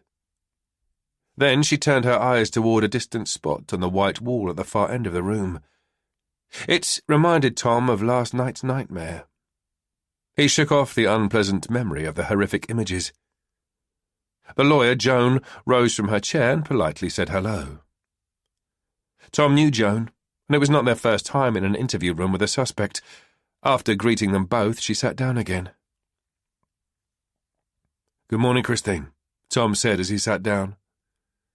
Laura sat down on the chair next to Tom's, but didn't speak. Christine also remained silent. She continued staring as if Tom and Laura, even her lawyer, didn't exist in her world. Christine, Laura said, but the young woman still didn't react. Tom and Laura looked at each other and then inquisitively at the lawyer. Joan shrugged. She hasn't said a word since I came in, she said. Tom spoke while Laura took notes on a computer. Interview with suspect, Hélène, Christine asked. Thursday the 11th of January at... Tom looked at his watch. 8:35 a.m. Present are court-appointed lawyer Joan Thompson, Inspector Laura Rasmussen and Inspector Tom Cross. He folded his hands and rested them on the table. Christine, he said firmly, and tried to get her attention, but in vain. Christine, we will now ask you some questions about the killings of Ole Severinsen, Rika Marie Pedersen, and Ma Jule Henriksen. Still there was no reaction from Christine. Christine, why did you kill them? Tom asked her directly, hoping that it would get her to speak. My client has not admitted to anything yet, Joan said formally in an almost mechanical voice. Christine, you are charged with murder. How do you plead? Tom tried another approach. This finally got a reaction from Christine. Slowly she turned her head and looked at Tom. All of them were waiting for her answer, but she said nothing. She just stared at Tom. And there was something in her eyes that made him feel uncomfortable. It was exactly the same look as when she had stared into the camera. Only now, her eyes seemed even more intense and piercing, sitting as she was only a metre from him. He wanted to look away, but he didn't, because that would have meant that she won. It was imperative that she realised that this was his turf. "Should I consider your silence an admittance of guilt?" Tom asked, even though he already knew the answer. What truly interested him was why Christine had killed the girls and whether or not Ole had been in any way involved. "Christine's silence is not to be considered an admittance of guilt," her lawyer pointed out. But again there was something almost mechanical about her voice, as if she was speaking because she had to. Tom liked Joan, despite their opposing positions. He imagined that whatever sympathy the lawyer had for her client, it would be limited. He knew that Joan had children, and as far as he remembered, one of her boys was the same age as Rika. "I heard about what your granddad did to you," Tom continued, still hoping to provoke some sort of reaction from the young woman. This time, he succeeded. Christine moved her head almost imperceptibly, like a tick. Then she spoke, but her voice was so low that nobody could hear. "I couldn't hear you, Christine," Tom said. "Would you kindly speak up?" "Dina Beck," Christine repeated loud and clear so that everybody around the table could hear. "Your psychologist? What about her?" Laura asked. Christine moved her eyes and now stared at Laura. Tom felt the effect it had on his young colleague, who shifted in her chair. "Why do you mention her, Christine?" he asked. Christine calmly leaned back in her chair, arms folded across her chest. "Dina Beck," Christine repeated. "I'll only talk to her." "So, Christine, am I to understand that you are willing to talk? But you'll only talk to your psychologist, Dina Beck?" Tom asked. Christina nodded silently. "We'll take a short break in the interrogation," Tom said, and stood up. "Laura, a word," he said, and left the room. "What do you want to do?" Laura asked when they were in the hallway. Tom scratched his neck. On the one hand, he was in no way inclined to humour the young woman. But on the other hand, he had a fairly strong sense that they were dealing with a person who was very ill, which also meant that he would possibly get more out of her if he complied than if he fought her. "I'm thinking we should phone Dina," Tom said. "I agree," Laura concurred.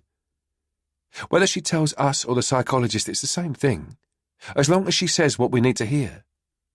But we should probably check in with home, don't you think?" she asked. "I do." Tom pulled out his phone and called the deputy chief. It only rang once before he picked up. "Martin Holmes speaking." "Hi, Martin." Tom greeted him and proceeded to quickly explain the circumstances and what he believed they had to do. "Well, it won't count as an official interview," Martin said, having listened to Tom's explanation. "However, the outcome should carry equal weight in terms of burden of proof, so let's try it. I trust your judgment, Tom." Tom thanked him and ended the call. "I'm guessing we're good to go," Laura said. Tom nodded, found Dina's number and phoned her. "It's Dina," she said as she picked up. "Good morning, Dina. This is Tom Cross." Dina grabbed a quick shower, got ready and rode her bike to the police station. As she rode along Hans Mules Street, she felt her nerves playing up, but at the same time she also recognised the intoxicating feeling she'd felt yesterday after talking to Tom Cross. She was surprised that Christine had asked for her, that she was apparently only willing to talk to her. On the other hand, she had sensed that the young woman had expressed her genuine gratitude during their last session. It could be that Christine actually trusted her. She, on her part, though, felt sick to her stomach, nervous and quite frankly agitated at the prospect of meeting Christine again, of sitting across from her again, this time fully aware of what the woman had done. As she arrived at the station, Tom greeted her. "Laura Rasmussen," his young colleague introduced herself with a friendly smile. We're so happy you were able to get here on such short notice. Naturally, I'll do anything I can to help." "Like I explained, she'll only talk to you," Tom explained. "And we need as much information as possible. So the more you can get out of her, the better. However, it's very important that you don't try to put words into her mouth. It's her statement we need, so, if at all possible, please try to keep your questions open-ended." "But naturally, we're particularly interested in the killings of the girls. We don't actually know if Christine acted on her own or whether Ole was in on it," Laura said. "We'll be in the room with you, as will her lawyer," Tom said. Dina felt adrenaline soaring through her body, and it trumped her nausea. There was no way back now. They took her to the interrogation room.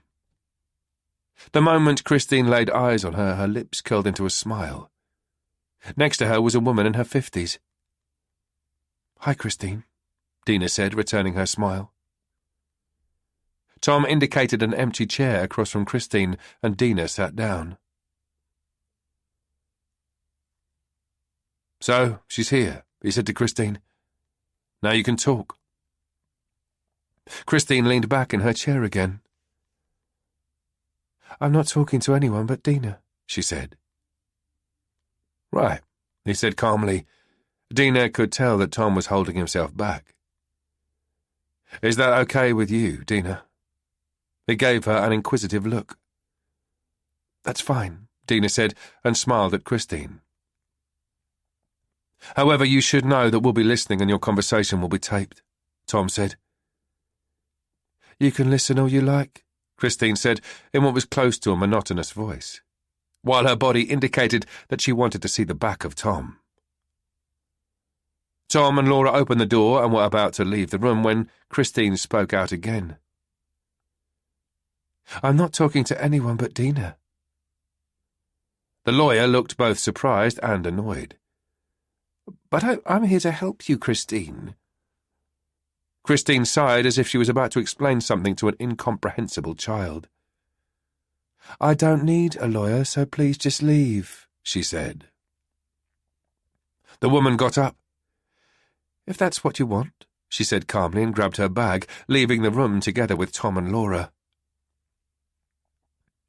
Christine turned in her chair and looked at Dina.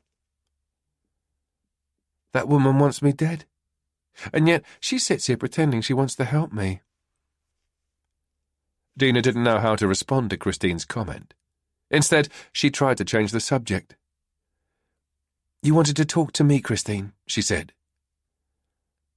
"I know we haven't seen each other that many times, but I just feel that you have helped me a lot," Christine explained.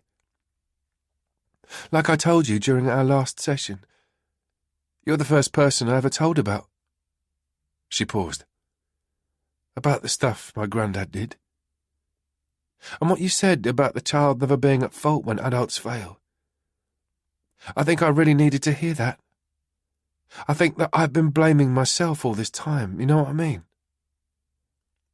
"I understand," Dina said.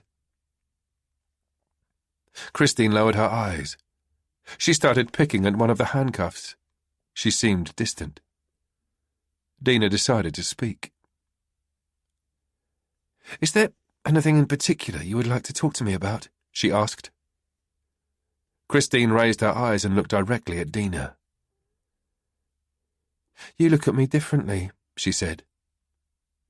"Differently how?" "Just differently. I don't like it."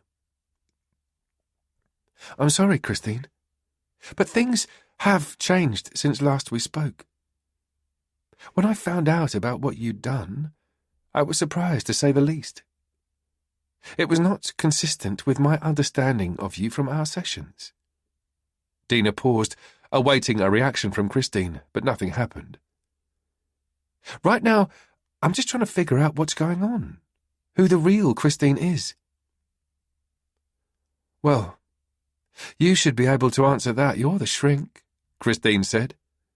There was something almost challenging in her tone of voice. "Who do you think the real Christine is?"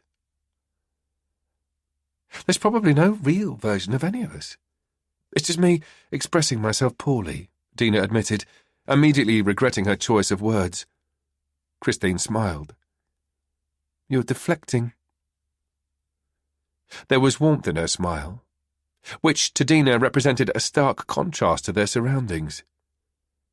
She realised that Christine was not going to allow her to get away with not answering the question. I believe that inside you, there's a little girl who was never protected by an adult. You had a strong need to protect and help that young girl. And I believe that that's why you did what you did to your grandfather. However, regardless of whatever else has happened, of what your reasons are, it's never okay to hurt another human being. So while I absolutely condemn your actions, I also recognise the processes behind them. Does that make any sense to you? Christine looked puzzled. But I would never have done it if it weren't for you. Dina felt her breakfast churning. What do you mean? She asked, although part of her did not want to hear the answer. Christine leaned across the table as if she was about to share a secret. When I watched Grandad give that interview, it was as if something broke inside me. Somehow I'd managed to close my eyes to him for so many years, but when I saw him on camera, I got so angry on behalf of my mother. If not for him, my mother would not have been filled with so much rot. Only I didn't know what to do. I was confused, and I had no idea what was going on inside me. Christine sat up straight and pointed at Dina. Then you made me realise that my anger was right, that I should embrace it, that I had to put a stop to the rot that oozed from him. Dina's nausea was getting worse. She reminded herself that, of course, she was not to blame for Old's death. So, the last time we spoke, you believed that I confirmed that you should hurt Old. Christine nodded. You gave me the push I needed. And then you killed him? I made him suffer first, Christine said, and her eyes turned hard. And how did you feel afterwards, when he was dead? I guess I had expected that I would feel happy, only I didn't. Not that I regret anything, she said rapidly, because I don't. It had to be done. You felt that you had to kill your granddad? Christine slowly nodded. She started picking at the handcuffs again. Dina sensed that the conversation was going nowhere, and she still had not managed to secure a confession to the killings of the two girls. She had to find a way to make Christine open up more. In her experience, the words people used would often reveal who they were as well as the battles they fought. Words they repeated without knowing it could be a key to understanding them and their thoughts. In her mind, she sifted through her previous conversations with Christine. Two words in particular stood out. Rot, she said. It was as if the word flew across the table, hitting Christine. It made her return to the present and raise her eyes. Spuriousness, Dina continued, and again the word had a visible effect on Christine, who seemed to wake from her daze. I've noticed that you use those two words in our conversations. And to be quite honest, I don't think I've ever heard anyone else use the word spurious in my clinic before. Are rot and spuriousness important to you? Is that what you see as you move around the world? Christine remained silent, but she looked at Dina in an almost desperate manner. Her continued stare was so intense and insisting that Dina had to fight her own strong impulse to look away. It was as if she was exposed to some sort of test that she couldn't quite figure out. After what felt like an eternity, Christine finally moved her eyes away. She licked her lips and looked at her hands. When I lost my mother, I had something similar to an epiphany. It was as if the filter that had separated me from the rest of the world evaporated. I became aware of things I hadn't noticed before. It was like a gift. I could see what was hiding beneath the surface. I still can. Sometimes I can smell it. The rot. I see it in the eyes of people passing me on the street. People sitting across from me. Again, Christine looked directly at Dina. I had to do something. I had to present the rot. So people would be aware of it. You wanted the world to see what you saw? Dina asked. Christine nodded. I had to do something. Was that why you killed Maya and Rika? Christine was silent again. She showed no inclination to answer the question. Dina regretted asking. It had been too coercive. She had to try a different approach. I'm sorry to be asking so directly, Christine, but I'm having problems understanding how two innocent girls fit into the story. Innocent girls? Christine hissed. She was clearly outraged and very angry. They were far from innocent. Did you see something in the girls that others didn't see? Maya was a spoilt little brat who bullied and belittled others to make herself feel superior, Christine said, her eyes sparkling. She was rotten, Dina. And what did her parents do about it? She looked inquisitively at Dina, but answered the question herself. Nothing. They did nothing. And the sad truth is, Dina, that in our society parents no longer bring up their children, we do. The school teachers, the pedagogues. We take on the responsibility. We teach the children what's right and wrong. Parents do nothing. And that's how monsters are created. That's how it begins. With indifference. Just as your parents never helped you, Dina thought. Christine continued. Rika was a good girl to begin with. When she was my pupil. But she changed. She left everything important behind for the sake of beauty and empty things. Watching her videos made me sad. So you followed the girls on YouTube? Dina asked. All those two girls ever cared about was fame and material success. But then again, you could probably say the same for the majority of children and youngsters today. They've been reduced to attention-seeking narcissists who are not afraid to step on others to be seen and become famous.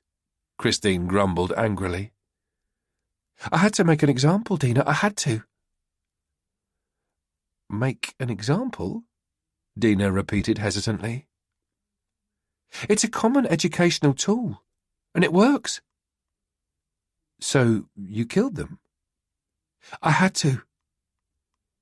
To help the world? Christine nodded determinedly. Andersen and me, we are in fact kindred spirits. He also saw the world as it was, rotten. He believed that humans could be educated, that society could be educated, just like he did in his fairy tales. I also show the world what everybody should be able to see. Only nobody does anything about it. I reveal the rot. The world is sick. And it's a sickness that's been around for a long time. All you have to do is go online, and there it is.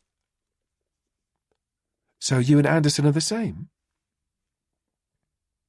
Did you know that someone once measured Andersen's skull, examined his head when he was alive? No, I did not know that. It was a professor. He examined what made some people brilliant. And he was absolutely sure Andersen was a genius. And it may well be that many will call me a madwoman, but just you wait one day. You'll understand the importance of my actions.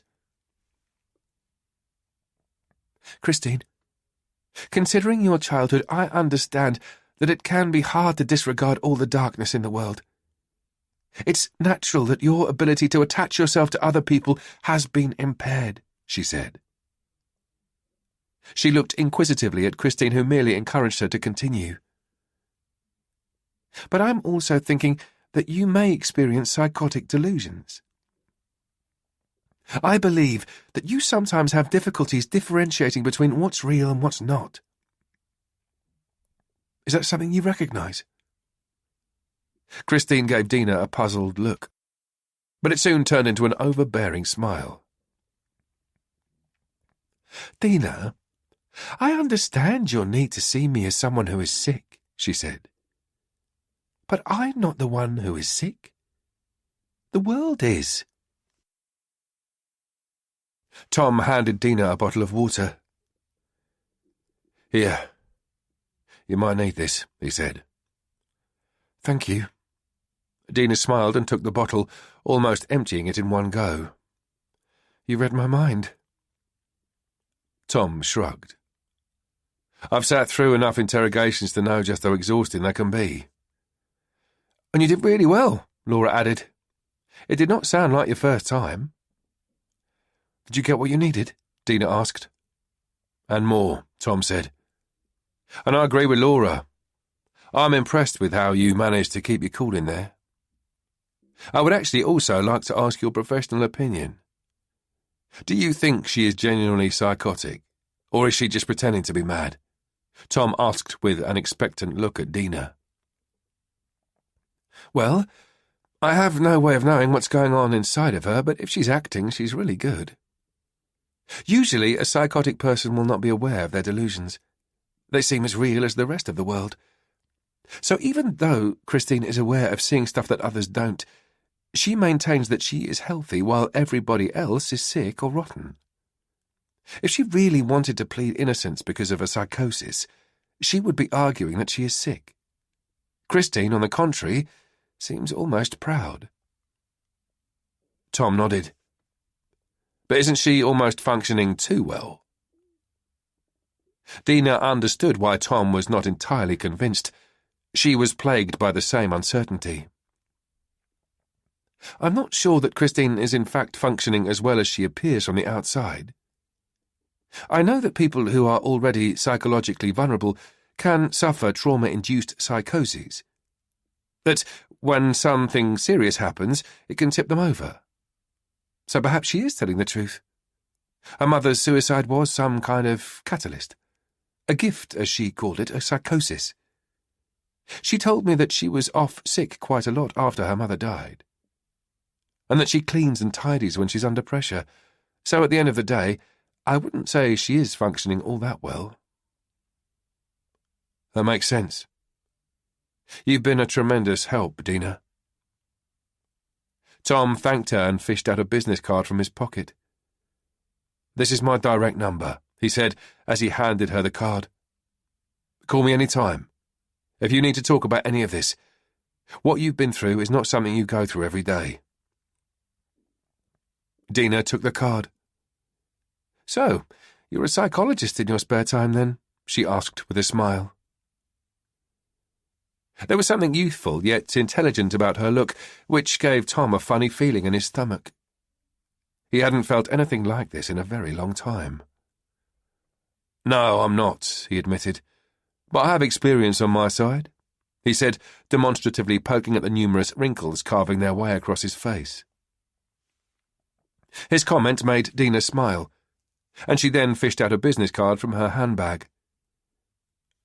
You may well be experienced, but in case you need to talk, she said, and handed him her card. Tom took the card and couldn't help smiling. Thank you. What happened there? Laura asked after Dina had left. Tom looked at Laura. What do you mean? What do I mean? Laura repeated as she broke into a huge grin. You were flirting with the psychologist, she exclaimed. I did no such thing, Tom grumbled. Whatever you say, Tom, Laura said without hiding what she really meant. Not much respect for your elders the way you carry on, Tom said. Laura clicked her heels and saluted Tom. Aye, aye, sir, she said, mimicking her deep respect for him. Tom couldn't help smiling at Laura's reaction. He liked her. I have to say, Laura, it's a pleasure working with you. Thank you, Tom, Laura said with a big smile. And it even looked like she grew an inch or two taller. I'm also really happy to be under your experienced wing, even if we do sometimes go a little far. Tom nodded. I think you will go far if you want to. But remember to take care of yourself and your family. When your eyes are only looking at the top, you can easily forget where you are, and then you risk losing your footing. Thank you for those words of wisdom, Tom. I'll keep my eyes open, I promise. Once they had completed the most important reports, Tom drove to his father's nursing home. It was Thursday yet again, and time for the weekly visit. Driving through town, he felt that the events of the last few days were still lodged in his body. At regular intervals, images of Maya and Rika and Ole's mutilated bodies would emerge in his head, and each time that happened, he had to push them back. It was absurd that in a little while he would be sitting in an old, dusty armchair engaged in dire small talk with his father about nothing important whatsoever. It was just about the last thing in the world he wanted to be doing. When he turned off the engine and was about to leave the car, a movement caught his eyes.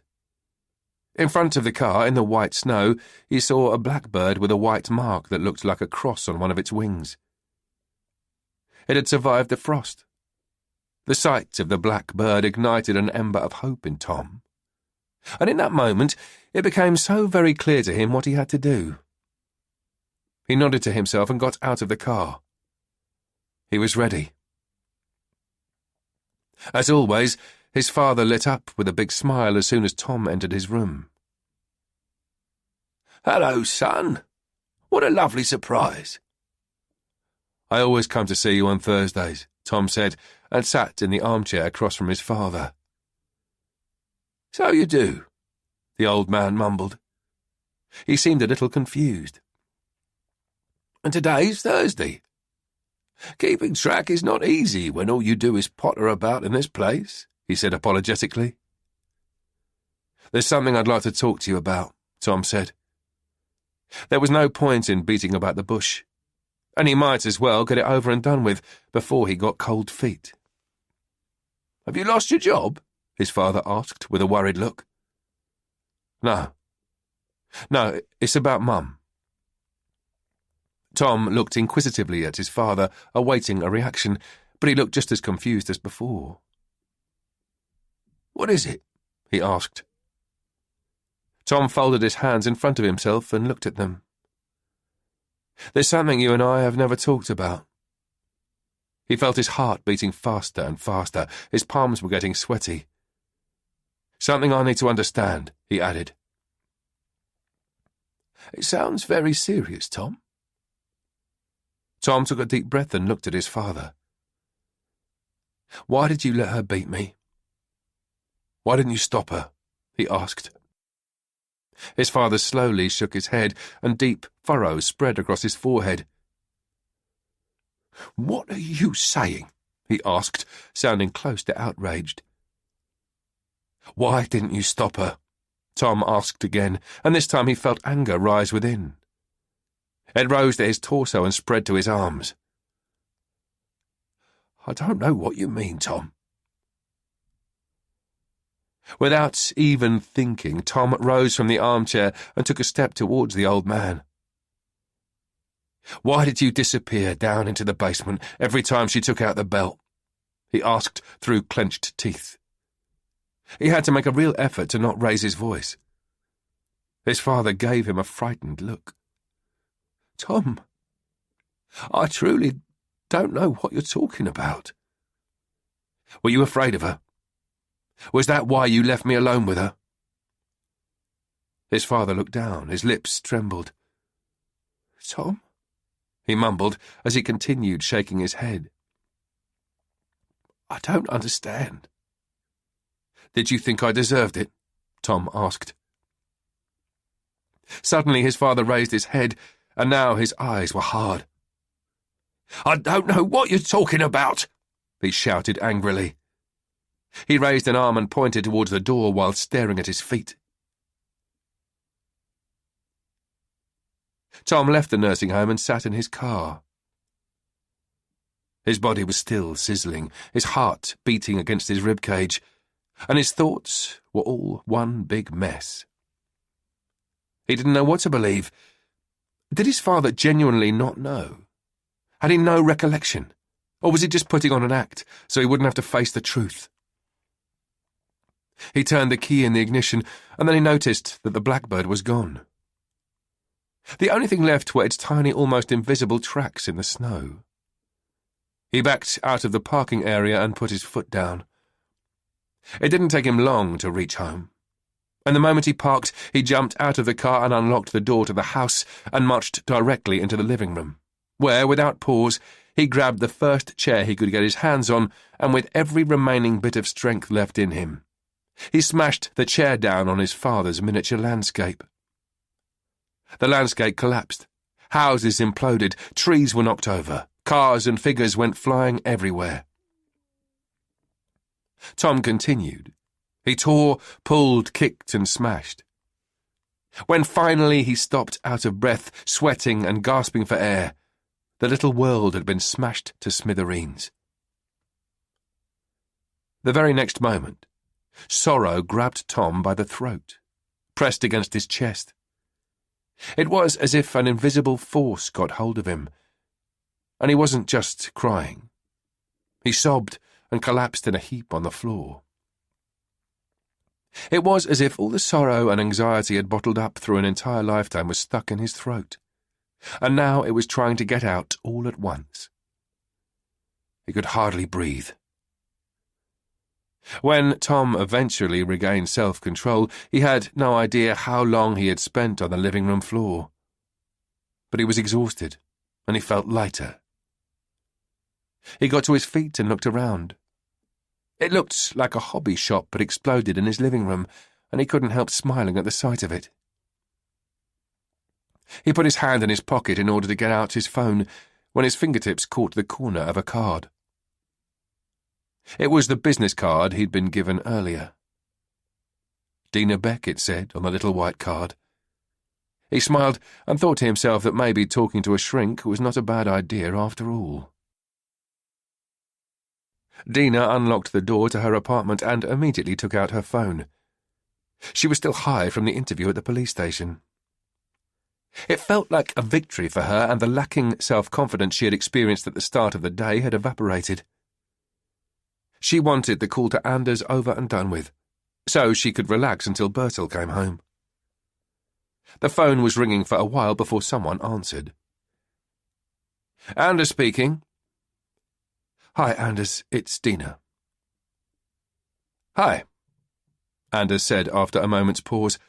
He sounded surprised. I'd like to talk to you about what happened at the supermarket, Dina began. I'm sorry that I exploded, and I'm sorry that I yelled at you. That's not okay. She paused to give Anders an opportunity to speak. Thanks, he said, but nothing more. I felt that you were pressuring me, and I also felt that you overstepped my boundaries. I was already under pressure from a lot of other stuff, and everything just kind of culminated then and there. But of course, it's no excuse for yelling at you like I did. After a few more moments of silence, Anders spoke.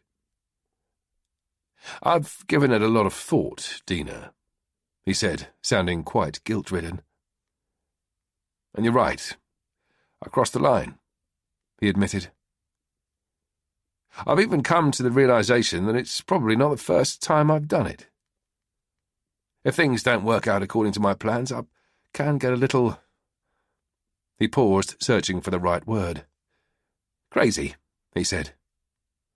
So I'm really sorry if I in any way frightened you or upset you. That was never my intention. Dina felt more relaxed now. I guess we're both a little crazy, she said. Anders laughed. Yeah, you're probably right, he said. And Dina, thank you for calling. I really appreciate it. Take care, Anders. You too, he said, and ended the phone call. Dina tossed the phone on the kitchen table and breathed a sigh of relief. She was pleased that she'd called him. She made a cup of tea and threw herself on the couch, switched Netflix on and was soon engulfed in her series. After picking Bertil up from school, they cooked dinner together, which they always did on Thursdays. Then they watched a film and ate popcorn. Once Bertil's teeth were cleaned, it was time for a good night story. "So, what have you got for us?" Dina asked. Bertil pulled out a book from his satchel. "This one," he said as he proudly showed Dina the book. She read the title out loud. Nordic Legends and Myths. She couldn't help smiling. He could still surprise her. "It sounds awesome. I look forward to reading it," she said as she lay down on the bed. "Come on, let's get started." Bertil crawled into bed next to her and cuddled up close. "But, Mum," he said. "Yes?" "When we're done reading, will you stay here until I'm asleep?" "Of course I will," Dina said, and stuck her nose in his dark hair, inhaling his scent. She was convinced there was still a hint of a baby in there. Once Bertil was asleep, she went into the living room and threw herself on the couch. Her handbag was open on the coffee table, and, sitting on the sofa, she noticed the business card the policeman had given her earlier. She took it from her handbag. Tom Cross, it said. She pictured his blue eyes. She liked his eyes. She placed the card in the desk's top drawer. Then she carried her laptop to the sofa, switched it on and went online. She clicked the browser's search box and wrote, Psychological Postgraduate Psychopathology and Forensic Psychiatry. He inhaled the smoke from the cigarette, feeling the warmth of it all along his throat, all the way down into his lungs. It had been quite a few years since he last smoked a cigarette, but it was exactly like the wise men said. The body never forgets. He exhaled, and the smoke whirled through the cold winter air and dissolved. He had stood there for quite a while, and it had started snowing again.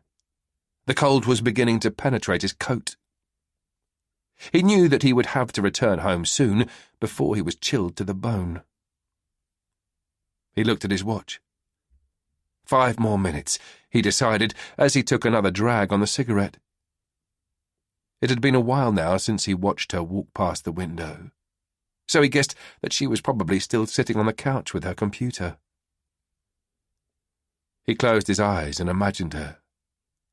He felt a growing excitement and forgot all about the cold and the snow. The intoxicating sensation that spread throughout his body made his heart beat faster, and he felt dizzy.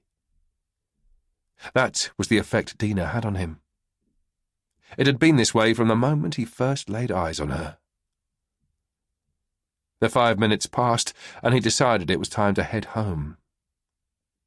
He looked one last time at the windows on the first floor and tossed the cigarette on the ground. He turned around and walked along the snow-covered pavement before he turned a corner and disappeared. The only thing left of him were his footprints in the snow, which, one by one, were covered by the fresh snow. In the end, it was like he hadn't been there at all.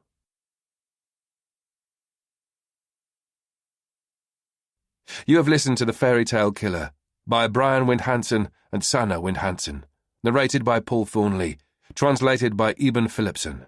Copyright 2023. This audiobook is produced by ID Audio and published by Storytel Original 2023.